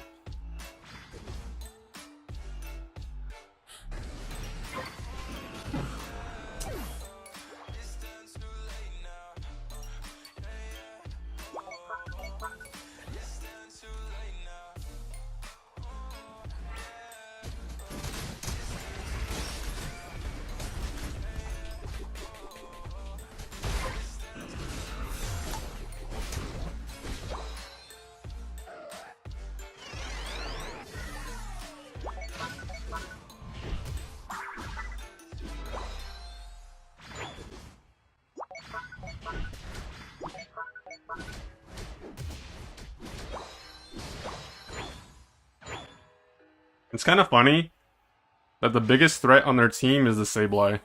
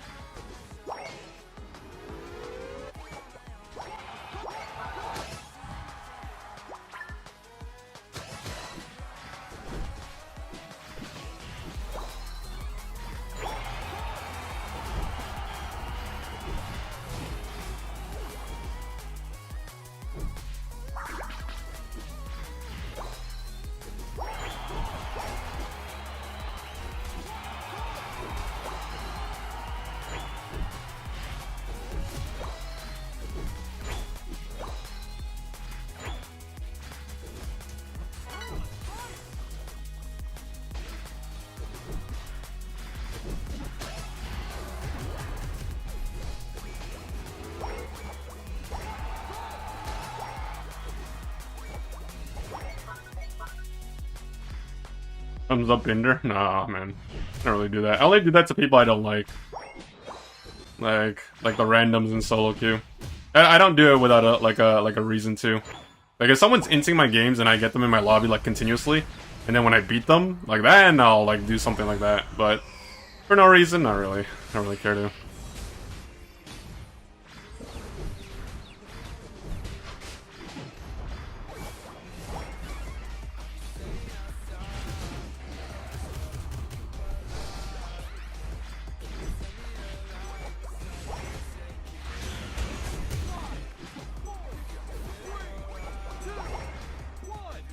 What about the Sableye? I'll thumbs up the Sableye though.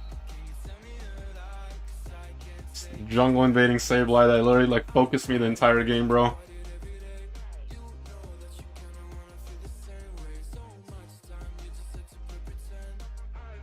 Like that's kind of the point. Like to me, I don't need to worry about Ender jungling because like he doesn't have any map presence. That's the thing. And I'm not saying that to be like toxic. It's just genuinely what happened that game. Like they were losing so badly, and he had no early game presence to the point that he literally the only thing he could do was split push the entire game, and that's literally at the expense of losing all the other shit on the map. Like, I don't need to focus him, because quite frankly, if you play the map better than the other jungler, then generally speaking, the objectives and the points or the kills, whatever, will just pile up. And then, like, obviously I recognize the fact that Espeon was trolling. I don't know if they were trolling or if they're just genuinely that bad. Like, and of course, Sableye with the invade kind of didn't help the laner. Yeah, it comes out in 2 hours and 20 minutes, from my understanding. 2 hours, 20 minutes is when Empoleon comes out.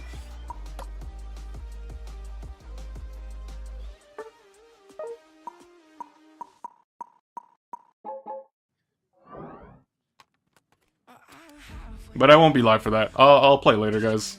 Like, later on in the day.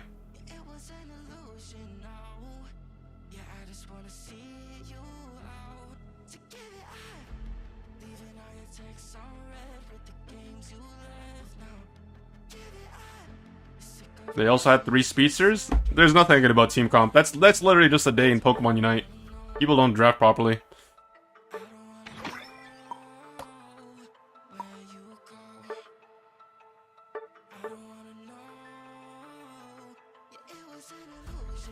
Like, it was Scyther, it was Masquerada, Rapidash, and Espeon.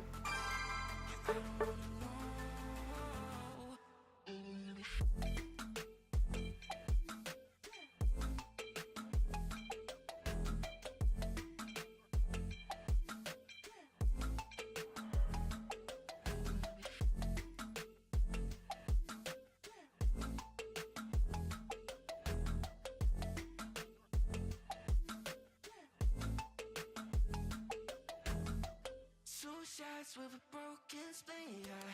I'm blessed with the mess you leave, yeah. It's hard to stop in me, yeah. So I don't wanna know the things that you left in my brain. Starting all over again, yeah. I'm gonna put it away, even back in my face, yeah. I'm done with all that you can say, yeah. So leave me alone, 'cause I don't wanna know. I don't wanna know where you go. I don't wanna know. Yeah, it was an illusion now. You're leaving all the guns like that. I don't wanna know. I don't wanna know.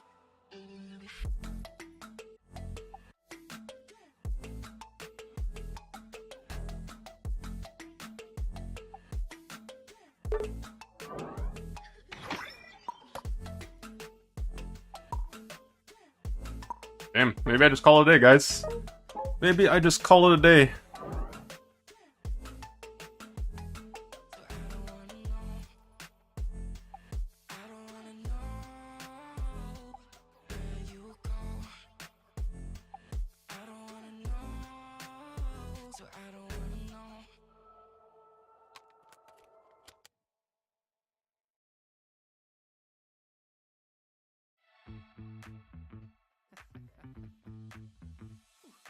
We keep seeing their eyeballs glued to us on the sidewalk, but that look could kill. Oh, they are trying so hard to find all the weaknesses inside, but it's gonna spill. Oh, can we take Alright, I guess... Okay, I'll try like 1 or 2 more times, and if not, that's it, guys. Like, I don't... I don't really care to play like one more game, but... You know, at least we say we tried. But I gotta put the crayon down at some point. That is true. That is true.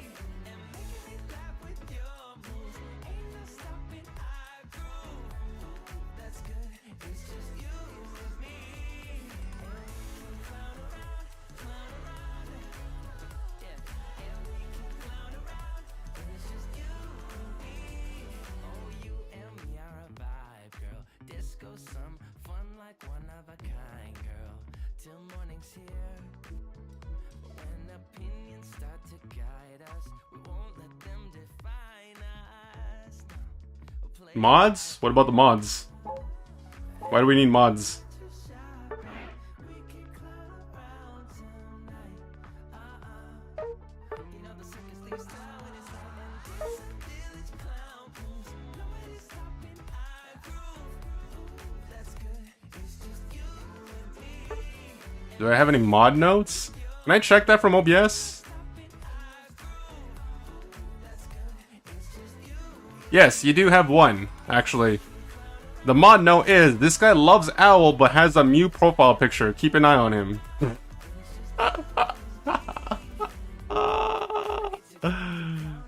They're not wrong, man. They're actually not wrong. That's you know, I never actually paid attention to your profile picture, but they are not wrong. Don't trust this guy, man. This guy says he's an Azu lover, he's a Mew, like a Decidueye lover, but he has Mew on his profile picture. That's crazy. And Trevenant lover, so allegedly. But apparently only has, there's only one spot, and it's Mew. God, no, we missed, guys, we missed the one in, see, you know what happened? We missed the one and only lobby in Pokemon Unite. Now we would have to wait for these guys to finish their match before we get another one.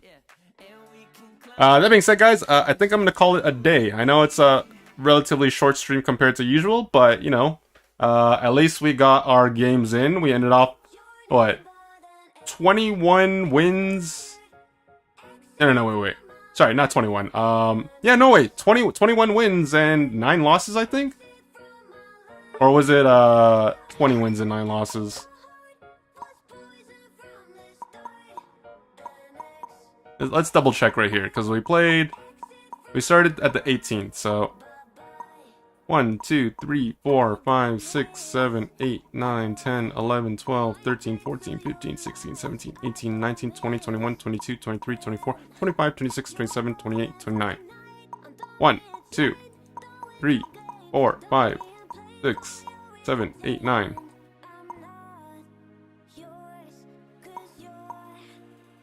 Oh, so yeah, we played 29 games. We ended up 29, so that's not bad. Go live early to dunk on new penguins tomorrow? Maybe, we'll see. Maybe do like early stream it. Maybe like start early and end early? I don't know, we'll see. But yeah, that's gonna be it for me, guys. Just a reminder that I'll probably cut the 2 first matches of the stream and put them on YouTube.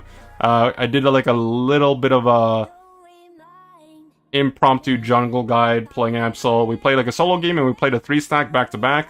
I think they were my 2 best games of the day. So I'll probably just, I'm not going to edit them. I'm literally just going to cut those segments out and probably post them up on YouTube. No muss, no fuss. But I do go into like a very in-depth explanation as to why I do things when I play the game. And of course, yeah, we'll do that. So anyways, thank you guys for watching. Hope you guys enjoyed. Good luck on your matches. And just remember, Empoleon will be out in exactly 2 hours and 12 minutes according to Twitter. So yeah, if you're waiting for Empoleon, I mean, you don't have to wait for too much longer. Mac, Poochie, Ren, Zupert, thank you guys for hanging out. I hope you guys have a great night. Good luck on your games if you're playing, and if not, then hopefully you have a great evening, night, morning, whatever time zone you guys are in. And I will see you guys later today, because technically it's already Friday for me since it's past midnight. Alright, I'll see you guys later. You guys have a good one. See you guys for the beginning of Club Penguin, alright? Waddle on, my friends, waddle on.